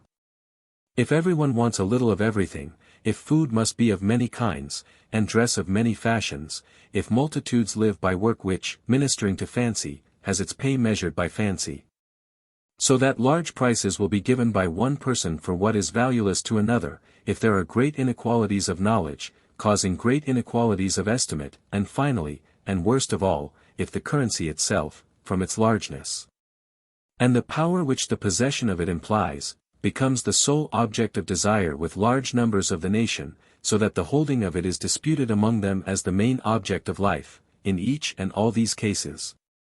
The currency enlarges in proportion to the store, and, as a means of exchange and division, as a bond of right, and as an expression of passion, plays a more and more important part in the nation's dealings, character, and life.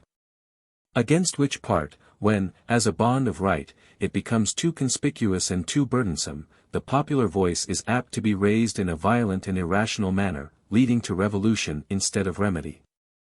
Whereas all possibility of economy depends on the clear assertion and maintenance of this bond of right, however burdensome. The first necessity of all economical government is to secure the unquestioned and unquestionable working of the great law of property, that a man who works for a thing shall be allowed to get it, keep it, and consume it, in peace.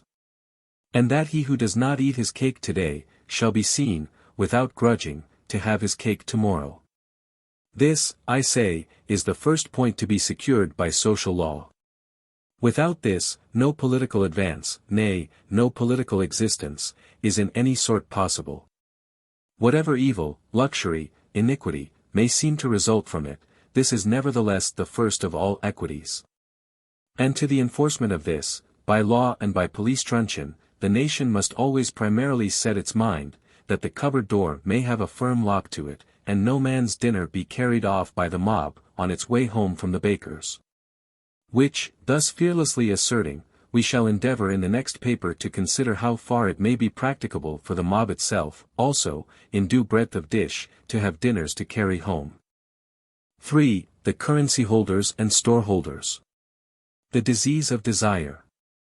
It will be seen by reference to the last paper that our present task is to examine the relation of holders of store to holders of currency, and of both to those who hold neither. In order to do this, we must determine on which side we are to place substances such as gold, commonly known as bases of currency. By aid of previous definitions the reader will now be able to understand closer statements than have yet been possible. The currency of any country consists of every document acknowledging debt which is transferable in the country. This transferableness depends upon its intelligibility and credit. Its intelligibility depends chiefly on the difficulty of forging anything like it. Its credit much on national character, but ultimately always on the existence of substantial means of meeting its demand. As the degrees of transferableness are variable, some documents passing only in certain places, and others passing, if at all, for less than their inscribed value, both the mass and, so to speak, fluidity, of the currency, are variable. True or perfect currency flows freely, like a pure stream. It becomes sluggish or stagnant in proportion to the quantity of less transferable matter which mixes with it, adding to its bulk, but diminishing its purity. Substances of intrinsic value, such as gold, mingle also with the currency, and increase, while they modify, its power. These are carried by it as stones are carried by a torrent, sometimes momentarily impeding, sometimes concentrating its force, but not affecting its purity. These substances of intrinsic value may be also stamped or signed so as to become acknowledgments of debt, and then become, so far as they operate independently of their intrinsic value, part of the real currency.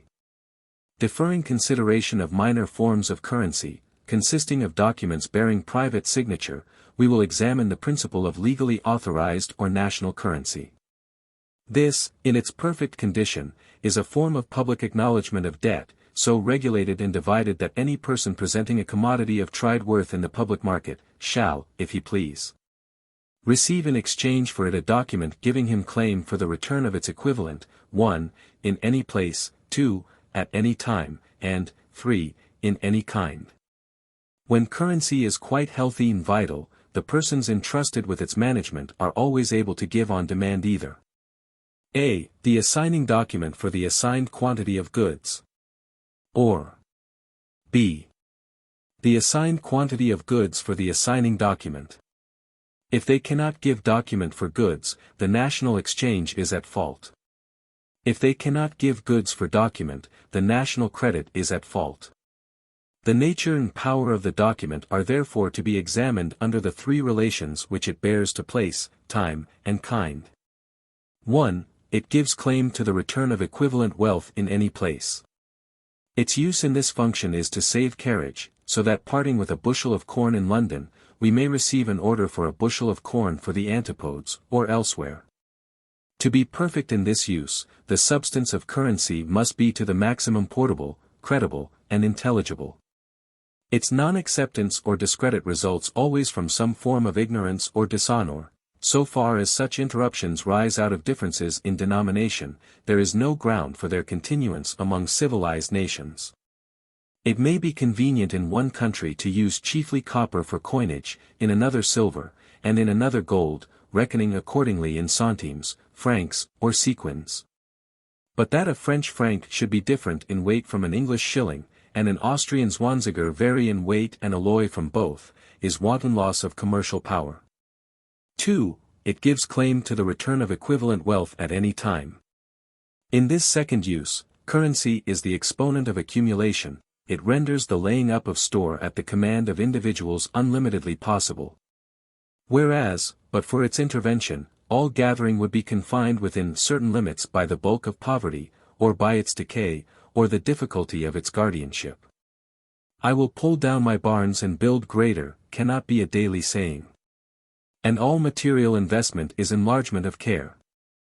The national currency transfers the guardianship of the store to many, and preserves to the original producer the right of re-entering on its possession at any future period. 3. It gives claim, practical, though not legal, to the return of equivalent wealth in any kind. It is a transferable right, not merely to this or that, but to anything, and its power in this function is proportioned to the range of choice.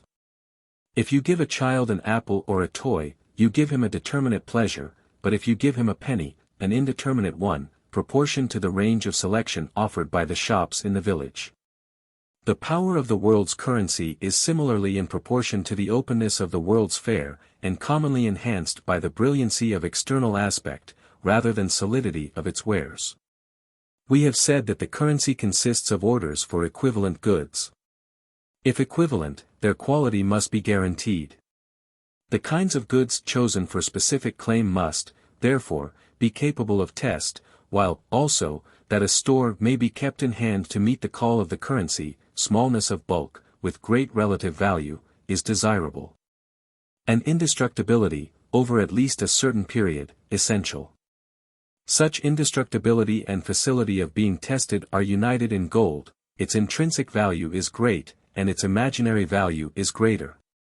So that, partly through indolence, partly through necessity and want of organization, most nations have agreed to take gold for the only basis of their currencies. With this grave disadvantage, that its portability enabling the metal to become an active part of the medium of exchange, the stream of the currency itself becomes opaque with gold, half currency and half commodity. In unison of functions which partly neutralize, partly enhance each other's force. They partly neutralize, since in so far as the gold is commodity, it is bad currency, because liable to sale, and in so far as it is currency, it is bad commodity, because its exchange value interferes with its practical use. Especially its employment in the higher branches of the arts becomes unsafe on account of its liability to be melted down for exchange. Again, they partly enhance, since in so far as the gold has acknowledged intrinsic value, it is good currency, because everywhere acceptable, and in so far as it has legal exchangeable value, its worth as a commodity is increased. We want no gold in the form of dust or crystal, but we seek for it coined because in that form it will pay baker and butcher. And this worth in exchange not only absorbs a large quantity in that use 81 but greatly increases the effect on the imagination of the quantity used in the arts. Thus, in brief, the force of the functions is increased, but their precision blunted, by their unison. These inconveniences, however, attach to gold as a basis of currency on account of its portability and preciousness. But a far greater inconvenience attaches to it as the only legal basis of currency. Imagine gold to be only attainable in masses weighing several pounds each, and its value, like that of a malachite or marble, proportioned to its largeness of bulk. It could not then get itself confused with the currency in daily use, but it might still remain as its basis. And this second inconvenience would still affect it, namely, that its significance as an expression of debt, varies, as that of every other article would, with the popular estimate of its desirableness, and with the quantity offered in the market.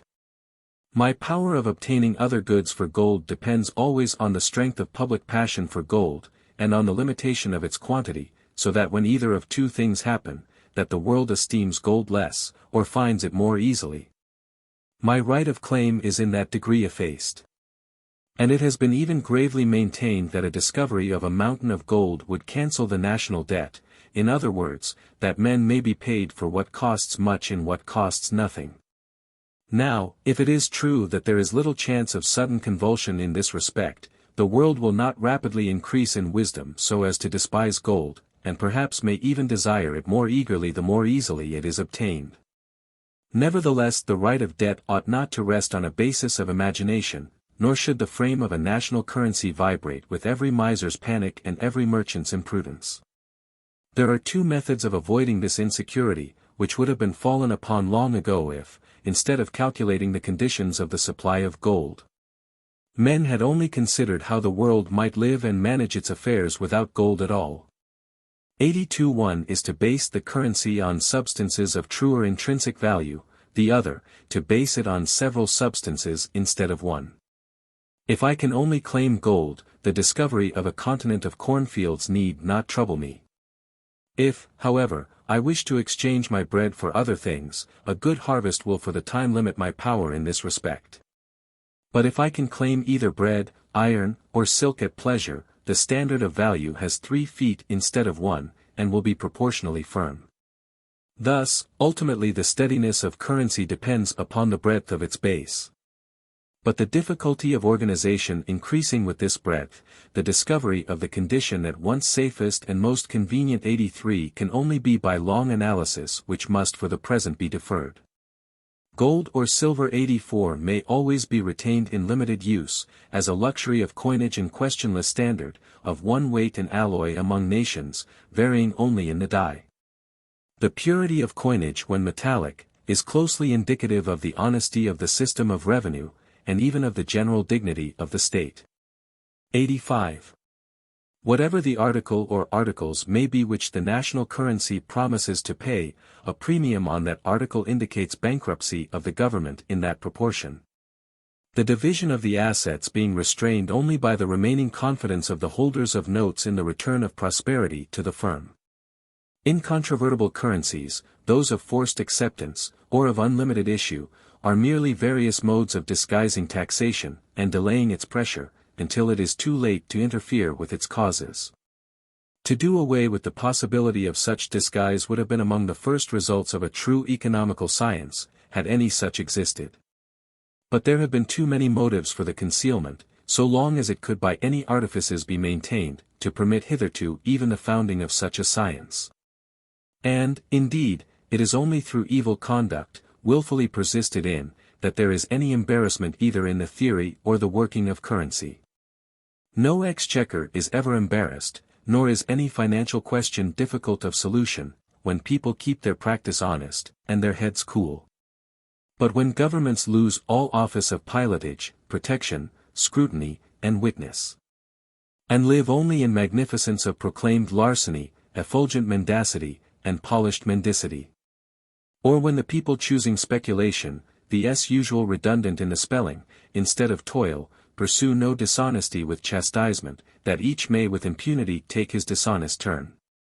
And enlarge their lust of wealth through ignorance of its use, making their harlot of the dust, and setting earth, the mother, at the mercy of earth, the destroyer, so that she has to seek in hell the children she left playing in the meadows. There are no tricks of financial terminology that will save them.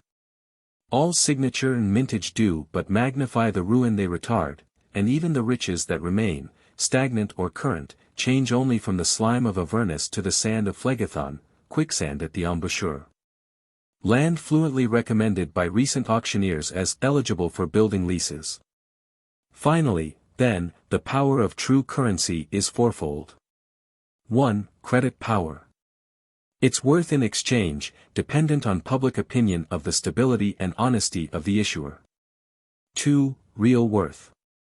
Supposing the gold, or whatever else the currency expressly promises, to be required from the issuer, for all his notes, and that the call cannot be met in full. Then the actual worth of the document, whatever its credit power, would be, and its actual worth at any moment is to be defined as being, what the division of the assets of the issuer, and his subsequent will work, would produce for it. 3. The exchange power of its base. Granting that we can get £5 in gold for our note, it remains a question how much of other things we can get for £5 in gold. The more of other things exist, and the less gold, the greater this power. 4. The power over labor, exercised by the given quantity of the base, or of the things to be got for it. The question in this case is, how much work, and, question of questions, whose work, is to be had for the food which £5 will buy. This depends on the number of the population, on their gifts, and on their dispositions, with which, down to their slightest humors and up to their strongest impulses, the power of the currency varies. And in this last of its ranges, the range of passion, price, or praise, converso in precium Deo, is at once least and greatest. Such being the main conditions of national currency, we proceed to examine those of the total currency, under the broad definition, transferable acknowledgement of debt. 86 among the many forms of which there are in effect only two, distinctly opposed, namely, the acknowledgements of debts which will be paid, and of debts which will not. Documents, whether in whole or part, of bad debt, being to those of good debt as bad money to bullion, we put for the present these forms of imposture aside, as in analyzing a metal we should wash it clear of dross, and then range, in their exact quantities, the true currency of the country on one side, and the store or property of the country on the other. We place gold, and all such substances, on the side of documents, as far as they operate by signature, on the side of store as far as they operate by value. Then the currency represents the quantity of debt in the country, and the store the quantity of its possession. The ownership of all the property is divided between the holders of currency and holders of store, and whatever the claiming value of the currency is at any moment, that value is to be deducted from the riches of the storeholders. The deduction being practically made in the payment of rent for houses and lands, of interest on stock, and in other ways to be hereafter examined. At present I wish only to note the broad relations of the two great classes, the currency holders and storeholders. 87 Of course they are partly united, most moneyed men having possessions of land or other goods. But they are separate in their nature and functions. The currency holders as a class regulate the demand for labor, and the storeholders the laws of it. The currency holders determine what shall be produced, and the storeholders the conditions of its production. Farther, as true currency represents by definition debts which will be paid, it represents either the debtor's wealth, or his ability and willingness. That is to say, either wealth existing in his hands transferred to him by the creditor, or wealth which, as he is at some time surely to return it, he is either increasing, or, if diminishing, has the will and strength to reproduce. A sound currency, therefore, as by its increase it represents enlarging debt, represents also enlarging means. But in this curious way, that a certain quantity of it marks the deficiency of the wealth of the country from what it would have been if that currency had not existed. 88 In this respect it is like the detritus of a mountain. Assume that it lies at a fixed angle, and the more the detritus, the larger must be the mountain, but it would have been larger still, had there been none. Finally, though, as above stated, every man possessing money has usually also some property beyond what is necessary for his immediate wants. And men possessing property usually also hold currency beyond what is necessary for their immediate exchanges. It mainly determines the class to which they belong, whether in their eyes the money is an adjunct of the property, or the property of the money. In the first case, the holder's pleasure is in his possessions, and in his money subordinately, as the means of bettering or adding to them. In the second, his pleasure is in his money, and in his possessions only as representing it. In the first case, the money is as an atmosphere surrounding the wealth, rising from it and raining back upon it, but in the second, it is a deluge, with the wealth floating, and for the most part perishing in it. The shortest distinction between the men is that the one wishes always to buy and the other to sell. Such being the great relations of the classes, their several characters are of the highest importance to the nation. For on the character of the storeholders depends the preservation, display, and serviceableness of its wealth, on that of the currency holders its nature, and in great part its distribution, and on both its production. The storeholders are either constructive, or neutral, or destructive, and in subsequent papers we shall, with respect to every kind of wealth, examine the relative power of the storeholder for its improvement or destruction. And we shall then find it to be of incomparably greater importance to the nation in whose hands the thing is put, than how much of it is got. And that the character of the holders may be conjectured by the quality of the store, for such and such a thing. Nor only asks for it, but if to be bettered, betters it, so that possession and possessor reciprocally act on each other through the entire sum of national possession. The base nation asking for base things sinks daily to deeper vileness of nature and of use, while the noble nation, asking for noble things, rises daily into diviner eminence in both. The tendency to degradation being surely marked by tau alpha xi alpha, carelessness as to the hands in which things are put, competition for the acquisition of them, disorderliness in accumulation, inaccuracy in reckoning, and bluntness in conception as to the entire nature of possession. Now, the currency holders always increase in number and influence in proportion to the bluntness of nature and clumsiness of the storeholders. For the less use people can make of things the more they tire of them, and want to change them for something else, and all frequency of change increases the quantity and power of currency. While the large currency holder himself is essentially a person who never has been able to make up his mind as to what he will have, and proceeds, therefore, in vague collection and aggregation, with more and more infuriate passion, urged by complacency in progress, and pride in conquest. While, however, there is this obscurity in the nature of possession of currency, there is a charm in the absoluteness of it, which is to some people very enticing. In the enjoyment of real property others must partly share. The groom has some enjoyment of the stud, and the gardener of the garden, but the money is, or seems shut up, it is wholly enviable. No one else can have part in any complacencies arising from it. The power of arithmetical comparison is also a great thing to unimaginative people. They know always they are so much better than they were, in money, so much better than others, in money, wit cannot be so compared, nor character. My neighbor cannot be convinced I am wiser than he is, but he can that I am worth so much more, and the universality of the conviction is no less flattering than its clearness. Only a few can understand, none measure, superiorities in other things. But everybody can understand money, and count it. Now, these various temptations to accumulation would be politically harmless, if what was vainly accumulated had any fair chance of being wisely spent. For as accumulation cannot go on forever, but must some day end in its reverse, if this reverse were indeed a beneficial distribution and use, as irrigation from reservoir, the fever of gathering, though perilous to the gatherer, might be serviceable to the community. But it constantly happens, so constantly, that it may be stated as a political law having few exceptions, that what is unreasonably gathered is also unreasonably spent by the persons into whose hands it finally falls. Very frequently it is spent in war, or else in stupefying luxury, twice hurtful, both in being indulged by the rich and witnessed by the poor. So that the mal tenor and mal dare are as correlative as complementary colors. And the circulation of wealth, which ought to be soft, steady, strong, far-sweeping, and full of warmth, like the Gulf Stream, being narrowed into an eddy, and concentrated on a point, changes into the alternate suction and surrender of Charybdis. Which is, indeed, I doubt not, the true meaning of that marvelous fable, infinite, as Bacon said of it, in matter of meditation. 89. This disease of desire having a special relation to the great art of exchange, or commerce, we must, in order to complete our code of first principles, shortly state the nature and limits of that art.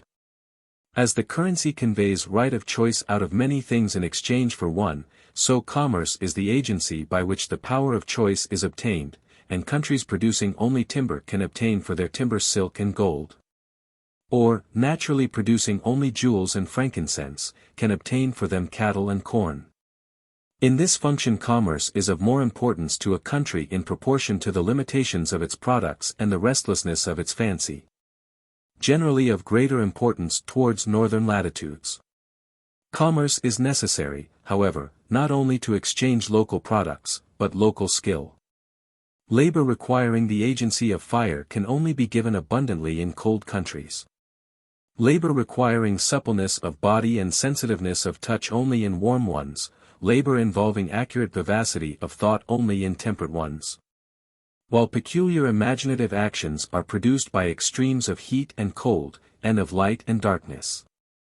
The production of great art is limited to climates warm enough to admit of repose in the open air, and cool enough to render such repose delightful. Minor variations in modes of skill distinguish every locality. The labor which at any place is easiest, is in that place cheapest, and it becomes often desirable that products raised in one country should be wrought in another. Hence have arisen discussions on international values, which will be one day remembered as highly curious exercises of the human mind. For it will be discovered, in due course of tide and time, that international value is regulated just as interprovincial or interparitional value is. Coals and hops are exchanged between Northumberland and Kent on absolutely the same principles as iron and wine between Lancashire and Spain. The greater breadth of an arm of the sea increases the cost, but does not modify the principle of exchange. And a bargain written in two languages will have no other economical results than a bargain written in one. The distances of nations are measured not by seas, but by ignorances, and their divisions determined, not by dialects, but by enmities. Of course, a system of international values may always be constructed if we assume a relation of moral law to physical geography, as, for instance, that it is right to cheat across a river, though not across a road. Or across a lake, though not across a river, or over a mountain, though not across a lake, etc. Again, a system of such values may be constructed by assuming similar relations of taxation to physical geography. As, for instance, that an article should be taxed in crossing a river, but not in crossing a road, or in being carried over a mountain, but not over a ferry, etc. Such positions are indeed not easily maintained when once put in logical form. But one law of international value is maintainable in any form, namely, that the farther your neighbor lives from you, and the less he understands you, the more you are bound to be true in your dealings with him. Because your power over him is greater in proportion to his ignorance, and his remedy more difficult in proportion to his distance. I have just said the breadth of sea increases the cost of exchange. Exchange or commerce, as such, is always costly. The sum of the value of the goods being diminished by the cost of their conveyance, and by the maintenance of the persons employed in it. So that it is only when there is advantage to both producers, in getting the one thing for the other, greater than the loss in conveyance, that the exchange is expedient. And it is only justly conducted when the porters kept by the producers, commonly called merchants, look only for pay, and not for profit. For in just commerce there are but three parties, the two persons or societies exchanging and the agent or agents of exchange. The value of the things to be exchanged is known by both the exchangers, and each receives equivalent value. Neither gaining nor losing, for whatever one gains the other loses. The intermediate agent is paid an equal and known percentage by both, partly for labor in conveyance, partly for care, knowledge, and risk. Every attempt at concealment of the amount of the pay indicates either effort on the part of the agent to obtain exorbitant percentage, or effort on the part of the exchangers to refuse him a just one. But for the most part it is the first, namely, the effort on the part of the merchant to obtain larger profit, so called, by buying cheap and selling dear.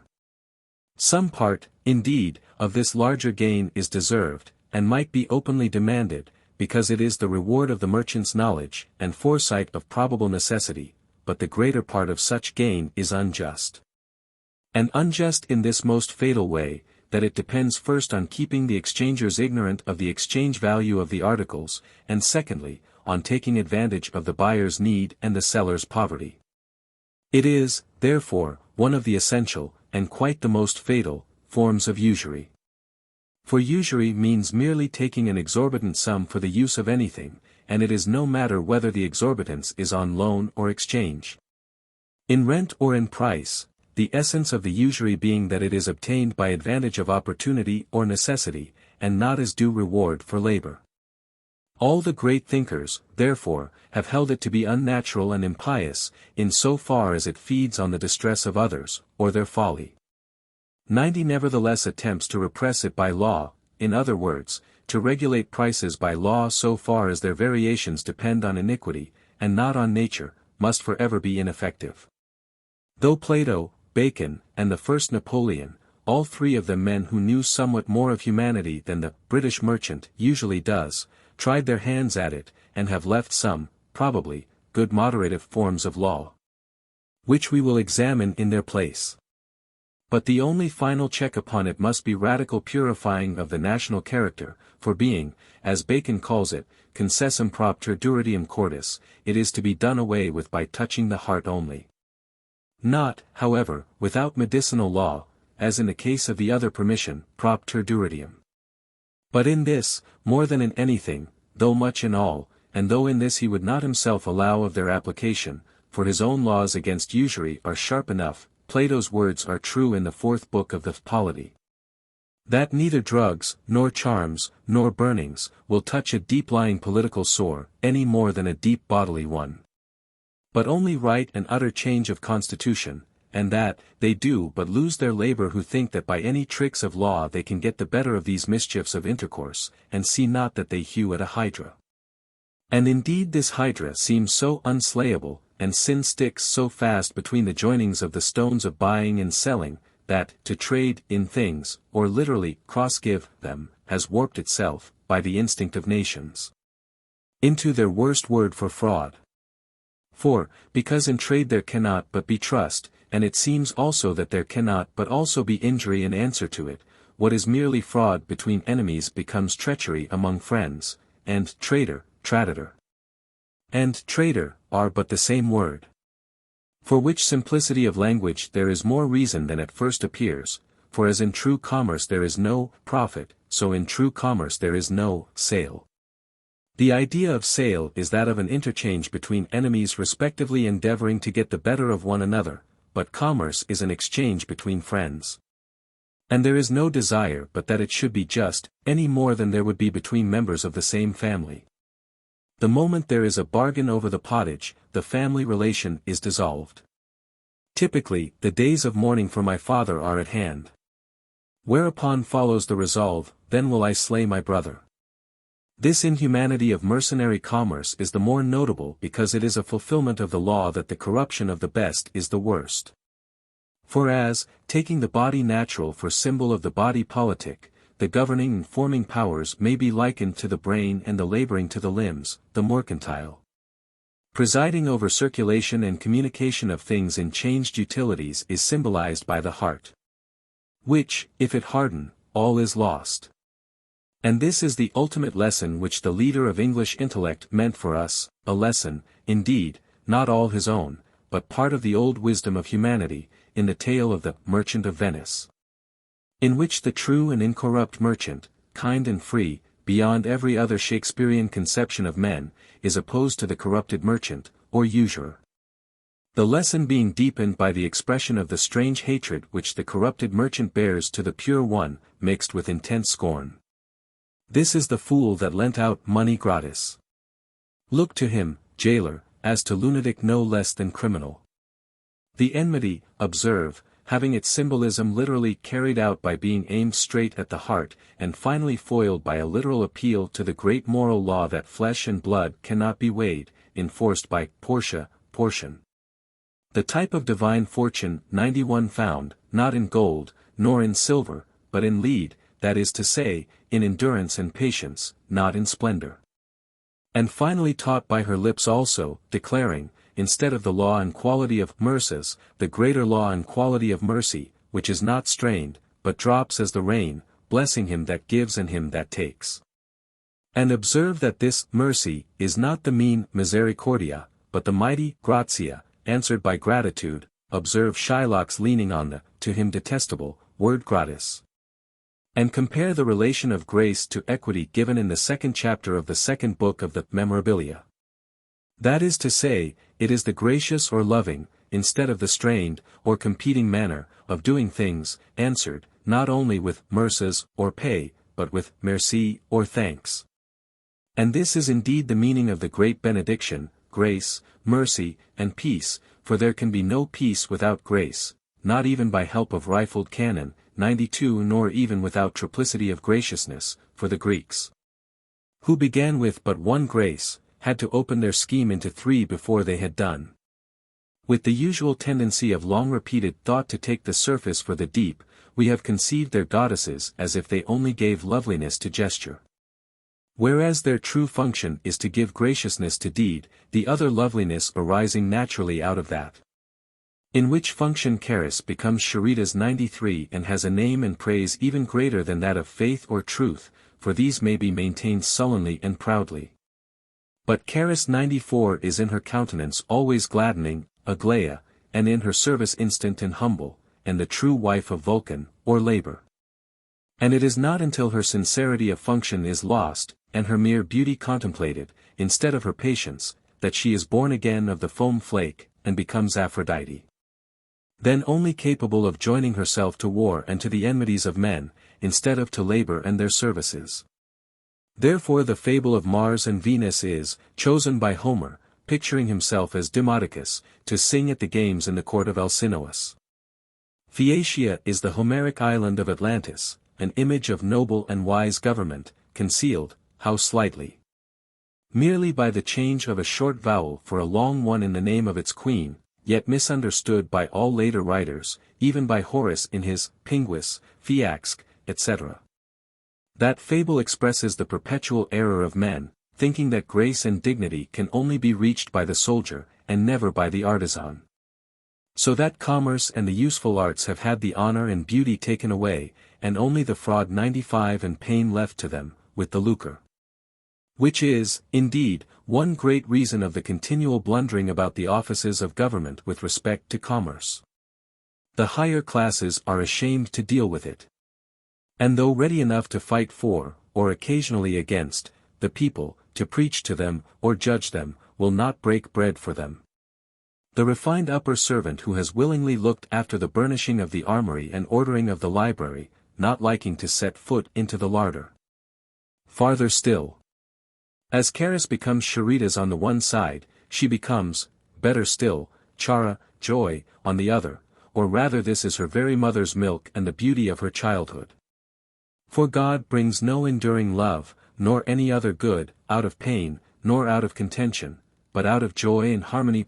96 And in this sense, human and divine, music and gladness, and the measures of both, come into her name. And share becomes full-voweled cheer, and cheerful, and chara, companioned, opens into choir and choral. And lastly, as grace passes into freedom of action, charis becomes eleutheria, or liberality. A form of liberty quite curiously and intensely different from the thing usually understood by liberty in modern language, indeed, much more like what some people would call slavery. For a Greek always understood, primarily, by liberty, deliverance from the law of his own passions, or from what the Christian writers call bondage of corruption, and this a complete liberty, not having to resist the passion, but making it fawn upon, and follow him. This may be again partly the meaning of the fawning beasts about the Circean cave. So, again, George Herbert. Correct thy passion's spite, then may the beasts draw thee to happy light. Not being merely safe from the siren, but also unbound from the mast. And it is only in such generosity that any man becomes capable of so governing others as to take true part in any system of national economy. Nor is there any other eternal distinction between the upper and lower classes than this form of liberty, eleutheria, or benignity, in the one, and its opposite of slavery, dulia, or malignity, in the other. The separation of these two orders of men, and the firm government of the lower by the higher, being the first conditions of possible wealth and economy in any state, the gods giving it no greater gift than the power to discern its freemen. And, malignum spurnere vulgus. The examination of this form of charis must, therefore, lead us into the discussion of the principles of government in general, and especially of that of the poor by the rich, discovering how the graciousness joined with the greatness, or love with majestas, is the true de gratia, or divine right, of every form and manner of king. I.e., specifically, of the thrones, dominations, princedoms, virtues, and powers of the earth. Of the thrones, stable, or ruling, literally right-doing powers, rex aeris, recti facies, of the dominations, lordly, edifying, dominant, and harmonious powers, chiefly domestic, over the built thing, domus, or house. And inherently twofold, dominus and domina, lord and lady, of the princedoms, preeminent, incipient, creative, and demonstrative powers.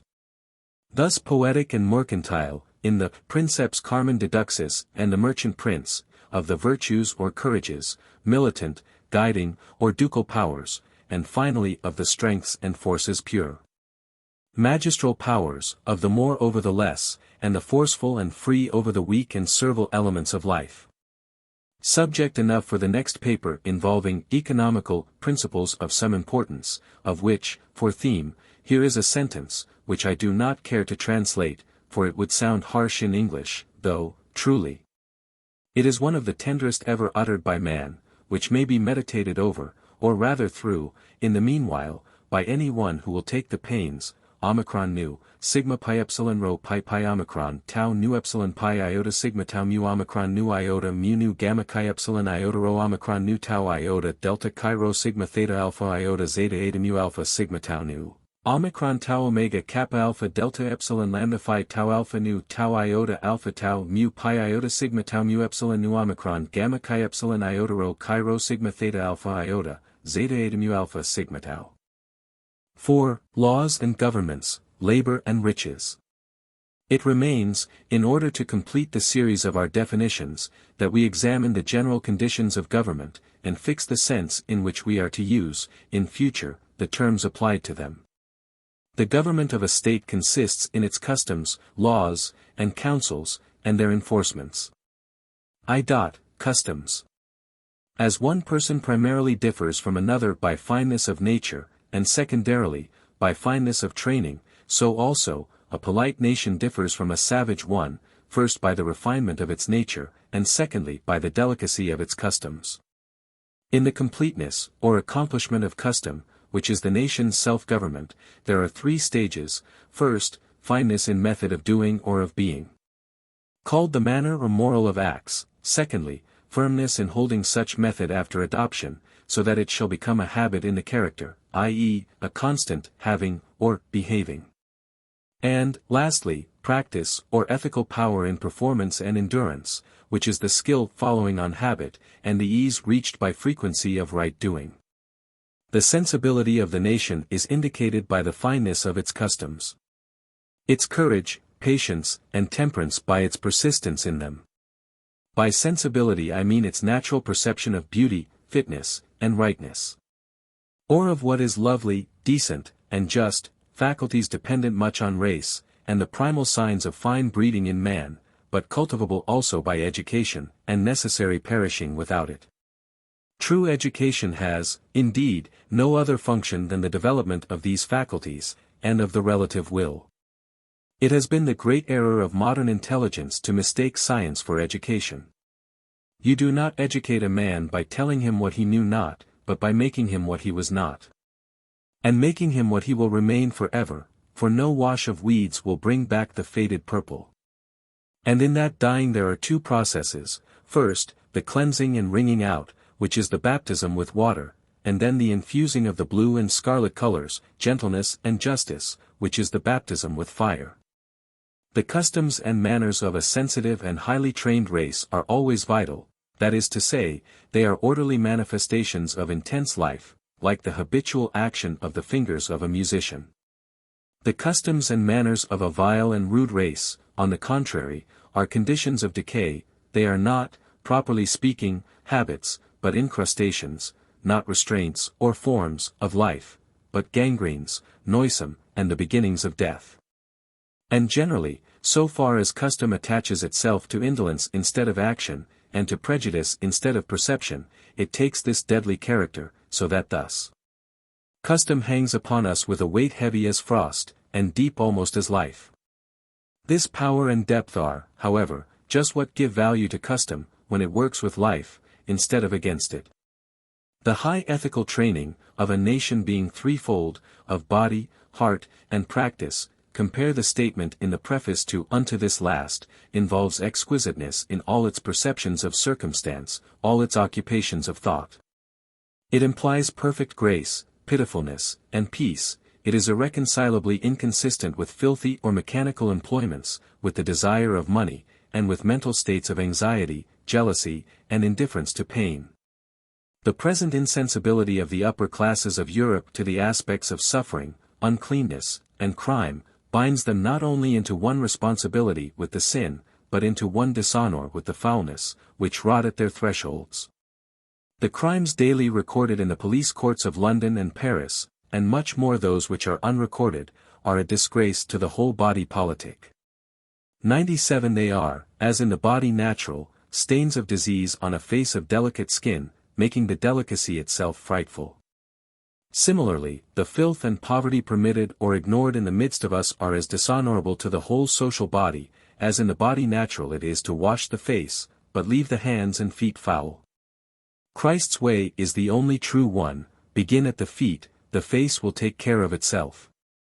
Yet, since necessarily, in the frame of a nation, nothing but the head can be of gold, and the feet, for the work they have to do, must be part of iron, part of clay. Foul or mechanical work is always reduced by a noble race to the minimum in quantity, and, even then, performed and endured, not without sense of degradation, as a fine temper is wounded by the sight of the lower offices of the body. The highest conditions of human society reached hitherto, have cast such work to slaves. Supposing slavery of a politically defined kind to be done away with, mechanical and foul employment must in all highly organized states take the aspect either of punishment or probation. All criminals should at once be set to the most dangerous and painful forms of it, especially to work in mines and at furnaces, 98 so as to relieve the innocent population as far as possible, of merely rough, not mechanical, manual labor. Especially agricultural, a large portion should be done by the upper classes. Bodily health, and sufficient contrast and repose for the mental functions, being unattainable without it. What necessarily inferior labor remains to be done, as especially in manufactures, should, and always will, when the relations of society are reverent and harmonious, fall to the lot of those who, for the time, are fit for nothing better. For as, whatever the perfectness of the educational system, there must remain infinite differences between the natures and capacities of men. And these differing natures are generally rangeable under the two qualities of lordly, or tending towards rule, construction, and harmony, and servile, or tending towards misrule, destruction, and discord. And, since the lordly part is only in a state of profitableness while ruling, and the servile only in a state of redeemableness while serving, the whole health of the state depends on the manifest separation of these two elements of its mind. For if the servile part be not separated and rendered visible in service, it mixes with and corrupts the entire body of the state. And if the lordly part be not distinguished and set to rule, it is crushed and lost, being turned to no account, so that the rarest qualities of the nation are all given to it in vain. 99. The effecting of which distinction is the first object, as we shall see presently, of national councils. 2. Laws. These are the definitions and bonds of custom, or, of what the nation desires should become custom. Law is either archic 100, of direction, meristic, of division, or critic, of judgment. Archic law is that of appointment and precept, it defines what is and is not to be done. Meristic law is that of balance and distribution, it defines what is and is not to be possessed. Critic law is that of discernment and award, it defines what is and is not to be suffered. If we choose to class the laws of precept and distribution under the general head of statutes, all law is simply either of statute or judgment. That is, first, the establishment of ordinance, and, secondly, the assignment of the reward or penalty due to its observance or violation. To some extent these two forms of law must be associated, and, with every ordinance, the penalty of disobedience to it be also determined. But since the degrees and guilt of disobedience vary, the determination of due reward and punishment must be modified by discernment of special fact, which is peculiarly the office of the judge, as distinguished from that of the lawgiver and law-sustainer, or king. Not but that the two offices are always theoretically and, in early stages, or limited numbers, of society, are often practically, united in the same person or persons. Also, it is necessary to keep clearly in view the distinction between these two kinds of law, because the possible range of law is wider in proportion to their separation. There are many points of conduct respecting which the nation may wisely express its will by a written precept or resolve, yet not enforce it by penalty. And the expedient degree of penalty is always quite a separate consideration from the expedience of the statute, for the statute may often be better enforced by mercy than severity, and is also easier in bearing, and less likely to be abrogated. Farther, laws of precept have reference especially to youth, and concern themselves with training, but laws of judgment to manhood, and concern themselves with remedy and reward. There is a highly curious feeling in the English mind against educational law. We think no man's liberty should be interfered with till he has done irrevocable wrong. Whereas it is then just too late for the only gracious and kingly interference, which is to hinder him from doing it. Make your educational laws strict, and your criminal ones may be gentle. But, leave youth its liberty, and you will have to dig dungeons for age. And it is good for a man that he wear the yoke in his youth, for the yoke of youth, if you know how to hold it, may be of silken thread. And there is sweet chime of silver bells at that bridle rein, but, for the captivity of age, you must forge the iron fetter, and cast the passing bell. Since no law can be in a final or true sense established, but by right, all unjust laws involving the ultimate necessity of their own abrogation, the law-sustaining power in so far as it is royal, or right-doing. In so far, that is, as it rules, not misrules, and orders, not disorders, the thing submitted to it.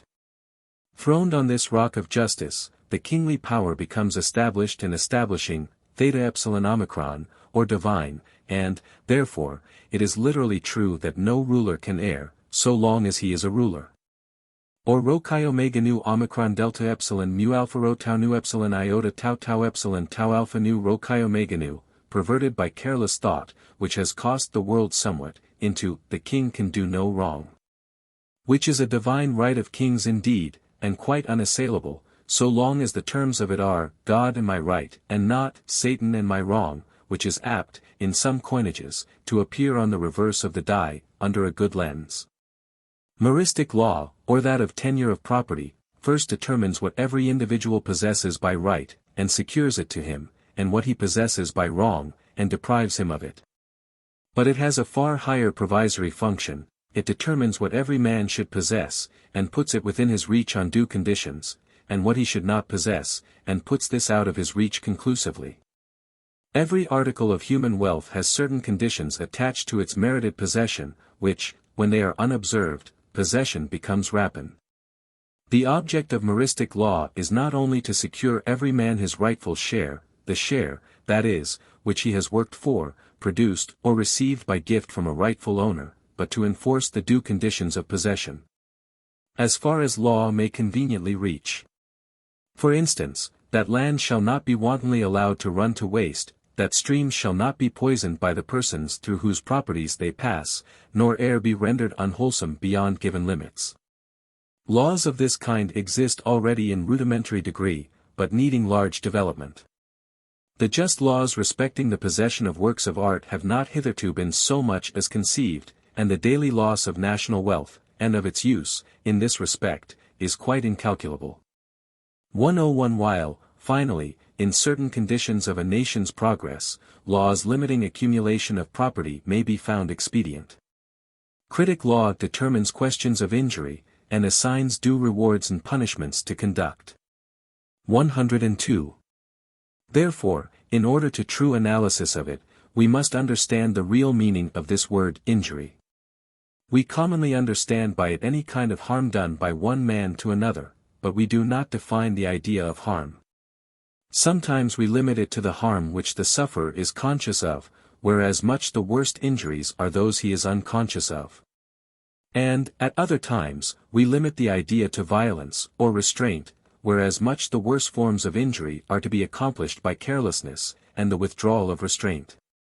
Injury is, then, simply the refusal, or violation of any man's right or claim upon his fellows, which claim, much talked of in modern times, under the term right, is mainly resolvable into two branches: a man's claim not to be hindered from doing what he should, and his claim to be hindered from doing what he should not, these two forms of hindrance being intensified by reward, or help and fortune, or furs on one side, and punishment, impediment, and even final arrest, or mores, on the other. Now, in order to a man's obtaining these two rights, it is clearly needful that the worth of him should be approximately known, as well as the want of worth, which has, unhappily, been usually the principal subject of study for critic law, careful hitherto only to mark degrees of demerit, instead of merit, assigning, indeed, to the deficiencies, not always, alas, even to these, just fine, diminution, or, with the broad vowels, damnation. But to the efficiencies, on the other side, which are by much the more interesting, as well as the only profitable part of its subject, assigning in any clear way neither measurement nor aid. Now, it is in this higher and perfect function of critic law, enabling as well as disabling, that it becomes truly kingly or basilican, instead of draconic, what Providence gave the great, old, wrathful legislator his name. That is, it becomes the law of man and of life, instead of the law of the worm and of death, both of these laws being set in everlasting poise one against another, and the enforcement of both being the eternal function of the lawgiver and true claim of every living soul, such claim being indeed as straight and earnest to be mercifully hindered, and even, if need be, abolished, when longer existence means only deeper destruction, as to be mercifully helped and recreated when longer existence and new creation mean nobler life. So that what we vulgarly term reward and punishment will be found to resolve themselves mainly into help and hindrance. And these again will issue naturally from true recognition of deserving, and the just reverence and just wrath which follow instinctively on such recognition. I say, follow, but in reality they are the recognition. Reverence is but the perceiving of the thing in its entire truth. Truth reverted is truth revered, vera and veritas having clearly the same root, so that Goethe is for once, and for a wonder, wrong in that part of the noble scheme of education in Wilhelm Meister, in which he says that reverence is not innate, and must be taught. Reverence is as instinctive as anger, both of them instant on true vision. It is sight and understanding that we have to teach, and these are reverence.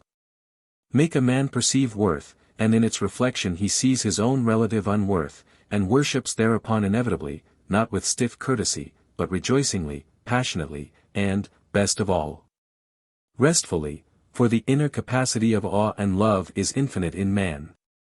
And when his eyes are once open to the sight of beauty and honor, it is with him as with a lover, who, falling at his mistress's feet, would cast himself through the earth, if it might be, to fall lower, and find a deeper and humbler place.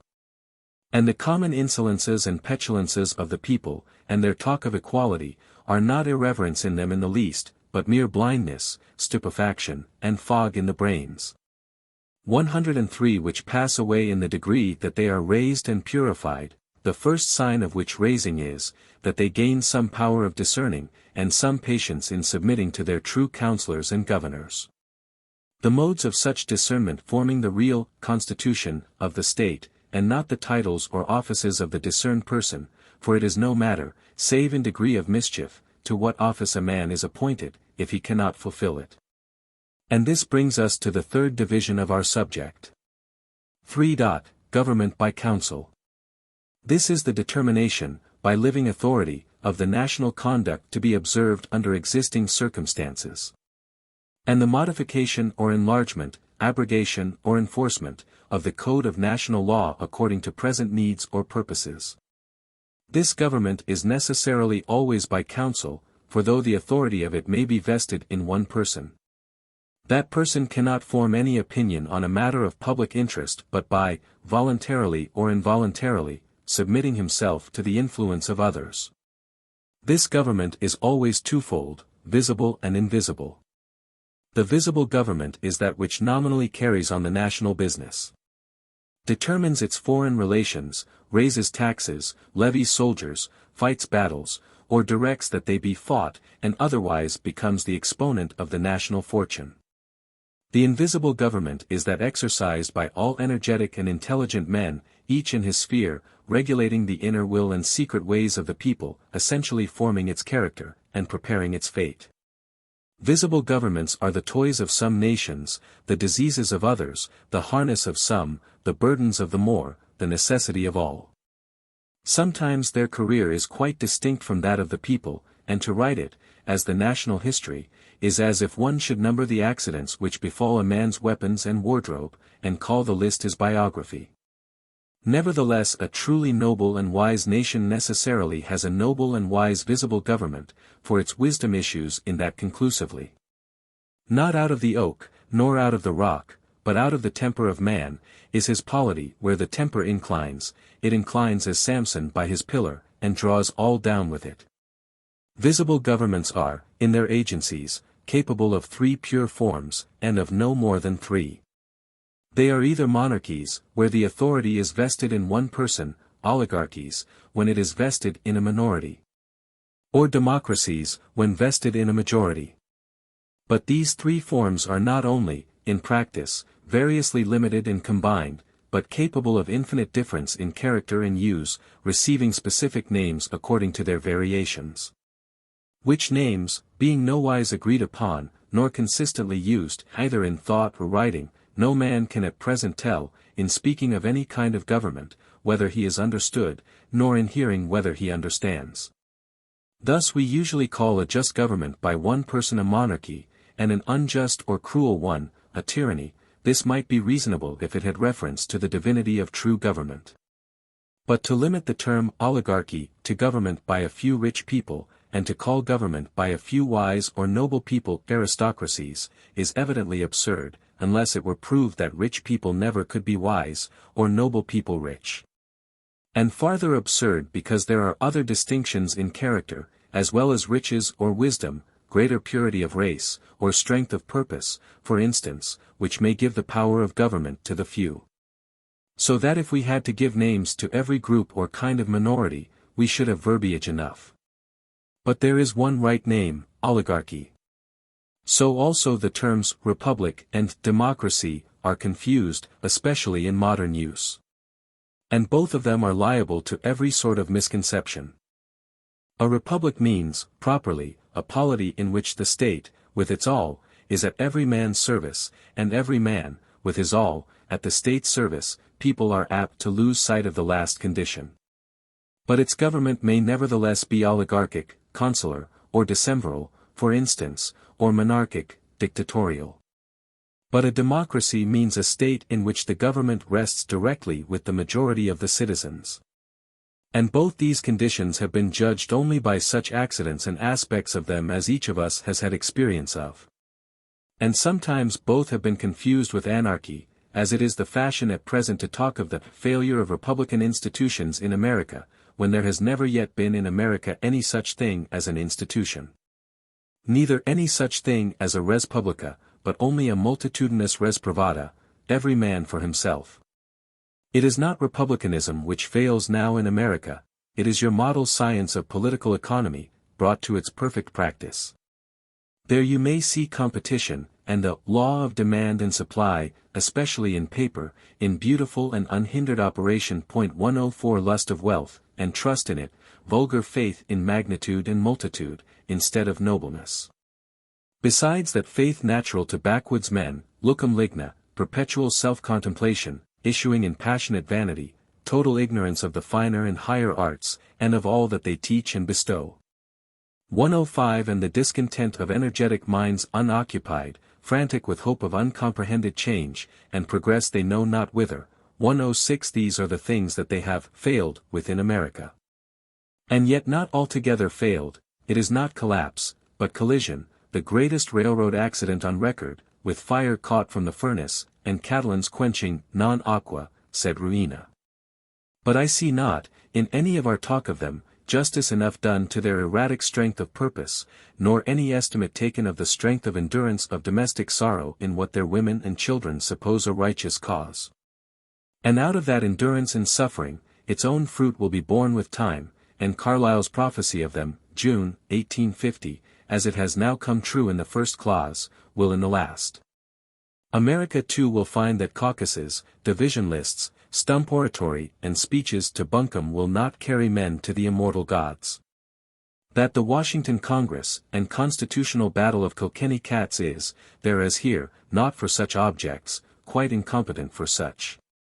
And, in fine, that said sublime constitutional arrangement will require to be, with terrible throes, and travail such as few expect yet, remodeled, abridged, extended, suppressed, torn asunder, put together again. Not without heroic labor, an effort quite other than that of the stump orator and the revival preacher, one day. Understand, then, once for all, that no form of government, provided it be a government at all, is, as such, either to be condemned or praised or contested for in any wise but by fools. But all forms of government are good just so far as they attain this one vital necessity of policy, that the wise and kind, few or many, shall govern the unwise and unkind, and they are evil so far as they miss of this or reverse it. Nor does the form in any case signify one whit, but its firmness and adaptation to the need, for if there be many foolish persons in a state, and few wise, then it is good that the few govern. And if there be many wise and few foolish, then it is good that many govern, and if many be wise, yet one wiser, then it is good that one should govern, and so on. Thus, we may have the ants' republic, and the realm of bees, both good in their kind, one for groping, and the other for building. And nobler still, for flying, the ducal monarchy of those intelligent of seasons, that set forth the airy caravan, high over seas. Nor need we want examples, among the inferior creatures, of dissoluteness, as well as resoluteness in government. I once saw democracy finely illustrated by the beadles of North Switzerland, who, by universal suffrage, and electric acclamation, one May twilight, carried it that they would fly over the lake of Zug. And flew short, to the great disfigurement of the lake of Zug, Kappa Alpha Nu Theta Rho Omicron Upsilon Lambda Iota Mu Nu, over some leagues square, and to the close of the cockchafer democracy for that year. The old fable of the frogs and the stork finally touches one form of tyranny. But truth will touch it more nearly than fable, for tyranny is not complete when it is only over the idle, but when it is over the laborious and the blind. This description of pelicans and climbing perch, which I find quoted in one of our popular natural histories, out of Sir Emerson Tennant's Ceylon, comes as near as may be to the true image of the thing. Heavy rains came on. And as we stood on the high ground, we observed a pelican on the margin of the shallow pool gorging himself. Our people went towards him, and raised a cry of, "Fish! Fish!" We hurried down, and found numbers of fish struggling upward through the grass, in the rills formed by the trickling of the rain. There was scarcely water to cover them, but nevertheless they made rapid progress up the bank, on which our followers collected about 2 baskets of them. They were forcing their way up the knoll, and had they not been interrupted, first by the pelican, and afterwards by ourselves, they would in a few minutes have gained the highest point, and descended on the other side into a pool which formed another portion of the tank. In going this distance, however, they must have used muscular exertion enough to have taken them half a mile on level ground. For at these places all the cattle and wild animals of the neighborhood had latterly come to drink, so that the surface was everywhere indented with footmarks, in addition to the cracks in the surrounding baked mud, into which the fish tumbled in their progress. In those holes which were deep, and the sides perpendicular, they remained to die, and were carried off by kites and crows. But whether governments be bad or good, one general disadvantage seems to attach to them in modern times, that they are all costly. This, however, is not essentially the fault of the governments. If nations choose to play at war, they will always find their governments willing to lead the game, and soon coming under that term of Aristophanes, kappa pi eta lambda omicron iota sigma pi delta omega nu, shield sellers. And when, pi mu alpha tau iota, the shields take the form of iron ships, with apparatus, for defense against liquid fire, as I see by latest accounts they are now arranging the decks in English dockyards. They become costly biers enough for the grey convoy of chief mourner waves, wreathed with funereal foam, to bear back the dead upon. The massy shoulders of those corpse-bearers being intended for quite other work, and to bear the living, if we would let them. Nor have we the least right to complain of our governments being expensive so long as we set the government to do precisely the work which brings no return. If our present doctrines of political economy be just, let us trust them to the utmost. Take that war business out of the government's hands, and test therein the principles of supply and demand. Let our future sieges of Sebastopol be done by contract, no capture, no pay. I am prepared to admit that things might go better so. And let us sell the commands of our prospective battles, with our vicarages, to the lowest bidder, so may we have cheap victories and divinity. On the other hand, if we have so much suspicion of our science that we dare not trust it on military or spiritual business, it would be but reasonable to try whether some authoritative handling may not prosper in matters utilitarian. If we were to set our governments to do useful things instead of mischievous, possibly even the apparatus might in time come to be less costly. The machine, applied to the building of the house, might perhaps pay, when it seems not to pay, applied to pulling it down.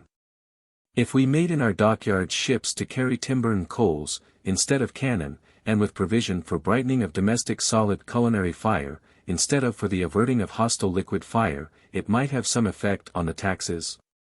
Or if the iron bottoms were to bring us home nothing better than ivory and peacocks, instead of martial glory, we might at least have gayer suppers, and doors of the right material for dreams after them.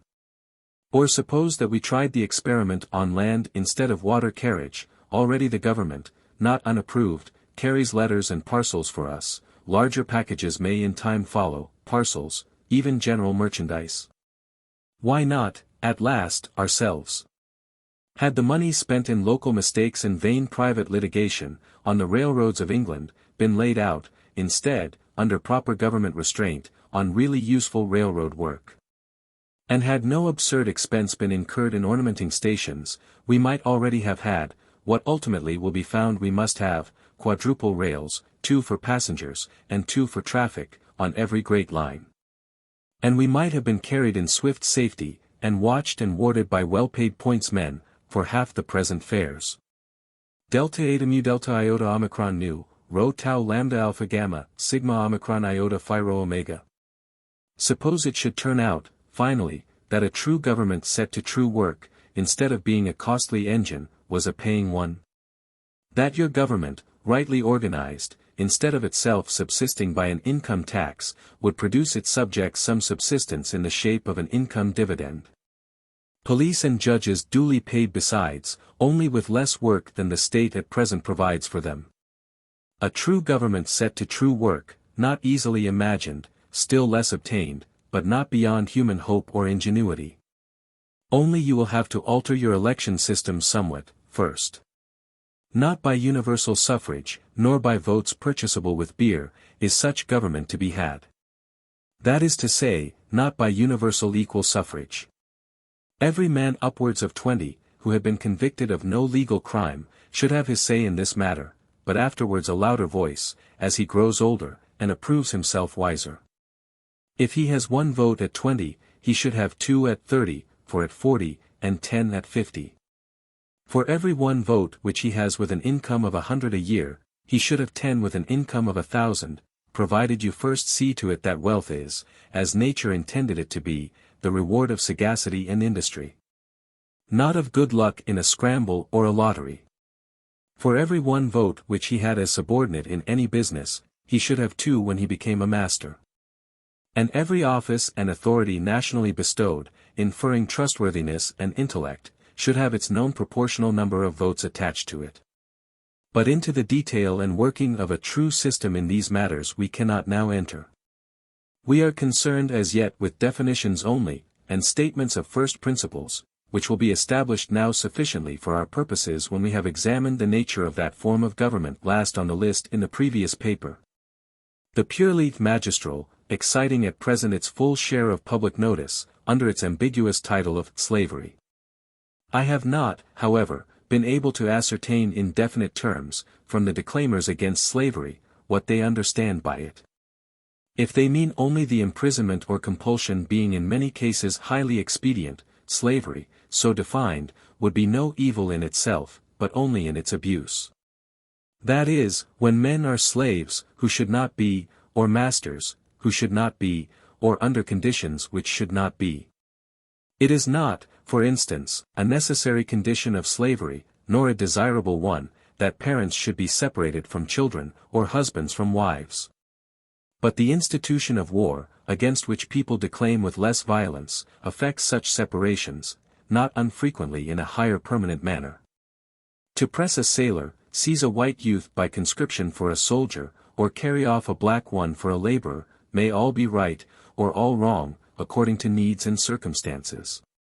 It is wrong to scourge a man unnecessarily. So it is to shoot him.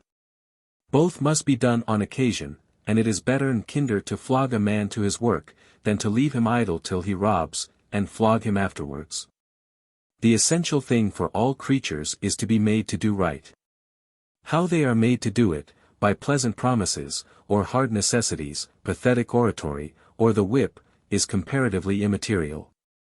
To be deceived is perhaps as incompatible with human dignity as to be whipped, and I suspect the last instrument to be not the worst, for the help of many individuals. The Jewish nation throve under it, in the hand of a monarch reputed not unwise. It is only the change of whip for scorpion which is expedient, and yet that change is as likely to come to pass on the side of license as of law, for the true scorpion whips are those of the nation's pleasant vices, which are to it as st. John's locusts, crown on the head, raven in the mouth, and sting in the tail. If it will not bear the rule of Athena and her brother, who shepherd without smiting, omicron pilanda eta gamma nu mu omicron nu tau epsilon, Athena at last calls no more in the corners of the streets. And then follows the rule of Tisiphone, who smites without shepherding. If, however, slavery, instead of absolute compulsion, is meant the purchase, by money, of the right of compulsion, such purchase is necessarily made whenever a portion of any territory is transferred, for money, from one monarch to another, which has happened frequently enough in history, without its being supposed that the inhabitants of the districts so transferred became their slaves. In this, as in the former case, the dispute seems about the fashion of the thing rather than the fact of it. There are 2 rocks in mid-sea, on each of which, neglected equally by instructive and commercial powers, a handful of inhabitants live as they may. Two merchants bid for the two properties, but not in the same terms. One bids for the people, buys them, and sets them to work, under pain of scourge; the other bids for the rock, buys it, and throws the inhabitants into the sea. The former is the American, the latter the English method, of slavery. Much is to be said for, and something against, both, which I hope to say in due time and place. If, however, slavery mean not merely the purchase of the right of compulsion, but the purchase of the body and soul of the creature itself for money, it is not, I think, among the black races that purchases of this kind are most extensively made. Or that separate souls of a fine make fetch the highest price. This branch of the inquiry we shall have occasion also to follow out at some length, for in the worst instance of the beta omega nu pyro sigma iota, we are apt to get only Piran's answer, tau phi, pyro iota mu eta nu sigma epsilon. Delta eta lambda omicron nu. The fact is that slavery is not a political institution at all, but an inherent, natural, and eternal inheritance of a large portion of the human race, to whom the more you give of their own will, the more slaves they will make themselves. In common parlance, we idly confuse captivity with slavery, and are always thinking of the difference between pine trunks and cowslip bells, or between carrying wood and clothes stealing. Instead of noting the far more serious differences between Ariel and Caliban, and the means by which practically that difference may be brought about. 107. I should dwell, even in these prefatory papers, at somewhat more length on this matter, had not all I would say, been said, already in vain, by Carlyle, in the first of the latter-day pamphlets. Which I commend to the reader's gravest reading, together with that as much neglected, and still more immediately needed, on model prisons, and with the great chapter on permanence, fifth of the last section of Past and Present, which sums what is known, and foreshadows, or rather forelights, all that is to be learned, of national discipline. I have only here farther to examine the nature of one worldwide and everlasting form of slavery, wholesome in use, deadly in abuse, the service of the rich by the poor. As in all previous discussions of our subject, we must study this relation in its simplest elements in order to reach its first principles. The simplest state of it is, then, this: 108 A wise and provident person works much, consumes little, and lays by store; an improvident person works little, consumes all the produce, and lays by no store. Accident interrupts the daily work, or renders it less productive. The idle person must then starve, or be supported by the provident one, who, having him thus at his mercy, may either refuse to maintain him altogether, or, which will evidently be more to his own interest, say to him, I will maintain you, indeed. But you shall now work hard, instead of indolently, and instead of being allowed to lay by what you save, as you might have done, had you remained independent, I will take all the surplus. You would not lay it up yourself. It is wholly your own fault that has thrown you into my power, and I will force you to work, or starve, yet you shall have no profit, only your daily bread. This mode of treatment has now become so universal that it is supposed the only natural, nay, the only possible one, and the market wages are calmly defined by economists as the sum which will maintain the laborer. The power of the provident person to do this is only checked by the correlative power of some neighbor of similarly frugal habits, who says to the laborer, I will give you a little more than my provident friend, come and work for me. The power of the provident over the improvident depends thus primarily on their relative numbers, secondarily, on the modes of agreement of the adverse parties with each other. The level of wages is a variable function of the number of provident and idle persons in the world, of the enmity between them as classes, and of the agreement between those of the same class. It depends, from beginning to end, on moral conditions. Supposing the rich to be entirely selfish, it is always for their interest that the poor should be as numerous as they can employ and restrain. For, granting the entire population no larger than the ground can easily maintain, that the classes are stringently divided, and that there is sense or strength of hand enough with the rich to secure obedience. Then, if 9/10 of a nation are poor, the remaining tenth have the service of 9 persons each, 109. But, if 8/10 are poor, only of 4 each, if 7/10 are poor, of 2 1/3 each. But, practically, if the rich strive always to obtain more power over the poor, instead of to raise them, and if, on the other hand, the poor become continually more vicious and numerous through neglect and oppression, though the range of the power of the rich increases, its tenure becomes less secure. Until, at last, the measure of iniquity being full, revolution, civil war, or the subjection of the state to a healthier or stronger one, closes the moral corruption and industrial disease. It is rare, however, that things come to this extremity. Kind persons among the rich, and wise among the poor, modify the connection of the classes, the efforts made to raise and relieve on the one side, and the success and honest toil on the other. Bind and blend the orders of society into the confused tissue of half-felt obligation, sullenly rendered obedience, and variously directed, or misdirected, toil, which form the warp of daily life. But this great law rules all the wild design of the weaving. That success, while society is guided by laws of competition, signifies always so much victory over your neighbor as to obtain the direction of his work, and to take the profits of it. This is the real source of all great riches. No man can become largely rich by his personal toil. 110 The work of his own hands, wisely directed, will indeed always maintain himself and his family, and make fitting provision for his age. But it is only by the discovery of some method of taxing the labor of others that he can become opulent. Every increase of his capital enables him to extend this taxation more widely. That is, to invest larger funds in the maintenance of his laborers, to direct, accordingly, vaster and yet vaster masses of labor, and to appropriate its profits. There is much confusion of idea on the subject of this appropriation.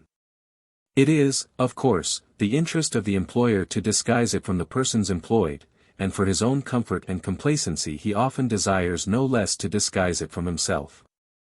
And it is matter of much doubt with me, how far the foolish arguments used habitually on this subject are indeed the honest expressions of foolish convictions. Or rather, as I am sometimes forced to conclude from the irritation with which they are advanced, are resolutely dishonest, wilful sophisms, arranged so as to mask to the last moment the real state of economy, and future duties of men.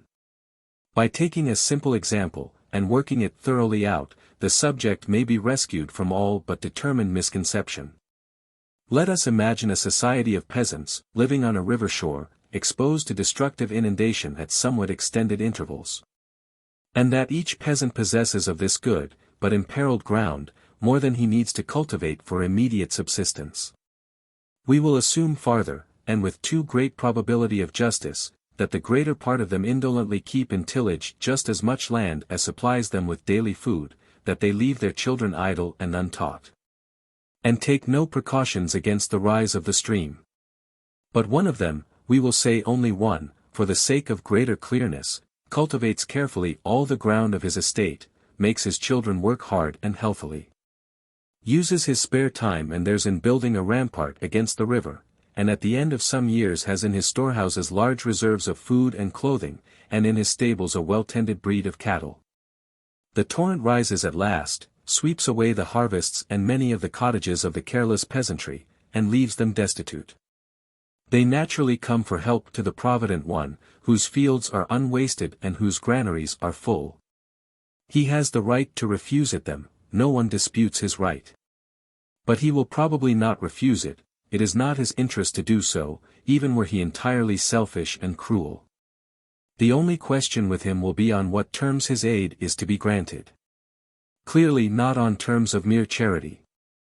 To maintain his neighbors in idleness would be his ruin and theirs.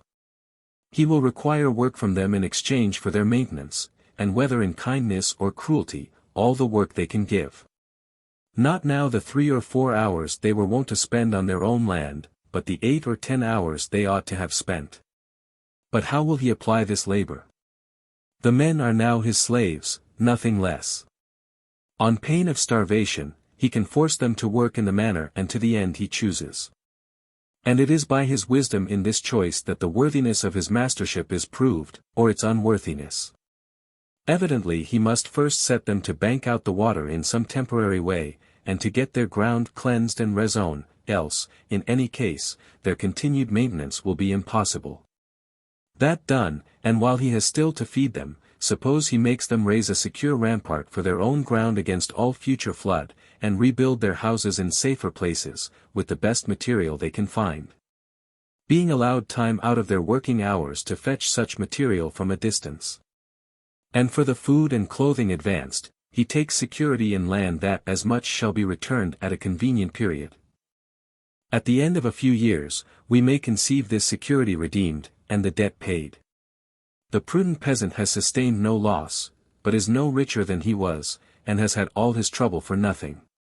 But he has enriched his neighbors materially, bettered their houses, secured their land, and rendered them, in worldly matters, equal to himself.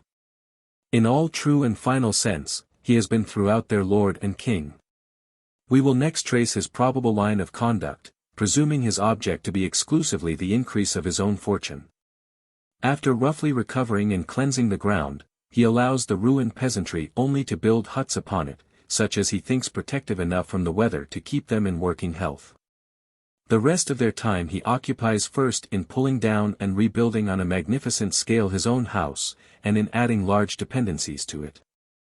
This done, he follows the example of the first great Hebrew financier, and in exchange for his continued supply of corn, buys as much of his neighbors' land, as he thinks he can superintend the management of, and makes the former owners securely embank and protect the ceded portion.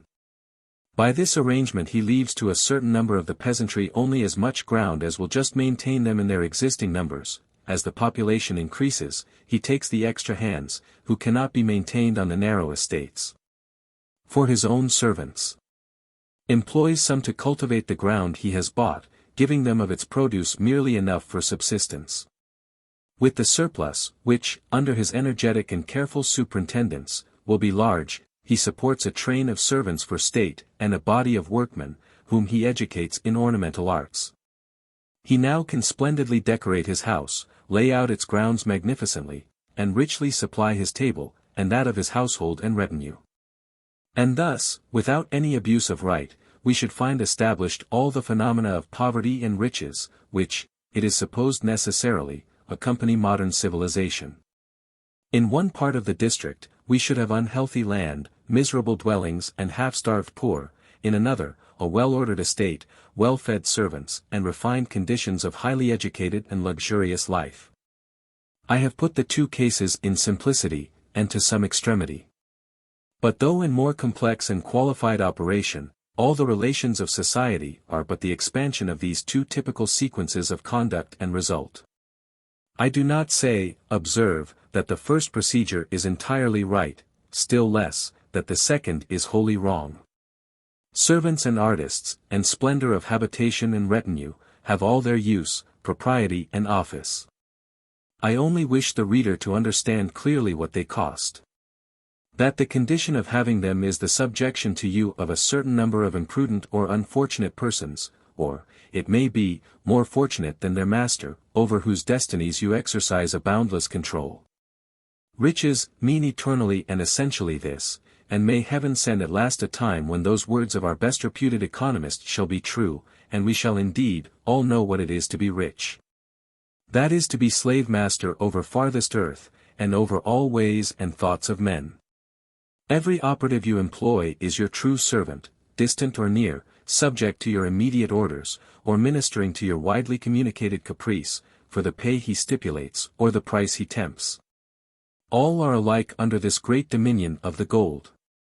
The milliner who makes the dress is as much a servant, more so, in that she uses more intelligence in the service, as the maid who puts it on, the carpenter who smooths the door, as the footman who opens it. The tradesmen who supply the table, as the laborers and sailors who supply the tradesmen. Why speak of these lower services?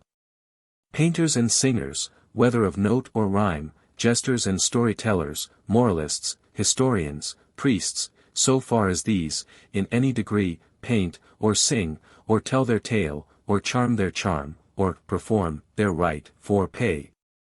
In so far they are all slaves. Abject utterly, if the service be for pay only, abject less and less in proportion to the degrees of love and wisdom which enter into their duty, or can enter into it, according as their function is to do the bidding and the work of a man. Or to amuse, tempt, and deceive a child. There may be thus, and, to a certain extent, there always is, a government of the rich by the poor, as of the poor by the rich. But the latter is the prevailing and necessary one, and it consists, observe, of two distinct functions, the collection of the profits of labor from those who would have misused them, and the administration of those profits for the service either of the same person in future, or of others. Or, as is more frequently the case in modern times, for the service of the collector himself. The examination of these various modes of collection and use of riches will form the third branch of our future inquiries. But the key to the whole subject lies in the clear understanding of the difference between selfish and unselfish expenditure. It is not easy, by any course of reasoning, to enforce this on the generally unwilling hearer. Yet the definition of unselfish expenditure is brief and simple. It is expenditure which, if you are a capitalist, does not pay you, but pays somebody else, and if you are a consumer, does not please you, but pleases somebody else. Take one special instance, in further illustration of the general type given above. I did not invent that type, but spoke of a real river, and of real peasantry, the languid and sickly race which inhabits, or haunts, for they are often more like spectres than living men, the thorny desolation on the banks of the Arve. Some years ago, a society formed at Geneva offered to embank the river, for the ground which would have been recovered by the operation, but the offer was refused by the, then Sardinian, government. The capitalists saw that this expenditure would have paid, if the ground saved from the river was to be theirs. But if when the offer that had this aspect of profit was refused, they had nevertheless persisted in the plan and, merely taking security for the return of their outlay, lent the funds for the work. And thus saved a whole race of human souls from perishing in a pestiferous fun, as, I presume, some among them would, at personal risk, have dragged any one drowning creature out of the current of the stream, and not expected payment therefor. Such expenditure would have precisely corresponded to the use of his power made, in the first instance, by our supposed richest peasant, it would have been the king's, of grace, instead of the usurer's, for gain. Impossible, absurd, utopian, exclaim 9/10 of the few readers whom these words may find. No, good reader, this is not utopian, but I will tell you what would have seemed, if we had not seen it, utopian on the side of evil instead of good, that ever men should have come to value their money so much more than their lives. That if you call upon them to become soldiers, and take chance of bullet, for their pride's sake, they will do it gaily, without thinking twice. But if you ask them for their country's sake to spend £100 without security of getting back 105 they will laugh in your face. Not but that also this game of life-giving and taking is, in the end, somewhat more costly than other forms of play might be. Rifle practice is, indeed, a not unhealthy pastime, and a feather on the top of the head is a pleasing appendage. But while learning the stops and fingering of the sweet instrument, does no one ever calculate the cost of an overture? What melody does Tityrus meditate on his tenderly spiral pipe? The leaden seed of it, broad cast, true conical, dense Delian seed, needing Lee's allowance for the wind than is usual with that kind of herb, what crop are you likely to have of it? Suppose, instead of this volunteer marching and countermarching, you were to do a little volunteer ploughing and counterploughing? It is more difficult to do it straight, the dust of the earth, so disturbed, is more grateful than for merely rhythmic footsteps. Golden cups, also, given for good ploughing would be more suitable in color, ruby glass, for the wine which giveth his color, on the ground, as well as in the cup, might be fitter for the rifle prize in the lady's hands. Or, conceive a little volunteer exercise with the spade, other than such as is needed for moat and breastwork, or even for the burial of the fruit of the leaden Avena seed. Subject to the shrill lemur's criticism. Wer hat das Haus so schlecht gebaut? If you were to embank Lincolnshire now, more stoutly against the sea, or strip the peat of Solway, or plant Plinlimmon moors with larch, then, in due hour of year, some amateur reaping and threshing Nay, we reap and thresh by steam in these advanced days. I know it, my wise and economical friends. The stout arms God gave you to win your bread by, you would fain shoot your neighbors, and God's sweet singers, with 112 then you invoke the friends to your farm service, and when young and old come forth to play on a sulphureous holiday tell how the darling goblin sweat, his feast of cinders duly set, and belching night, where breathed the morn. His shadowy flail hath threshed the corn that 10-day laborers could not end. But we will press the example closer.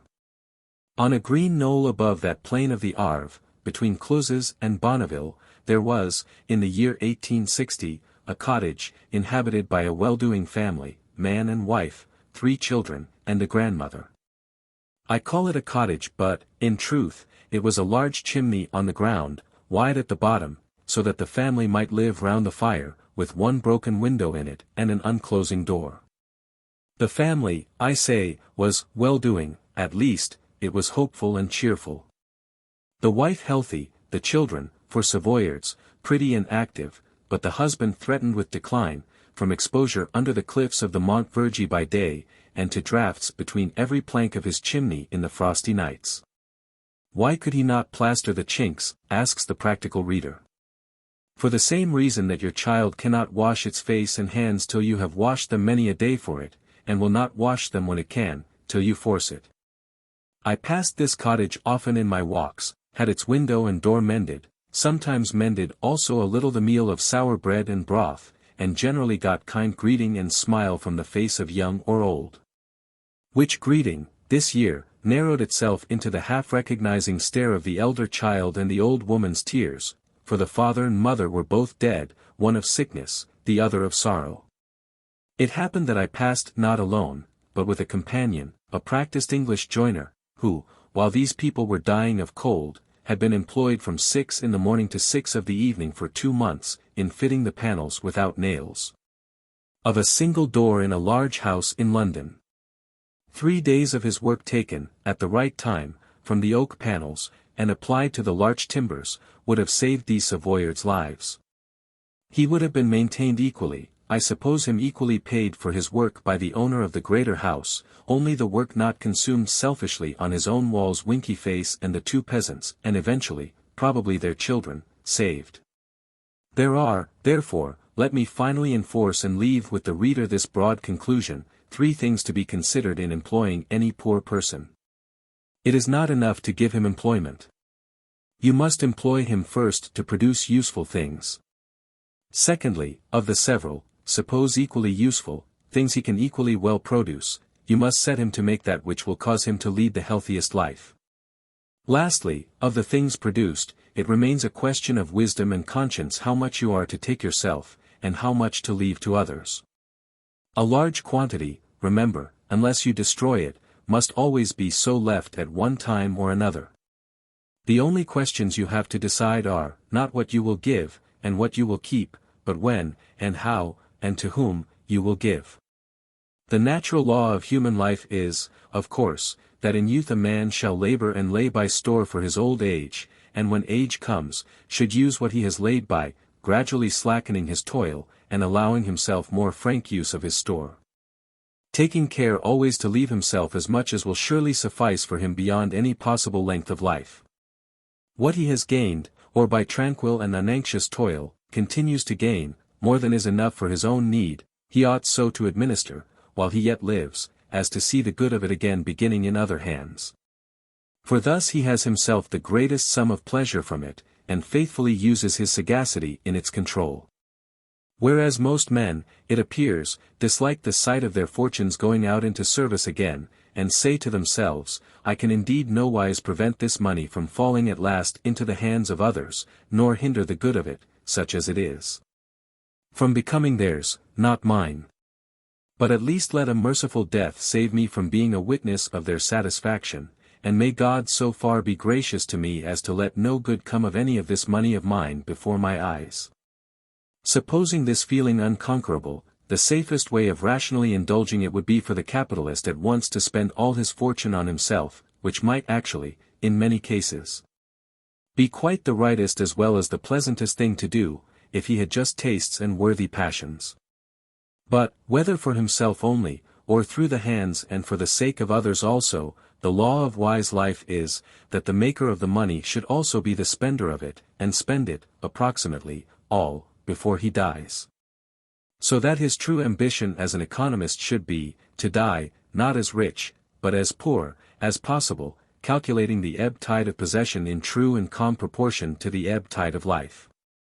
Which law, checking the wing of accumulative desire in the mid-volley 113 and leading to peace of possession and fullness of fruition in old age, is also wholesome in that by the freedom of gift, together with present help and counsel, it at once endears and dignifies age in the sight of youth, which then no longer strips the bodies of the dead, but receives the grace of the living.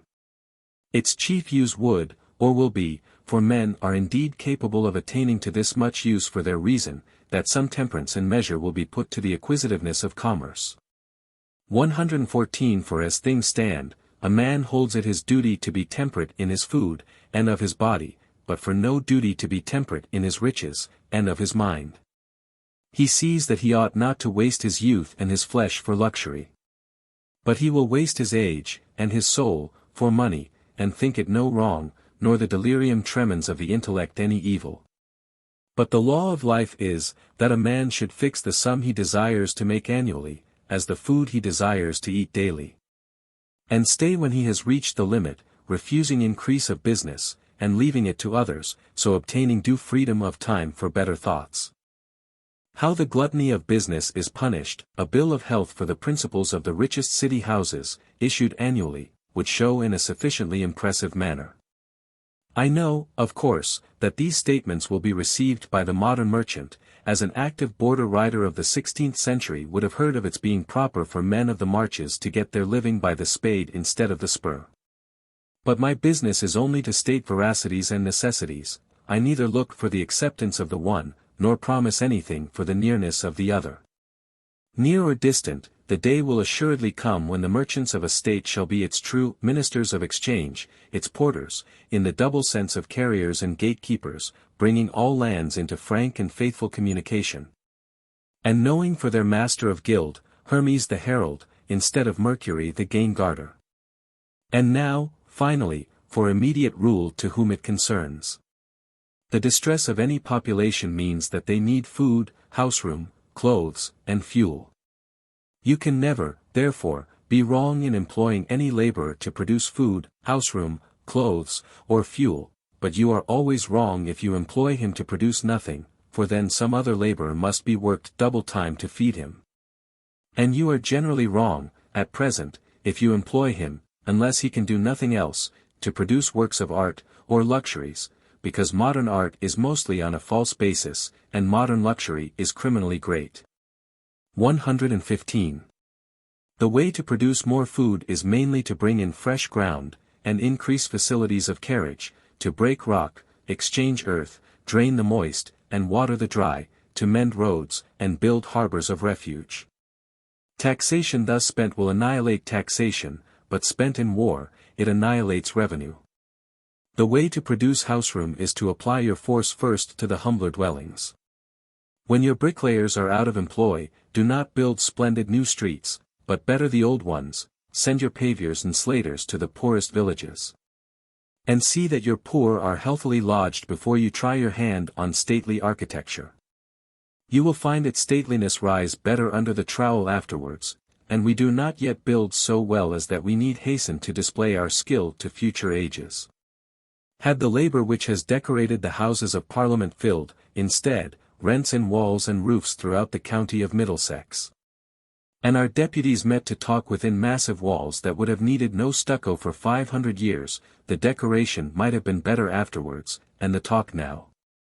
And touching even our highly conscientious church building, it may be well to remember that in the best days of church plans, their masons called themselves logeurs du bon Dieu.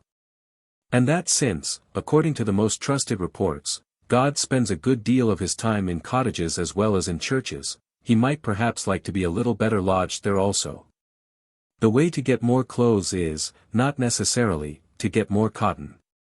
There were words written 20 years ago which would have saved many of us some shivering had they been minded in time. Shall we read them?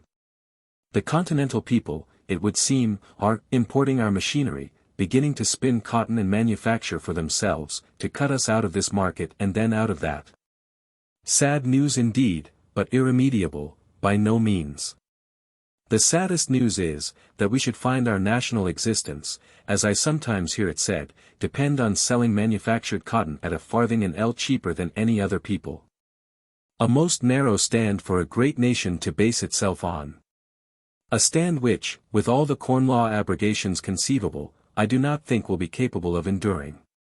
My friends, suppose we quitted that stand, suppose we came honestly down from it and said, this is our minimum cotton prices.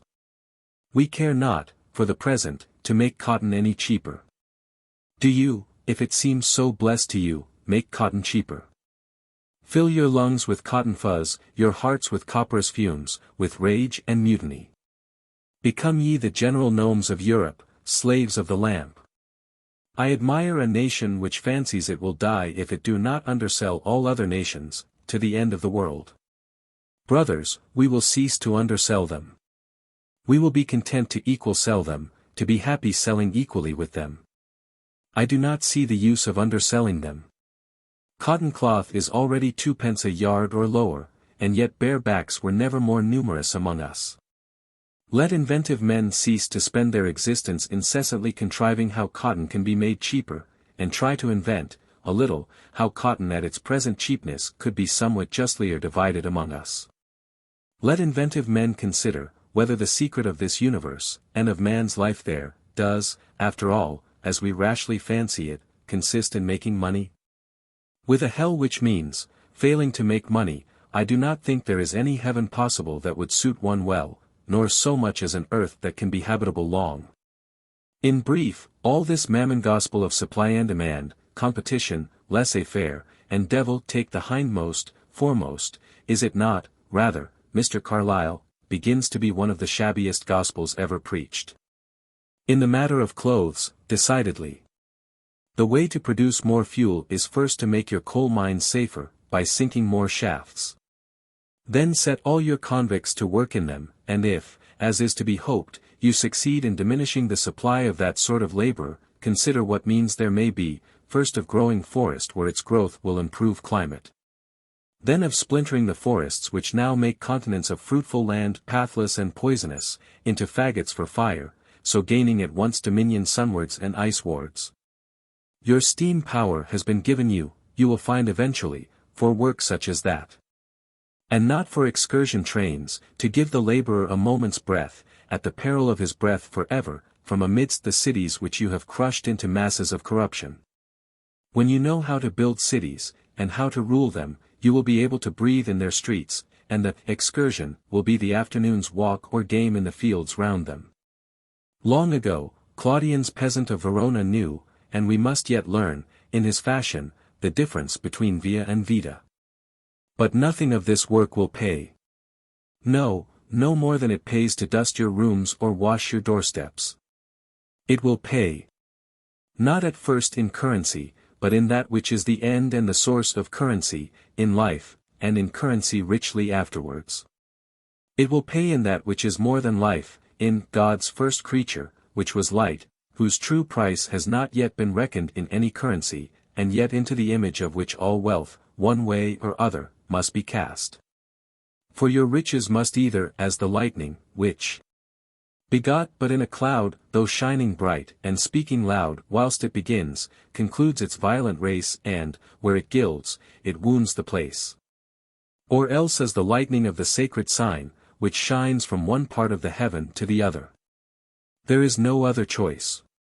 You must either take dust for deity, spectre for possession, fettered dream for life, and for epitaph, this reversed verse of the great Hebrew hymn of economy, Psalm Xi.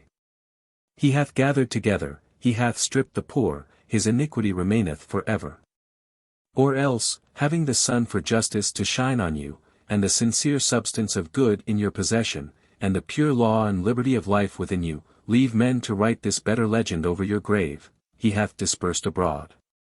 He hath given to the poor. His righteousness remaineth for ever. The present paper completes the definitions necessary for future service. The next in order will be the first chapter of the body of the work. These introductory essays are as yet in imperfect form. I suffer them to appear, though they were not intended for immediate publication, for the sake of such chance service as may be found in them. Here the author indicated certain corrections, which have been carried out in this edition. He then went on to say that the note on Charis, p. 274, required a word or two in further illustration, as follows. The derivation of words is like that of rivers, there is one real source, usually small, unlikely, and difficult to find, far up among the hills. Then, as the word flows on and comes into service, it takes in the force of other words from other sources, and becomes itself quite another word, even more than one word, after the junction, a word as it were of many waters. Sometimes both sweet and bitter.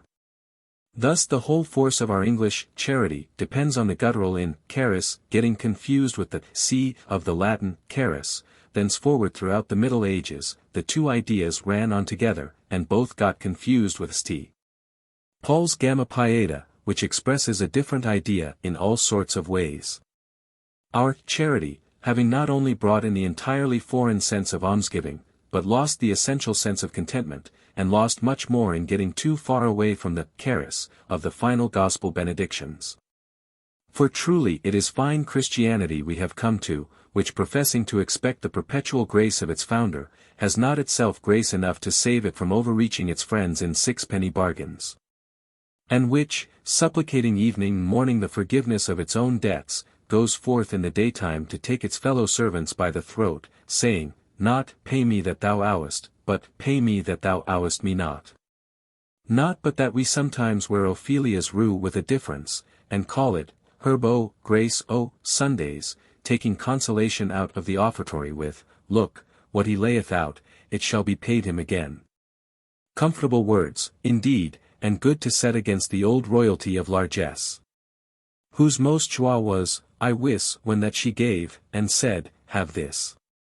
Again, the first root of the word faith being far away in, compare my note on this force of it in Modern Painters, Volume 5, page 255, the Latins, as proved by Cicero's derivation of the word, got their facio, also involved in the idea. And so the word, and the world with it, gradually lose themselves in an arachnoid web of disputation concerning faith and works. No one ever taking the pains to limit the meaning of the term, which in earliest scriptural use is as nearly as possible our English obedience.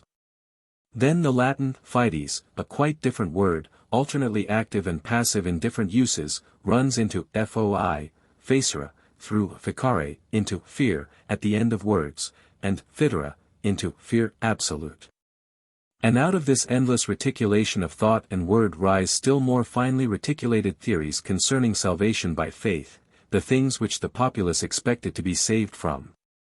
Being indeed carved for them in a very graphic manner in their cathedral porches, but the things they were expected to believe being carved for them not so clearly.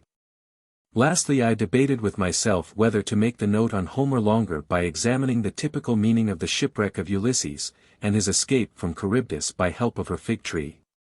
But as I should have had to go on to the lovely myth of Leucotheus' Vale, and did not care to spoil this by a hurried account of it, I left it for future examination. And 3 days after the paper was published, observed that the reviewers, with their usual useful ingenuity, were endeavoring to throw the whole subject back into confusion by dwelling on the single, as they imagined, oversight. I omitted also a note on the sense of the word lambda upsilon gamma rho nu, with respect to the pharmacy of Circe, and herb fields of Helen, compare its use in Odyssey, 17. 473, etc., which would further have illustrated the nature of the Circean power. But, not to be led too far into the subtleness of these myths, respecting them all I have but this to say, even in very simple parables, it is not always easy to attach indisputable meaning to every part of them. I recollect some years ago, throwing an assembly of learned persons who had met to delight themselves with interpretations of the parable of the prodigal son, interpretations which had up to that moment gone very smoothly, into high indignation. By inadvertently asking who the prodigal son was, and what was to be learned by his example. The leading divine of the company, still one of our great popular preachers, at last explained to me that the unprodigal son was a lay figure, put in for dramatic effect, to make the story prettier, and that no note was to be taken of him. Without, however, admitting that Homer put in the last escape of Ulysses merely to make his story prettier, this is nevertheless true of all Greek myths, that they have many opposite lights and shades, they are as changeful as opal and, like opal, usually have one color by reflected, and another by transmitted, light. But they are true jewels for all that, and full of noble enchantment for those who can use them. For those who cannot, I am content to repeat the words I wrote 4 years ago, in the appendix to the Two Paths. The entire purpose of a great thinker may be difficult to fathom. And we may be over and over again more or less mistaken in guessing at his meaning. But the real, profound, nay, quite bottomless and unredeemable mistake, is the fool's thought, that he had no meaning.